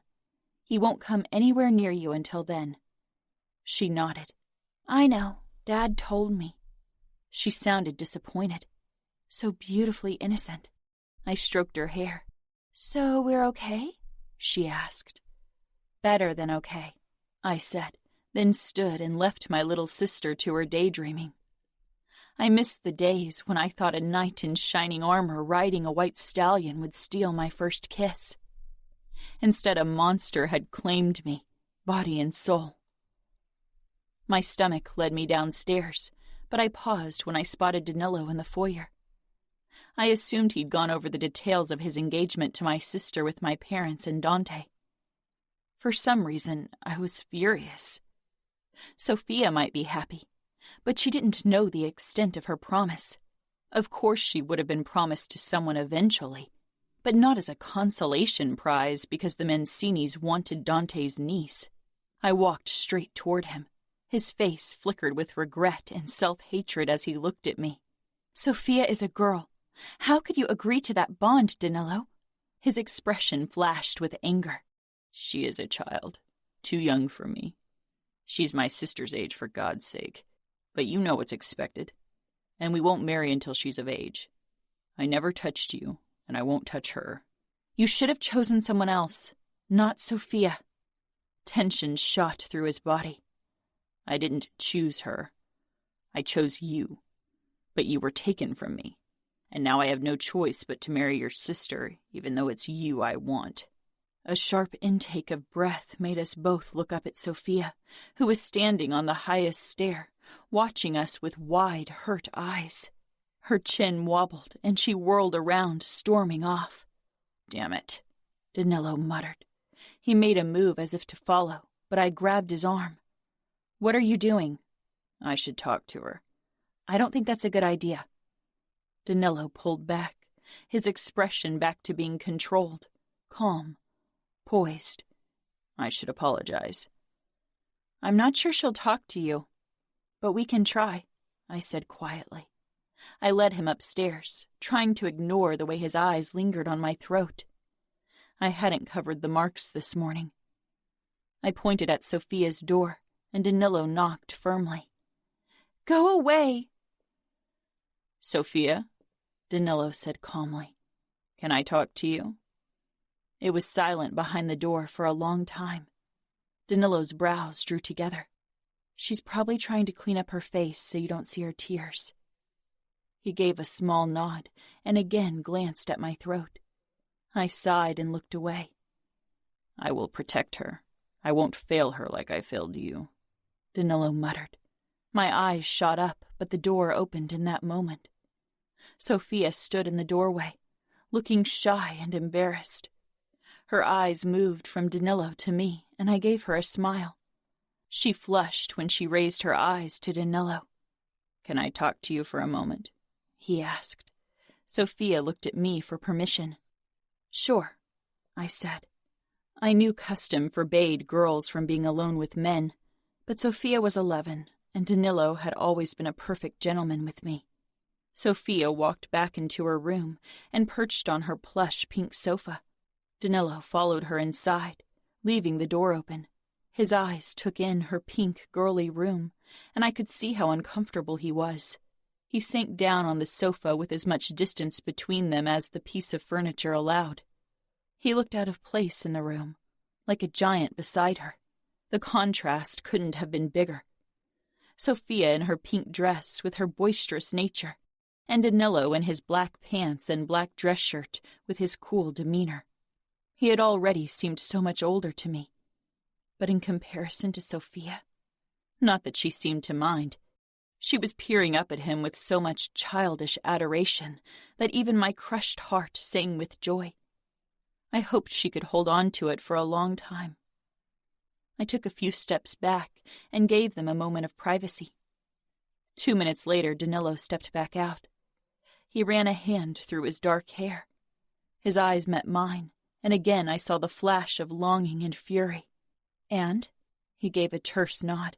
I think I managed to convince her I said those things to make it easier for you. Good, I said. Danilo shook his head, his brows drawing together. Nothing is good about this situation, Serafina. And I'm surprised that from all of us, you are the one who seems to be dealing with it the best. I stiffened. I just want things to return to normal. That's all. He nodded tiredly. They won't, but I understand. I need to go now. He left without another word. I waited until his tall form had disappeared before I stepped into Sophia's room. Everything okay? She was still sitting on the sofa, staring down at her hands. I think so, she said thoughtfully. You will be the most beautiful bride. I just know it. Her eyes lit up. You think? I know it. My chest ached for what I'd lost, for what I could never have, especially not with the man who had my heart. Chapter 22.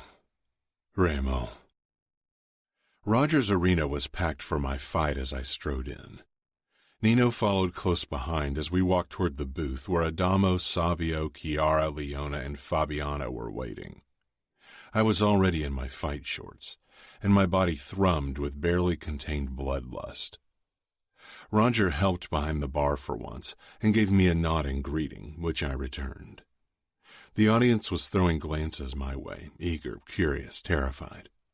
My fights were always particularly popular, for those who could stomach them.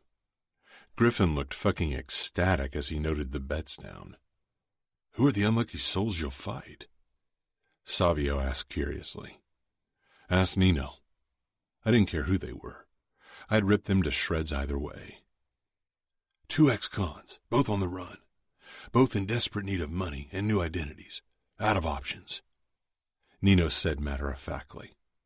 "One of them kicked his pregnant wife half to death, and she lost the baby. Already served a sentence because of manslaughter. The other spent half of his life in jail for child molestation." "Sounds like they deserve their death sentence," Fabiano said with a grin. His arm wrapped around Leona, and she smiled up at him in adoration. The sight spiked my fury, and I focused on the cage. "They will wish for the death penalty when I'm done with them." The ref called out my name, and I walked through the parting crowd toward the cage and the two dead men waiting for me inside. The crowd roared and clapped, ecstatic. I swung myself into the cage and assessed my opponents. One of them was taller and broader than me. Maybe I could imagine it was Luca. It would add a nice thrill. The other was short but bull-like, and his stance suggested he was a boxer. Both looked like they knew how to pack a punch. Good. The moment the fight began, they attacked together.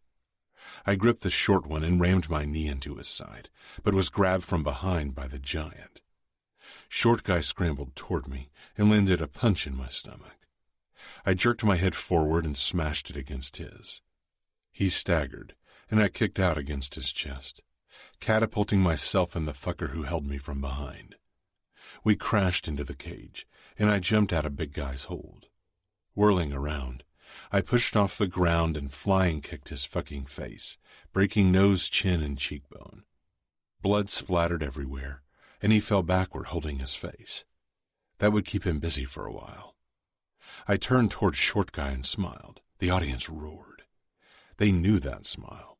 The look in my opponent's eyes was familiar. Panic and horrified realization.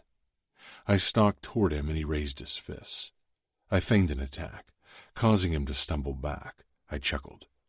This was going to be fun. I lunged at him, kicking and punching hard without mercy. The cries of the crowd and the fucking whimpers of my opponent spurred me on, but the fucking hollowness in my chest remained. I kicked him over and over again until everything was red. When he didn't even twitch anymore, I let up. The other guy had his back turned to me and was shaking the cage door, wanting out. No one's going to open that door. If you want out of this cage, you'll have to kill me. Big guy turned, face swollen and bloody. He tried his best.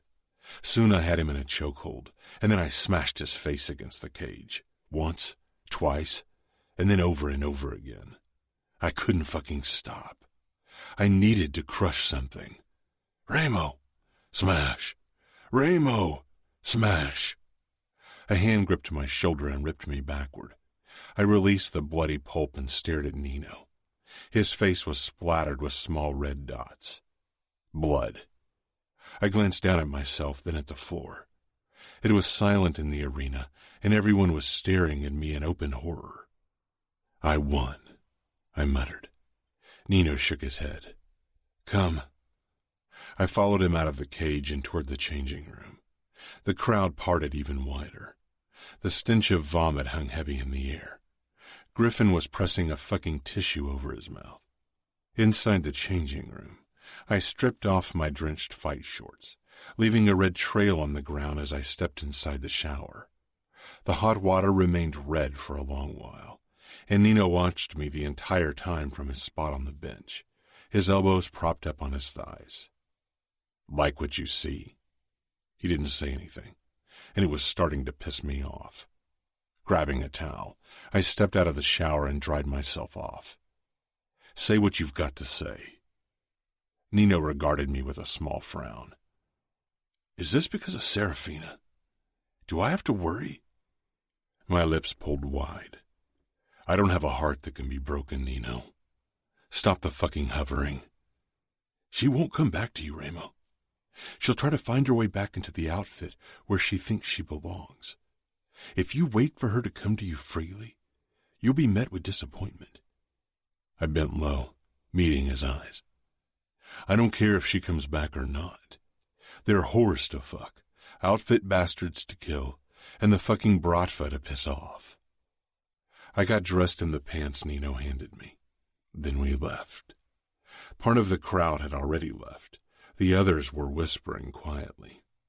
Nino led me toward the booth, but only Savio was there, and he regarded me like I had risen straight from hell.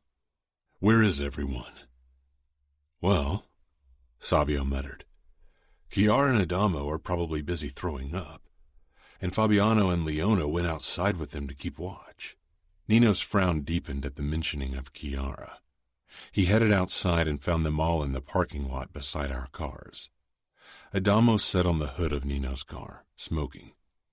Chiara was bent over behind the trunk, heaving, and Fabiano had his arm wrapped around Leona's shoulder, who looked a little faint. Nino went over to his wife and rubbed her back. Fabiano shook his head. What the hell, Ramo? I rolled my eyes. You've seen me do worse.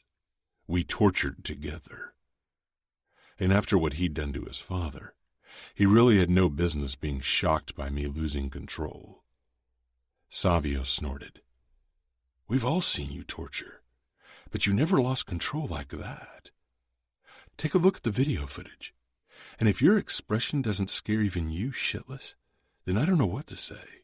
He went over to Adamo and took the cigarette from him, taking a deep pull. You don't smoke? Adamo grumbled. I need to get rid of the vomit taste in my mouth. Don't tell me you threw up as well, I said. Savio cocked his eyebrow.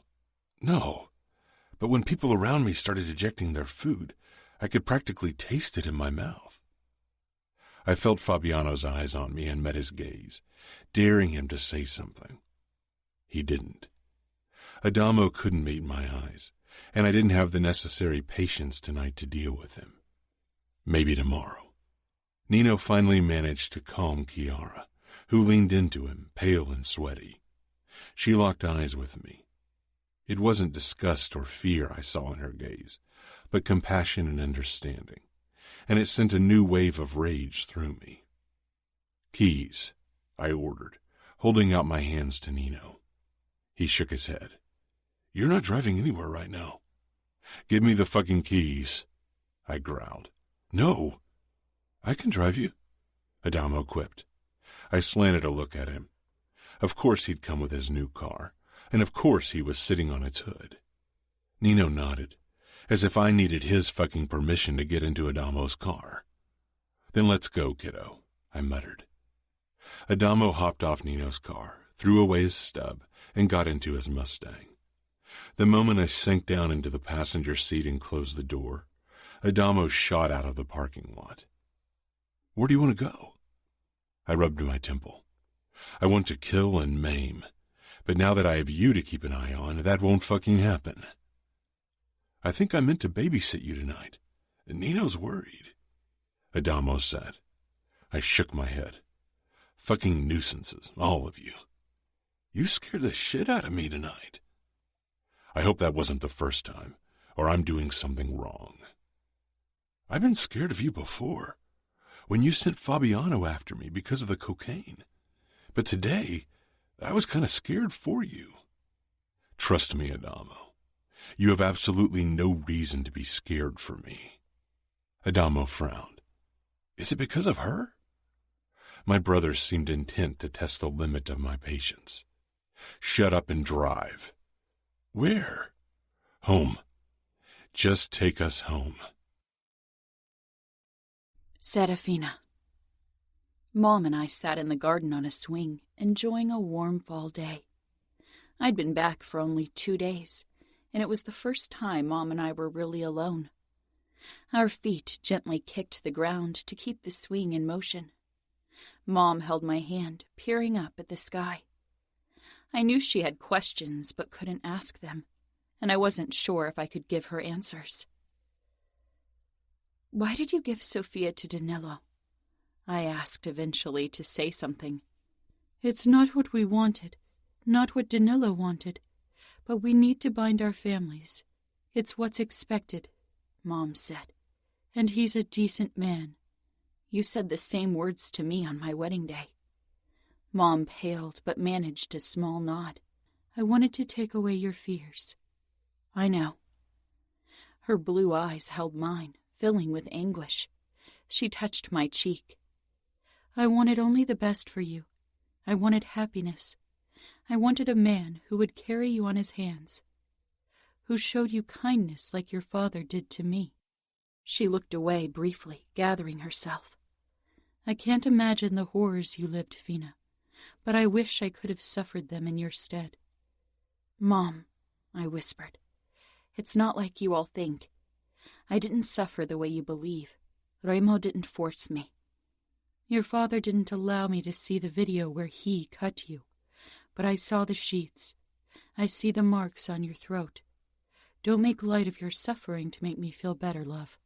Don't. She cradled my face, her eyes fierce, determined. She, too, would never understand the extent of my betrayal. My family needed me to be the victim in this. I wanted to belong, wanted to be part of the outfit again. But every passing day, it became more obvious that part of me had stayed in Vegas with Remo. People were talking. They did it behind closed doors mostly, but I caught the pitying glances of the bodyguards and maids. All my life, people had regarded me with admiration and respect, and now I was someone to pity. They didn't know I wasn't the victim, not in the sense they all thought. And I had been shielded from attention so far. I hadn't left the house, hadn't attended any social gatherings, but eventually I'd have to make an appearance or the speculations would rise even higher. I needed to show them that I wasn't hiding, that I had no reason to hide. More than 3 months since Remo had kidnapped me. More than 4 weeks since he'd set me free. Body, not soul. Sometimes I managed to forget him for a few minutes, only to be reminded with a crushing force. But it was getting better. Maybe Sam was right. Maybe Remo's brainwashing was ceasing. Maybe I could be free one day. Today my family would return to the public, would show strength, would show that we weren't broken, that I wasn't. It was Dad's 50th birthday, and the party had been planned for almost a year. A splendid feast with family and friends, with underbosses and captains. My parents had considered calling the party off, but I had convinced them to celebrate. Life had to go on. Dante, Valentina, and the kids were staying with us as well, and I was excited to see them again. I busied myself helping Mom prepare for the party these last few weeks, needing to distract myself, trying to ignore the nagging fear at the back of my head that grew louder every day. I stared up at the ceiling in my room. It was already late, and I needed to choose a dress, get ready, and help Mom, but I couldn't move. For the last 2 hours I lay motionless, except for my shallow breathing. I'd got my period the last week of August. It was the end of October now. My fingers traced my belly, terrified, immobilized. Slowly I got out of bed and perched on its edge for a long time, letting a horrible realization fill my bones. 2 months since my last period. Closing my eyes, I swallowed. I'd never taken the pill during my time with Remo, and he had never used protection, wanting to claim me without the barrier between us. I stared up at the ceiling, praying that it wasn't true. It would be the end of all my hopes, of everything. I swallowed again. A knock sounded. Fina, are you awake? Samuel. It was already late, and what he was really asking was if I was okay. I wasn't. I should be getting ready, should play my part, be strong for appearance's sake. Come in, I said. He opened the door and stepped in, already dressed in dark pants and a royal blue dress shirt. His eyes took in my rumpled state. He moved toward me and crouched down in front of me. What's wrong? I considered keeping my suspicion to myself, but it was a truth I wouldn't be able to hide from them. If it really was true. I met his gaze. "I think I'm pregnant." Samuel froze, eyes widening in shock. "You mean—" He swallowed, staring at my flat stomach. His expression twisted with anger, sadness, and worse, disgust. Disgust because this was Remo's baby. He leaned his forehead against my thigh and released a shuddering breath. "I will kill him. I swear it. One day I'm going to kill Remo Falcone in the cruelest way possible." I touched his head. Can you get Mom? I need a pregnancy test. I need to know for sure." Samuel straightened and stood. With a last glance at me, he left. I couldn't move. If I was pregnant with Remo's child... I couldn't even finish the thought. I didn't want to. Not yet. Not before I had certainty. A few minutes later, Mom stepped in, her face pale. We looked at each other before she walked toward me and touched my cheek. "Whatever happens, we'll get through this, Vina. We will get through this." "I know," I said. "Can you get a test for me?" "I will ask Valentina. Maybe she's got a spare test. She and Dante are trying for another child." Mom dropped her hand and left the room. I stood, taking a deep breath. Maybe there was another explanation, but deep down I knew the truth. Mom returned with the test. I took it from her with shaking hands. "Can you leave me alone? I'll come downstairs once I'm ready." Mom hesitated, but then she kissed my cheek. I watched the closed door for a while before I forced myself to get up from the bed and move to the bathroom. My heart beat in my throat when I unpackaged the test. 15 minutes later, I stared down at the test in my hands, at the truth that shattered the last shred of hope I'd held. Hope that I could ever find my way back into the outfit. Hope that I could forget Remo. As if there was a way I could have ever forgotten him. I stared at the 2 lines on the test. Pregnant, with Remo Falcone's child. A man of unparalleled cruelty and mercilessness. The man who'd robbed me of my innocence, of my future, of my heart. Body and soul. "I own you." "Oh, Remo, if you knew what you gave away." I set the test down and touched my stomach. It seemed unreal. Impossible. Pregnant. My heart was a war-torn land. 2 conflicting emotions battling for dominance, leaving nothing but devastation in their wake. Unbridled happiness that a small human was growing inside of me. A small part of Remo that would always remain with me. And raw fear of the future, of our future.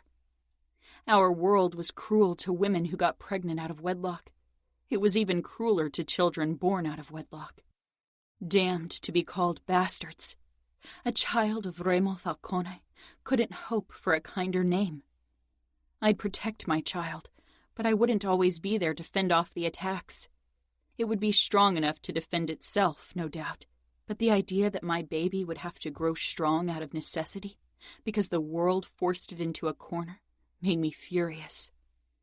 I tried to calm my raging emotions. I was getting ahead of myself. I came from a good family. Maybe things would be different for my child, no matter who their father was. Taking a deep breath, I headed downstairs.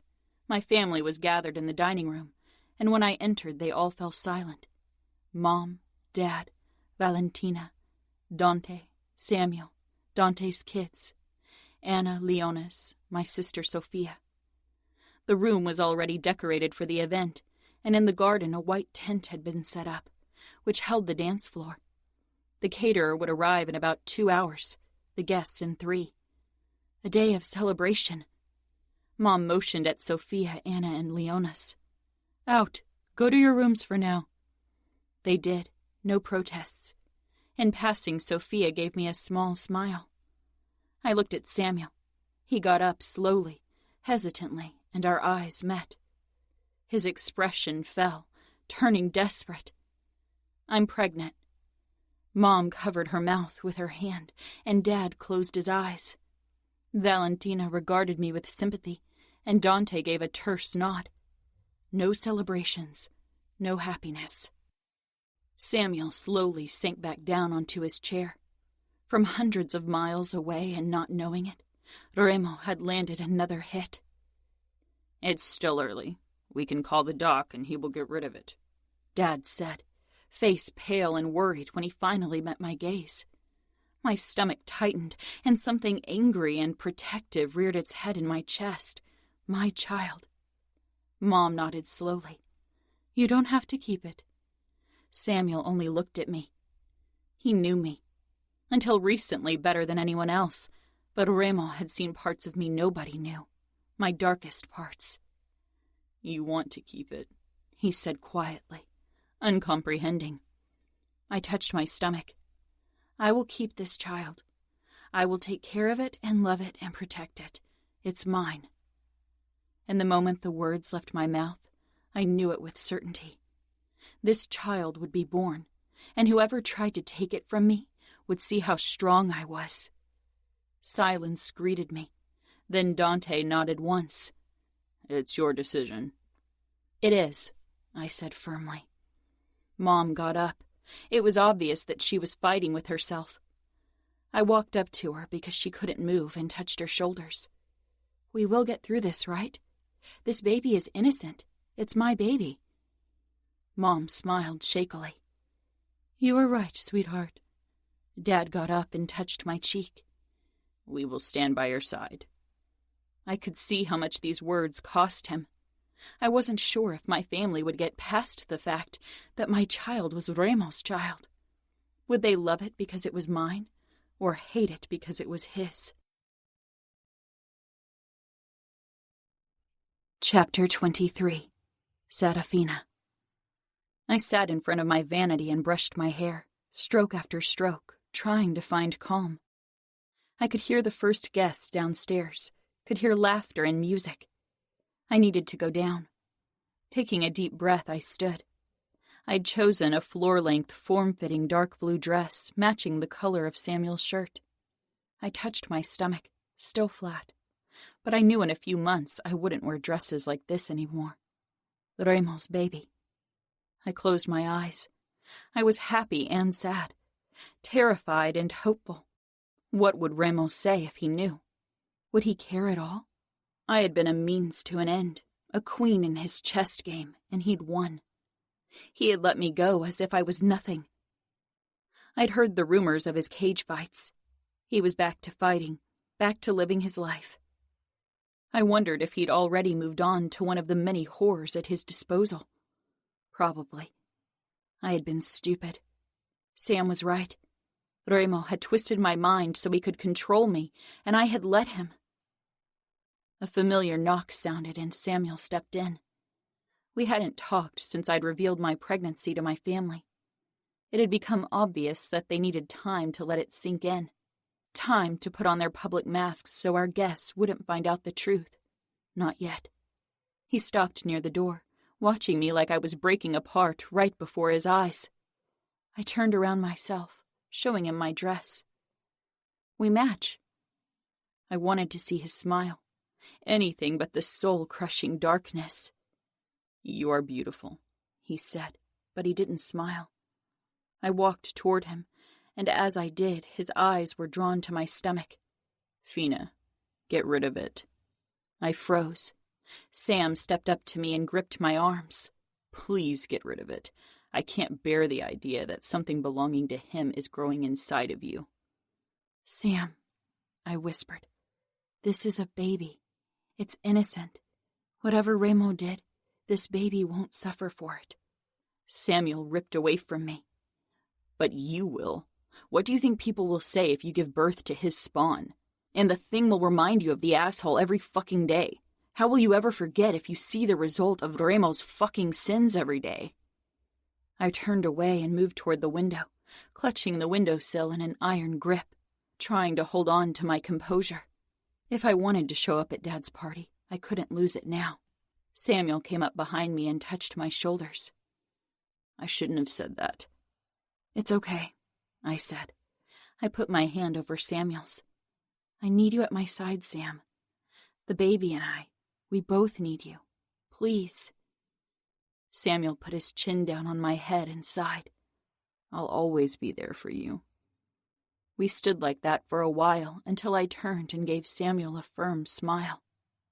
Let's go down there and show people that we are strong together. Samuel held out his hand and I took it. We moved downstairs together, and Samuel's grip on me tightened when the attention shifted to me. People were trying to be discreet about it, but failing miserably. Every underboss was there, even Danilo. He stood off to the side, next to the bar, nursing an amber-colored drink. Our eyes met briefly, but then I looked away. Samuel remained glued to my side. My shadow, my protector, but even his harsh gaze couldn't stop the pitying looks or the whispers, and people didn't even know about my pregnancy yet. I could imagine how much worse the gossip would become then. I'd been known as the Ice Princess, meant to become the Ice Queen at Danilo's side. Now I was the woman who Remo had defiled. The men could hardly look at me. Somehow I had become all of their failures. Samuel's hand on my lower back twitched, and one look at his face told me he was close to losing control. "Dance with me," I pleaded. Samuel nodded with a small, tight smile and wrapped me in his embrace, then stiffened when my still flat stomach pressed up to him. His eyes darted down, and anguish flashed across his expression before he could mask it.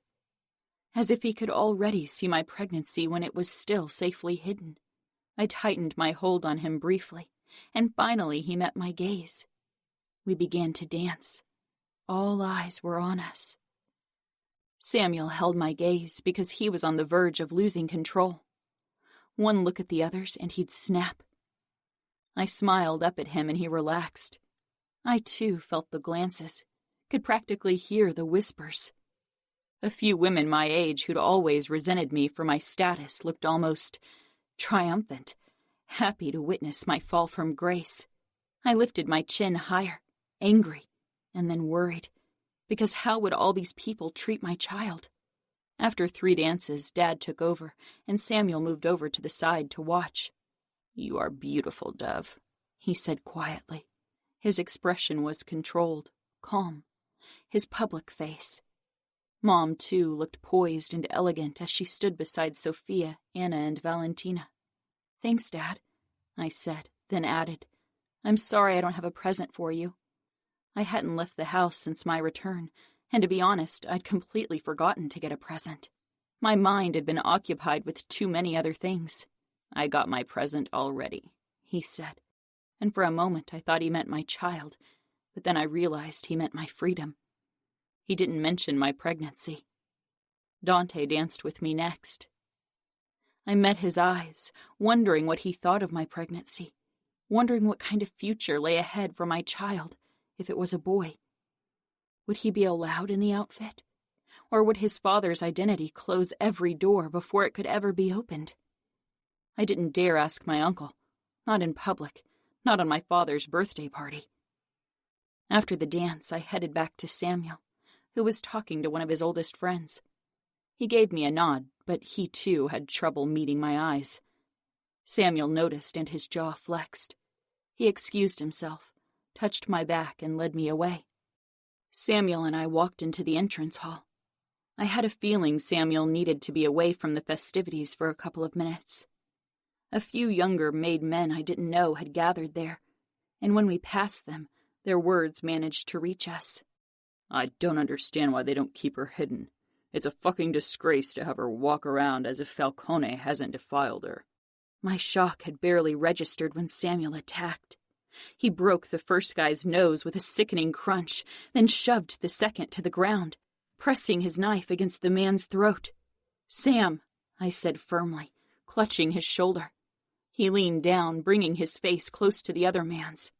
"I should cut your throat for insulting my sister. Apologize." The man glanced at his friends. One was nursing his broken nose, the other obviously unsure if he should interfere, considering our dad was their father's boss. "Apologize," Samuel snarled. "I'm sorry," the guy blurted. I tightened my hold on Sam's shoulder. He jerked back, took my hand, and dragged me outside. Not into the garden, but into the driveway where we were alone. He released me, turning his back to me. He sucked in a deep breath. I pressed my palms up to his shoulder blades, then rested my forehead against his back. Don't let their words get to you. I don't care about them, and neither should you. How can you not care about them? You are a mafia princess. I should cut their tongues out for daring to whisper his name in one sentence with yours. His name, Remo Falcone, the father of my unborn child. And worse, the man who filled my nights not with nightmares, but with longing. The next morning, Dad, Samuel, and Dante wanted to talk to me. When I walked into Dad's office, I knew from their expressions that it wouldn't be an easy conversation, and definitely not one I'd like. Dad sat behind his desk, Sam perched on its edge, and Dante stood with his hands in his slacks beside the window. I made a beeline for the sofa and sank down. My brain felt sluggish from lack of sleep. I'd spent all night trying to come to terms with the fact that I was carrying a baby. Remo's baby. What do you want to talk about? 3 sets of eyes darted to my belly, and my hand automatically, protectively, pressed to the spot. If you keep this child, Dante began. I will keep the child. Dad looked away, and then at the picture frame on his desk. A photo of our family taken shortly before I'd been kidnapped. You will have to keep it hidden, Dad said. I blinked at them. What? Once you start showing, we'll have to keep you out of the public eye, Serafina, Dante said, his voice resolute. I doubt Remo Falcone has the slightest interest in his offspring, but he might use it against us. The outfit needs to be strong. This child might cause tension within the outfit, and we can't have that at the current time. Or we could arrange a quick marriage with someone who agrees to a fake marriage and pretend it's his child, Dad suggested gently. I stared between them. Samuel looked at the floor, his brows snapped together. I'm not going to marry anyone, and I'm not going to lie about the baby's father. People wouldn't believe it anyway. Now I was the woman pregnant with Remo's bastard child. Soon my protruding belly would carry the guilt and shame of the outfit. Eventually, people will realize I have a child. Once it grows older, it'll be difficult to keep it hidden. And what if he's a boy? Won't he be part of the outfit? They exchanged a look. You haven't even given birth yet. It's still early, Dante said tersely. I searched their faces, and as I did, it was difficult to hold on to my indignation and anger. My kidnapping had left its marks. They were still shaken up. Maybe over time things would get better. I'd give them the time they needed to accept the situation. I owed it to them. I owed them more than I owed Remo. This baby and I belonged in the outfit. This was my family, my home. Still, part of me wondered if I was lying to myself, if it wasn't better to return to Las Vegas. But Remo had sent me away. I'd served my purpose. How much did I really know about him? And how could I be sure if everything he'd done hadn't been part of a show? His masterful manipulation. It had worked, hadn't it? And how could I even be sure what I was feeling was real? Could feelings like that be born in captivity? My pregnancy became the pink elephant in the room, an ever-growing presence that everyone tried to ignore, and I did my best to make it easy for them. I wore loose-fitting clothes, glad for the cold winter days that allowed for thick sweaters and even thicker coats. I think my family often managed to forget I was even pregnant. Only when I was alone in my room did I allow myself to admire my bump. It wasn't big yet. I had even managed to take part in Dante and Val's Christmas party because in my 17th week, if my calculations were accurate, an A-line dress still hid everything it should. If people suspected something, they kept it to themselves. It was a possible shame the outfit didn't want to voice aloud. It was early January when Samuel and Mom accompanied me to my first doctor's appointment. So far, I hadn't asked for one, but Mom had surprised me a few days ago by asking if we should check on the baby.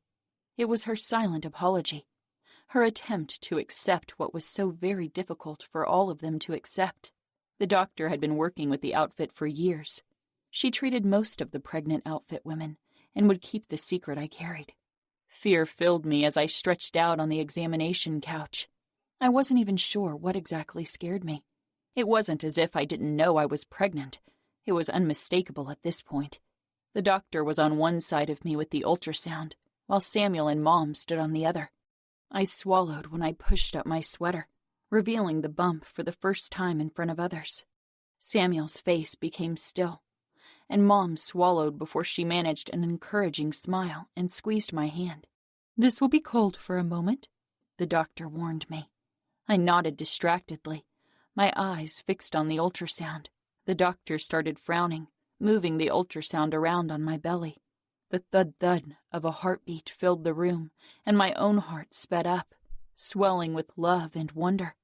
But the thud-thud was off, as if it was off-beat, 2 out of sync rhythms. Mom's eyes widened, but I wasn't sure why, and fear filled me. I stared at her, then the doctor, then Samuel, but he looked as confused as I felt. "Oh, God," Mom whispered. "What? What's going on?" Mom's eyes filled with tears. "Twins." The doctor nodded, and my eyes jerked towards Samuel. "Like us," I said in wonder. He managed a small smile, but his eyes held worry. The knowledge that I carried twins changed things for Mom. It was as if she could finally see the babies as mine, not as something alien. Samuel seemed to be coming around as well.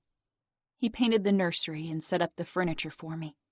And Sophia, she was ecstatic about the prospect of being an aunt.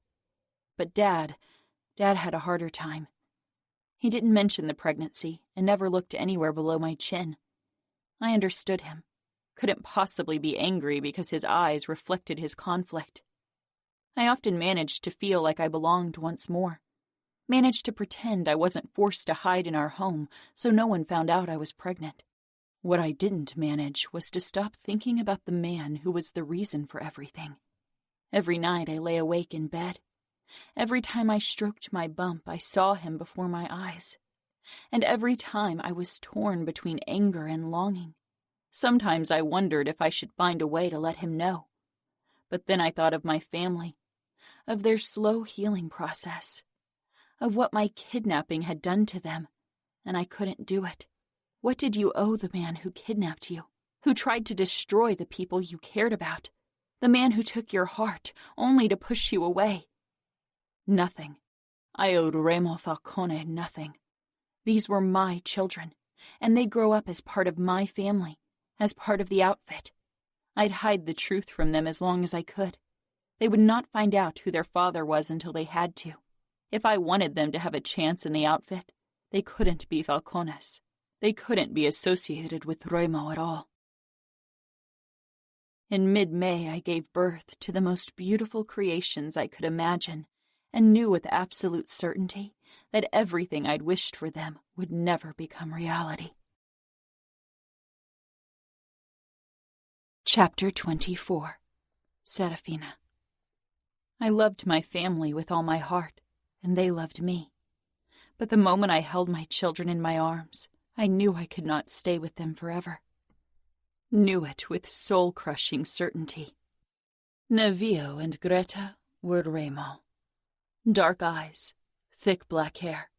For everyone in the outfit, they'd always be Falcones. Always the result of something horrid, born out of something shameful, something dark. But for me, they were the most beautiful creation I could imagine. They were utter perfection, twins like Samuel and me. They would lift each other up, make each other stronger like Samuel and I had done when we were younger, and still did. It would be us against the world. It couldn't be any other way. Samuel stayed with me in the hospital after the birth, while Mom went home for a few hours of sleep after 20 hours at my side during labor. Samuel's eyes were kind and loving as they looked down at me, but these tender emotions vanished as soon as he turned toward my children sleeping in their cradle. He wasn't doing it on purpose, but my children reminded him of something he and everyone else were desperate to forget. And how could he not be reminded when my twins looked like Falcones? My heart ached fiercely when I looked at them, throbbing with a longing I'd tried to bury with the memories of Remo. But Remo wasn't a man that could be forgotten. Not easily, not quickly, not ever. 2 days after giving birth, Mom and Samuel carried my twins into the house because I still had trouble lifting anything heavier than a glass of water. The family had come together for the occasion, but I knew it wasn't to celebrate. Dad and Dante probably needed to discuss how to keep my children a secret. The underbosses knew. They had to for the sake of the outfit. Danilo did, but I hadn't talked to him since the day Sophia had been promised to him. Samuel held my arm while his other carried the baby carrier. Walking the stairs was more than a little uncomfortable, and I was glad when I finally arrived inside our house. Valentina came toward me and hugged me gently. She and Dante were still trying for child number 3, but so far it wasn't working. She peered down at my babies with a soft smile. "They are beautiful, Serafina." "They are," I agreed. Sam and Dad exchanged a look, and it felt like a stab in the heart because when they looked at my children, they saw the black hair and dark eyes and nothing more. They saw falcones. They saw shame and guilt. Would they ever allow my babies to be more than the greatest failure in the history of the outfit? Sophia rushed down the staircase, followed by Anna. Leonis showed less enthusiasm than the girls as he sauntered down the steps, rolling his eyes. Sophia stopped beside me and Samuel, looking down at Greta sleeping soundly in the carrier. I'd noticed that Samuel had insisted on carrying Greta, not Nevio, but I tried not to put too much meaning into it. Sophia hadn't been allowed in the hospital because we didn't want to draw too much attention to us, and her eyes were wide in surprise. "Wow," she breathed. "I've never seen hair that black." She'd never seen Remo. Anna nodded as she lightly brushed a finger over Nevio's head. His eyes peeled open, and as always when they did, my breath lodged in my throat. Dark eyes. Remo's eyes. Even at 2 days old, my boy was his father. Dad averted his eyes, brows pulling tight, and looked at Dante with an expression that tore me cleanly in half. Valentina squeezed my shoulder and leaned in. "It takes time, Serafina. Give them time. One day they will see your babies as what they are. Only yours." I nodded, but deep down I knew Greta and Nevio would never only be mine, because they were also Remo's, and nothing could change that, and I didn't want it to. The next day I was cradling Greta in my arm while Nevio rested on the sofa beside me, deep asleep when Dante came in. He strode toward us, his eyes flickering over my children.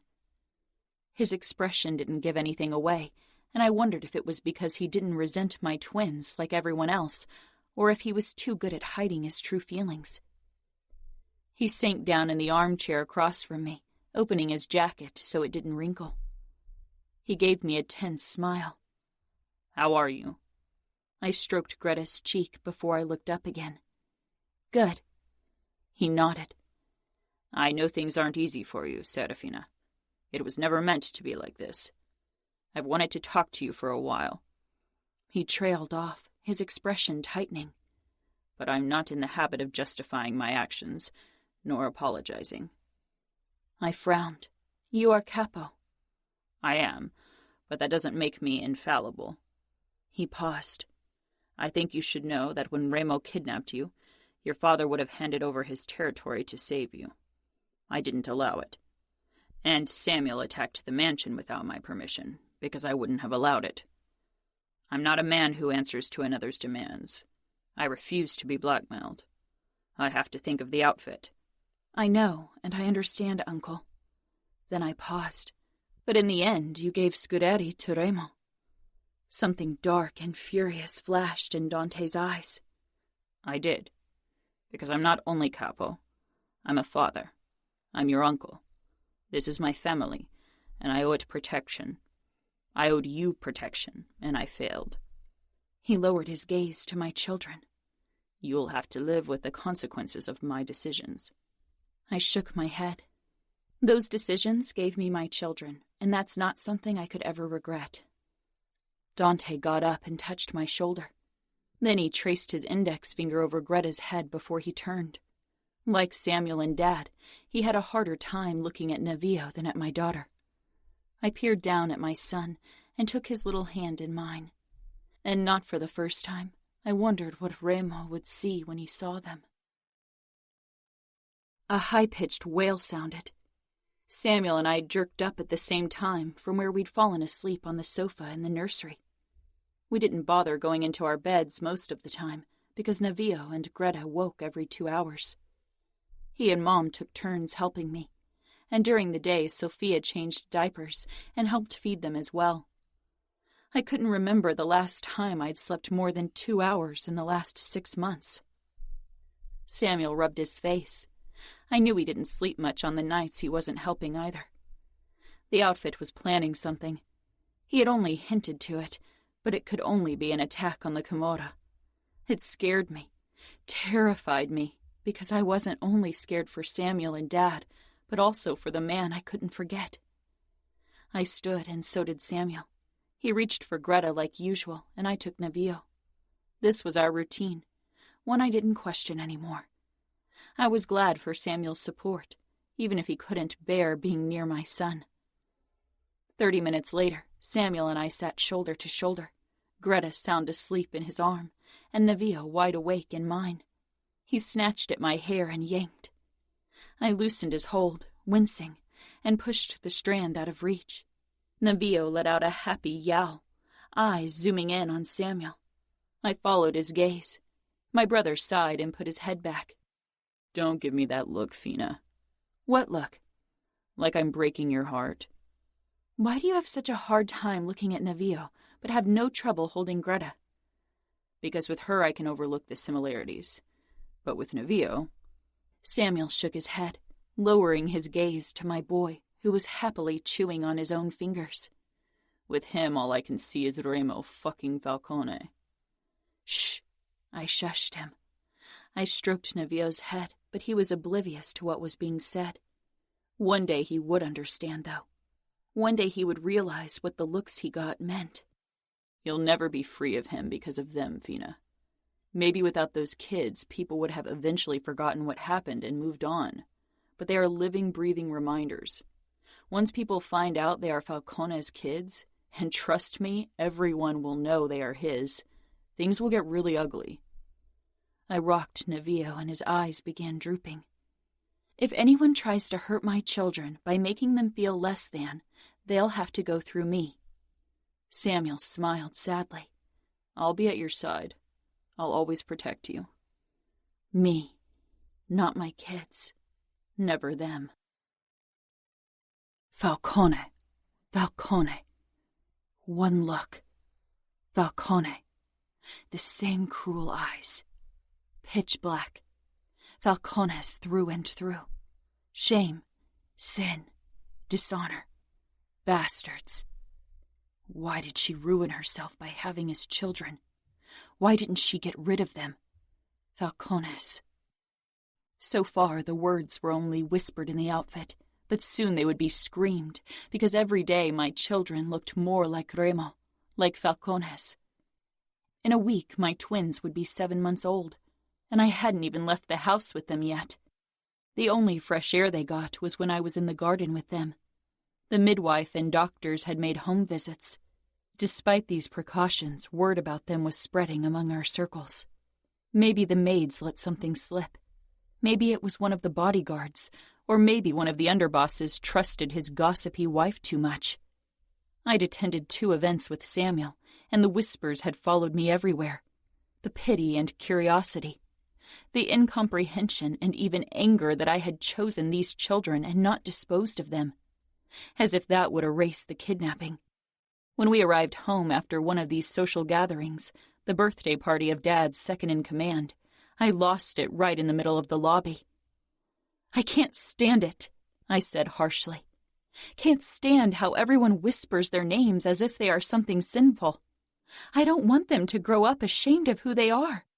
Mom, who'd stayed with the kids because she didn't feel well enough to attend an event, appeared on the landing, looking concerned at my outburst. Dad sighed, his expression reflecting pain.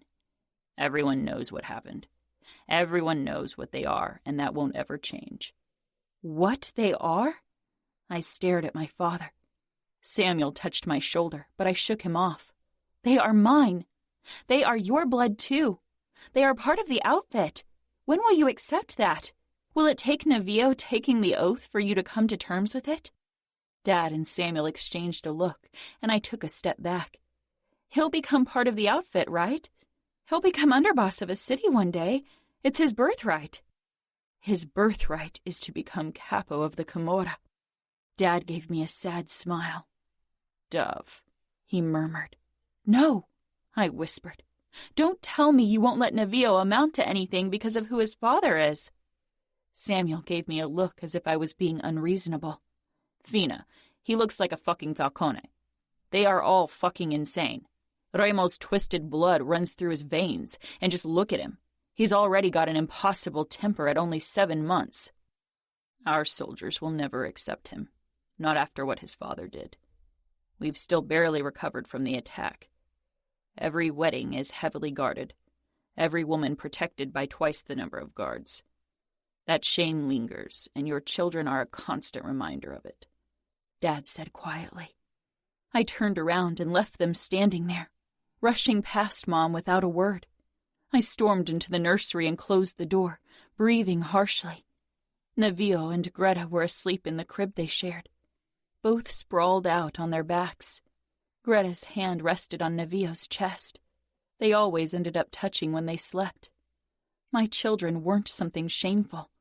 I wouldn't allow anyone to make them feel that way, not even the family I loved. Ramo. Chiara was in full-blown Christmas mode. She decorated every area of the house she was allowed into.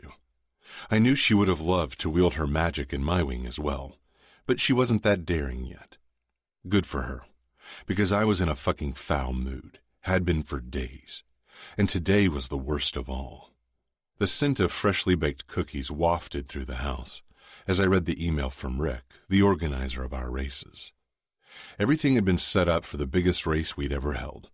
Nina wasn't happy I decided to end it in Kansas City after the last incident, but I wanted to make a fucking point. The outfit had been surprisingly careful in their attacks. An ambush here and there, a few dismembered soldiers, but nothing major. Until 3 days ago when they killed my fucking underboss in Kansas City. A warning not to get so close to their territory. Maybe the beginning of more. Ending the race anywhere else would have sent the wrong message. Chiara came in carrying a plate with what looked like small half-moons dusted in sugar. She held it out to me. Kipferl? I'm not in the mood for something sweet. I was in the mood to blast something to smithereens, for blood and death, and more than that, Dante's fucking demise. She frowned. They're delicious. Her eyes moved to the screen. Kansas? I nodded, then grabbed one of the cookies and took a bite, sweet and soft. I put half of it back down on the plate. Chiara took it and ate the rest. I didn't like the way she regarded me as if she knew. I've been thinking about your offer. I had no clue what she was talking about. About training with you. I made that offer more than a year ago, I said. She bit her lip. I wasn't ready then. I knew another reason why I hadn't been part of her defense training in the last few months. Nino was wary of my emotional state, but he was out visiting a few of our drug labs. He was interested in the chemical processes, but I only in the end result. The only times I'd visited our labs were when they needed reminding to work more efficiently. And you think today's a good time to fight me? I asked in a low voice. Not fight, train, she corrected. I pushed off the sofa, towering over her. She didn't flinch. Now? She put the plate down and indicated the boxing ring. I shook my head. In real life, you won't be in a boxing ring when you're being attacked. It'll be in a dark alley, when you're on your way home, Your attacker will have been following and watching you for a while. He'll be behind you. We both knew that it would never come to that. Kiara was never alone anymore, and the stupid bastard daring to look at her the wrong way would lose his eyes. Run. She blinked. What? I leaned down, invading her personal space, trying to get her pulse up. Run. Understanding filled her eyes. She took a step back, and then she turned and began running. I took another cookie and bit half of it off before putting it back down on the plate. Then I chased her. Running after Kiara brought back memories I didn't fucking need today or ever. Anger surged through me. I took the steps 2 at a time and caught up with her in the connecting hallway to their wing. I gripped her hand and jerked her back. Kiara gasped but acted immediately, whirling on me before I could press her to the ground. She knew she couldn't allow me to press her onto her stomach. Once my weight rested on her back, she wouldn't have a chance to defend herself anymore. She was good, but I was angry, and not in the mood to take it easy on her. The second I straddled her hips with her arms pressed above her head, the flickers of panic filled her eyes. Snap out of it, I ordered. I saw the struggle in her eyes, the memories threatening to burst forth even after all this time. Snap the fuck out of it, I snarled. I wouldn't release her if she didn't. Indignation flashed in her eyes, and she bucked her hips, but I was too heavy. She was small and lithe, and managed to jerk her leg up in a way that her knees smashed right into my balls. Every fiber in my body, every muscle, every fucking blood cell acted on instinct, wanting to lash out. I shoved off her and sank back against the wall, chest heaving, trying to calm the rage in my veins. Sorry, Kiara said, sitting up and watching me worriedly. I smiled darkly. No need. You did what Nino taught you. But you didn't pull back because I hurt you, only to stop yourself from hurting me in response. I raised my eyebrows. She was perceptive. I wasn't sure if I liked it. It doesn't matter. The average man isn't as familiar with pain as I am. A kick to the balls would distract them. She nodded, then she surprised me by sitting beside me against the wall. Today's Serafina's birthday, right? Kiara, I said in warning. She tilted her head. She didn't marry, did she? I don't have spies on the outfit, so I wouldn't know. It would have been in the news. I had stopped searching for news on Serafina a few days after I'd released her. She was a thing of the past. I thought she was falling for you. I stood, glaring down at her. You women always need to turn everything into a fairy tale, even a kidnapping. Serafina was my captive. The only falling she did was her fall from grace. She pushed off the ground as well. You can pretend all you want, but I saw the way you looked at her. I backed her into the wall. You didn't see anything, because there wasn't anything. I fucked Serafina and enjoyed every moment of it. I wanted to possess her, wanted to rip her innocence from her, and I did. That's it. If that were all, you would have bathed in your triumph afterward. But you hardly even mentioned her since you let her go, as if you can't bear saying her name. Kiara, I growled. Don't push me too far. Not right now. She pushed against my shoulder, and I stepped back. Without another word, she left, but her eyes had said more than enough. When I came back down into the game room to kick the punching bag, Savio and Adamo were on the sofa, playing some fucking shooting game, as if we didn't have enough bloodshed in real life. The plate with the cookies was empty. Are there more cookies in the kitchen? Savio asked without looking up. How would I know? Ask Kiara. Savio slanted a curious glance my way. What crawled up your ass? I sank down across from them. Right this moment? You. In general? Kansas. That race is going to be spectacular, Adamo said. Don't sound so fucking excited. You don't really believe Ramo will allow you to race again after last time, do you? Savio muttered, throwing his feet up on the table. That wasn't my fault, Adamo snapped. Sure, When you crash a car, it's never your fault. I won't crash this time. I'm much better. I'll win. Savio didn't look convinced. It's the longest race. 8 hours minimum. That gives you plenty of time to fuck up. I won't fuck up. And the long distance is the best part.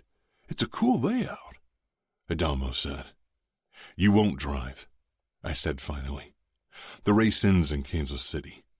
I don't want you that close to outfit territory.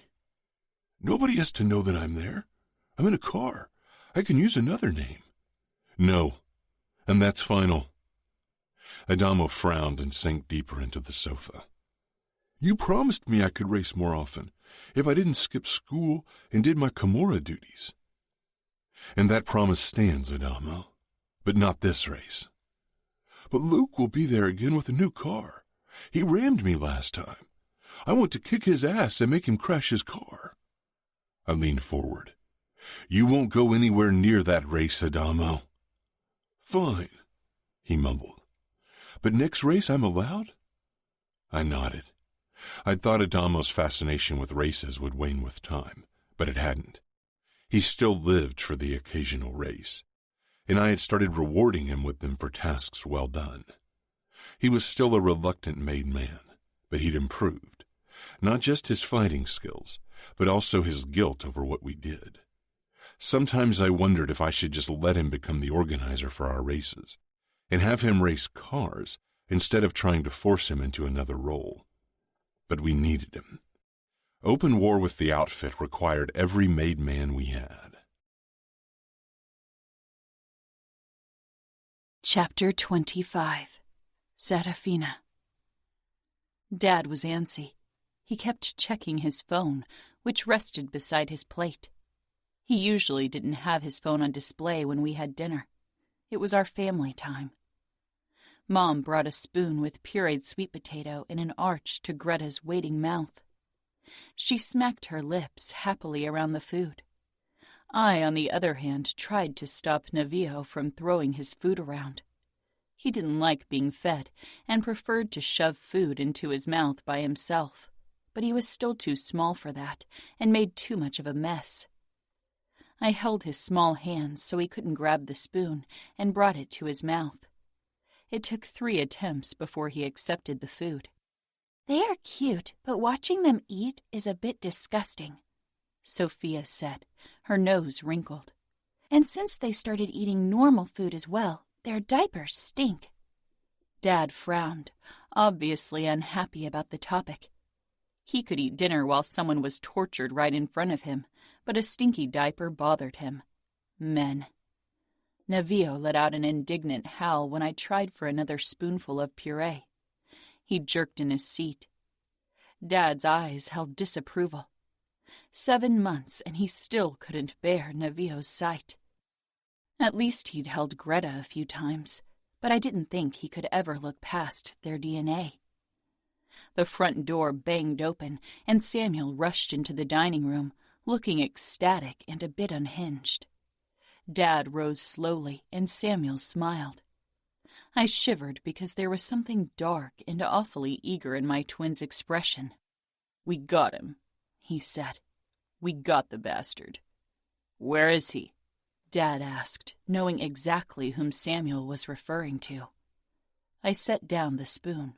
Mom and I exchanged a look. "Danilo and I took him to our safety house as discussed." Danilo? A horrid suspicion overcame me. Mom began cleaning Greta. Dad's eyes moved to me, and finally Samuel turned to me as well. I approached them. "Who did you catch?" Samuel touched my shoulders lightly, his eyes bright, but in their depths something was lurking that scared me. "We got our hands on Adamo Falcone. He was taking part in a street race close to our borders, and we caught him." My insides turned to stone. "Why did you catch him?" I had a feeling I knew exactly why. To torture the little pisser, and send Remo a video of it, like he sent us a video of you. And maybe we will send him each part of his brother that will cut off, wrapped in a white ribbon. "Sam, Adamo is only 15. He is a boy. It's not right." Samuel's face hardened. He is a member of the Camorra, the fucking tattoo and all. And Remo Falcone didn't give a fuck about right and wrong when he kidnapped an innocent woman on her wedding day and tortured and raped her. The color drained from my face. It wasn't like that, I whispered. I glanced over my shoulder at my children, but Mom was already picking up Greta. I took Navio out of the seat and handed him to her as well. She left quickly. I turned back to Samuel, shaking because he'd said a name I hadn't heard in a while. I still felt incredibly guilty because my family didn't understand that Remo hadn't forced me, didn't understand that he had only taken what I had given. Dad stepped up beside Samuel. He still had a hard time meeting my gaze when this topic was addressed, too ashamed for not having been able to protect me. Your brother is right. The Falcones get what they deserve. We will destroy their crazy family like they destroyed ours. I swallowed. That's what he thought? That our family was destroyed? I saw it every time he looked at my children, and his expression flashed with guilt and disgust. Remo won't stand back and let you torture his brother. He won't care about the danger. He will walk into our city and tear everything down that's in his way. Samuel dropped his hand, face twisting with self-hatred. Like we should have marched into Vegas and saved you. Dad ran a hand through his hair. You know we couldn't.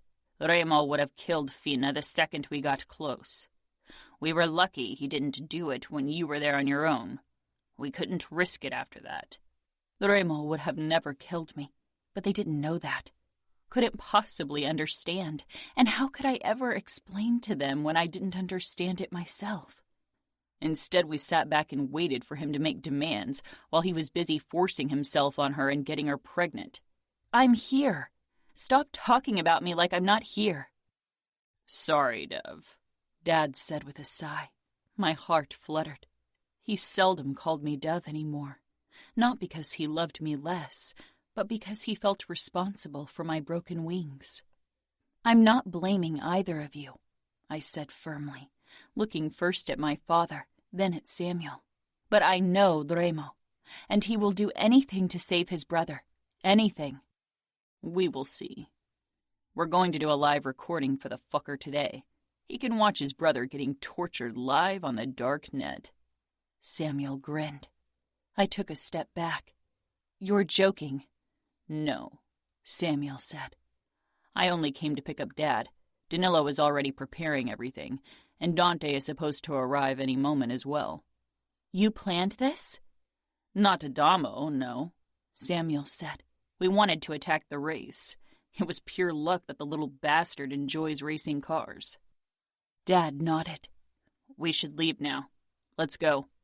I gripped Samuel's arm. Let me go with you. He exchanged a look with Dad, who said, No, Dove. That's nothing you should see. Why not? I've been a captive of the Camorra for months.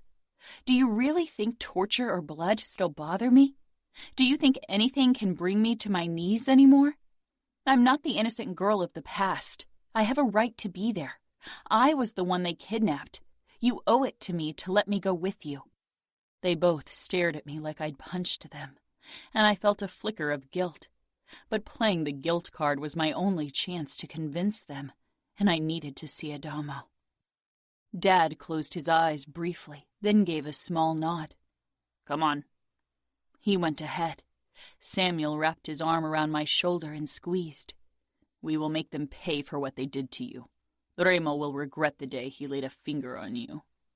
I averted my eyes and followed Samuel out of our house, a place that felt less like home every day. Every day that Navio looked more like his father. The house they took me to was a shabby 3-story building close to the tracks, located in the industrial part of Minneapolis. When we stepped inside, my eyes registered Danilo first. He had his arms crossed and was staring at a screen on a table against one wall. Beside him stood my Uncle Dante, as usual dressed in a suit. but his jacket was already slung over a chair that sat in front of the screen, and he had rolled up his sleeves. My stomach turned. I'd never seen him with rolled-up sleeves, and I knew why. I had never been around when he'd tortured someone. There was another man, one of Dad's soldiers, who was working at a laptop, probably establishing the darknet connection. They turned when we entered, and all eyes zeroed in on me. I wasn't supposed to be here. Dante frowned and came toward us. Danilo stayed where he was, but he too watched me. I wasn't his fiancée anymore. I was nothing to him. My sister was promised to him, and now she was as precious as I had been. And yet he would be part in the outfit's revenge, because Remo had insulted Danilo in the worst way possible. He had taken me from him. Dante stopped before us, his cool eyes resting on me. Serafina, this is outfit business. You shouldn't be here. It is my business, Uncle. The Falcones held me captive. I met his gaze head-on. After months in Remo's company, I didn't feel the urge to lower my gaze despite my uncle's own scary vibe, especially today. There was something predator-like about him, about them all. Eager to tear into their victim, to hear its screams and taste its blood. He inclined his head. It will be brutal and bloody. You are free to watch on the screen. He turned and walked back to Danilo, followed by Dad. Samuel squeezed my shoulder. If it's too much, go sit there. He pointed at his sofa behind the table with the screen. You shouldn't leave the building. I don't want you outside without me or Dad. I nodded. Samuel released me and joined the other men. Slowly I moved closer, and when I reached the table, I caught sight of the screen. My breath caught in my throat.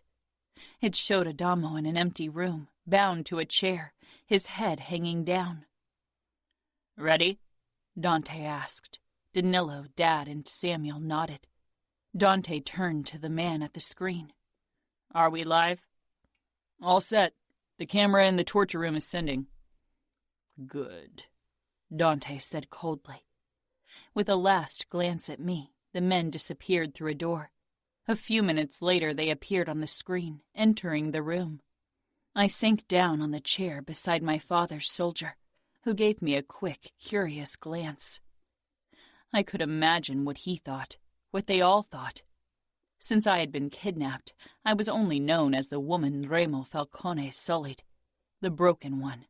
Samuel held something under Adamo's nose, so he jerked upright, eyes flying up in shock. He had changed since I'd last seen him. His face had become harder, older, and he had grown and become more muscular. He wasn't wearing a shirt, and a few scars littered his chest, but not nearly as many as Remo had. The distant resemblance to Remo sent a stab through my heart. Adamo's gaze wandered over my dad, Samuel, Danilo, and Dante, and for a second fear flashed across his face. Then he controlled his features. Dante stepped forward, and the look on his face sent a chill down my spine. Adamo Falcone, welcome to outfit territory. Adamo smiled bitterly. I would have won the race if you hadn't shot out my tires. My eyes grew wide. Provoking my family in a situation like that was madness. Dante's expression became harder. Samuel had already taken his knife out, and Danilo looked ready to plunge his dagger into Adamo as well. Only Dad remained back. He was a restrained man, but his stance was off. You share the same arrogant disposition as your brother Remo, I see, Dante said pleasantly. It's only fair that he gets to watch you pay for his sins. Adamo shook his head. No matter what you do, Remo won't care. The Remo is crueler than all of you combined. Dante tilted his head. We will see. He took a knife from a table to the side and moved back toward Adamo, who tensed and leaned back. Dante reached down and cut Adamo's right arm loose. Confusion drew my brows together. Dante grabbed Adamo's arm and turned it over, displaying the Camorra tattoo. How long have you been a made man? 1 year and 4 months, Adamo muttered, glaring up at my uncle. You will be judged as a made man, not a boy. Adamo Falcone. Adamo grimaced. I don't give a shit about all this. Do what you have to do. It won't change a thing. Dante stepped back and gestured at the other men. Who wants to go first? You are the ones who are closer to Serafina. Adamo winced and looked at Samuel, who took a step forward. I want to go first. Tears stung in my eyes. Please don't, Sam. Samuel moved toward Adamo and punched him hard. Adamo's head fell back, blood spraying out of his nose as it broke.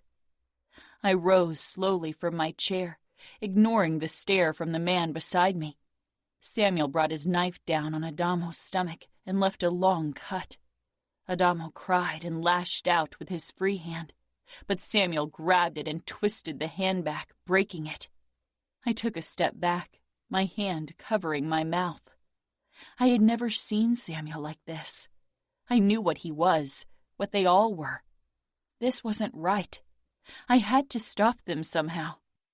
See, Remo, your brother will bleed in your stead. We'll tear him apart, piece by piece, for what you did to my sister. He will suffer for you. Samuel snarled. In that moment, little of my twin was left. A made man, a monster.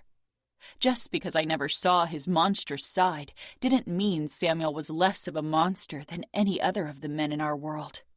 Dad pushed away from the wall, gripped Adamo's free arm, and jerked it back with a sickening crunch. He had a look on his face I had never seen. Adamo's screams blared through the speakers, and I began running. Adamo didn't deserve this. And with their actions, they would make everything worse, because Remo would seek retribution. He would attack viciously, would maim and kill, would leave nothing in his wake, and whatever the outcome, I would lose someone I cared about, either my family members or the father of my children. I followed the screams to the last door and burst through it, then froze as the smell of burning flesh filled my nose. Adamo was screaming as Danilo was holding a lighter to his forearm, burning away the Camorra tattoo. "Enough!" I cried. I stormed forward and pushed him aside before either of them could grab me. Danilo's eyes flashed with fury, and all the men stared at me. "Enough!" I screamed. "Enough!" Adamo groaned, and I turned to him, kneeling before him. Only a small part of his tattoo had been burned away, and the skin was blistered and red. I touched his shoulder, and he flinched. "Adamo," I whispered. He raised his head a few inches, teary eyes meeting mine. A weak smile pulled at his lips. "Serafina." How he could still sound friendly after what had been done to him was a mystery to me. A shadow fell over me, and I looked up. Samuel. "Fina, you should leave. He gets what he deserves." "He is a boy," I said, "and he always treated me with kindness." "He is a Falcone," Danilo said, stepping forward with the lighter still in his hand. His eyes were hard and merciless. "You were punished for something outfit soldiers did. Adamo will pay for something his brother did." "I suffered for your sins," I spat at them. "And he suffers for Remo's. I'm sick of it. This ends here. Adamo won't suffer any more pain under your hands." "That isn't your call to make," Dante said firmly. I looked back at Adamo, who looked resigned and had begun shaking. A phone rang, and Dante picked it up. "Remo." I jerked, my eyes widening. Remo. Chiara was asleep with her head in Nino's lap. It was early afternoon, so I didn't understand how she could be tired. Maybe Nino kept her awake all night. I frowned, then drew my gaze back to the screen where the race was playing out. The number of participants was staggering. They had to start from different spots, all the same distance from Kansas City, to divert the attention of the police. A few of them would be arrested like usual, but that was part of the game. Eventually, the different routes would merge to one for the last 100 miles before the end. Car racing brought in good money, but I didn't really care for it.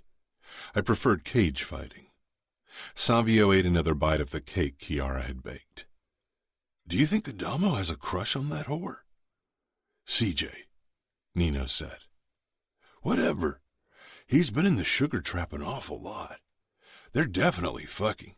And come on, he spent the night with her again. What is he doing with her? Cuddling? He can't fuck her for hours. I'm surprised he gets one up at all. If he had to pay for her, he'd be broke by now." I shrugged. I didn't care if Adamo fucked a whore or not. I'd never seen him talk to any of the other whores, though. It worried me. Not to mention that it wasn't the first night he'd spent with the whore at the sugar trap. Fucking her was okay, but spending so much time with her could definitely prove to be a problem. Trust Adamo to fall in love with a whore and be monogamous when she's got about a dozen dicks up her pussy every day, Savio said. Nino made an impatient sound, obviously keen on watching the race in peace. One of the participants was currently being chased by 3 police cars. Bets if the fucker managed to escape or not were probably burying us already. "You don't know what's going on. Maybe he only enjoys her skills." Savio scoffed. "She's not bad, but there are better whores out there." "It's not like he has many to compare her to," I said, growing tired of the discussion. "One of these days he's going to bring her over here and keep her," Savio said. The perspective switched to another drone camera, and my brows drew together. It briefly showed a few burning cars, some of them black limousines. The others were race cars. Then it changed back to the police chase. What the fuck was that? The front door swung open with a bang. Steps thundered toward us. Nino put an arm over Chiara and pulled his gun. I rose with my own gun raised. Fabiano stormed into the living room, panting. "The outfit attacked our territory." I froze. Savio jerked to his feet. "What?" I growled. If Dante had set a single foot on Vegas ground, I'd walk into Chicago tomorrow. Then another thought struck me. The race. Fabiano nodded. "The organizer from the Kansas race called a few minutes ago. There was an attack on the race. I think he called me because he thought it would stop you from killing him." Tough luck. I'd deal with him once I was done with the outfit. "How long ago did they attack?" "About an hour ago. There's chaos over there, but the race is going on with the remaining cars." "Why didn't they alert us sooner?" "They didn't know what was going on at first. When they realized it was the outfit, they tried to divert the other race cars first so they could keep the race going." Chiara stirred. "What's wrong?" I pulled my knife, shaking, furious that Dante had attacked again.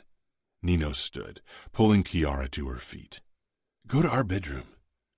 Nino looked at me, eyes widening, then nodded quickly and hurried away. My phone rang. I picked it up and brought it to my ear. "Ramo," said a man. The voice was distantly familiar, but I couldn't place it. The background noise suggested he was in a helicopter or small airplane. "This is Danilo Mancini. I'm calling to tell you we have your brother, and we're going to enjoy his screams like you enjoyed Serafina's. Tell Nino to set up a dark net connection for later, so you can watch as we tear him apart. I will enjoy slicing him into tiny pieces." He hung up. It took my brain a few moments to process the information. "Call the sugar trap and ask if Adamo's there," I ordered. Fabiano frowned but did as he was told. "Is Adamo there?" he asked without a greeting. "Then ask her." "Ramo, what's going on?" Nino asked carefully. My phone beeped with an incoming message, with detailed instructions for the connection. I held it out to Nino, who took it from me, frowning. His mouth tightened when he read what the message said. "He's not there. Apparently he left last night. CJ said he asked her to pretend she was with him because he wanted to join the race. I nodded, trying to ignore the way my chest kept constricting. Savio didn't say anything, only stared at me. Fabiano had fixed himself a drink and downed it in one gulp. Eventually Nino looked up from the phone. We won't be quick enough to save him. There won't be anything left of him to save when they're done with him. I got out, fury and weaker emotion burning through my veins. Why couldn't the kid have listened for once? Fuck it. Call Gregory. Tell him he can have Kansas if he attacks the outfit. Nino nodded and pressed the phone back to his ear as he walked back and forth in the room. Savio ran a hand through his hair. Fuck. We have to do something. From the words I caught, Gregory had no intention of getting involved. I flung my knife at the heavy bag. Fuck, I snarled before Nino had uttered a single word. He says this isn't his fight. Bastard, Fabiano muttered. I will soon make it his fucking fight. For this, I will declare war on him in the fucking Bratva and outfit territory. Do you want me to set up the connection? Nino asked quietly. Of course, I growled. If Adamo has to suffer, we will watch. We will suffer with him. Fuck it all.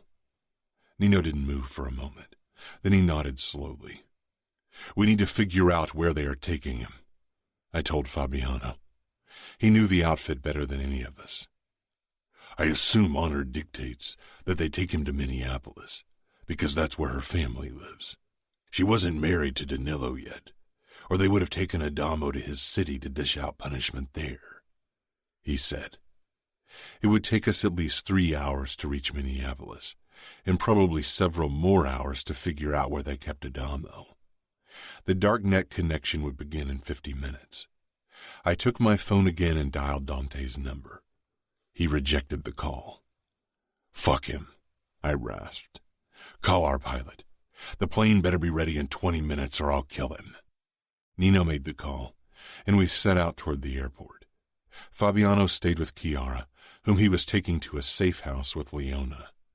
I'd alerted every fucking soldier in Las Vegas to be vigilant. The plane was ready on time, and we started almost immediately.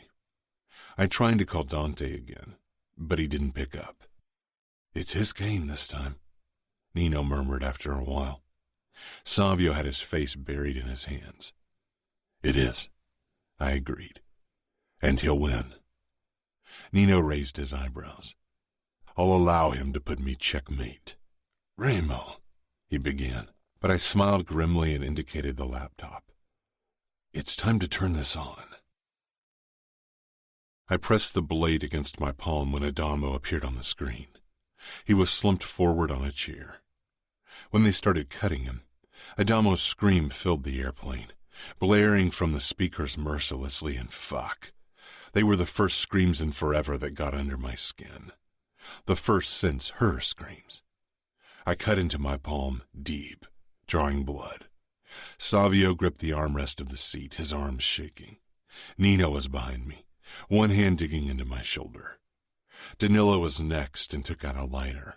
I jumped to my feet, shaking with rage, so much rage it threatened to rip me apart. Adamo's eyes widened. Fuck. He was a kid. He wasn't like us. This was supposed to be me. I was supposed to burn for them. Danilo touched the flame to Adamo's skin, and his screams got louder. I reached for my phone again, knowing that Dante would reject my call like before, and hating this fucking sense of helplessness. I was supposed to burn for them, for him, and I would. Enough! A female voice rang out, and my eyes snapped back to the screen as Serafina threw herself in front of my brother, protecting him. I froze, unable to trust my eyes, to believe that the woman who haunted my nights was really in front of me.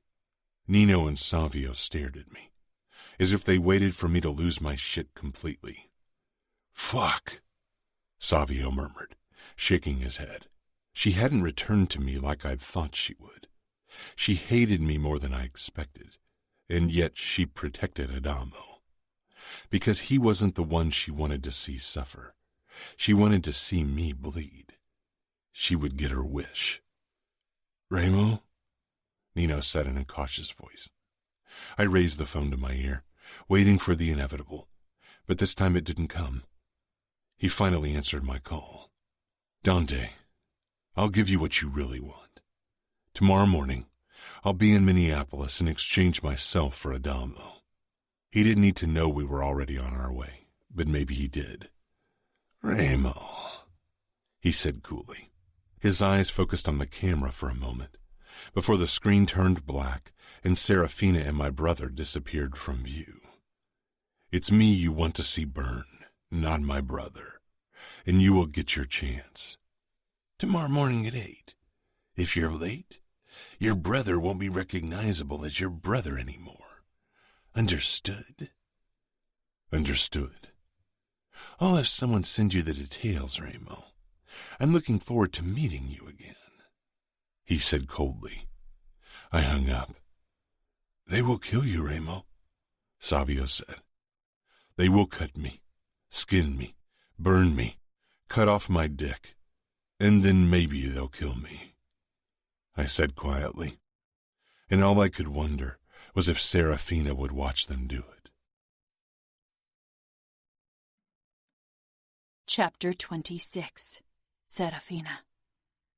They allowed me to stay with Adamo, and I crouched at his feet, feeling sick to my stomach from what I'd witnessed, and even worse, thinking about what was to come. "Remo will exchange himself for you," I whispered. "Tomorrow you will be back in Vegas, and Nino will treat your wounds." Adamo tilted his head, dark eyes bleak. "Remo is capo. He won't die because I've been stupid enough to get myself captured. I've been a disappointment to him since I was born. He will use this chance and kill Dante instead of handing himself over." I lifted soaked fabric from his burn, and he groaned deeply. His wrist and nose were broken and his shoulder dislocated. He must have been in horrible pain, and there was nothing I could do to help him. Playing the guilt card forced my family give me this small freedom. It didn't convince them to call a doctor, though. They would have probably kept torturing Adamo if I hadn't refused to move away from his side. "You're wrong, Adamo. Remo will protect you. He doesn't fear death or pain. He will take your place because you are his brother and he cares for you. He'd do anything for you." Adamo let out a choked laugh. "Why do you speak about him as if you don't hate him? He kidnapped you. He ruined your life." I looked away. I wouldn't tell him about Navio and Greta, and certainly not about my twisted feelings for his brother either. Adamo leaned forward, wincing, and brought our faces closer together. A risk because we were undoubtedly being watched, and my family was still eager to spill Falcone blood. His oremos. It didn't matter, as long as it was a Falcone. I met Adamo's gaze, and realization settled on his face. "Fuck," he whispered hoarsely. He leaned even closer, despite the rope binding his unharmed arm to the chair. "You're giving me the same look Remo has whenever someone mentions you." My chest constricted. "I need to go now." I stood and took a step back. Adamo Falcone. Falcone, the name my children were supposed to carry. "Goodbye," I whispered, but deep down I wondered if this was really the last time I would see him. I turned quickly and left the room. Samuel waited right in front of the door. He regarded me, incomprehension in his features. "Why do you take care of a fucking Falcone bastard?" "He never hurt me. He's a boy." Samuel shook his head. "He is a made man, Fina. You should let us handle him and Remo. We are capable of doing what needs to be done." We walked into the main hall where Dad, Danilo, and Dante were talking in hushed tones. They turned to us the moment we entered. I faced Samuel. "And what is that?" "Bring Remo to his knees. Make him beg for mercy, beg for death. I will cut his dick off myself. Danilo will take care of his balls. And then we will keep them in a nice bag with ice so he can see them while we tear him apart. Then we'll shove them down his throat." Danilo smiled grimly, and even Dad looked like he could imagine nothing better than committing the most brutal murder he could think of. I swallowed. "He is the father of my children." Samuel grabbed my shoulders hard, desperately. "He broke you, Fina," he said softly. None of them had ever asked if I considered myself broken. They had declared me as such, and all 4 of them made me feel like I was. "He is a monster," Samuel added. "He is not the only one," I whispered, my eyes wandering over the gathered men. Samuel dropped his hands, face twisting as if I'd stabbed him. "I'm doing this for you, to avenge you. Did any of you ever ask what I wanted? If I wanted more blood spilled? If I wanted to be avenged?" I shouted. Dante came forward, expression tight. "Don't you want to see Remo Falcone on his knees? Don't you want to see him broken?" I did, but not in the same way they wanted. "I want nothing more," I said quietly, because they could never, would never understand. Samuel wrapped an arm around me and kissed my temple. "Fina, let's go home." "Yes, let's go home," I said quietly. I peered up at Samuel, realizing that for the first time in my life, we didn't mean the same place. Ramo. Nino, Savio, and I linked arms, pressing over the tattoo of the other. "You will be a better capo than me, Nino. You won't kill people who might be useful to us. Your logic will make the Camorra even stronger." Nino didn't say anything, only stared at me. Savio shook his head. "Ramo, let's attack them. I'd rather die fighting than have you in their fucking hands." I smiled darkly. "You will have to die another day. I will pay for my sins." Nino made a low sound. "She didn't return, Ramo. She stayed in Minneapolis. They won't let you anywhere near her. You will die for nothing." "No. I will die so she gets what she wants." Nino pulled away. "Damn it. Be reasonable for once." "I made my decision, and you will accept it." Cars pulled up, and I moved away from my brothers who took shelter inside the car. Nino and Savio raised their guns through the open windows. I wasn't armed as I walked toward the parked cars, my arms raised over my head. I didn't think Dante would attack Nino or Savio. Once he dismembered me in the cruelest way possible, he'd send my brothers the recording, and probably to Luca as well. He'd try to break my family like I had broken his. Killing us all just wouldn't do. Not yet. Dante got out, followed by Samuel, Pietro, and Danilo, and more men I didn't know and didn't give a fuck about. Samuel walked around to the back of the car and pulled Adamo out. Adamo could hardly stand as Samuel dragged him behind himself toward me. Rage boiled under my skin. Samuel shoved Adamo to the ground in front of my feet, and Adamo looked up at me with his blood-covered face, cradling his broken and burned arm against his chest. "Don't," he whispered. "Don't do this. Don't let them kill you because of me. I'm a fucking failure." I moved toward him and touched his head briefly. "You are the one from all of us who deserves death the least, Adamo." I removed my hand from his head, but before I could move on, he grasped my forearm, his fingers curling over my Camorra tattoo. "It's us against the world," he croaked. "Us against the world," I said. Samuel gripped my arm, and I shoved down the instinct to smash his face. I saw his fist coming toward my face and smiled.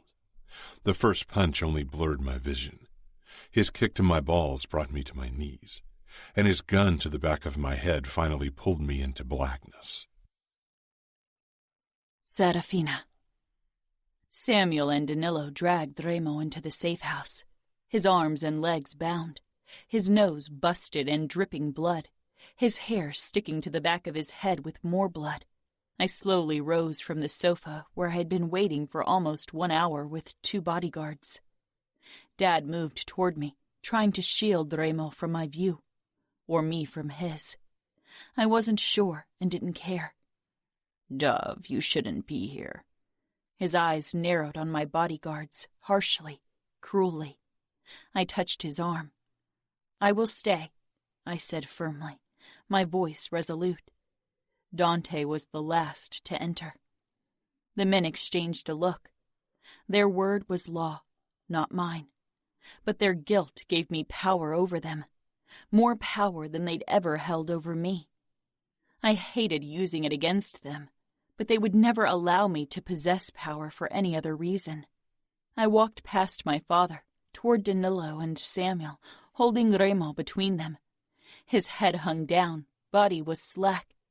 I tried to hide the tremor that had taken hold of me the moment I'd spotted him. Reilly Falcone. Danilo's expression twisted like it always did when he saw me, with guilt and a flicker of humiliation because something had been taken from him, because Reilly had taken it from him. He was a strong, powerful man, and having lost me, haunted him like it haunted every man in the room. I was their failure, their pride a tattered, sullied rag. Every time they had to peer into my eyes, and worse, the eyes of my children, they were reminded. They never let me be anything but the dove with broken wings. They couldn't, but I wanted to fly. Have you come to watch the bastard die, Fina? Samuel asked, his face cruel, eager, brutal as his blue eyes settled on Reilly, who still hadn't moved, but I noticed the almost imperceptible shift in his shoulders, his muscles twitching. He was waking up. My heart beat faster, my palms becoming sweaty. I know you deserve your revenge, Dove, but this is going to be more than you can stomach. Trust me. Dad said, coming up behind me and putting a hand on my shoulder. His voice was soft, compelling, but his face held terrifying eagerness and cruelty as he regarded the father of my children. What are your plans for him? I asked my uncle, because he was the man who would have the last word on the matter. His cool blue eyes weren't as controlled as usual. He, too, wanted to tear into Reilly. They had waited a long time for this moment. We will prolong his torture as long as possible, without risking an attack from the Camorra. He won't die today? Oh, he won't die today, Samuel muttered, but he might wish for it. I gave a nod. It was what I had expected. Reilly wouldn't experience any mercy at the hands of the outfit. Not that he'd ever ask for it. He'll beg for death, Dad said harshly. I don't beg for anything, Pietro. I shivered at the familiar timbre, at the underlying threat, the undercurrent of power. How did he do it? Reilly lifted his head, and my brother and Danilo tightened their hold, but they blended into the background when Reilly's eyes finally met mine. 14 months. The force of his gaze hit me like a tidal wave. In the time since he'd released me, I'd often wondered if I could ever forget him, if I could move on and live a new life. But now as I looked at him, I realized I had been foolish to consider that an option. The corners of his mouth lifted in a twisted smile. Angel. My brother punched Reilly's face, but he only laughed darkly as blood spattered on the ground. This is your chance to ask for forgiveness, Dad said. Reilly looked from each of them until his eyes finally settled on me. Do you want me to beg for forgiveness? His eyes dragged me down fiercely, mercilessly, irrevocably as they'd always done, as they always would. I won't give you my forgiveness, I said quietly. Something flickered in Reilly's eyes, but Samuel and Danilo wrenched him away from my view, down the corridor into their torture chamber. Dad kissed my temple. We will avenge you. Make him pay for what he did. He walked away, leaving me with Dante, who regarded me with calm scrutiny. He touched my shoulder lightly, and I met his gaze. He will ask for forgiveness in the end, he promised. I briefly touched his hand. I don't want him to, because it would be false. Remo did everything with unbridled passion, with ferocious rage, without an ounce of regret. He consumed, obliterated, ruined. He took everything and left nothing in his wake. He was an unrepentant sinner. He was a destroyer, a murderer, a torturer, a monster, the father of my children, the man who held my heart in his cruel, brutal hand. You will castrate him? It was an unnecessary question. I knew they would, and it was only one of the many atrocities they'd planned. All I needed to know was when. Dante gave a terse nod. Tomorrow, not today. It would speed up his death too much. Danilo and Samuel will do it. I'm not sure you should watch any of this, but maybe you need to. Today will be easier to stomach than tomorrow, so stay if it's what you want. Thanks, I whispered. Slowly I made my way toward the screen on the table and turned it on. My brother and Danilo were kicking Remo in the stomach, in the side, and Remo made no move to defend himself. When they finally let up, because Dante had entered, Remo rolled onto his back and looked directly into the camera, knowing I was watching. He didn't look away when my father took out his knife and cut his chest. Not when it was Samuel's turn. Not when it was Danilo's turn. Not when it was Dante's turn. I'd spent so many hours, day and night, wondering how it would feel to see Remo broken, to see him on his knees. This wasn't how I imagined things to be. My heart clenching in my chest so tightly I could hardly breathe. The tears pressing against my eyelids so fiercely I had to bite the inside of my cheek to hold them back. And even through the torture, Remo didn't look broken, because he couldn't be broken. Not with violence and pain. Maybe not at all. I turned away from the screen and walked away. My bodyguards followed close behind, their steps slow and measured. Shadows meant to protect and save me, but I was beyond saving. My family tried to mend me, but I didn't need it because I wasn't broken. Slipping behind the steering wheel of the Mercedes limousine, I revved the engine the second my bodyguards were inside. My foot pressed down on the gas. They slanted looks my way, but didn't comment. They were meant to protect, not judge. I was allowed this freedom because my family's guilt had paid for it. They couldn't bear keeping the dove with broken wings in a gilded cage. The second I had the car parked in front of my family's home, I killed the engine and got out, not waiting for them. I stepped inside and hurried upstairs, didn't stop until I entered the nursery. Both Navio and Greta were asleep in their shared crib, looking peaceful and painstakingly beautiful. I stroked their heads, the thick black hair like their father's. When my fingers brushed Navio's temple, his eyes peeled open with those dark brown, almost black eyes. I leaned down and pressed a kiss to his forehead, then to Greta's, breathed in their scent, then sank down in a chair and watched them sleep. I wasn't sure how long I stayed like that when the door opened. Familiar steps sounded behind me, steps that had accompanied me almost all my life. A warm hand came down on my shoulder, and I covered it with mine.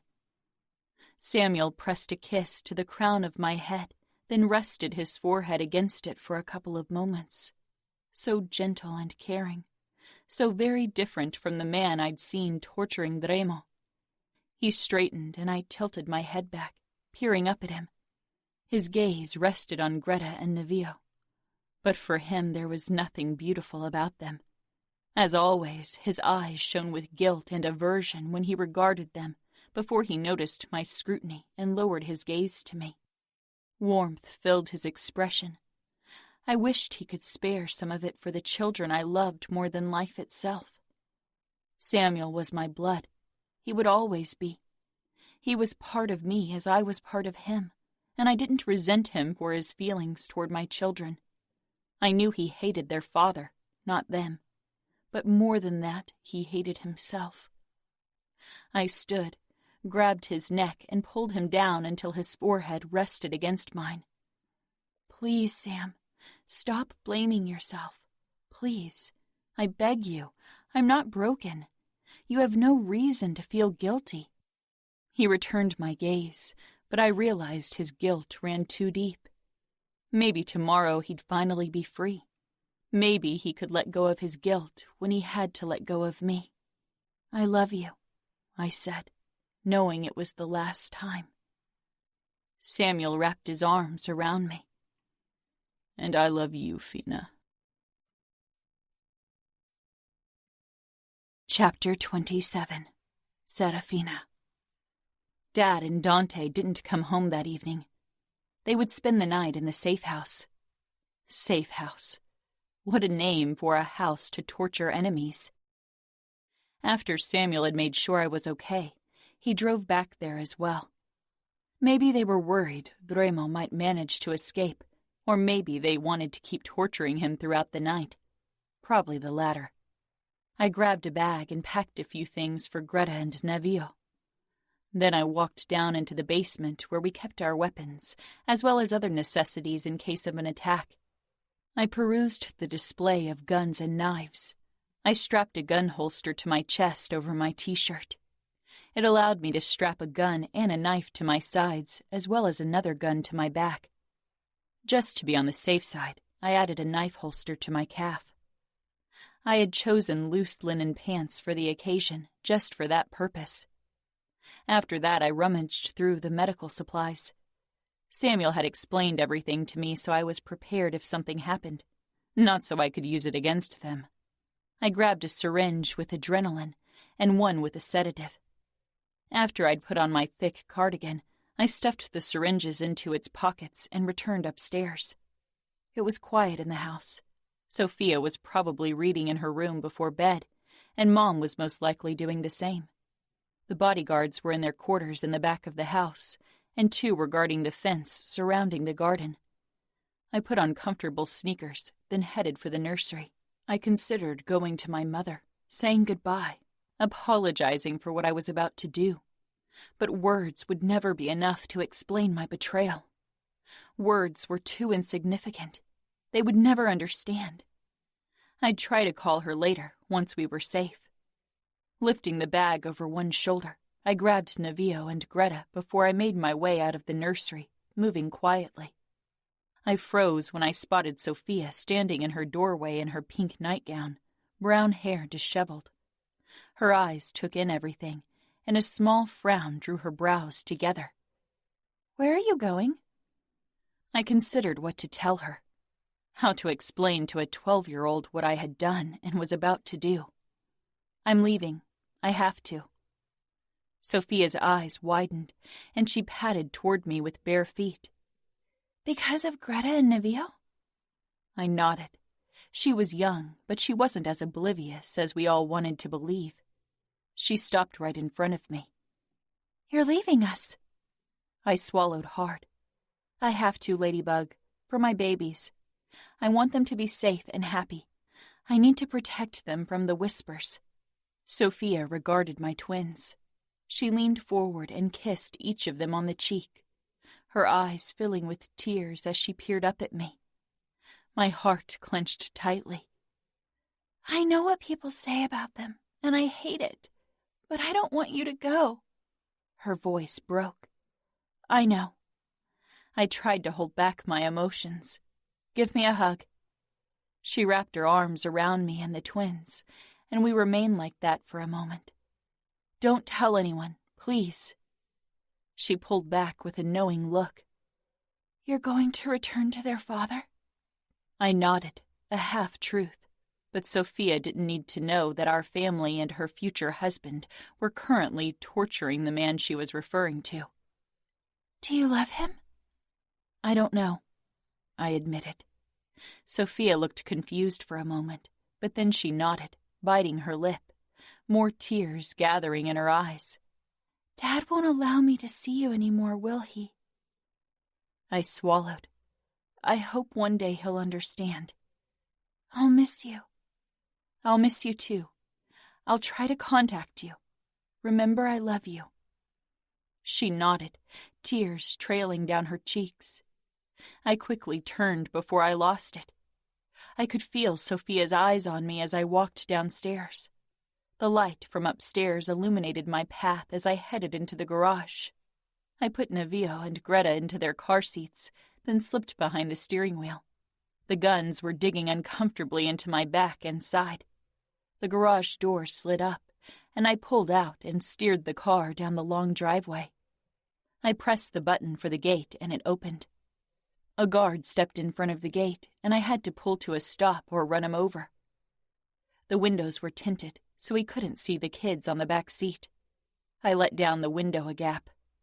"Miss Bione, nobody informed us you'd be leaving." "I'm informing you now," I said firmly. He frowned. "I'll have to ask the boss." I scowled. "Get out of my way.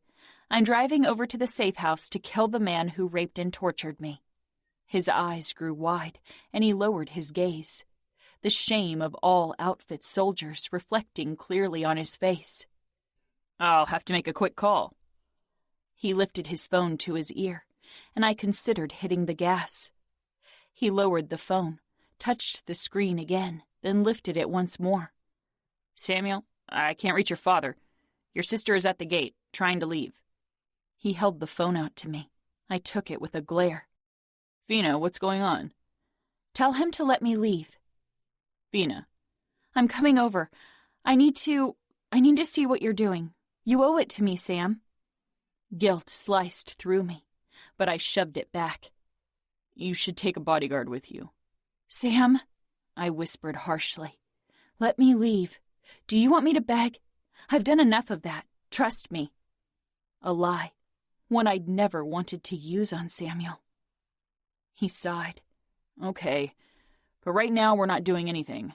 Dad, Danilo, and Dante are catching some shut-eye. It's been a long day." "I'll be there in 15 minutes. Let them sleep for now. They don't need to know I'm coming over yet. You know how Dad can be." I handed the phone back to the guard, and after an order from my brother, he finally let me through. Samuel was waiting for me outside the safe house when I pulled up. I programmed the heating so it would keep the car warm for my babies before I exited. Samuel regarded me with a deep frown. He was wearing a different shirt than last time I saw him, and as I got closer, I noticed the red under his fingernails. He wrapped an arm around my shoulders, and for a moment I tensed because I worried he could feel the holster. But his arm was too high up and my cardigan too thick. He led me inside. My eyes searched the main area. "They're in the sleep area upstairs. Do you want me to wake them?" "No," I said quickly. My eyes were drawn to the screen. It showed Remo lying on the floor, not moving. I tried to gauge the angle. Samuel followed my gaze. "We'll continue in about an hour." I raised my eyes to his. Dark shadows spread under his eyes. "You look like you should get some sleep." "Someone's got to keep watch." "He doesn't look like he can do anything." Samuel's lips curled. "He's a tough fucker." His expression softened. "But we'll get him to beg. At some point, even he will break." I doubted it, but we'd never find out. "Do you have something to drink for me?" Samuel nodded and walked over to the table in the corner. I took out the syringe before I followed him. "Water okay?" he asked as I stopped close beside him. I touched his chest. "I'm sorry, Sam." His brows snapped together in confusion, and I shoved the needle into his thigh. Sam jerked. "Vina, what?" But he was already staggering, his eyelids drooping. I clung to him, trying to stop him from falling and injuring himself, but he was too heavy. He sank to the ground. His eyes began to lose focus. I bent over him and kissed his forehead. "I hope you'll forgive me one day." I stepped into the torture room, my eyes landing on Remo. He was sprawled out on the floor, lying in his own blood, naked except for black briefs, his arms and legs tied to hooks in the ground with rope. Bruises and cuts littered almost every inch of him. On the table to the right, I could see torture tools. The knives covered in blood, but some of the others were still pristine and untouched, waiting for their purpose. Reilly's eyes peeled open in his blood-covered face, and they knocked the breath out of me again. A dark smile twisted his mouth, but there was an emotion in his eyes that tightened my stomach. Angel, have you come to watch your family cut off my dick? I hear that's scheduled for today. I crept closer to him, my sneakers trudging through his blood covering the rough floor. My steps didn't falter. Blood did nothing to me, not anymore. Reilly regarded me quietly. His eyes slid down my arm to the tip of the knife, peeking out from my long cardigan sleeve. Or have you come to do it yourself? I stopped right above Reilly. Even though he was on his back, cut and bruised, covered in his own blood, he appeared powerful. Reilly couldn't be broken, because he didn't fear pain or death. Was this love or madness? I sank down to my knees beside him, kneeling on the sticky floor, my white linen pants soaking up the blood greedily. My pants soon stuck to my skin with Reilly's blood. No, I whispered, finally answering him. Reilly's eyes traced my face. He looked almost at peace. To kill me? I tilted my head, regarding him. Reilly was Nevillo. Nevillo was Reilly, as if they had been carved from the same template. My children were the spitting image of their father. Even if I didn't have feelings for the man before me, I could never kill him, because the faces of Greta and Nevillo would remind me of him every day of my life. I always thought it was meant to be that way. Your hand ending my life. I shook my head. I won't kill you. I leaned over Reilly, my fingers spreading through his blood on the ground, my hair dipping in it. So much blood. You didn't marry Danilo, Reilly murmured. How could I? I whispered, bending low until Reilly and I were almost touching. How could I marry him when I was pregnant with your children? Reilly stiffened. I'd wondered how he would react if I ever told him about Greta and Nevillo, but nothing came close to the look on his face. Complete and utter shock, and more than that, wonder. When you gave me up, I carried your babies in me, Reilly. You gave us up. I thought he'd return to me, he rasped. You pushed me away. I set you free. I wasn't free, I hissed. How could I ever be free when his name was etched into my heart? You were pregnant, he said quietly. I was pregnant, a living, breathing reminder of the greatest failure of the outfit, a living, breathing reminder of something dark and shameful, a reminder that you took something from the outfit, took something from me. That's what everyone thought. My family and everyone else in the outfit. I knew giving birth to a child of yours would ruin any chance I had to find my way back into the outfit, back into my family. I knew I'd seal my fate if I had your child. I'd be damned to live a life of pity stares and disgusted expressions. Something flickered in Reilly's eyes. Dread, maybe even fear. You got rid of the babies. And his voice wavered ever so slightly. A cruel, unbreakable man. My nemesis, my captor. The man who took everything from me, and without knowing it, gave me the greatest gift of all. I'd always wondered what it would take to break Reilly, and I realized I held the power to do it, to crush the cruelest, strongest man I knew in my hand, held it on the tip of my tongue. One word would shatter him. The knowledge filled me with unparalleled joy, not because I could break the man before me. No, because our children, even without knowing them, meant so much to him that their death would destroy him. Oh, Angel, have they sent you to deliver the ultimate blow? Tell Dante he wins. I shook my head. No, I said quietly, then fiercer. No, I didn't get rid of the babies, even though everyone wanted me to do it. Reilly held my gaze. How could I get rid of the most beautiful creation I can imagine? Greta and Navio are pure perfection, Remo. He exhaled, and the look in his eyes. God, that look. This cruel man had stolen my heart, and I had let him. They look like you. Navio is you. Everyone who sees him knows he's yours. Remo smiled the darkest, saddest smile I have ever seen. Have you come to tell me before my death that I'll never see them? Angel, I must say you are crueler than I could ever be. I linked my fingers with his bloody ones, the blade cupped between our palms.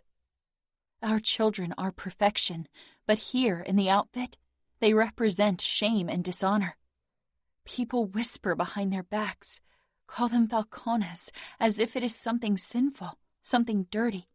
Our children are beautiful. My voice became fiercer with every word. They are meant to hold their heads high, not be ashamed for who they are. They aren't meant to bow, aren't meant to live in the shadows. They are meant to rule.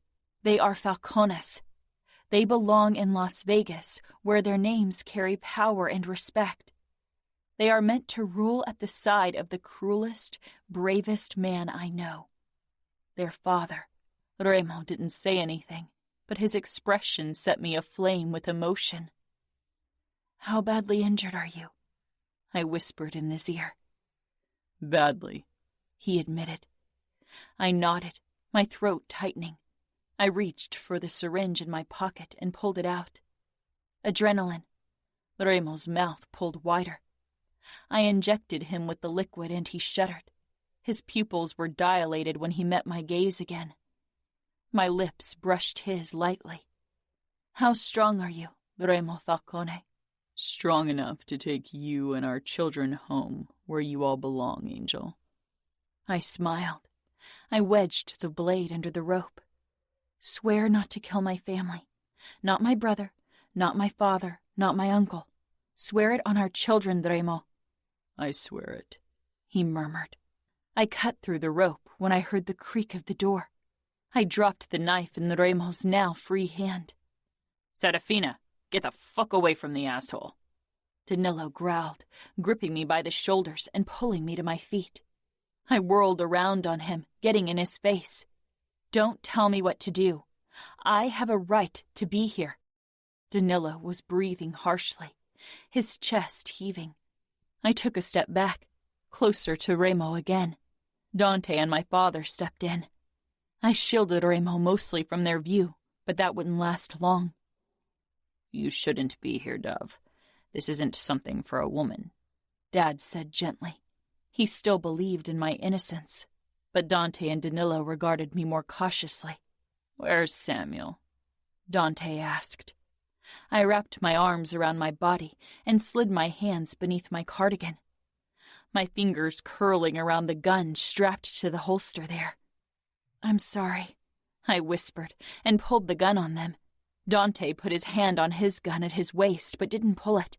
My father and Danilo were completely frozen. Samuel's going to be okay. He's knocked out behind the sofa. Fina, Dad said in a soothing voice. You've been through a lot. Put down the gun. I took another step back, releasing the safety catch. I'm sorry, I said again, biting back tears, thinking of Samuel, of what he would think once he woke up. In my peripheral vision, Remo cut through the last rope around his ankle. Dante pulled his gun, and so did Danilo, but I barred their view of Remo. They wouldn't shoot me, not even now that I was holding them at gunpoint. I was a woman, someone to protect. I was their responsibility and their failure. Remo staggered to his feet behind me, and Danilo aimed. I shot at him, nicking the outside of his upper arm. He gasped, his eyes flashing at me. Not a single move, I warned. Remo pressed up behind me, as usual not heeding any safety measures, towering ahead over me. We only want to leave. No one has to get hurt, I whispered. Remo reached for my gun, but I shook my head. My back, I told him. His hand slid under my cardigan and pulled the gun from there. "Dove," Dad croaked. "you don't owe this man anything. He raped you. I know emotions can get confused in a situation like this, but we have people who can help you." I smiled sadly at him, and then Samuel stumbled inside, holding on to the doorframe. I hadn't dared use a higher dose on him than was absolutely necessary. Obviously, it wasn't enough. He stared at me uncomprehendingly, his arm with his gun hanging limply at his side. My twin, my confidant. For most of my life, I had been sure my love for Samuel, for my twin, could never be challenged. And I still loved him so much. The look of betrayal on his face splintered me in half. But now there were my children and the man behind me. Remo's gaze moved from me to him, and he touched my hip. I swallowed the rising emotion. "Please let us leave, Uncle," I addressed Dante. "This war is because of me, and I can tell you I don't want it. I don't want to be avenged. Don't rob my children of their father. I'll go to Las Vegas with Remo, where I belong, where my kids belong. Please. If you feel guilty for what happened to me, if you want to save me, then do this. Let me return to Vegas with Remo. This doesn't have to be an endless spiral of bloodshed. It can end today. For your children, for mine, let us leave." Dante's cold eyes were on Remo, not me. "Is she speaking in the name of the Camorra?" Remo's grip on my hip tightened. "She does.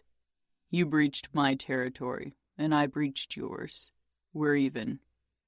"We're not," Samuel roared, stepping forward, swaying. Remo lifted his gun a couple of inches. "You kidnapped my sister and broke her. You twisted her into your fucking marionette. We won't be done until I'm standing over your disemboweled corpse so my sister is finally free of you." "Sam," I choked. "Don't do this. I know you don't understand, but I need to return to Vegas with Remo, for myself, but more importantly, for my children." "I knew you should have gotten rid of them," Samuel rasped, his eyes glassy. Remo's hand on my hip jerked, and I knew without the promise he'd given me, he would have killed my brother for his words. Dad came up behind Samuel and put his hand on his shoulder. "Send them with him to Las Vegas. They are Falcones, but you aren't, Fina. Be free of them and him. You can start a new life." "Where my children go, I will go," I said. "Don't you think I've suffered enough for all of your sins? Don't turn me into another pawn in your chess game. Set me free." Realization settled in Sam's eyes, and it broke my heart. I ached for my family who would never understand. I could only hope they'd come to hate me one day, so they didn't miss me anymore.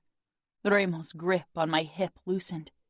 Even the adrenaline wouldn't keep him on his feet for an endless amount of time. He was too injured for that. "Let us leave. You failed me once, and now I'm lost to you. But please allow me to bring my children to a family that will love them.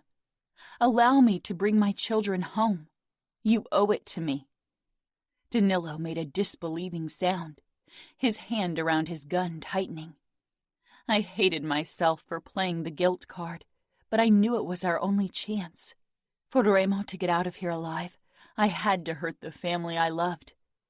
Dante's cold eyes met mine. "If I allow you to leave today, you are a traitor. You won't be part of the outfit. You will be the enemy. You won't see your family again.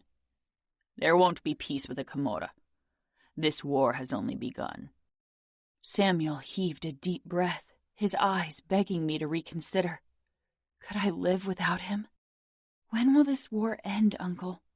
I asked quietly. He looked at Remo, and I knew what he would say. "Never." I whispered the answer.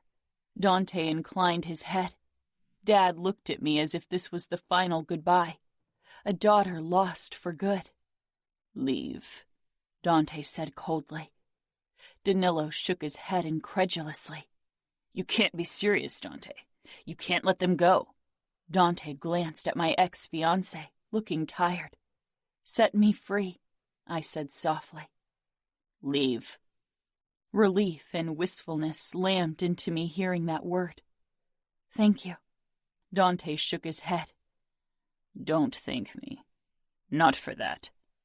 Remo nudged me lightly, and I walked closer to the door, keeping my body between him and the others. I walked backward to keep an eye on my family. They didn't attack. They didn't stop us. Dad and Samuel looked broken. I had landed the ultimate hit, had broken them. I wondered how Mom would react when she found out. She'd be crushed. My heart was heavy as I led Remo to the parked car. He sank down on the passenger seat, passing out immediately. I closed the door and got behind the steering wheel. Greta and Navio were still fast asleep in their seats. I hit the gas and sent the car flying down the long gravel road. I quickly connected to Bluetooth and called the Sugar Trap. It was the only number I'd found on the internet. It took a while before the guy I talked to agreed to call Nino and to give him my number. I was starting to go crazy. Remo wouldn't survive if I had to drive all the way to Vegas with him, and I couldn't take him to a hospital in outfit territory. What if my family got over their initial shock and decided to get rid of us after all? I needed to reach Camorra territory. My pulse spiked when my phone finally rang. I picked up after the second ring. Is he dead? Nino asked at once. I glanced at Remo, who was slumped against the passenger door, breathing shallowly. Not yet, I got out. Nino was quiet for a moment. Did you call to gloat? To let me hear my brother's last screams? That's what he thought. I'm in a car with him. We got out. We're on our way. You got him out? Nino asked sharply. Where are you? We're taking a helicopter and meeting you halfway. We're in Kansas City. I'll calculate the best spot now. I told him where I was heading, and we agreed on a meeting place 80 miles from where I was. He's badly injured, I said quietly. Remo is too strong to die, Nino said. Tears stung in my eyes. I'm driving as quickly as I can. Serafina, Nino began. He thought you'd come back. He wanted you to come back on your own free will. I swallowed. This wasn't about Remo and me. This was about my children. And yet my chest ached with emotions as I regarded the man beside me, his dark hair sticking to his bloody forehead. I need to drive, I said, and hung up. About 1 hour later, I steered the car toward a deserted parking lot where a helicopter was already waiting. Nino and Savio stood beside it. I'd hoped Fabiano would be there.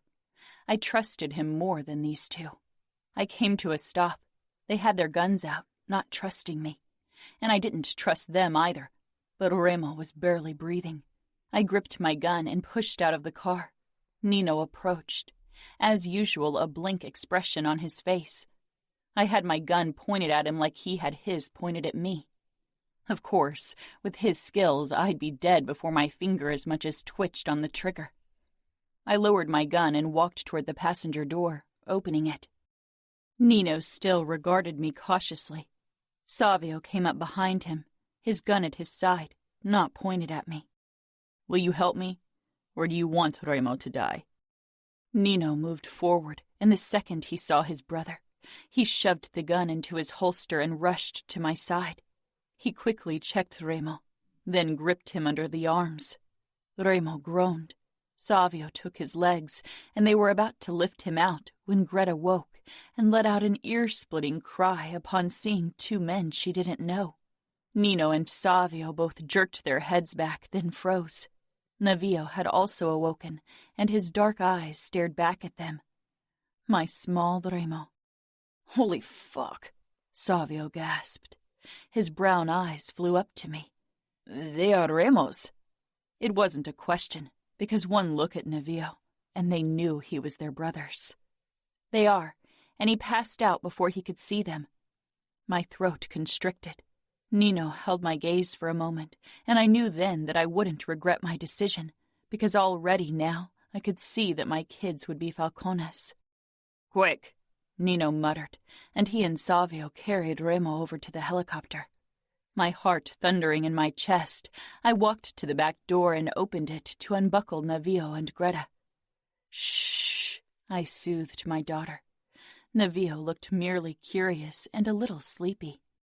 Do you need help? Savio asked close behind me, surprising me. I looked over my shoulder, hesitating, my protectiveness rearing its head. Don't give me that look. Your kids are safe. They will always be safe. And not just because Remo would kill me if something happened to them. I nodded. Can you take Navio? Greta doesn't like to be held by anyone but me. Savio moved to the other door, opened it, and bent over Navio, who regarded him with big dark eyes. I've never held a baby, Savio said reluctantly. Speak to him soothingly and lift him against your chest. He can support his head by himself. Hey, Navio, Savio said, as he slid his hands under Navio's armpits and carefully lifted him.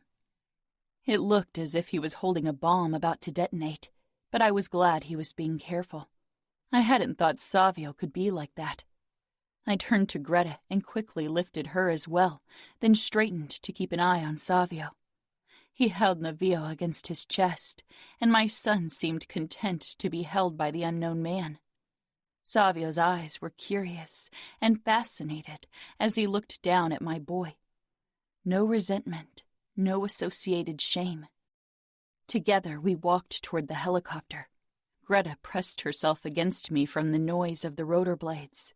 Nino was bent over Remo inside the helicopter. Remo was already getting a blood transfusion and another IV with a clear liquid while Nino felt his body. A man I didn't know was in the cockpit. Nino turned to us when Savio held Navio out to him. He grabbed my boy immediately, a strange look on his face as he regarded him. Savio climbed in and held out his hand for me. I awkwardly got in with Greta still clinging to me for dear life. I sank down on the bench, and Savio helped me buckle up. Nino handed Navio back to him, and Savio sat beside me. Nino's eyes kept darting between Navio and Greta, as if he couldn't comprehend what he was seeing. The moment the helicopter lifted off, Nino returned to Remo's side. Navio stared down at his father, then at me, and I swallowed the emotion. What if Remo died before he could see his kids? What if my children never met their father? I never expected Remo to want his children. But now that I knew he did, guilt washed over me. I thought I protected them by keeping them from him, by staying in the outfit. But I had been wrong. Las Vegas was their home, because it was Remo's home. Chapter 28. Serafina. After we landed in Las Vegas, Nino immediately rushed Remo off to a hospital the Camorra worked with, and Savio stayed with me. I was exhausted and emotionally drained. What happens with us now? I asked tiredly. Savio gave me a surprised look. I will take you to the mansion. Remo will want to have you and his kids around when he returns. You think he will survive? Savio nodded. Remo won't die. I followed Savio to a car and sank down on the back seat with my children. When I jerked awake, we had arrived and Fabiano was staring through the window as if he was seeing a ghost. He opened the door. What the fuck? Remo's got kids, Savio explained. I see that, Fabiano said. Savio took Navio again, and I got out with Greta, who had her face buried in my neck. Fabiano couldn't stop staring at Navio. Then finally he met my gaze. You saved Remo? I nodded. Fabiano searched my eyes, and I wasn't sure what he was looking for. It's too cold for Navio and Greta to stay outside. Can you get my bag from the trunk? Fabiano nodded and walked to the back of the car. I followed Savio inside the house, a strange sense of familiarity washing over me. This place didn't feel like home. I'd only experienced it as a captive, and I wondered how things would be now that I had come here freely. Could this become a home for me and my children? Savio had said Remo would want me to live here with them, but I wasn't sure. It felt surreal being here, but there was no going back now. The realization sank in slowly, and for a moment I felt immobilized by the weight of it. Holding Greta seemed to ground me. "You can give Navio to me," I managed, offering my free arm. Savio's brows drew together, but he gave me my son without hesitation, and I hugged him to me. Savio and Fabiano watched me for a moment, as if they weren't sure what to do with me. "How is he?" Chiara asked, hurrying into the entrance hall. She jerked to a stop when she spotted me with the kids. Her eyes widened. "Nino took him to hospital," Savio said. Chiara only stared at me. Her eyes darted down to Navio and Greta, and she shook her head in disbelief. A girl with freckles and brown hair followed Chiara and also stopped in her tracks. Chiara was the first to move. She came toward me, her eyes alight with warmth. "How did Remo react?" Tears sprang into my eyes and her smile fell. "He passed out before he saw them," I whispered. "Nothing kills Remo," Fabiano said firmly. I nodded. Greta began crying, and Navio, too, was becoming increasingly cranky. I need to feed them and change their diapers. Then they need a place to sleep. Savio glanced at Fabiano, who shrugged. Chiara rolled her eyes. "Would it be okay if I took you to the bedroom you were in last time? I don't want to open the other rooms in Remo's wing. Or would you prefer to stay in mine and Nino's wing?" I choked out a laugh. "I'll stay in Remo's wing." The other girl smiled hesitantly. "I'm Serafina, and this is Navio and Greta." "Leona," she said. "Nice to meet you." Fabiano stepped up to her and put his hand on her waist in a possessive gesture. So she was his girl. Chiara took my bag from Fabiano and led me upstairs into Remo's wing. I knew the way by heart, but her company felt good. When we stepped into my old room, my breath caught in my throat at the rush of memories that overwhelmed me. But another loud wail from Greta snapped me out of it. I moved over to the bed and carefully lowered them down on it. Chiara kept throwing glances at my twins, longing in her gaze. "How can I help you?" I opened the bag and held out the baby formula. In the evening, they always needed the bottle to calm down. "Could you prepare 2 bottles?" Chiara returned 15 minutes later with the bottles and settled beside me on the bed. "Why don't you feed Navio while I take care of Greta?" I suggested. Her eyes lit up. "Thank you." I laughed. "You're helping me. I should thank you." She grinned as she took Navio and settled him on her lap. "I should warn you, he is a bit of a wrestler." Chiara brought the bottle to Navio's mouth, and as expected, his little hands reached for the bottle, trying to snatch it out of her hand. She laughed. I blinked back tears as I focused on Greta, who was happily drinking, her big dark eyes peering up at me sleepily. Emotions painfully tightened in my chest. Remo had to survive. I couldn't believe fate would be so cruel to rip him from me before he could see his children. Maybe Remo deserved death, but I didn't care. He needed to live for Greta and Navio. "He'll love and protect them," Chiara murmured. Remo would protect them. Was he capable of love? I wasn't sure. After Chiara left, I lay down beside my babies, who were already asleep after their feeding. I didn't have beds for them or anything else except for the few things I'd stuffed into the backpack. I closed my eyes. The image of Remo and his blood flashed into my mind, and I shuddered.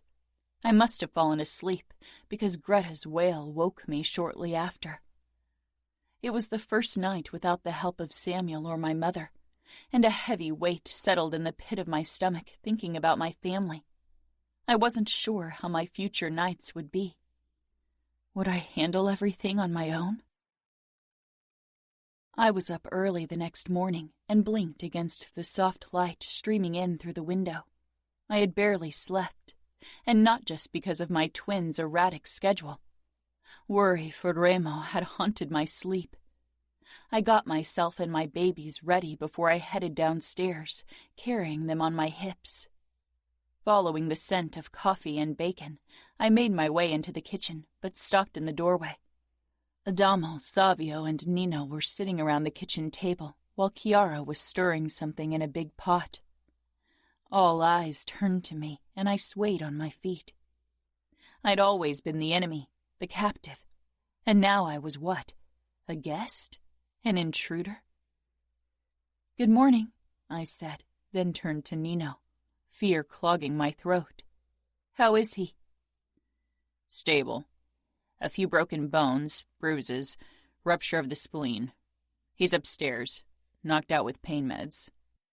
"He won't like that one bit," Savio said, grinning.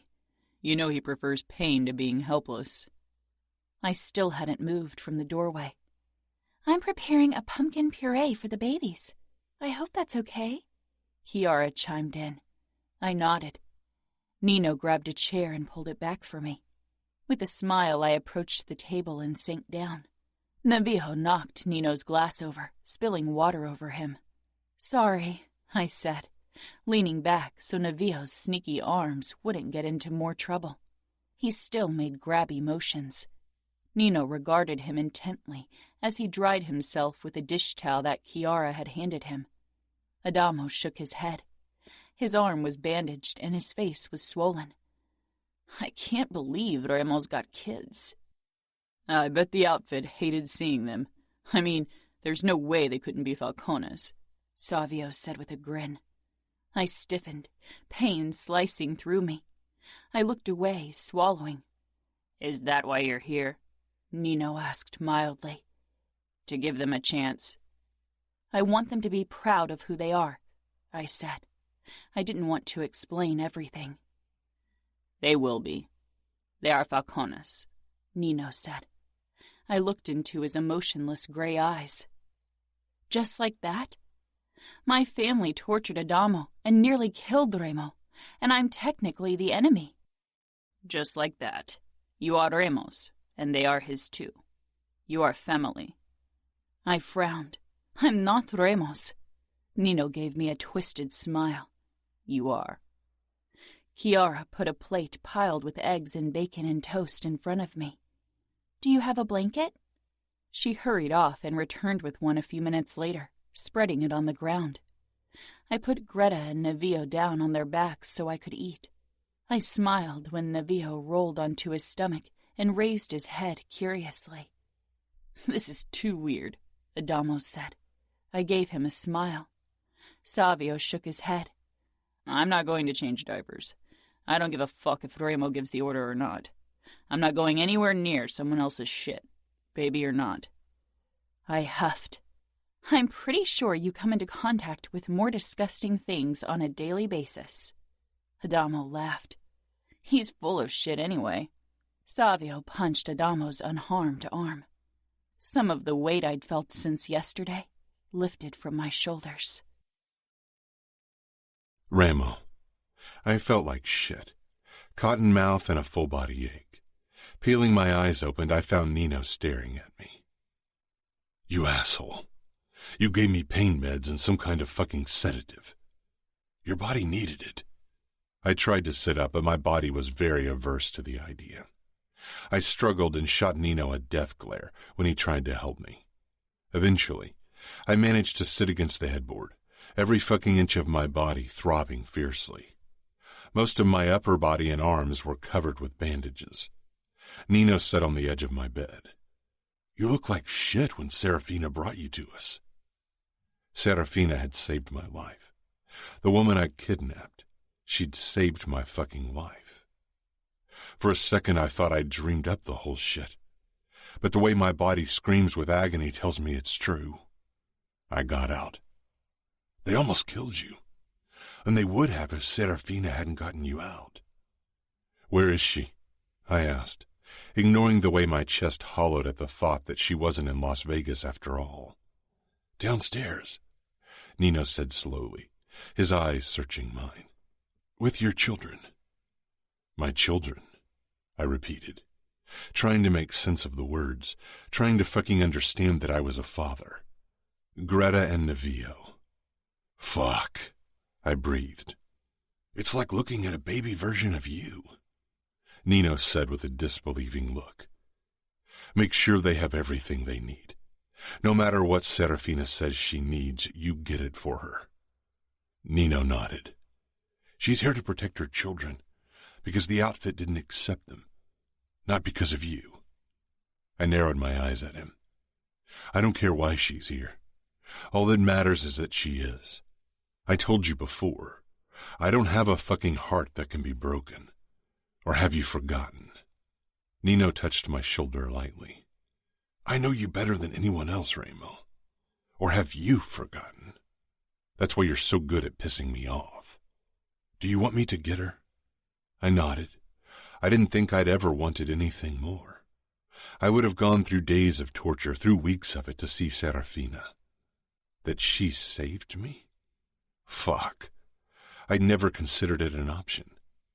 After she told me she wouldn't give me her forgiveness, I'd resigned myself to the fact that she wanted me dead, that she wanted to see me suffer. I deserved it. There was no fucking question about it. I knew what I was. There wasn't anything white about me. Very little gray and a ton of black. And yet she was here. She was here with our children. I tried to imagine them, but I couldn't. I'd never wanted kids, because I was certain I'd never find a woman who wouldn't prove to be the same fucking failure my mother had been. I'd been certain that I'd break any woman, but Serafina was strong. She'd proven me wrong, had twisted my game until I felt like the loser, like the one who'd been checkmated. Serafina. Nino walked into the living room where Chiara and I were sitting on a blanket with Navio and Greta. Chiara was a natural with kids, and it was obvious how much she loved them. She held Navio in her lap as she showed him a picture book. Greta sat in my lap, her tiny hand wrapped around my thumb and looking down at the book in my free hand. I looked up at Nino, but his eyes were on Chiara, who was smiling down at my son, practically glowing with happiness. Slowly he dragged his gaze up. Remo just woke up. Without thinking, I got up with Greta clinging to me. I didn't want my kids there when I first talked to Remo after he'd woken. I felt like we needed a moment before I could allow that. I untangled Greta gently and laid her down on the blanket, then hesitated. Chiara looked up with a smile. Nino and I can watch them while you talk to Remo. Nino moved closer, but I stayed where I was. I couldn't help it. This would be the first time I let them out of sight since our arrival. Each of us would lay our life down for these kids, Nino said. You brought them here. They are Falcones. They are Remo's kids. He burned for us. We will burn for them. I gave a small nod and took a step back. Greta's eyes followed me. Chiara, can you take Greta? She's very shy around people she doesn't know, especially men. Nino lowered himself beside Chiara and took Navio from her. I tensed when Chiara reached for my daughter, expecting a crying fit, but Greta's face scrunched up only briefly, then smoothed when Chiara sang softly. I took another step back. Chiara beamed at Nino as he put Navio down on his lap and pointed at the picture book. Nino oozed calmness, which was perfect for my kids.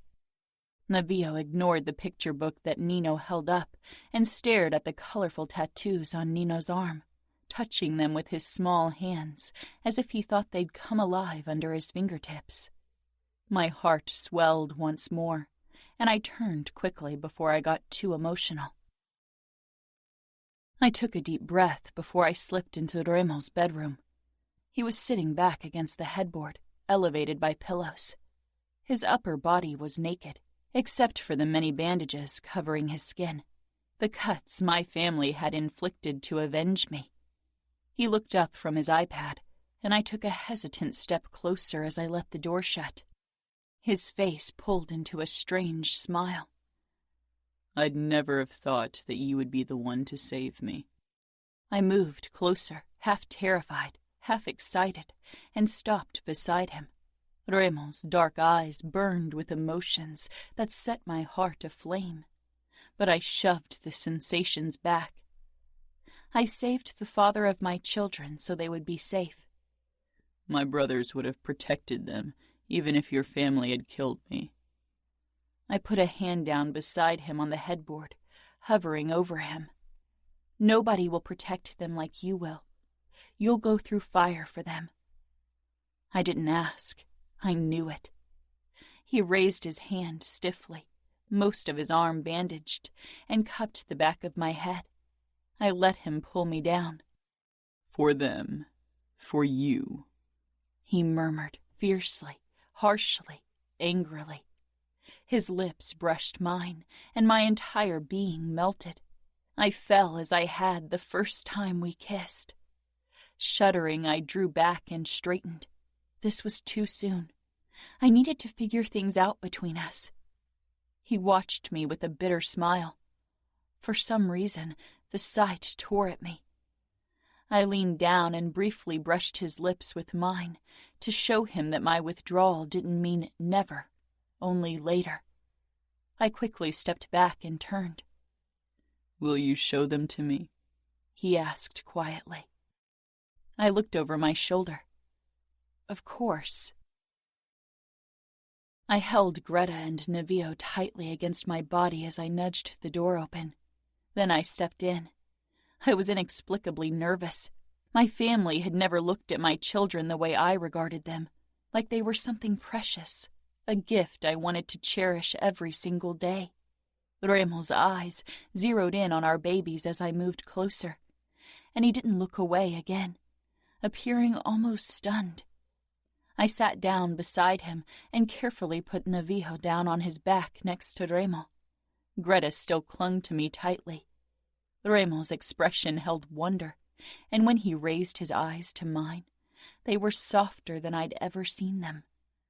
He stretched out his bandaged arm and stroked his fingertip over Navio's chest reverently.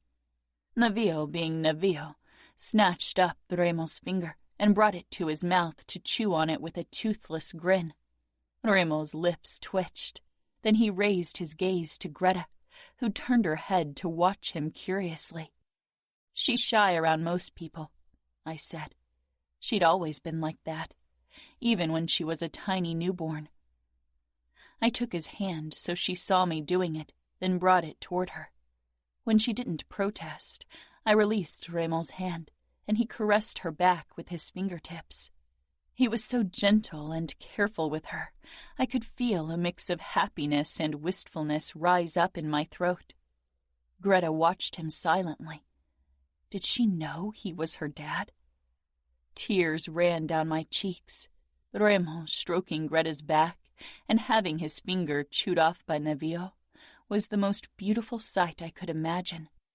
I don't think I've ever been this happy, I admitted, not caring that I was being emotional in front of Raymond. This was no longer a battle of wills, a twisted game of chess. These stakes were too high. Raymond locked his gaze with mine. I know I've never been happier. Chapter 29. Serafina. As far as patience went, Raymond was a nightmare. He was a nightmare in many other regards as well, but giving his body time to heal wasn't on his agenda. Nino wasn't happy about it. You need to rest, Raymond. It's been only 3 days and you're already running around. I've had worse. Now stop the fucking fussing. I'm not a child. Maybe not, but I'm obviously the only one of the two of us capable of sane decisions. Neither of you is sane. Now help me with this fucking crib, Savio muttered. I leaned in the doorway of the future nursery. Nino and Chiara had gone shopping this morning, and now the 4 Falcone brothers were trying to put together the furniture. Though Nino and Savio were doing all the work, because Adamo's arm was in a cast and most of Remo's body was bandaged, not to mention the many broken bones in his body. Adamo sat on a plush baby blue armchair, which sat close to the window. Sometimes when he thought no one was looking, his eyes twisted with something dark, something haunted. Some wounds would take a long time to heal. Remo leaned against the windowsill, wearing only low-cut sweatpants, barking orders. A smile tugged at my lips. "The instructions are quite clear, Remo," Nino drawled. "I don't need your orders on top of that." Savio scoffed. As if that'll stop him. It was still difficult to grasp what had happened these last 3 days. I'd left my family, Samuel, to live in Las Vegas with the man who kidnapped me and his family who helped him do it. But with every passing hour, I realized it had been the right decision for my children and maybe even for me. The moment Remo saw his babies, a knot in my chest loosened. A knot that had strangled me since he released me, only to be pulled tighter when Greta and Navio were born. They belonged here. I had tried to keep my distance from Remo so far, only visited him twice so our twins could get used to his presence, and I knew he wasn't happy with it. Remo spotted me in the doorway, his eyes becoming more eager and intent. My pulse picked up, and I turned around to return to Navio and Greta, who were waiting downstairs with Chiara. Remo cornered me in the hallway. For someone with his injuries, he was annoyingly fast. "Are you running from me, Angel?" He backed me into the wall, his palms on either side of me. "I've learned that doesn't work. You always catch me," I said, leaning back because with him so close, I was having trouble focusing.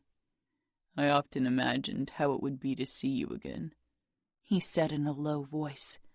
"But this wasn't one of the scenarios I came up with." I regarded him.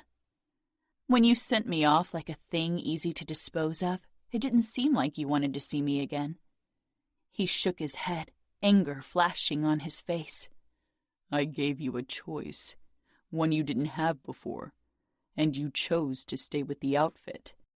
I huffed. "That's ridiculous. You traded me like a piece of cattle. Why would I return to you? I'm not in the habit of thrusting myself upon someone who obviously couldn't wait to get rid of me." Remo leaned even closer. "Did you really believe that I didn't want you? Or did you tell yourself that because you didn't want to leave your family?" I frowned. "You could have—" "What?" he growled. "I could have what? Kidnapped you again? Asked Dante to send you back?" He had a point, and it annoyed me. "When were you planning on telling me about our babies? Would you have told me at all if Adamo hadn't gotten himself captured?" "You sent me away, back to my fiancé. I didn't think you'd care what happened with me, much less wanted kids," I muttered, but something in his eyes made me continue. "I wanted to tell you. The moment I saw them, I knew I needed to tell you. But I didn't know how. I was a coward." His hand came up, cupping my cheek, his dark eyes impossibly possessive. "I was sure you'd return to me." His lips brushed mine. "You aren't a coward. You saved me. You went against your family to protect our children. You gave up everything for them. And for me." I deepened the kiss. Couldn't keep the distance I so desperately wanted to keep. Remo's lips, his tongue, the feel of his rough palm against my cheek awakened a deep longing, a desperate need I'd kept buried since he'd set me free. My core tightened as his familiar manly scent flooded my nose, and memories of how Remo's hands, his mouth, his cock had felt came to the surface. I drew back, coming to my senses, and slipped out from under Remo's arm. He gave me a knowing smile before I hurried away. but I had seen the proof of his body's reaction to me in the bulge of his sweatpants. Only 1 week until Christmas. The mansion was decorated beautifully with red baubles, golden tinsel, and sprigs of mistletoe. Luckily, Greta and Navio weren't mobile yet, or the greenery would have had to go. I'd sent Samuel a few messages, telling him I was safe and asking if he was okay. He hadn't replied yet, but I knew he'd read the messages. Maybe his hurt was still too fresh. 5 days weren't enough to come to terms with the fact that your sister betrayed you for a man you hated more than anything in the world. My messages to Mom and Sophia hadn't even been received. I suspected Dad had gotten new phones for them so I couldn't contact them. I approached Kiara as she stirred a new batch of baby food, a sweet potato puree. "Do you get Christmas presents for each other?" Nino had given me a credit card from one of the Falcone bank accounts yesterday, and while I'd wanted to decline at first, I took the card. Remo seemed determined to make sure I had everything I needed. Still, it felt a bit odd to use their own money to buy them presents, but it wasn't as if I could access my family's accounts anymore. "Well, last year was still a bit of a Christmas trial. Nino and his brothers still need to get used to a female touch in their life. But I got them gifts, and a few days after Christmas, I got gifts from them as well." She laughed. "I think this year they might have gifts on time. I don't know what to get any of them. I don't know them well enough, and I don't really feel like part of this family yet." She touched my shoulder. "But you are, Serafina. It's a strange situation for all of us, but it's the best thing that could have happened, especially for Remo." "You think?" I whispered. "I know it," she said firmly. "How are things between you?" "I'm trying to keep my distance. I'm scared of allowing too much closeness too fast." "But you want to be with him?" I laughed. "I don't think I have a choice." "He won't force you." "That's not what I mean," I said quietly. "I don't think my heart or my body will leave me a choice." She nodded, understanding filling her face. "I'm so happy for the both of you, the 4 of you." "Do you think Remo's capable of love?" Kiara looked thoughtful. "He and Nino went through horrible things as children. It formed them into the men they are today. It still affects them. I'm not sure what it did to Remo. If parts of him were irrevocably destroyed..." I didn't ask what kind of horrors lay in Remo's past. Kiara would have told me if she thought it was her place to share. If I wanted to find out, I'd have to ask him. "If you want to go Christmas shopping, we can go together tomorrow. Fabiano could guard us." "That would be nice," I said. Despite Nino's words of protest, Remo came down for dinner that evening, and we all settled around the dining room table.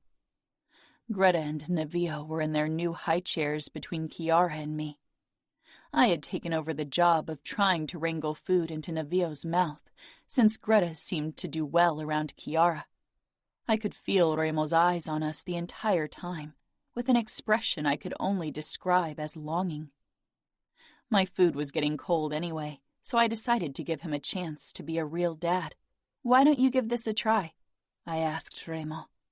I wasn't sure if he was interested in feeding, or if he was like some fathers whose interest in their children ended when it required them to do something. Everyone paused what they were doing for a moment. Remo put down his fork and stood. His movements were still stiff, not just because of the bandages. It would take some time for his broken bones and bruises to heal. I gave him my chair, took my plate, and settled into the place he'd vacated. Navio was making grabby motions, but the spoon and bowl were out of his reach. I could tell that he was getting frustrated with the situation, and a hissy fit was fast approaching. Remo took the spoon and lifted it toward Navio's face, but he didn't restrain his arms.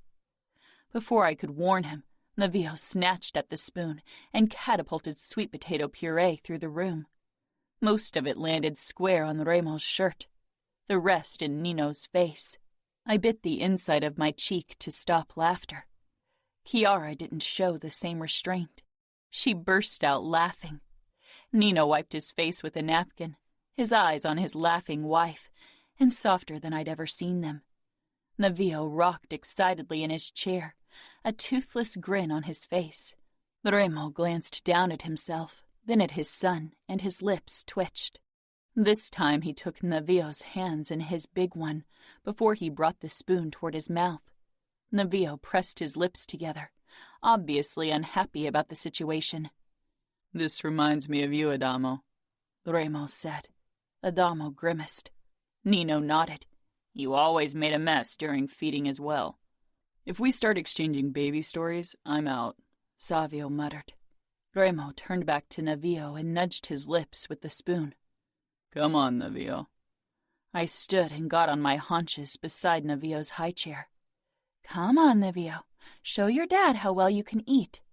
Remo looked down at me, his expression stilling when I called him Dad. After a moment of hesitation, Navio finally allowed Remo to put the spoon in his mouth. I smiled, straightened to my feet, and pressed a kiss on Navio's head. Then I leaned over Greta and did the same. She smiled at me with the spoon in her mouth, and my heart just exploded with gratefulness. I caught Remo's eyes, but quickly glanced away because the look in his threatened to crush my resolve to keep my distance. After bringing the twins to bed, I grabbed my phone and headed for Remo's bedroom. Nino had practically dragged him there so he could lie down and rest. I knocked. "Come in, Angel." Frowning, I entered. "How did you know?" He regarded me with an expression that sent a little shiver down my spine.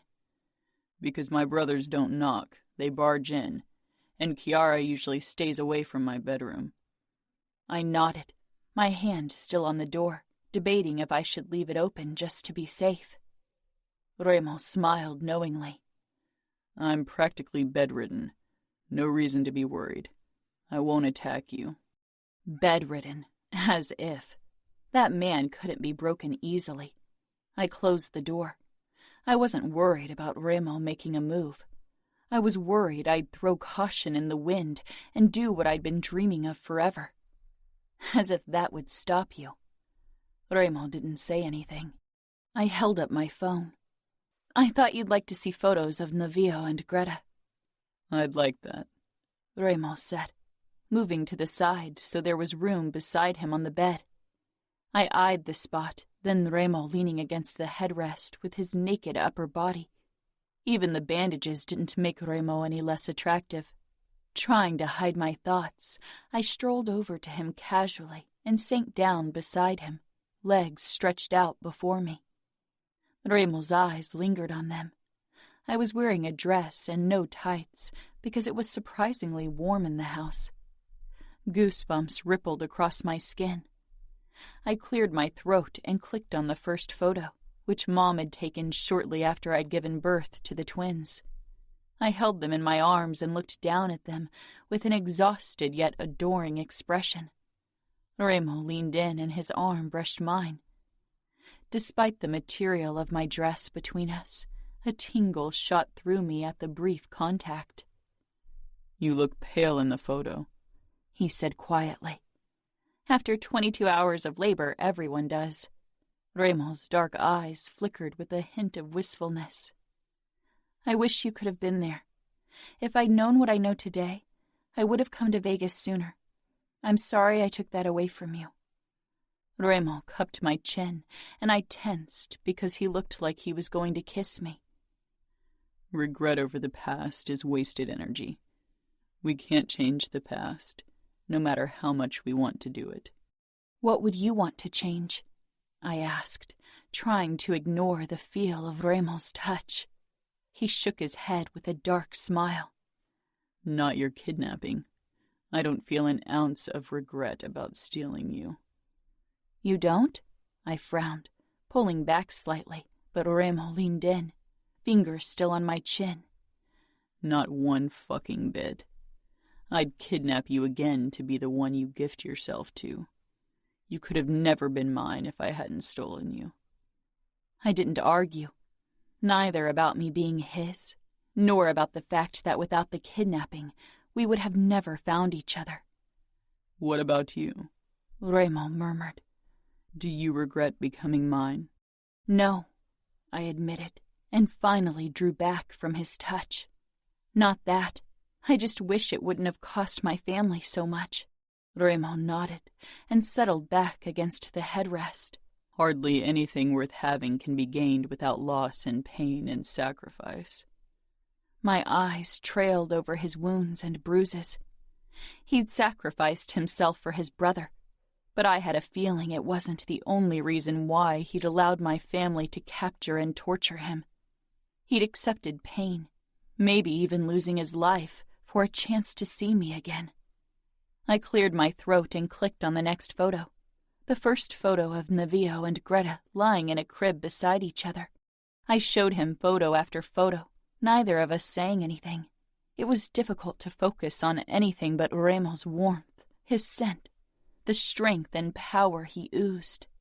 When I finally shut off my phone, my body was humming with need. I met his gaze, which rested unabashedly on me. Reilly regarded me with an expression I knew too well. Hunger and dominance. He touched my bare knee. I exhaled. His hand slipped slowly up between my legs. Reilly, I warned, but he held my gaze, his lips pulling wider. Have you let anyone touch what's mine? I glared, but my body screamed for more. For Reilly's touch, for his lips. He knew the answer, could see it on my face. No, he said quietly. All of you is only mine. You set me free, remember? I belong to myself. We both knew it was a lie. I'd never been free of his hold on me. But he, too, had lost his freedom. His hand slipped higher until finally he brushed over the fabric of my panties. They were drenched, just from being in his presence. Reilly groaned, low and dark, and my resolve crumpled. His thumb drew small circles on my crotch, and I could feel myself growing even more aroused. Reilly's dark eyes held mine, and as usual I couldn't look away. His thumb pushed under my panties and between my folds, spreading my wetness. I whimpered from the contact, skin on skin. So good, so desperately needed. He drew small circles on my clit, round and round and